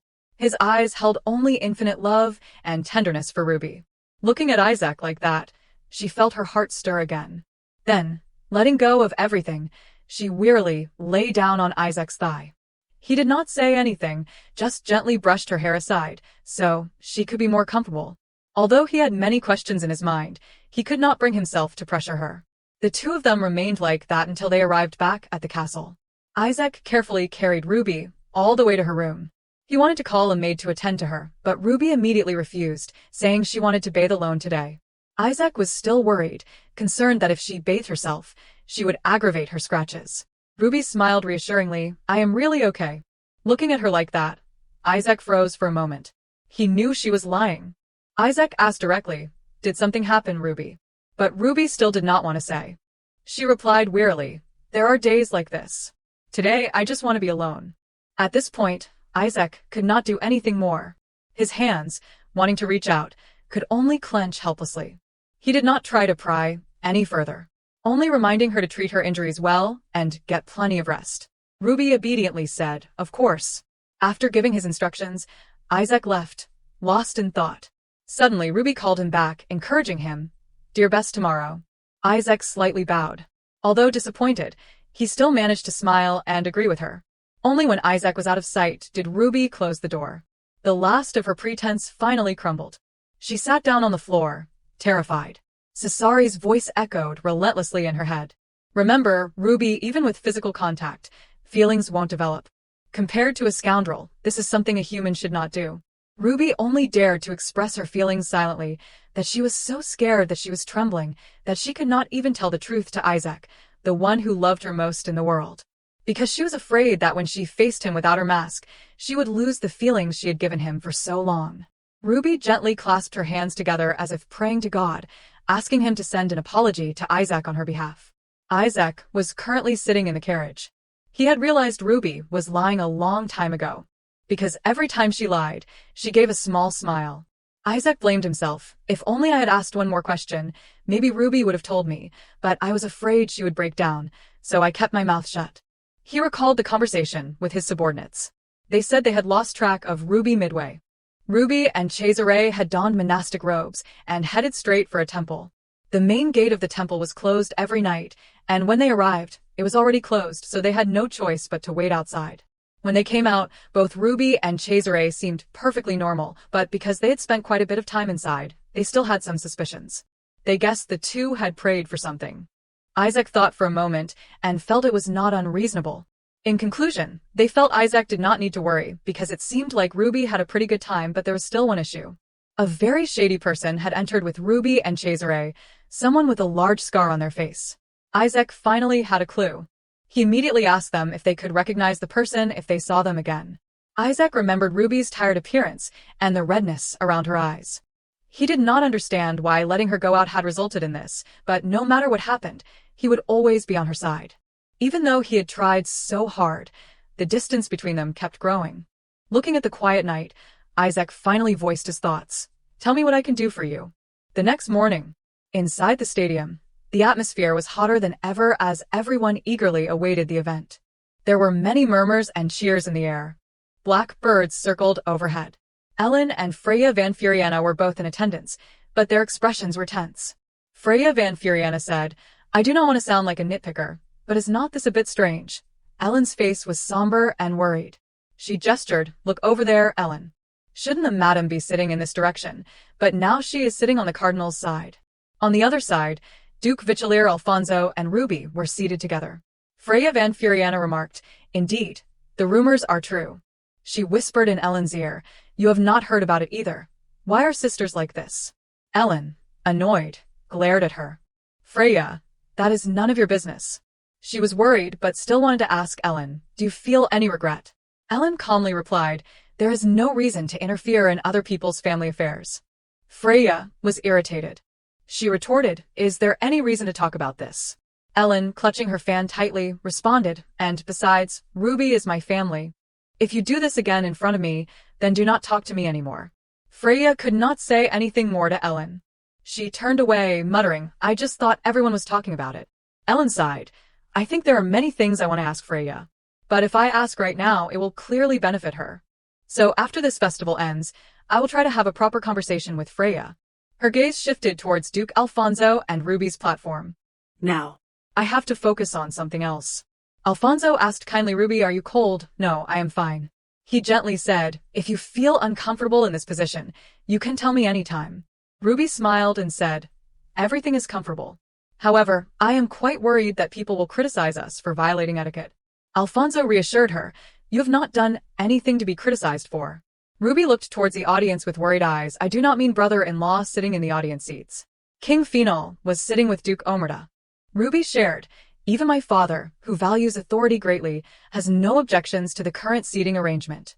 There is really no problem, but the reason they never object is probably because I am not truly part of Omerta yet." Suddenly, Alfonso saw his brother-in-law. There he is. The door opened.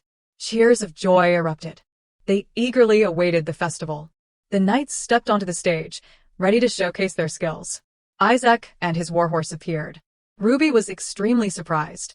Isaac and the other knights rode past, greeting the audience. People reached out, hoping to shake their hands. An announcement. Now is the time for the handing over of handkerchiefs. In the audience, Ruby fidgeted, her eyes fixed on Isaac. She was somewhat relieved. "Thankfully, I still remember the novel's contents, and thankfully, I prepared it." Isaac passed by her, calling her softly, his eyes full of affection. She was flustered and embarrassed. He asked tenderly, "Are you feeling better?" "Yes, thanks to you, I slept very well." "Would you accept this?" She handed him a beautifully embroidered handkerchief. He was surprised. Ruby poured her heart into her words, saying, "It holds my heartfelt wish for your safety and well-being, that you won't be injured." He accepted the gift from her. She was overjoyed. He kissed her hand. "Thank you, Ruby." He smiled and turned to continue his ride. Ruby's gaze followed him. Alfonso asked curiously, "Does this happen often?" She was surprised, unsure how to respond. Alfonso said, "I wonder if you two often do things like that with each other." Ruby simply smiled.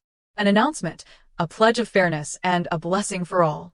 Ruby clasped her hands nervously. Alfonso asked, "What is the matter this time?" She replied, "If you are the one who had me sit next to you, you should be content with it." The priest stood up and solemnly performed the ritual. Sergei focused on the ceremony. Alfonso as well. A solemn atmosphere filled the stadium. A surrounding shield was erected to protect the audience from the monsters. Because this large scale had to be maintained until the end of the match, the cardinals were not needed. Alfonso and Ruby clasped their hands and prayed, Amen, following the church's ritual. An announcement, there will be a total of 2 gladiator matches. Ruby's hands clenched. Anyway, this damned festival will be over soon. I hope Cesare quickly becomes Romana, without any incidents. God willing, Amen. Ruby happened to pass by the restroom and overheard people discussing and predicting the outcome of the match. I do not know why, but I have a feeling that this year's winner will come from the north. Do you think so? Her friend cheerfully replied, It is still too early to tell. The Rembrandt faction won the previous match, did not they? Lord Omerta did not participate then. The Doria's faction's candidate also performed quite well, although I did not have high expectations, let us wait and see. Behind the door, Ruby heard everything. Anyway, I still believe Lord Omerta will win this time. Behind the door, Ruby breathed a sigh of relief upon hearing people's faith in the Omerta faction. She stealthily opened the door a crack. Ruby thought, there is probably no one here now, right? The sound of running water. Lately, probably because I have been vomiting less, I feel more pain than usual. She opened her small bag. Inside were prepared candies. Footsteps approached. It was Ellen. Both were surprised to see each other there. Ruby thought, what should I do? I am still embarrassed to look Ellen in the eye. Wait, could Ellen have noticed my vomiting, meeting her like this while eating candy? She probably does not know, right? Ellen asked, how do you feel about today's match? Ruby was taken aback by the question. She expressed, actually, I am very nervous.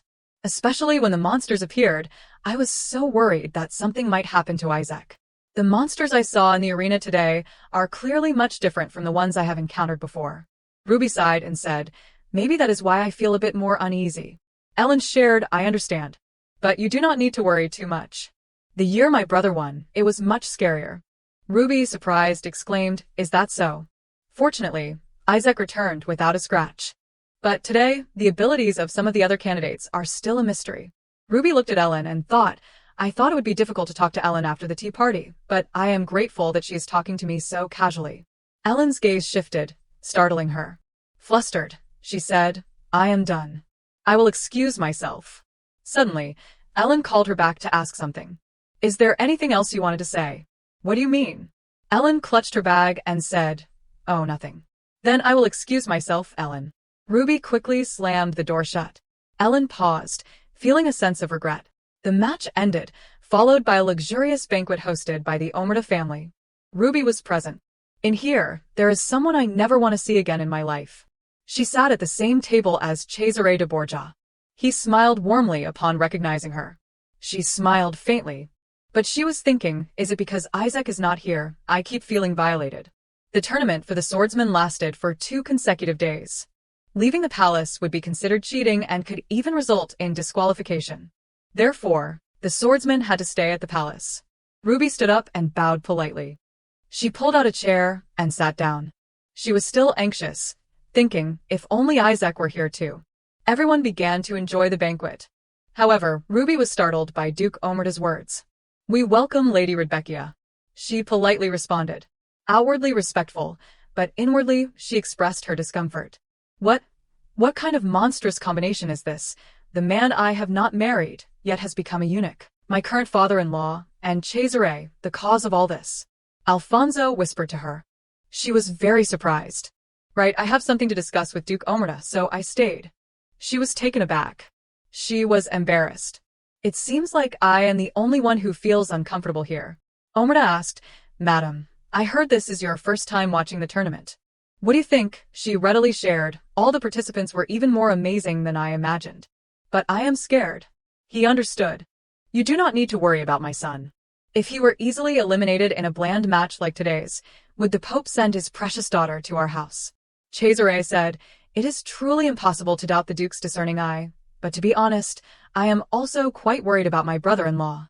He asked, Do you also feel the same way? Ruby felt the atmosphere was stifling and uncomfortable. I am afraid that in this situation, I won't be able to hold back my words. So, I will just shut my mouth with food. Cesare turned and said, By the way, I must say this girl is really lucky. Even though she is my sister, I am envious that she has found such a good husband. Duke Omerta beamed, saying proudly, "You flatter me. Compared to the extravagant style of the South, this place is a bit shabby." Speaking of which, Rembrandt's Visconteo Castle. Everyone who heard it shuddered and pleaded, "Please, do not say any more." Alfonso conversed with Cesare. "I thought the Gonfalonier would accompany you on this trip, but it seems he is busy." Cesare replied, "You get along well with my brother. He made a fuss, insisting he wanted to come along. My father had a hard time stopping him." But why? Cesare explained if Enzo came here, he would definitely flirt around everywhere. Alfonso said helplessly, "He is still full of energy, is not he? Anyway, it would have been better if he had come, but—" He hesitated. Alfonso paused. He saw Ruby eating heartily. During the banquet, while everyone was conversing, she was different. She used food to cover her mouth, eating with gusto. Everyone looked at her with surprise. Alfonso was also surprised and bewildered. He asked, "Are you very hungry?" She said with a choked voice, "I was a little stressed today, so." He understood and covered for her. Because you were so stressed, you did not eat properly, right?" Duke Omerta kept staring at her, appraisingly. He said, "Don't just eat bread. Try this shepherd's pie, madam." Ruby froze in surprise. The amount of food was so much that she normally would not dare to think about it. "I will just eat this until the conversation ends." Outside the door, Ellen saw her eating continuously, without stopping. Ruby continued to eat. Ellen was puzzled. This girl was too much. Ellen continued to watch her for a long time. She really looked strange. I have never seen her crave food like this before. Impossible. Ruby continued to eat without pause.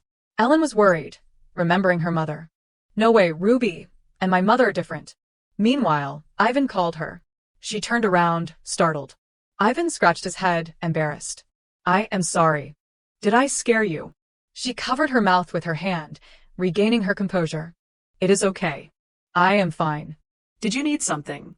he said cheerfully. "Everyone's playing a game, but I saw you outside alone, so I was a little worried." She said shyly, "Actually, I am not very interested in that game." She kept glancing back at Ruby. She finished all that bread already, and now she is eating cake too. Ivan asked curiously, "Princess, does she normally eat this much?" "I think she is eating too much. When she dines with the knights, she only eats a little." Ellen was surprised that he knew that too. She quickly said, "You notice too, Sir Ivan. Don't you think she seems to be overdoing it?" "What? Why do you think so?" "It is just that I have felt she has been a bit strange all day." She did not know how to explain it to him. He chuckled. "Indeed, it seems the princess is a very sentimental person." She blushed at Ivan's compliment. Then she turned away. "That is not it." Suddenly, they heard a clatter. Ruby had stood up and left the table. Ellen guessed she is probably going to the restroom, right? She frowned worriedly. Could she be going to throw up again? "I should go after her. But will going after her change anything? It is also possible that Ruby is not going to the restroom, and if I follow her it will be like I am monitoring her." Ivan asked her worriedly, "Princess, are you alright?" "Yes. Let's go back to our seats." Ellen's heart was pounding with anxiety. Why did she make such a request from the beginning? It only made things uncomfortable. But she seems to get along well with Cardinal Valentino. Whose wishes should I follow? Ivan entered the banquet hall with her. The atmosphere was still lively and bustling, but some of the knights were already nodding off, and many other guests looked tired and uncomfortable. Freya sat with her chin resting on her hand, sighing. After being scolded, she became sullen, unlike her usual self. Ellen sighed worriedly. I can't help but care about her. Suddenly, she stopped as she passed the dining table and saw Duke Omerta and Alfonso still talking to each other. She was surprised not to see Cardinal Valentino anywhere. Scene changed to the restroom door. Ruby struggled inside. She could not believe she had eaten all that food so quickly. I am such a fool. My stomach hurts so much. She walked out step by step. Her footsteps were heavy. Anyway, just a little longer and she would not have to see Cesare again, so she had to endure it. Suddenly, Cesare asked her with concern, Are you all right? He stood with his arms crossed, looking at her. She was startled and embarrassed. She reassured herself. It is okay. Cesare knows absolutely nothing about my eating disorder. I just need to not show fear and pretend nothing happened. She said. I ate too many sweets, so my mouth feels a little uncomfortable. He said, That makes sense. It has been a long time since I have seen you like this. She asked in surprise. See me like what? Seen you eat so much. This is the first time I have seen you eat so much since you were little. She muttered to herself. What, is he really drunk? She hurriedly said, I always eat properly. He said, no, after your serious illness 3 years ago, you have always eaten very little. Cesare occasionally brings up his childhood. No, I mean Rebecca's. It is always like that. As if he remembers everything about that time. She cheerfully said, I am just trying to eat less. It is a trend. He felt confused about his little sister. Did I say something wrong? He touched her hand and said no. He caressed her hands. That ring. That guy does not wear it. Why are you wearing it? She froze. When I wear this ring, I feel like I do not have to go back to Romagna. I can't say this even if I die. She mumbled. I just like the design of the ring. That is all. Cesare said, it is not even that pretty. He guessed. As I thought, he definitely does not love you. Otherwise, he would never let his wife wear a wedding ring alone. Ruby's face was gloomy. Forget it, I just heard something interesting. What is interesting? Ruby's face was tense. I heard this villa has an interesting place, right? Since I am here, I want to go see it too. Ruby, can you take me there, the garden that your husband made for you? She led him into the garden. He was happy and excited. They strolled around hand in hand, looking very intimate. From afar, Ellen hid in the bushes to watch. She thought, I do not know what I am doing here. Ellen had been following him before. As soon as Cardinal Valentino left his seat, I unconsciously followed him. And now I am watching them walk together, like this. Am I doing this just because of Isaac's request, or was it because Ruby's actions were strange from the beginning? Maybe I am confused. Otherwise, why am I doing things like this at my age? Ivan arrived at some point. He stood behind her and called her name. She was surprised to see Ivan there. If I did not know who you were, I would have thought you were following me. Ivan said without hesitation. How could that be? She confessed. I have another target to pay attention to today. Did my brother ask you for a favor too? He replied, yes. It seems the content of the request you received is similar to mine. If so, why did he even participate in the competition in the first place? I really do not understand. If he just stayed by Ruby's side, everything would be fine. Ivan rested his chin on his hand. I am guessing it is for the glory. Because there are so many fame seekers, Isaac probably thought that. If he had that title, no one would dare to treat his wife casually. Ellen gradually understood. He continued, who in the world would go that far for their wife? He always overdoes it like that. Ellen said if Ruby knew I was doing this, she would be very upset. He said softly, you feel that way too, huh? Ivan shook his head. Isaac is the source of everything, so do not worry too much. She said, but my brother did not tell me to follow her like this. But you came all the way here for a reason, right? Ivan stood up and offered his hand to help her up. Then we have to confirm it ourselves, right? From now on, pretend to stroll with me. He extended his hand to her. Cesare was surprised by everything in the garden. He asked curiously, what is over there, Ruby, do you play there? She quickly refused. Princess Arian and her friend often come here to play, so he left it here. She was anxious and worried. It seems like she is quite close to you. Ruby thought, he calls the princess that maybe she likes coming here because it is her relative's house. Cesare said, a noble like Lord Omerta acknowledges a half-blooded bastard as a relative. Scene changes to Ellen. She felt uneasy, as if someone had intruded into her precious, secret place. He asked about the princess that. Cesare said, even a dog on the street would laugh, right? Freya said that to me before. Maybe it is not just Cesari's thought. She remembered Freya saying, this means Isaac will have a higher chance of becoming the heir to the throne compared to the young princess with mixed blood. Ruby thought, before becoming close to me, Arian had no personal connection with the Omerta family. She did not even exist in the original story. Cesare said, if father had not gotten his current position, maybe we would be in a similar situation. But at least we would be treated better than those half-blooded people. That is why father wants to pass on the position of Pope to me. Ruby looked at him. He continued, I know that is obvious, but... Suddenly, he lowered his head, looking worried. Ruby said, even if father was not the Pope, you would definitely do great things in a high position. He asked, do you really think so? She smiled brightly. Of course. However, she thought, just humor him. If father had not become Pope, would we be happier now? Ruby, sometimes I imagine this. I will leave everything behind. Then you and we will run away to a remote island and live there. A place where no one knows our identity and no one interferes with our lives. Looking towards the waterfall, he asked, are you happy here? I do not understand. Why are you asking me that? She said, I have always wanted to be the bride of God. But the one who sent me here was none other than you.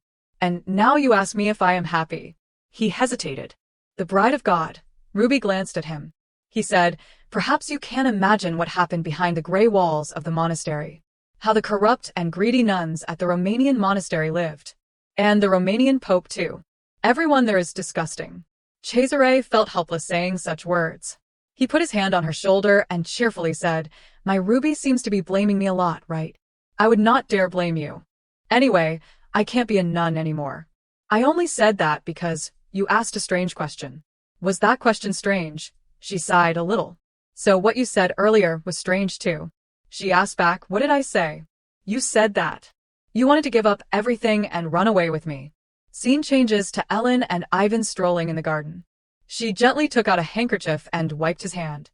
I did not even notice when the wine got on my hand. He stared at her. He scratched his head, embarrassed. Seeing you wipe my hand like this reminds me of that time. She asked in surprise, what time? When I fell down these stairs. I rushed to give you my handkerchief when you were crying, but you wiped the blood on my forehead. Ellen remembered that time. She wiped his forehead with the handkerchief. That day, I was avoiding Mother and crying alone because her mind was unstable. Ellen said, I was so shocked then. Suddenly, Freya called her. She was surprised, Lord Camus too. Why are you two here? Camus said, we came to find you. You were not coming, so. Ellen said I was about to go back. Freya saw something unexpected. She realized it was Ruby and Cesare. Wasn't it Cardinal Valentino? Ruby was surprised. He wants to run away with me. Cesare said earlier. Father told me, since we are at it, why not take the entire north? I heard you made an unexpected move. If you surpass even the Duchess and become Queen of Britannia, even the arrogant north will have to bow down. Ruby was bewildered. What? Only Father would come up with such ideas. The Omerta faction must have hidden the princess's existence for this reason. She lowered her head, not knowing what to say. No country can allow the king to ascend the throne arbitrarily. To sit on the throne, the Pope's approval is essential, and refusing this means going against God. Of course, the Holy See cannot interfere with the succession of another country without just cause. But what if they declare that they cannot accept the heretical blood that God does not recognize? Britannia would never accept a queen and princess who are pagans and descended from slaves. And if Omerta agreed with that, the outcome would be clear. She gripped the window bars and thought about everything that had just happened. So that strange meeting between him and Father earlier was for this reason. Her heart was pounding. Cesare said, with Borgia backing us, it is not impossible. Ruby, do you want to become queen? If I accept that offer, can the ending in the original story that I have been worried about all this time be changed? The ending of Alenia that I have been trying to change might naturally disappear. But if that happens, what will Arian's fate be? And does Isaac really want the throne? Ruby said, I do not know. But if that happens, I will never be able to go home. He placed his hand on hers. That is right, so. Actually, I do not want to pressure you. She said in surprise, what? His hand intertwined with hers. But Ruby, are you really happy here? Is that why you offered your body to become his consort? Answer me. Why are you suddenly? No matter how you look at it, it seems like my sister does not want to go home anymore. Ruby said frankly, no way. He said, you have responded to the temple's call with silence all this time. Why? Because everyone in my family always suspected me. My husband too. He put his hand on her shoulder, comforting her. No. If you still remember me, I will do everything I can to contact the temple. You should not have sent those deceitful letters. Is life here so happy that you easily forget someone like me? Or have you been blinded by the sweet illusions he created? He pleaded, answer me, my dear sister. They talked for a long time by the fountain. Ruby said, brother, what is the point of all that now? My husband treats me very well. Rebecca. Cesare was angry. He let go of her hand. Everything you said was a lie. He held his head in his hands, chuckling. You just want to live here with him. She tried to explain, didn't I tell you? He will abandon you in a heartbeat. I tried to tell you that day, but I did not think you would forget it so quickly. He tried to persuade her. There is no other way than to let you realize it yourself. She closed her eyes. He kissed her deeply. Ruby fell into the darkest pit of her life, where she existed with the delusion that Cesare would hit her, as always. Because that is what he always did to her. But this was beyond expectations. This was probably the punishment for a fool like Ruby. After the strange kiss, Cesare gently placed his hand on Ruby's empty cheek. Just you and me. Then abruptly left, leaving Ruby with fear covering her pale face. She glanced to the side where other royals were looking at her. Ellen and the others had seen everything, all with the same shocked expression. Ruby's heart clenched again. Ruby wondered if Cesare knew they were there. Earlier, he had emphasized that from now on he would let Ruby figure it out herself. That is what Cesare meant. However, seeing Ellen's current frightened expression, and the pressure that weighed on Ruby as she stepped closer, Ruby could only clench her lips, waiting for the impending storm. However, she hurriedly left, unable to face it. Ruby, all alone, escaped from this monstrous place. More than anyone, she knew that only she could save herself. Her steps became more and more hurried. Sobs escaped with each step. After an unknown amount of time, Ruby ran faster than before. Her panting echoed through the hallway. The hallway became lively with the sound of her shoes. As for the group of nobles, Freya was shocked that the rumors circulating these past few days were true. She wanted to quickly report this to Isaac. However, Ellen, with an angry face, stopped Freya and everyone else. Get a grip, Ellen. She thought, do you think keeping quiet will solve this? We not only have to quickly report this to Isaac, but also. Ellen immediately gripped Freya tightly, her voice sharp. Didn't you hear me tell you to be quiet? Do you underestimate Omerta? Ellen continued, this is a family matter, so please keep quiet. The prince beside her seemed to want to say something. After a moment of hesitation, Carmus finally spoke. Your Grace, we agreed to keep it a secret until Isaac finishes the match, but after that, the festival won't end tomorrow. We also have to consider the possibility of leaks during the festival. Ellen fell silent. She suddenly thought that if Isaac knew even a little bit about what had just happened, she could not imagine how he would react. During the festival, Cardinal Valentino will stay in Arundel, and if Isaac gets angry, that alone is enough to cause chaos in this place. But currently, not only are officials of the Holy See present, but also distinguished guests from all over the countries gathered here for the match. If there is a slip-up, not only will Omerta's honor be damaged, but Britannia's situation will also become chaotic. The prince said, I know what you are thinking, and there is no reason for you to bear that burden alone. But I do not want Isaac to remain foolishly unaware and continue to treat that shameless Borgia kindly. Ellen looked over at Ivan. It seemed his attitude was not much different from the current situation. Ellen had to think even harder. You all do what you can. I will too, Ellen replied. That afternoon, a gloomy atmosphere enveloped the entire palace. The maids peeked into Ruby's room. She was still in her familiar bed, thinking about the morning's kiss. I can't feel anything anymore. From humiliation. Or fear. Those normal emotions that I should have. Just linger in my head, and then disappear. In her dream, Ruby found herself in a meadow on a quiet night. She was half awake, half dreaming, unsure of where she was. Only the familiar cry of the banshee reached her ears. It emanated from a dark corner, not far away. When the banshee cries, it means someone in the house will die, but nothing happened the last time she heard the sound. Ruby guessed that perhaps she had already died once, and was now borrowing someone else's body, pretending it was her own. She was no different from a golem.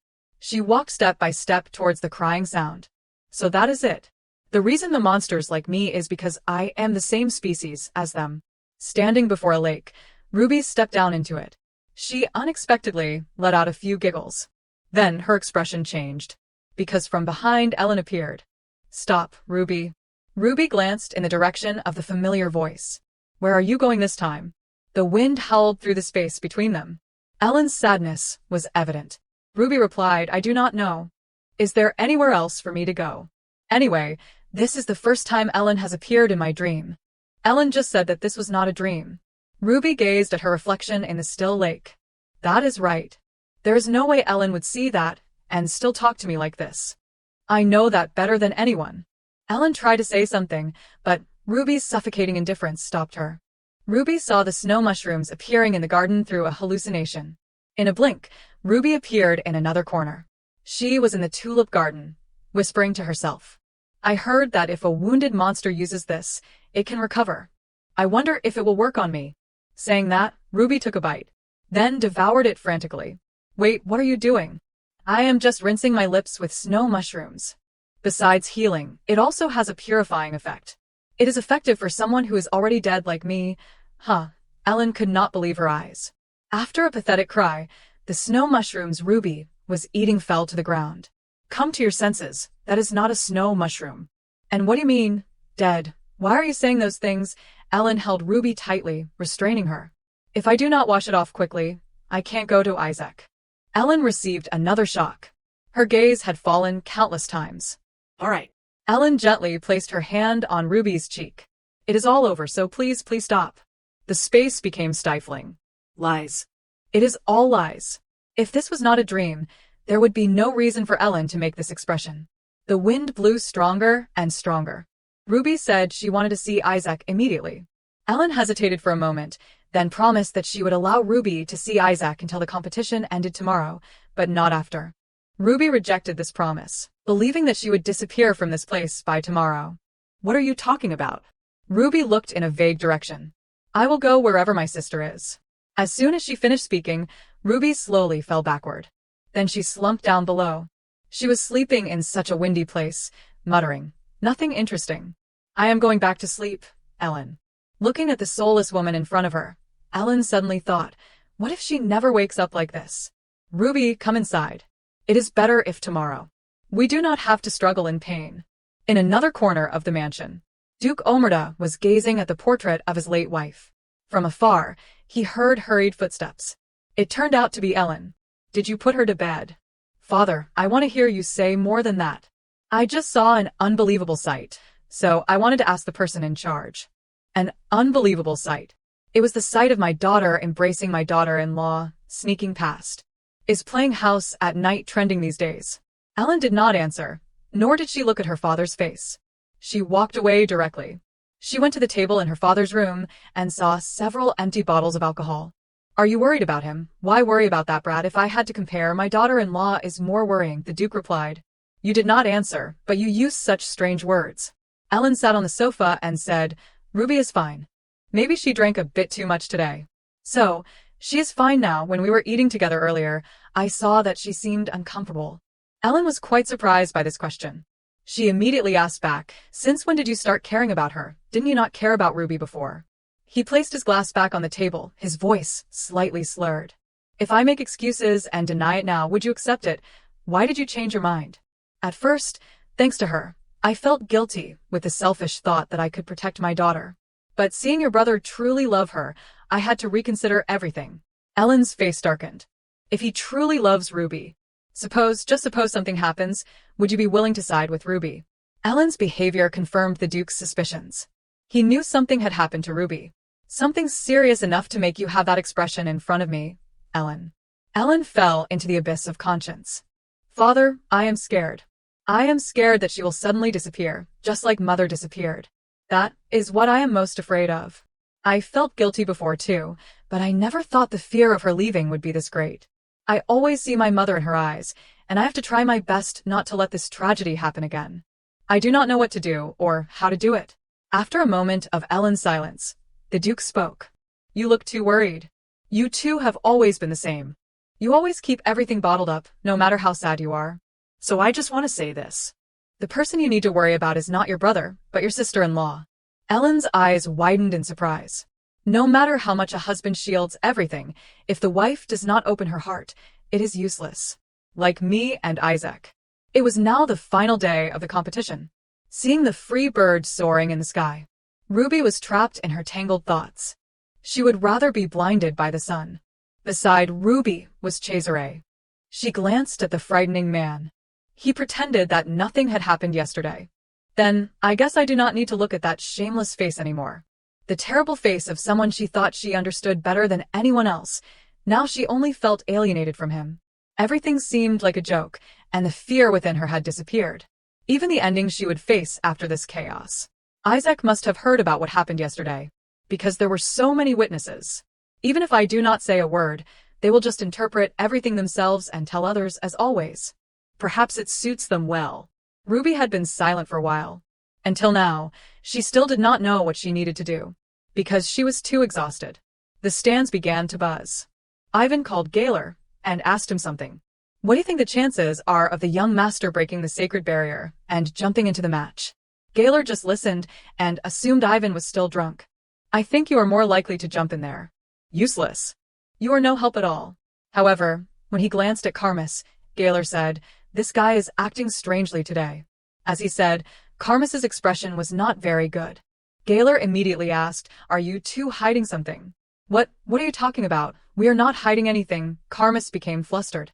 You mean if Isaac gets hurt in the match, you are worried that the young madam will lose her composure and do something reckless, right? More than anyone, that reason sounded good enough. So, what are you worried about? As far as I can see, she is completely normal. She is even calmer than yesterday. Gaylor did not know that was precisely the current problem. Compared to Gaylor, Ivan was facing bigger problems. He had been thinking with Karmas all night. Early in the morning, before the match began, Ivan had planned to talk to the young madam. But he could not meet her. Instead, Ivan heard from the princess how distraught she was. Because Omerta had experienced the tragedy of her mother, she did not want it to happen again.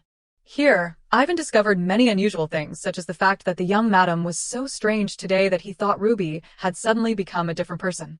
The atmosphere around her had changed overwhelmingly. Ivan had intended to approach Ruby for a conversation at the arena. However, when he spoke, he only received a deadly glare from her. Ruby became someone who could leave this place at any moment. That face said that she no longer had any attachment to this life. From then on, Ivan's group could not figure out which side was more worrying. A question constantly lingered in Ivan's mind. Should he worry about Isaac or the young madam? After all, Ivan knew he could only do what he could. Now he could only stand on the sidelines, restless and worried. At the highest point, something happened between Ruby and Cesare. She suddenly stood up, making Cesare worried. Ruby, where are you going? Restroom, Ruby replied indifferently, leaving Cesare alone with a frightening look. The sound of running water came from the restroom. Ruby used her hands to wash away all the stains on herself. She scrubbed harder and harder, but the sounds echoing from afar were more concerning. Quickly, the sound grew louder, until it stopped completely. The ring fell into the sink. Only then did Ruby stop her actions. Her lifeless eyes stared at the gold ring resting below. Since when did this ring become so loose? At that moment, the door suddenly opened. Who was it? Isn't this the main character in the recent rumors? It seems that because everyone was paying so much attention to you, you had to run into the restroom in such a fluster. Huh, this woman was Freya. She continued to use the harshest words to taunt Ruby. Are you looking down on me? Ruby responded lightly, are you talking to me? I do not even know. Besides you, who else is here? Seriously speechless. If you are speechless, just hiccup. It will help you speak again. Saying that, Ruby ignored her and focused on her ring. You finally revealed your true colors when your brother is here. The lovely young madam has deceived everyone, has not she? You act like you do not know anything, but you know my identity clearly. The previous question silenced Freya. What? Ruby glanced at her. Last time, you put on a very interesting play that you wrote and directed yourself. Without waiting for Freya to respond, Ruby directly exposed her. You poured tea on your own head and pretended to be the victim. You not only aimed for the position of Grand Duchess, but also said you would become the Empress of Alendi. The content was bland, but it was quite entertaining. But a mere Marquis's daughter like you, daring to say such rebellious words in front of the young madam like me. Who do you think I will tell these things to? Freya burst out laughing. My poor Isaac. I am really curious what Isaac will do when he learns your true nature. That is probably not something you should be curious about. It seems you still do not understand the situation. It is the madam who does not understand the situation here. Your actions yesterday offended the entire North. Ruby approached Freya. Miss, please be aware of the situation here and behave appropriately. You are just a Marquis's daughter, nothing more, nothing less, yet you behave like this. Did your parents teach you to speak such rebellious words so easily? Freya was taken aback. She twisted her mouth. Have you said enough? I will. Freya gritted her teeth, unable to say anything more. Then, she used Isaac to threaten Ruby, saying that she would tell him everything. However, a third person intervened in the argument. It was none other than Ellen. What are you doing here? Freya never dreamed that Ellen would appear here. She was so surprised that she was dumbfounded. Ellen repeated her question. What are you doing here, Freya? She was no longer as bold as before, her lips trembling as if she was about to cry. Then she brushed past Ellen and said she was just using the restroom. As she reached the door, Freya did not forget to glare at Ruby, even though Ellen was busy caring for her sister-in-law. I am fine. Don't worry too much. Looking at Ellen's expression, Ruby guessed that she had probably rushed here again for fear that Freya would be harmed. There was not much time left, so Ruby left, because she did not want to argue like that with Ellen at all. Ruby returned to her seat. Cesare had been waiting for her for a long time. The atmosphere between them remained extremely heavy. He spoke. It seems your mood is not very good. To Ruby, this seemingly positive inquiry should not have been uttered by a heartless bastard like him. She hastily replied, sorry, but maybe you are mistaken. I am so happy right now that I want to die immediately. I know how to control my expressions. You do not need to stare at me like that. After a while, Cassar unexpectedly replied. You told me to stare at you. I never thought my sister would say such bitter words. You should smile a little too. Soon your husband will become the king of the north. Be nice to him. This statement immediately changed Cesari's demeanor. He seemed to be about to say something, but his subordinate appeared. He whispered something into Cesari's ear. It seemed that this matter was extremely important. His expression did not change at all. The arena, on the other hand, was the complete opposite. The excitement there reached a fever pitch as the time of the match was announced. As soon as dusk fell, everything would officially begin. Both Ruby and Cesare silently awaited that moment. Only the subordinate Pietro was joking about something. Changing scenes, in the armory, Andy and Isaac talked about hearing the cheers outside, seemingly even louder than yesterday. Andy said that he was sure Isaac would easily win again today. And one day, when I am knighted, I will definitely participate in this tournament and continue your glory. Isaac did not care much about Andy's ambitions. He just fiddled with his sword and polished it to a shine. You are too much. You did not even accept my sincerity. Isaac told Andy to leave because he needed some quiet time. But it seemed this talkative kid did not want that. Andy said, if you win today, the young miss will receive a laurel wreath. I am sure she will smile and be very happy. When I inherit your glory later, I wonder if anyone will give me a laurel wreath. Actually, I feel a little shy when talking to ladies. You talk very well with my wife. That is because your wife is truly an angel. Suddenly, a knock came from outside. Sir Isaac, you have a visitor. Andy thought that the visitor was probably Ruby. Isaac immediately got up. With each step, he also thought of the beautiful Ruby, and secretly wished it was really her. Until the door opened. Instead of his wife, the sobbing woman in front of him was Freya. Isaac did not want to talk to this kind of person, so he slammed the door shut. But she tried to explain to him, I know it is just a misunderstanding, but there is something I must tell you. I do not want to hear it. Get out. This is about Cardinal Valentino and your wife. Isaac paused for a few seconds. He used his frightening gaze to intimidate the despicable woman in front of him. Do you want to die? You may think I am trying to separate everyone, but I am not the only one who saw it. Your friends, even Ellen, witnessed it with their own eyes. If you doubt me, just ask them. Isaac continuously rejected Freya's nonsense. If anything happened to my wife, they would definitely come and tell me directly. Suddenly, she screamed in the middle of the room. They kissed. Right in the garden you made, Cardinal Valentino and your wife kissed there. Which siblings in this world kiss like that? That statement directly angered Isaac. He grabbed her collar and questioned, what will you get by making up those lies? I also wish I had seen it wrong. I can't understand why you are doing this to me. But all the rumors surrounding the young miss are true. We have all been fooled by the Borgia family's cunning schemes. At this point, the sounds from the stands interrupted their argument. There were only 5 minutes left for Isaac to return to the arena. He immediately left Freya and walked away. She grabbed his arm as a challenge. Please, I beg you, give up. Let go, Isaac emphasized. How can I let you go when I do not know what tricks they have pulled? What am I supposed to do if something happens to you?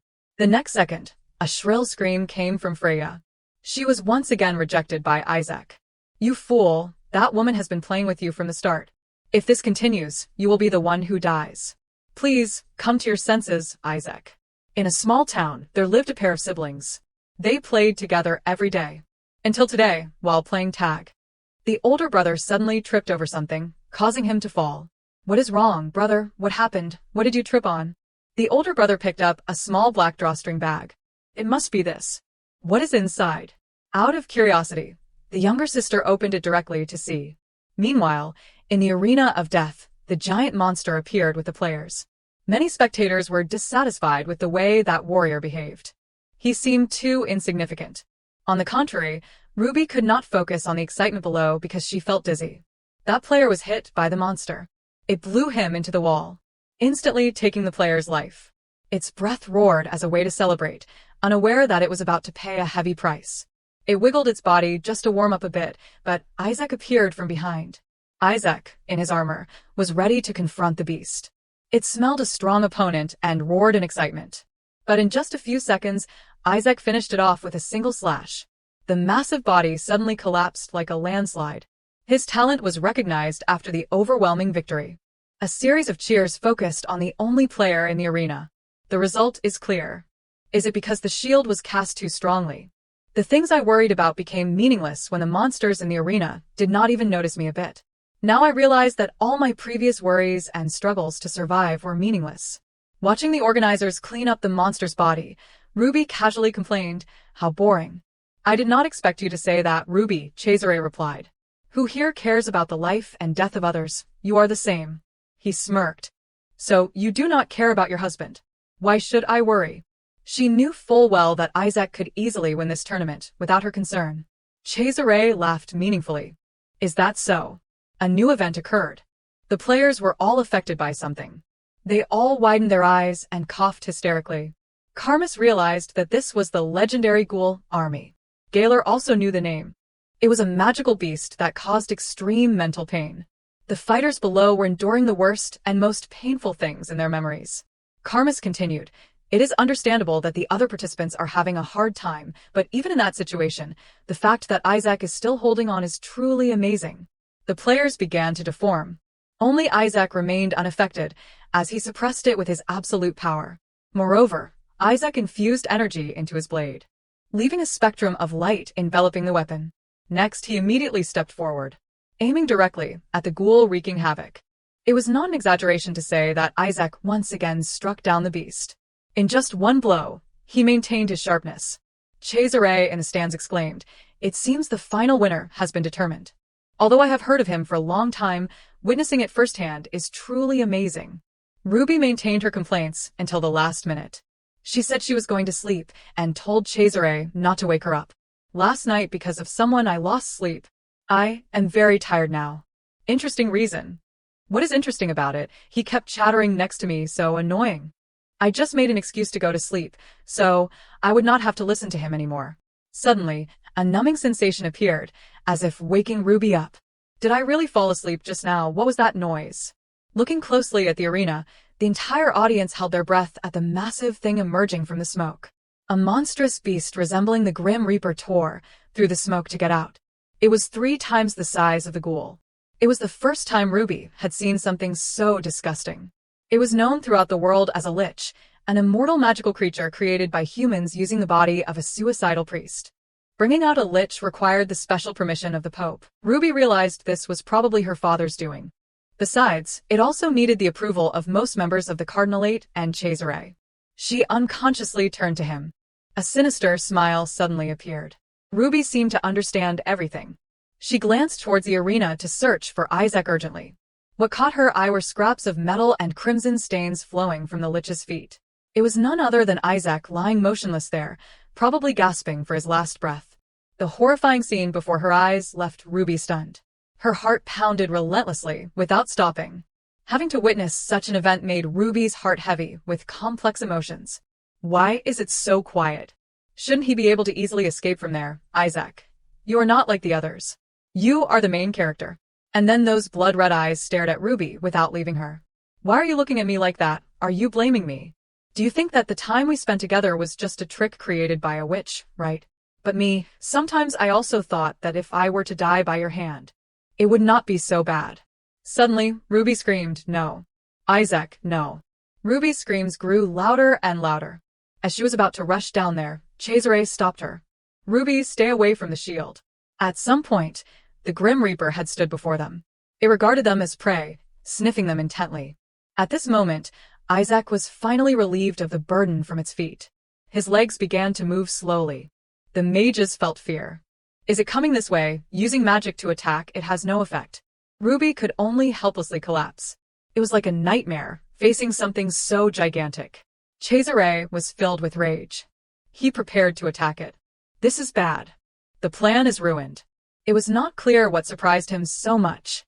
It was Isaac, who had once seemed to surrender to death, now charging forward like a valiant warrior. There was only hatred within Isaac. Without much thought, Isaac delivered a fatal blow with his sword. The wound was so deep that it seemed to tear it apart. As a result, its body erupted in a massive explosion, throwing Isaac out of the area. The light from the Grim Reaper illuminated everything around. Everyone had to close their eyes. Not only that, but the entire arena seemed about to crumble. Everyone focused their gaze in one direction. Some were surprised, some panicked. Ruby was no exception. From the beginning until now, Ruby was probably the most emotional. Because Isaac, he had not fallen after the explosion. His body had exceeded its limits. Omerta and Ellen were no different from the others. And there were those on the verge of tears. Applause and cheers also filled the air. He wiped out the monsters with a single blow, as expected of Isaac. After this battle, Isaac was severely injured. He paid no attention to the cheers of the crowd. Ruby just stamped her feet in place and watched. An obvious outcome. Cesare asked her worriedly, "Ruby, are you okay?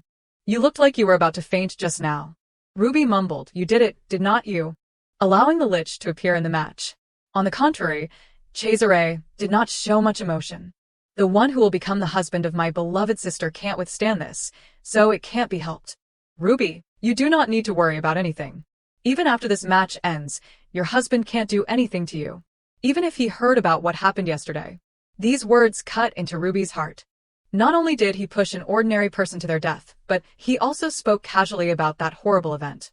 Does he really have no sense of guilt? Horse hooves clopped on the ground. It headed in only one direction.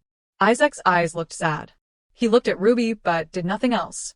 Ruby did not know what she looked like in his eyes now. No longer the noblest princess in the world, but the witch who had pushed him into the abyss, right? If you were to behead me here and now, and say let us end our relationship, would I still be selfish to you in the end? A wreath was presented to Ruby. It was golden, like her hair. She could not believe it. Her eyes widened, unable to look away. Isaac still looked at her like that. That affectionate smile was always for Ruby. Now Ruby could not smile like him. Isaac said, "Ruby, this is yours." Something Ruby never dared to expect. Or rather, something she could not expect throughout her life. It turned out to have been right in front of her eyes all along. Only now did she realize it. It was the very thing some people spend their entire lives searching for, the things some people sing about, wishing it would never change. Sometimes doubting, because those around them deny its existence. But now she could know for sure what everyone was searching for, what he had given her. It was love. Why had not she realized it sooner? What had blinded her? Ruby burst into tears of ultimate happiness. He had always been the one protecting her, acknowledging her existence and comforting her. From the first moment they met, he was also the one who pulled the dark curtain within her into the light. Why had she doubted him so many times? She had thought about it. Countless times. Too many to count. He always gently reached out to catch her. But she foolishly pushed him away. How could he know everything and still reach out to her like that? Even after receiving something so great, she still only thought about using it for her own safety. With a wicked heart, if she could be with him, even just for the time the heart in this chest still beat. Even if she had to fall into hell, she would willingly do so. Because this was the first time in her life she had yearned for something. Ruby did not understand why she was being pulled away. Her panicked expression was evident. "Wait a minute. Why are you suddenly?" Cesare did not care what she said. He only remembered that moment with Isaac and Ruby. Ruby had been very happy to see Isaac. Cesare's eyes only showed surprise. Ruby's voice still echoed in the hallway. "Hey, where are you taking me?" That scene was witnessed by Freya and her younger brother, Lorenzo. Isaac would be arriving at the banquet hall soon. Both Isaac and Ellen were so bewitched by that witch that they could not think straight, so she had to help them. Lorenzo did not know what to say. "Sister." Camu's voice rang out amidst the banquet. "No, I said no." She disappeared without a trace. Ivan clicked his tongue and scolded him. "Lower your voice, Camu. There are a lot of people watching. Besides, you are the head of the escort team. Why were not you watching them carefully?" Camu wiped the sweat from his forehead. "No, when we arrived at the palace, they were both clearly there. Could they have left the banquet hall?" And then Ellen ran up. Ivan was surprised. "Princess, you have not seen them either." Ellen shook her head sadly. "Yes, I have searched everywhere, but..." Why would both of them disappear at a time like this? Meanwhile, everyone was whispering Isaac's name. Isn't the champion supposed to enter the banquet last with the king? How could he enter the banquet hall while so heavily injured? Ivan asked in astonishment, "Hey, you are in that condition, and you still came here." But Isaac did not pay attention. "Where's Ruby?" Everyone was looking for Ruby, but no one had any news. Isaac turned his back and walked away. He walked aimlessly towards the door. Freya was annoyed to see him like that. "Aren't you curious where your beloved wife has gone?" You clearly saw it just now. The scene of the two siblings affectionately holding hands and leaving the banquet hall. The room Ruby was in was shrouded in darkness. She frowned and looked around. "What is this? What is with this room? There are mirrors everywhere. How did you know there was a place like this here? Do you even have your own spies in the palace?" Cesare opened the window slightly. "That is not it, Ruby. This place looks like the garden you were gifted. I heard that King Phenol specially created this room for the queen, who could not give up her habit from when she was a dancer. The style of this sect seems rustic, but is not that a wonderful love? King Phenol, a man with the qualities of a nobleman, but born into an ordinary family. He could not even pass on the right of succession to the woman he loved and the daughter they had together. Actually, if he were a thoughtful king, he would not have brought such a queen back, causing the collapse of the royal authority. And he would not be trembling before your childish husband." Ruby's eyes were full of disgust. "So, what is the point of what you were trying to say?" Her hands clenched, and her body trembled. Cesare stepped in front of her. "I do not intend to let you live like a queen in this rustic place. Whether it is a greenhouse or a mirrored room, everything here is just a cheap imitation. So there is only one place where you can become a queen, and that is the kingdom I will build. Ruby. Father probably won't live much longer." Cesare hugged Ruby tightly, only to speak meaningless words. She angrily pushed him away. "Why should I do that?" Hearing that, Cesare could not believe his ears. "Ruby, what is wrong with you?" "So, you are just confused, that is why you said that, right?" Ruby immediately retorted, "The one who is confused is not me, it is you. Normally, you would have slapped me by now, but just because of a kiss, your eyes have changed the way they look at me. What else did you say, Queen? You told me to become your wife. Since when have you been looking at me with those eyes?" Cesare asked back in a daze. "Since when? How could you not know?" "No, we do not have time for this. Come with me, and we will talk later, Ruby. We will leave this place on the ship that is already prepared to return to our home." Ruby looked at Cesare in a daze. "Are you going to take me out of here now? Have you forgotten where this is? This is not Romagna. How can you?" Cesare interrupted her. "Don't worry, Ruby. When we leave this place will turn into a sea of fire." Ruby still did not understand what he was saying. "At least you have to tell me what is going on. What did he plan that made him so confident? If what you say is true, from the time we leave here until we board Elmos's ship, it means you have arranged something enough to distract all of Alendi. But what is it?" Outside, thunder and lightning rumbled. Cesare said soon, "The monsters will smell the magic stone and come here. So when dusk falls, everything will officially begin." Her face darkened. So what he said at that time? "I do not want you to be in danger, so you have to go quickly." Ruby jerked her hand away. "I do not want to, not at all. I have no intention of leaving here. Why should I go?" Cesari's face was full of darkness. "Is it because of him? Just because of a cheap crown you are wavering? How many times do I have to tell you, he does not truly love you? What others see in you is just your father's three-tiered crown and the power of gold." "I have told you so much, but why?" Ruby's face darkened. "So, you mean the only one who truly loves me is you?" Cesare did not deny it. "That is right, Ruby. In this world, the ones who understand and love us the most, it is just the two of us." Ruby shook her head in denial. "No, you are wrong. The feeling you are talking about is just a dirty obsession." Ruby was a little timid. Just a little displeasure, and you are ready to hit me without hesitation.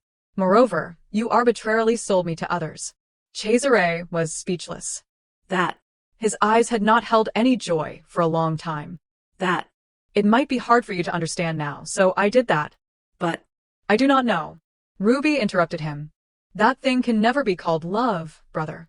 Do you know when I am happiest? Just once. Have you ever cared about my feelings and circumstances? If you really loved me, you would not have hit me. Instead, you should empathize with my pain and tears, and hold me in your arms. You should not force me to do things I do not like. Do you understand now about the difference between you and Isaac? Cesare remembered the words his father had said. Okay, but you must never disobey me. If you do not want Ruby to be sent to the orphanage again. It is not like that. Ruby coldly let out a heartless statement. The only reason I want to stay here is one. It is because I want to live happily next to a husband who loves and cherishes me sincerely. Cesari's hand tightened. Stop it. Now you. But Ruby did not give him a chance. Do you think I still have naive and immature thoughts? No. No matter what anyone says, I can say with certainty that I truly love Isaac. So please stop interfering with us. Leave on your own. I will never let go of Isaac. And I will never come to you, even if I have to die. A sharp, cracking sound echoed through the room. Cesare did it again to Ruby. Let me tell you, what is the source of the wicked feelings you are having? You are showing insecurity towards my husband, towards Isaac. You are jealous of someone who is everything without trying, from noble blood, the title of knight, to the glittering throne. Finally, Cesare retorted, shut up. But now no one could stop Ruby. You still do not understand, when I am with you. Everything seems to freeze. It is also when you are at your lowest. Cesari's teeth grated against each other. Shut up, Ruby. Ruby was claiming her rights. And if you force me to go, I will curse you for life. I will sacrifice my soul to drag everything you have, your whole life, down to hell. The mirror beside them was starting to crack, and Ruby's voice kept echoing. Just try it. The shards fell down like that. Cesare angrily smashed it. I told you to shut up. Now the situation was full of pain. Yes, just like you said, now I am a villain. But even so, I still. A loud noise startled Cesare. Or rather, a large human. Isaac burst in like a predatory tiger. Everyone rushed in. Madam, Ruby. Madam, are you awake yet? Ruby's body now had no strength left. Ellen. Thank goodness everyone's here. She did not expect Freya to be able to help her. Ellen stopped her. Ruby, you can't get up. Ruby tried to get up. Isaac, stop him. No matter who Isaac is, he can't kill my brother. If he does, he won't be able to live in peace. Cesare blocked Isaac's sword. Bright red blood was starting to flow, and the sword broke. Then Cesare slowly backed away. It seemed that Isaac no longer cared about anything. You bastard. Ivan ran up too. Isaac, stop. Isaac's feet sparked with blue lightning. He rushed towards Cesare. The two were like waves and the sea, neither willing to give in. No one could stop them anymore. Everyone covered their ears, unable to bear the pressure. Ruby looked at Ellen in a panic. What is going on? Am I the only one who can't feel what is happening around me? Ruby's hand wore the bracelet. The bracelet was glowing. But now, I have to stop Isaac first. But Ellen suddenly grabbed her hand. Ruby, you can't go over there. It is dangerous. Ruby froze for a moment. Don't worry about me, Ellen. Then she let go of Ellen's hand. Isaac shouted angrily. You have gone that far, and you still consider yourself Ruby's family. You damn trash. It looked like an explosion was about to erupt. Cesare also found it difficult to face Isaac. And then Omerta arrived. What is going on here? Unbelievable. Why is Isaac's father here? The battle was still fierce. Omerta intervened. No, you brat. Have you forgotten that this man is the Pope's son? No matter what happens, you must not lose control. Omerta was already standing in front of Isaac. Ruby's hand reached out to him. For my son. Isaac was surprised by those words. And for my daughter-in-law too. Ruby was trying very hard. Isaac, I beg you, please stop. Now, Isaac could not fight anymore. His teeth gritted together, his anger still lingering. The battle was not over yet. Ruby still hugged him tightly. She slowly opened her eyes to observe what was happening before her. Nothing was left but ruins. The sky was still pouring rain. Ruby was surprised. Where did he go? The sound of the sword clattering to the ground. Ruby looked up at him. Isaac. And then he hugged her small body tightly. Ruby cried a lot. I am sorry, Isaac. And he did not say anything. I am sorry for letting you see this. I am really sorry. After the fierce battle, the downpour seemed to soothe everything. Time seemed to stop at this moment. The space around them was only Ruby and Isaac. Ellen, who had witnessed how much Ruby and Isaac had been through, felt a pang of heartache, seeing them back together. Ivan, who was always silently behind, noticed her mood. Princess, are you alright? Yes, I am fine. But seeing Ellen like that really made Ivan's heart ache. Suddenly, she saw the blood on his face and panicked. Ivan, you're bleeding. Ivan smiled happily. I just got hit by a shard. The princess felt guilty when she saw that Ivan was injured while shielding her. I am sorry. It was because you were shielding me. It is okay. This is a wound of glory. Ruby was still frightened and clung tightly to Isaac. The two of them situation made Ivan and Ellen sympathize. Isaac and your wife are more important. Why did your wife have to go through something like this, Ruby? Isaac trembled as he looked at the woman he loved, whom he almost lost the chance to see again. He gently touched her cheek and said softly, Ruby, let us get you treated first. But when she heard about having to leave, Ruby hesitated a little. But Isaac, if we stay like this, the monsters will come soon. Isaac froze right after hearing his wife say that. He did not know where Ruby got information about those monsters. What? Ruby realized she had misspoken when she accidentally foreshadowed the story's events. She tried to stay calm and reassure herself. Calm down. Don't say the ending directly, like Isaac told me. Ruby tried to distract him to avoid suspicion. Cesare said he scattered magok stones all over Arendelle. He told me that when he was trying to kidnap me. So now we have to quickly clean up those magok stones. But that information was something Isaac did not expect. Isaac could not believe Cesare was such a despicable person. That bastard. Ruby flinched at her husband's strong reaction. She felt that this incident was partly her fault, and she bowed her head guiltily. I did not know Cesare had such a plan. She put her hand on Isaac's face, hoping to somehow soothe him. It sounds unbelievable, but can you believe me? That was the only thing Ruby could wish for from Isaac now. He looked at the person he loved with affection. Silly. Of course I will believe you. I always believe you. No need for flowery words. Just looking into Isaac's eyes is enough to understand how deep his feelings are for the female lead. Isaac hugged Ruby tightly. This woman was the one he wanted to care for and protect from now until forever. He would find a way not to lose her again. And Ruby's feelings for Isaac were the same. Isaac, I will go with you too. If the monsters attack, maybe I can help somehow. But how could the male lead let his beloved join such a dangerous battle? Ruby, about that. Just then, a soldier hurriedly pushed the door open and shouted, Emergency. Currently, monsters are appearing everywhere in Arendelle.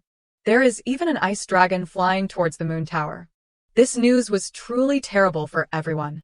Knight Commander Longinus has ordered an immediate assembly. Everyone must hurry, Ruby thought to herself. Is it Yong Yong? Isaac, knowing the dragon's identity, reassured her. Ruby, it is also one of your runaway friends, right? Don't worry, I won't kill it. I will have to knock it unconscious until it is near death. The female lead worriedly said, Isaac, no you can't, I will go with you too. But of course, Isaac would not allow this to happen. If your abilities are discovered by others, it could be dangerous for you. Conversely, Ruby, not caring about herself, only worried about Isaac. But you're also injured. Unable to prolong the time any further, Isaac decisively pushed Ruby towards Ellen, and ordered her, Ellen, take Ruby out of here and find shelter. He also commanded the other warriors, it is heading towards the moon tower. Carmus, completely block off the area around the moon tower to ensure that no one else can attack the ice dragon. Carmus disagreed. Commander Longinus has already ordered an assembly. But the male lead continued without a care. Gaylor, along with the others, split up and search throughout the town and gather all the magok stones you see. Endymion, do your best to protect Ruby. Isaac had truly made an extremely reckless decision. The attack on the ice dragon will be carried out only by Ivan and me. Having finished speaking, he immediately left with his blood-soaked sword. Seeing that scene, Ruby could not hold back her emotions and shouted, No, you are seriously injured. But even the female lead's heartbreaking cries could not stop Isaac's steps. He only turned his head back and gave her a smile, as if to tell her to trust him. In the pouring rain, the warriors were ready for battle. Ellen, though knowing Ruby's heartache, understood that staying here would render Isaac's sacrifice meaningless. Ruby, we have to go now. Time was running out. Blockade Avi's palace. Blockade Avi's. Everyone, evacuate quickly. We are blockading the banquet hall. Receiving the command, Ruby and Ellen's group also had to quickly leave the palace. Everyone, follow us to the shelter in the basement.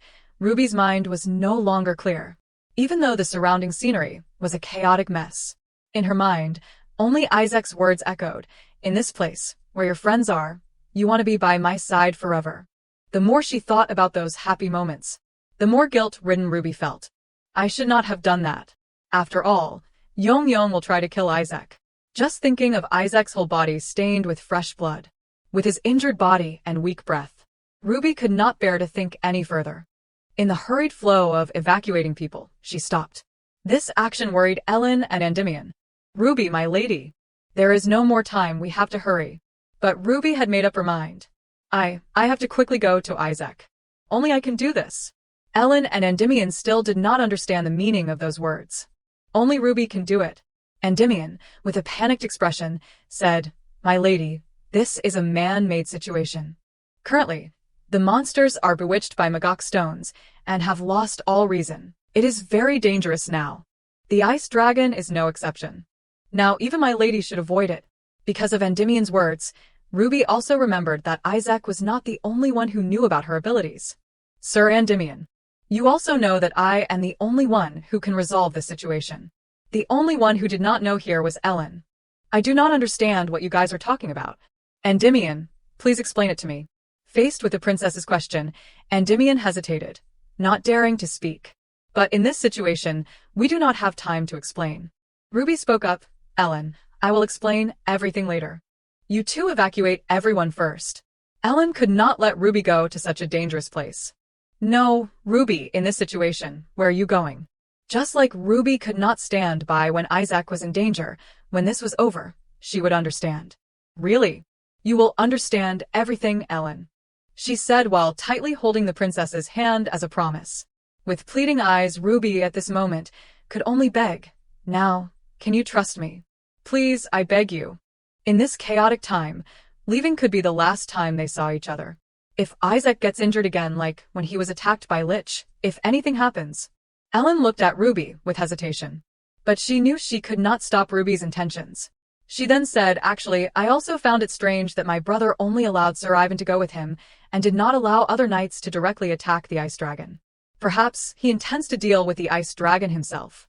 Actually, I do not know what you are planning to do, or why someone in a bad situation with my brother would make that choice. Ellen only knew that Isaac and Ruby always thought of each other, and they were also the two relatives she loved. And perhaps her decision to let go this time would help them both get through this battle. But certainly, you two have your own reasons for your choices. I do not want my brother to get hurt. I also do not want Ruby to face the same thing. So, I will go with you too. Ellen's decision surprised Ruby. She was extremely grateful. Ellen, thank you so much. But Ellen could only sigh in response. How can I stop Ruby? But their intentions were too risky for Endymion. But if we encounter monsters, the princess could also be in danger. Ellen turned back and replied, Don't worry, Sir Endymion. Have you forgotten that I am also from the Omerta lineage? Hearing that, Endymion anxiously explained, No, how could I forget? Absolutely not, but what is the princess thinking? She has not even been trained like me, let alone. Just then, an earth-shattering roar echoed. Perhaps the monsters are getting closer. Ruby immediately recognized it. It is the ice dragon's roar. First, let us go back the way we came. Be careful. Without further delay, the two girls went against the flow of people. Endymion looked at their backs, always remembering his duty. I do not know if I can protect both of them at the same time. Can I protect them? But looking at his eyes, it was clear he already had his own answer. Right? I am Sir Isaac's man. There is nothing I can't do. Freya was also hurriedly evacuating with the crowd. But in her mind, she kept wondering about the scene she had just witnessed. What was the scene I just saw? Could it be that all of this was just a dream? A scene haunted by the actions of the royals. She was so loved in Romania. Why did I just see her looking so miserable? Why did that Rebecca act like that? Just then, Ruby's group of 3 ran past. Freya was surprised to see Ruby running back in that direction. Even Lorenzo could not believe his eyes. Those 3, why are they going back there? Freya knew for sure that there was something mysterious behind it. Ever since he saw the back of the person, he secretly loved hugging Isaac. The moment he saw Ruby, he knew that wherever Ruby was, Isaac would definitely be there. He immediately pulled his sister back. If that is where she wants to go, then it is clear. I do not know what she is relying on to cause such chaos. Seeing his sister react like that, Lorenzo reminded her, but you do not want to sacrifice yourself in the sea of fire, do you? Freya was not that infatuated. I am not like someone. I love myself more than anything. The group of royal soldiers arrived at the moon tower. In the pouring rain, it was not difficult for them to see the dragon's massive form. Over there. It is bigger than we imagined, damn it. The ice dragon's power was truly formidable. Amidst the thunder and lightning, its power still emanated terrifyingly. Karmas hurriedly approached the guard and asked, "Hey, is the entire palace blocked off? Completely blocked off?" Receiving a definite answer, Karmas's eyes were filled with determination. A voice called out, "All right, everyone, the 1st Legion will lead the Royal Guard and assist the people in evacuating. The 3rd Legion will be responsible for handling the monsters appearing throughout the village. And the 2nd Legion will blockade the entire area around the palace to prevent the knights or anyone outside from approaching." Karmas ran to where everyone was gathered, thinking, it is not too late, right? Barnos continued giving instructions. The 4th Legion will hide behind the moon tower, and when the 5th Legion lures the ice dragon out of the moon tower, the 4th Legion will use grappling hooks to pull the ice dragon down and attack simultaneously. Karmas, you will lead the 5th Legion. Karmas immediately accepted the command. Where are the other elite troops? Don't forget the ice dragon has caused us great damage. Absolutely do not attack it with small numbers. But it was difficult for Karmas as he had given his word to Isaac. Karmas, prevent everyone from approaching the moon tower area so they can't attack the ice dragon. Looking at the dragon on the tower, Karmas felt conflicted. As usual, it seems Isaac does not want to kill it because it is his wife's friend. Honestly, it would be easier for me in the end if I ignored Isaac and killed the ice dragon as instructed by the captain. But as a member of the Night Order, the captain's orders must always be prioritized. Right? Why should I listen to Isaac? Isn't killing the ice dragon the way to protect peace for all of us? And later, I won't have to explain to the captain and the kingdom why I did not kill the ice dragon. He should fight for the common peace of the people, or repay the person who helped him during his visit to Hell's Gate. This decision was truly too difficult. What should he do to not feel ashamed of his conscience? Just then, a loud call pulled him out of his thoughts. Move forward before the ice dragon continues its rampage. Finally, Karmas made his own decision. He used his whole body to shield the Legion. Although he knew this action would cost him his life, Karmas still insisted, "I am sorry, but no one is allowed to pass here." Even he himself did not understand why he did this. "Damn it, I do not know anymore." Seeing Karmas's unusual behavior, his comrades shouted, "Haven't you been listening to the captain's instructions? Even Barnos told you to lead the group. We have to quickly go to the moon tower." "What are you doing in such an urgent situation?" Karmas was fully aware, but he had made up his mind. That is right. But now it seems it is not possible. To prevent his comrades from questioning his reasons, he made up a ridiculous excuse. "Look at that bridge, it is about to collapse." "Are you sure it is about to collapse? It looks perfectly fine to us." But Karmas persisted. "It seems the monsters have destroyed the bridge. We have to revise our battle plan, but it still looks okay, does not it?" Karmas alone could not fool so many soldiers. At this point, he just wished Isaac was here so he could punch him. "With just me here, what can I do? That damn Isaac." He had to stall for time at all costs. While Karmas was still trying to buy time, a crashing sound came from behind. The monsters had begun their attack. They rushed out like a horde. Karmas could only cry at this point. What else could he do? "Damn it, it is a pleasure to meet you, monsters." At this moment, footsteps echoed in the quiet space. Ivan arrived at the scene and witnessed the devastation. This place is a mess. With magic stones scattered like this, I guess those minions have been dealt with, right? It seems the people nearby have been evacuated.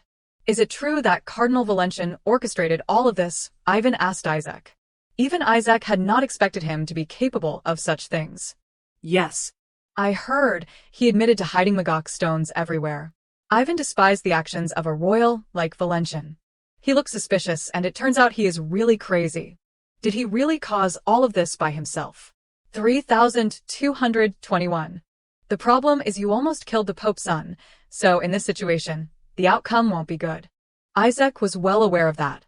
"By the way, I followed you anyway, but do you really intend for just the two of us to handle this?" Isaac's answer was even crazier than before. "Do you want me to end this alone? I will take it down myself. And you will stop those who attack around the ice dragon." Ivan truly could not understand why Isaac would make such a reckless decision. He worriedly shouted, "In your condition, you are going to do that alone, even with your current sword." But the response to those dissuasions was only 3 words. Ivan, I am counting on you. Ivan understood the male lead's personality all too well. Nothing could change Isaac's decision. It is useless to say anything. If he could not stop his brother, he could only support him wholeheartedly. Ivan handed his sword to the male lead. Take it. How can you defeat it with that broken sword? I do not have a sword, so I will try to hold it off with a little bit of divine power. Isaac accepted the sword with gratitude. I am sorry for dragging you into this. Ivan simply replied, What is so strange about this? I heard that dragon is also one of my lady's friends, so I guess I am doing this just for my lady. Although Isaac took all the responsibility, I only made my own choices. But Ivan understood his best friend well enough. I know, you brat. But honestly, I am not very confident. I have only ever killed monsters. Now I have to spare their lives. When this is over, the captain will definitely kill us, your father too, and even his highness. Just as he mentioned it, Barnos appeared above and shouted angrily, Isaac van Omerta, where are you going alone in that state? Stop, Sir Ivan. Can't you immediately apprehend him? But ignoring the captain's furious shouts, Isaac and Ivan continued forward. Ivan responded courageously, Commander, how can I do that? Even Duke Omerta had nothing left to say to his son. Are those elites crazy? Earlier, that brat almost killed the Pope's eldest son, so I had to intervene. My daughter-in-law is inexplicably injured. Before they could rest, monsters attacked, fighting like madmen. Then I have to witness my son running around covered in blood. Worse yet, now the ice dragon is attacking unexpectedly. And Cardinal Valentian. Duke Omerta truly could not understand why everything kept happening one after another, messing everything up. After that, the Duke had to immediately go to see the Pope. Your Holiness, I have something I want to ask you. What is going on? But as soon as he turned around, the person was already gone, having vanished without a trace. How can I control this situation? Just then, the commander shouted, Duke, look. The ice dragon had started to move. It had flown down to the ground. Both the captain and the Duke knew who its current target was. Duke Omerta could not stand by and watch his son die before his eyes. Isaac, stop. Indeed, the ice dragon landed right in front of Isaac. The battle between man and beast, monster and warrior, was now officially beginning. All the pre-arranged elite troops were ready to aim their arrows at the ice dragon. Everyone prepared to fire. But just before the arrows were released, the sight before them made them freeze. They shouted to stop the commander. No, Commander, Sir Ivan is blocking the way. This made Barnos furious. Sir Ivan, what the hell are you doing?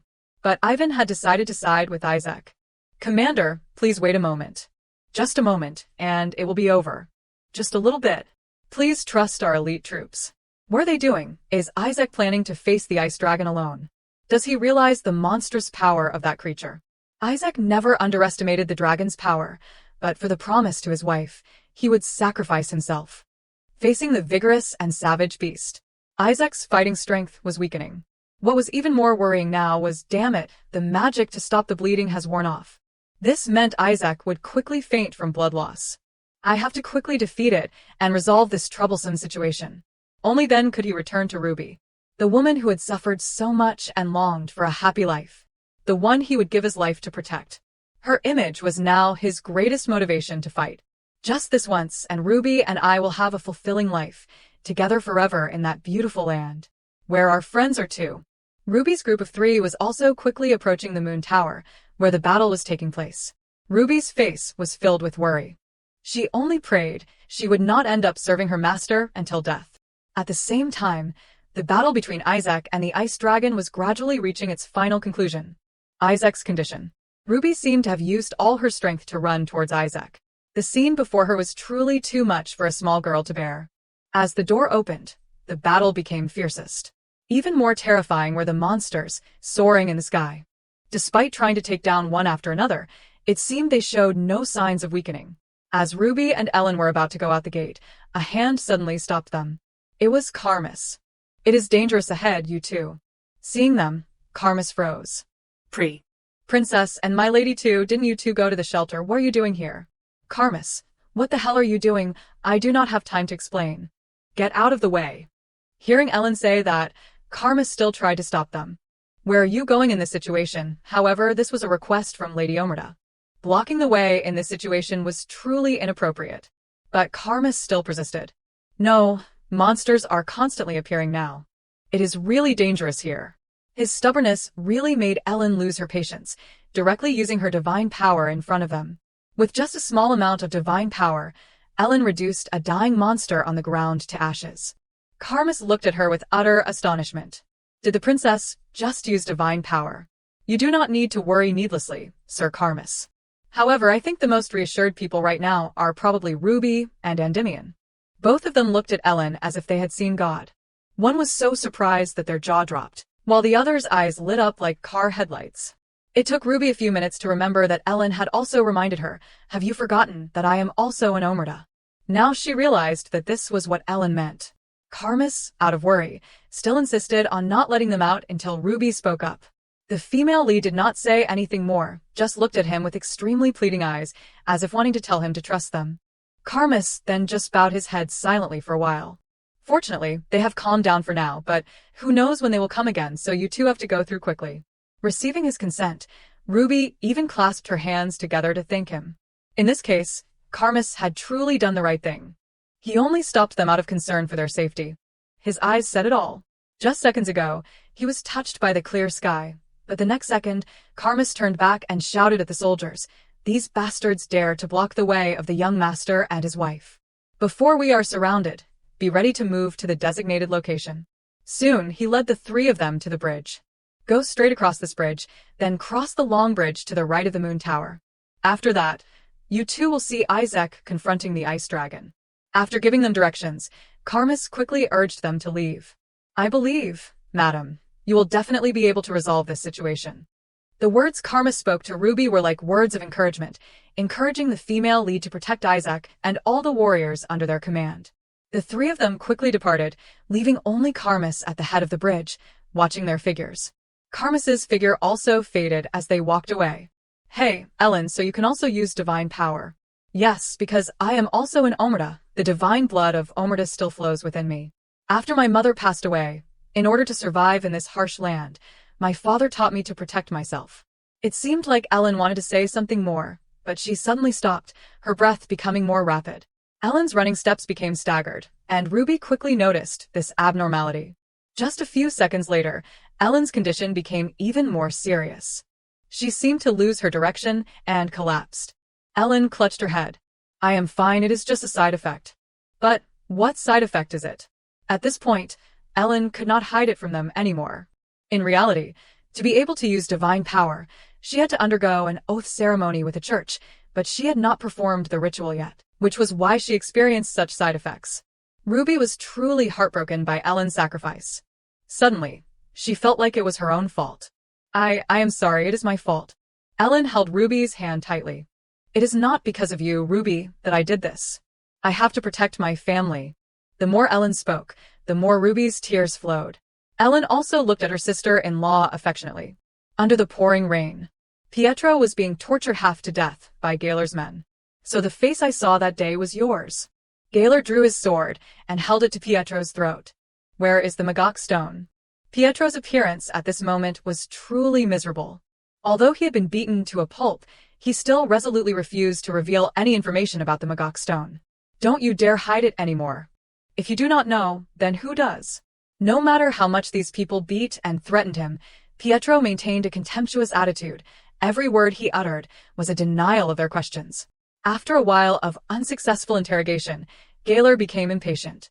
He put away his sword and said, "No need to beat around the bush anymore. You have to come with us obediently. We know who your master is.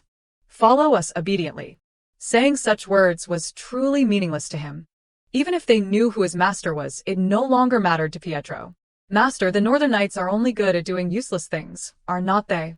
I do not have such a thing as a master. If I say that, you will torture me to get information out of me, right? Let me tell you, my friend, doing that is pointless."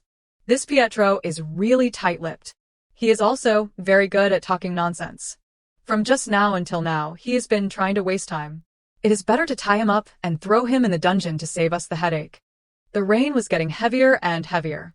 The distance between where they captured Pietro and the dungeon was quite far. At that moment, he remembered the words his master had spoken. "Remember, Pietro, if anything happens, that place will be where your life ends. Your life belongs to me. Do you understand what I mean?" In the rain, Pietro slowly looked up at the sky, his eyes closed tightly. More than anyone, he understood that this would be the end of his own life. His physical condition also deteriorated severely. After coughing up blood, he quickly wiped it clean and returned to the battle. The ice dragon seemed completely unharmed. It quickly advanced towards Isaac, intending to attack continuously. It tried to rush quickly towards the man in front of it. As it approached, Isaac seemed to have no strength left to resist. It was as if he had already surrendered to the monster this time. Fortunately, when the monster was almost able to devour Isaac, some kind of powerful force stopped it. It was Ivan. He arrived just in time. If it were a second later, Isaac might not have made it back alive. Witnessing his childhood friend struggling to fight such a powerful monster, Ivan could not help but feel confused by Isaac's next moves. After Ivan's previous attack, the monster was severely injured, white smoke billowing from its mouth. It then spat out small orbs, which were likely destructive power orbs, its weapons. In Ivan's mind, Isaac's reckless fighting was truly disregarding his own life. Moreover, this was not a battle to kill, so he could not act so recklessly. If the goal was simply to kill the opponent, it might have been easier. Finally, Ruby, Ellen, and Andimio arrived. Witnessing the scene before her, Ruby gradually became distraught, showing clear worry for her husband. Ruby anxiously called out Isaac's name. Facing the enraged ice dragon, Isaac seemed to still be able to hear his wife's frantic calls, and he responded to her calls. Seeing Ruby running towards Isaac despite the danger, Ellen and Andy tried to call her back. But seeing her husband in such a state, how could anyone bear to stand by and watch everything happen like that? The female lead dashed forward like an arrow. If she did not try to run like this now, she might never be able to do so again. She ran until her shoes refused to cooperate. But she did not even bother to care. It seemed like she could not think of anything, could not feel anything other than having to run towards Isaac quickly. From afar, Ivan's strength had also weakened. Soon he would faint from overexertion. Damn it, my divine power has already diminished. However, things never work out the way we want them to. The shield Ivan created to protect Isaac had to succumb to the monster's terrifying power. Ivan lost his balance and was pushed away by the force. Fortunately, he was still able to land safely. Sorry, Isaac, my divine power is depleted, so the shield broke. Hearing this, Isaac quickly replied, You do not have to tell me, I already know. Having just broken Ivan's shield, the ice dragon quickly seized the opportunity, gathering its strength to create a large ice ball in its mouth. Isaac also gained momentum and jumped towards the monster, step by step, getting closer to the ice dragon. Perhaps this blow would be the decisive one. Isaac's strength was also exhausted. Prolonging the battle was not a good idea. He jumped onto the monster's head. Isaac concluded with a sentence, Bear with the pain a little, okay. Then, a sword strike to the spot where it had bled earlier from crashing into Ivan's shield. Perhaps it would be effective. Perhaps because it was in so much pain, the dragon tried to fly away to avoid Isaac's attack. Its earth-shattering roar was truly terrifying. Looking at the scene before her, Ruby's eyes clearly showed fear and worry for her husband. Suddenly, the ice dragon changed direction and crashed straight into the ground. It was likely that it knew Isaac was holding onto its tail, so it kept changing direction, which could easily cause Isaac to fly in a different direction due to inertia. With the ice dragon's rapid diving speed, he had to exert even more strength to hold the sword firmly into its tail, trying to save his own life.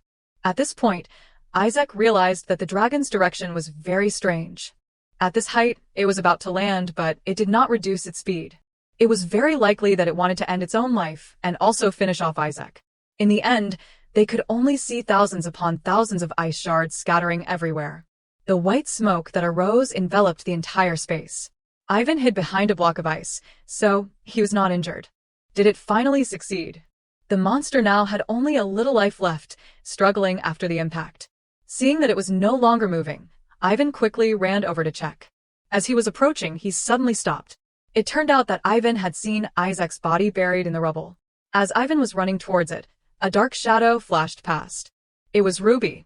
She rushed quickly towards Isaac. The female lead lifted the large and small pieces of ice off Isaac's body, trying to pull him out of the rubble. As she worked, she cried and tried to call out Isaac's name. No, Isaac, please, I beg you, wake up. Suddenly, Ruby stopped her actions. Seeing Isaac's blood-covered face and pained expression, Ruby's heart felt like it was being torn into hundreds of pieces. Her own hands became uncontrollable, trembling as she reached towards her husband. Ruby tried to hold Isaac's body tightly in her arms. Her cries became increasingly mournful. For some reason, Ruby stopped and looked at Isaac's face. Ruby called out Ivan's name loudly, ignoring whatever he was about to say. "Sir Ivan, quickly call the medic to help me." Receiving Madame's order, Ivan quickly ran off. Looking at Isaac's state, Ruby was likely feeling very self-reproachful for not being able to do anything for her husband, for not being able to protect him. She placed her warm hand, stroking Isaac's face. Meanwhile, the ice dragon was also dying, growling in pain. Its cries also attracted Ruby's attention. Ruby quickly looked in its direction. The ice dragon also looked at Ruby, but not with the angry, ferocious eyes from before. Ruby approached, stroking the ice dragon's nose. "I am sorry, young. You are also very hurt, are not you? You being forced here is enough. It is not your fault, yet everyone wants to attack you.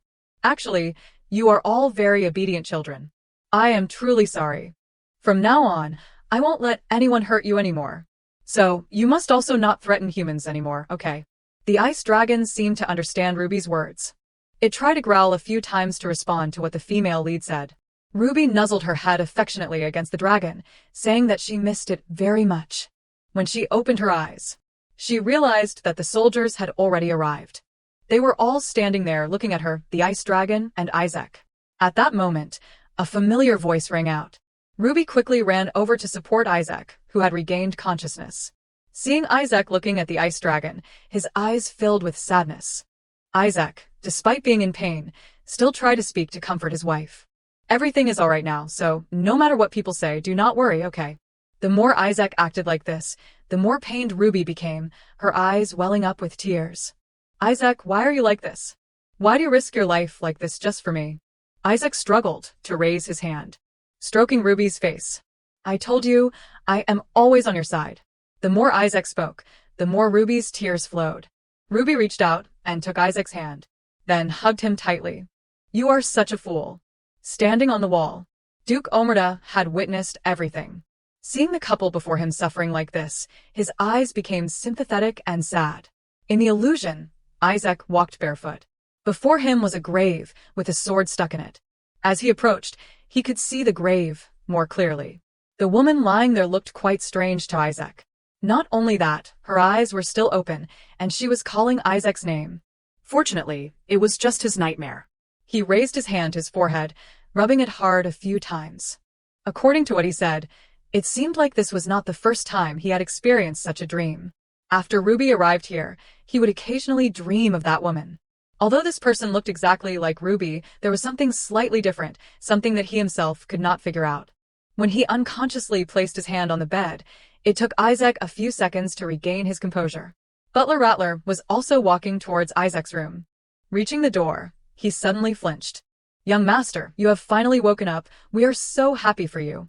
Isaac looked around for a moment, then turned to ask the butler where Ruby was. Truly, his eyes were only for his wife. Before he could receive an answer, he heard a familiar voice. Ruby, wearing simple pajamas and a bandage wrapped around her head, softly said, "Isaac, you are awake." Then, she quickly ran towards him, supporting her husband's large body. "It is so difficult to walk with such injuries, yet you came all the way here." Seeing Ruby with his own eyes, Isaac immediately let go of his supporting cane and hugged his wife tightly. "Ruby, I was afraid you would disappear." "No way. While you were sleeping, I was always by your side. I did not expect you to wake up just as I went to the bathroom." Isaac did not forget to ask what day it was since he lost consciousness. It had been 3 days. According to Sergei's explanation, it was because he had consumed too much divine power and lost too much blood that he had been unconscious for so long. Even for Isaac, with this condition, he would have to rest for quite a long time. Ruby was still talking, but Isaac did not seem to be focusing on her words, only thinking back to the moment when he collapsed. In his memory, this was truly the most horrifying moment Isaac had felt. Isaac raised his hand and gently stroked Ruby's hair. "Why have not you told me all this time?" Receiving such an unexpected question, the female lead could not give an immediate answer. Ruby pondered for a moment. "Because I was afraid you would change, like the others. The only thing I have is an illusory appearance. After those illusions disappear, they all change their attitude towards me quickly." These words, Ruby had wanted to say them for a long time, but had not had the courage. Now it was the same, she only dared to think them in her head. After thinking for a while, she told Isaac, they are all just fools. After all, my family is a notorious one, and before I even had those strange rumors with Cesare. That much is enough to be hated. After speaking, Ruby had to observe her husband's expression for a bit. After looking at him for a while without saying anything, she suddenly felt embarrassed. Don't look at me like that. It is not your fault. Isaac quickly took Ruby's hand. Actually, since we were in the stables, I have somehow sensed something. But the reason I could not bring myself to ask you was because I was worried that if I tried to find out what you were hiding, you would suddenly disappear, and your affection for me would disappear too. So I decided to find out quietly on my own. At least I thought if I met him this time, I would get a clear answer. But in front of him, you were like a completely different person. It was as if everything I would felt so far was a lie. Because you did not seem worried, and you did not try to hide anything. Hearing this, Ruby suddenly felt a sense of loss in her heart, her face becoming saddened. The female lead explained that perhaps it is because I have endured so much because of Cesare, so I reacted instinctively. Did you think I was pretending to like you? Isaac became more serious. At least I know that fear and affection are two completely different things. But perhaps I am no different from those fools. I did not want you to leave me, so I was selfish to the point of foolishness. And when I saw you smiling normally in front of him, in that moment, for some reason, I felt more at ease. I thought you leaving me was more terrifying than death, so I nurtured that foolish selfishness, and as a result, you had to suffer so much. It is not like that, Isaac. You gave me the laurel wreath. Even in a situation that could cause misunderstanding, you still trusted me. I always believed that no one would ever truly need me. I also thought that after every good thing, a similar misfortune would follow. The more I put my faith in someone, the more tragic the outcome.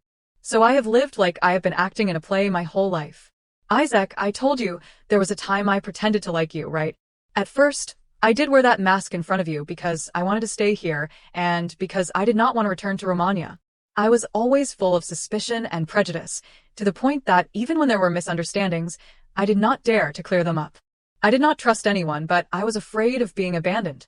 I was simply selfish enough to think that as long as I survived, that was enough. Actually, the one who was both complicated and chaotic was me. Even though you proved everything for me, I still could not trust you, and I hurt you. Isaac took her hand and gently soothed her. It is not your fault, Ruby. You are not at fault. Everything Isaac did was voluntary. He volunteered to love you, so he wanted to give you the best. This is not your fault. Isaac's immense love made the female lead unable to hold back her tears. The two embraced each other, immersed in their love. Ruby spoke up, Isaac, you know, all this time I have been trapped in chains of my own making. The person who made me realize I had to break those chains was you. You gave me a chance to be reborn. And in this new life, the first person I want to have is you. That was also the first official confession of the two. So can I start seriously dating you? Isaac, looking at the person he loved before him, finally safe by his side after so much hardship, could not hold back his tears of emotion. Ruby, being the first person you want in your life is my honor. And my life only has meaning with you in it. Ruby, I truly want to see you happy, so right now, I swear before God that I will do everything to make that a reality, so that the only tears rolling down your eyes are tears of happiness. I swear to protect you until my last breath. All trials failed under the love of Isaac and Ruby. It may have started as a forced marriage, but it ended with an admirable love. Season 2 of The Way to Make My Husband on My Side concludes here. See you again in Season 3 soon.